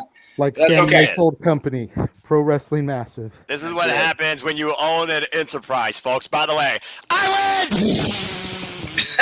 Shit. You know what? The fact that I got more than half for my first AEW pay-per-view impresses me. You should be. I'm just going to leave it at that. I respect you. I am the greatest. I am all elite. And I am the championship never prediction champion. And we'll see what happens this weekend. There you go. All right. So let me bring us back to... Ooh, Casey, you were close. There we go. Hi, there you go. Okay. Hey. So, the week kicks off, as it does on Mondays, with a Dad's product. However, it is not Dad's, not always a wrestling top 10. It is Ask the Dads this week. Of course, following Red Notice, as I said earlier, at... Sorry, I forgot to change the 4 Pacific first. I'm tired as hell. And I actually did it the following week, too, but we'll get there in a minute. It is what it is. But again, 7 o'clock Eastern 4 Pacific for Ask the Dads the following day, of course. And as I found out through certain sources, because I was told incorrectly at first, not only are they going to be on the networks advertised, we will be on No DQ every Tuesday going forward. Hey, good regardless of predictions, because Aaron's doing his predictions before NXT or before whatever show is on Tuesdays. So rather than me having to compete with him or knock him off his own network, Talk Wrestling will be a 4-channel simulcast going forward. So I'm very You realize, grateful. Jeff, it's a double feature this week. Not only do we predict in your house, we got to predict the Red Crate of Hate, too, because they're on the same weekend.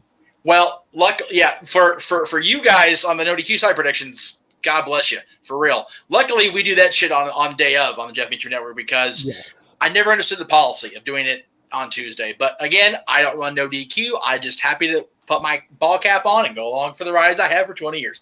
Same, brother, and I'll have a forum too if needed. Much appreciated. Much appreciated. Again, Wednesday, as I said, I'll be at the Forum for Dynamite. Of course, JJ will be starting his month of Movies Only One sequel with Journey to the Center of the Earth starring Brendan Fraser. And then we'll be on at 7 o'clock Eastern Pacific with the Greg Sherry Show this week. Again, we're supposed to have a bonus show Thursday. Greg was just not up for it. It was just one of those weeks for everybody around here. I'm not going to lie. So we went ahead and scrapped that.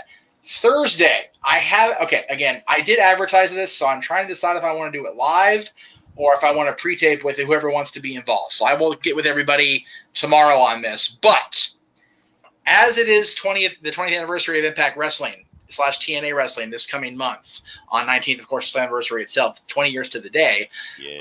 I do want to cover certain milestone TNA Impact events. And one of those is the very first show.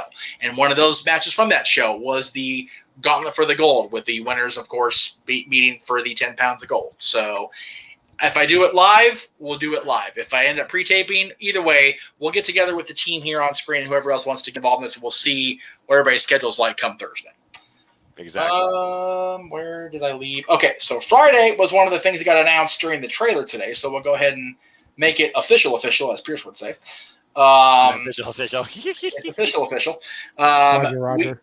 We at 2 a.m. Pacific, because I'm a crazy person. However, in my defense, Dylan's out of school the previous day. So there you go. There is that.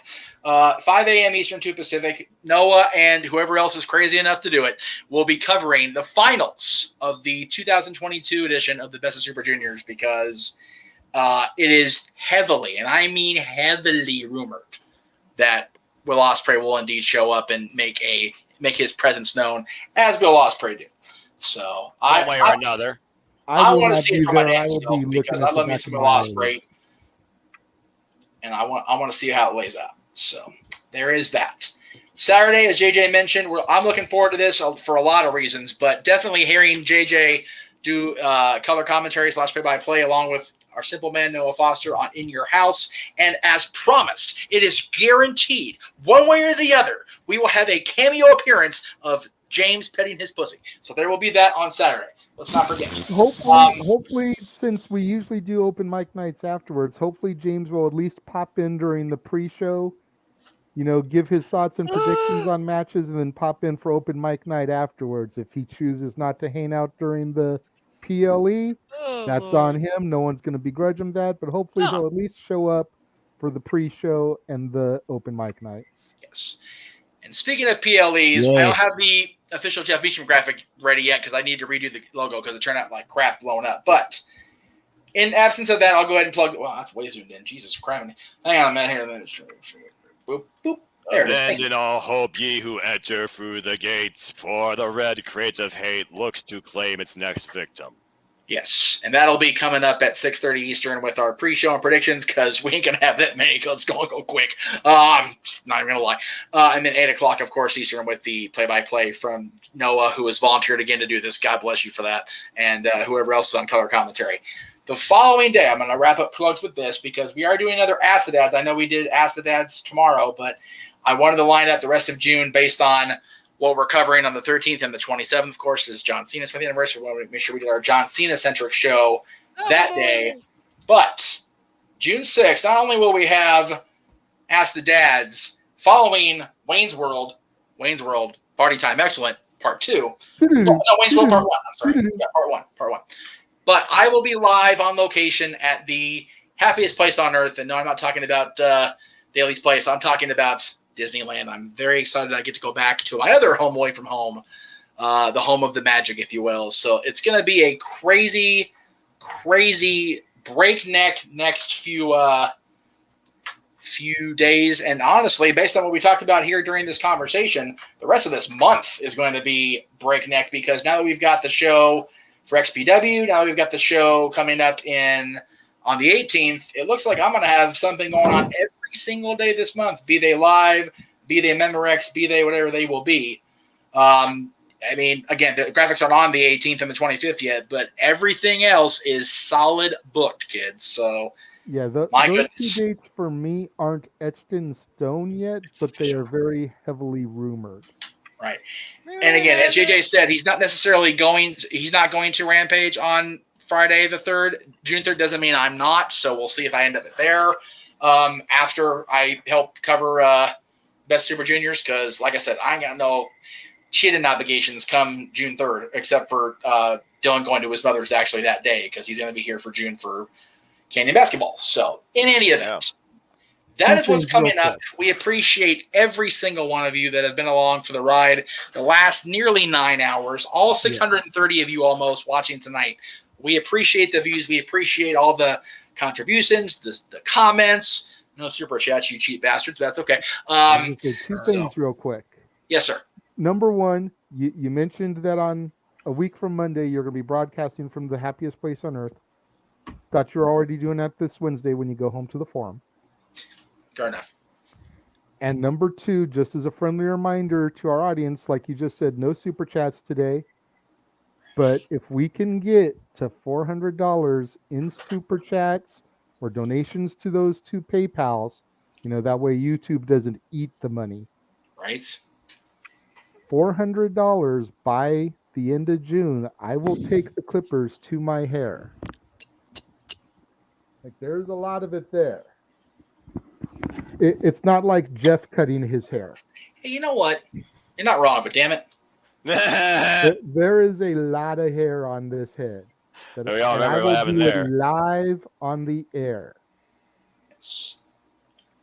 Live, folks. He's talking live. And at the end of the day, y'all, think about it this way.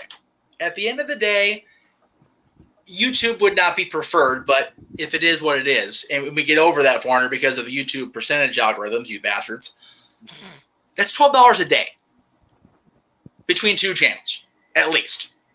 Come on, man. $12 a day for the content I've got. Where are we at here? There it is. And before you guys question why is it so high, I'm just throwing this out there. I'm going to be completely transparent. Me and Jeff are splitting this money. Since I'm the one putting something on the line, I'm getting a cut of it myself.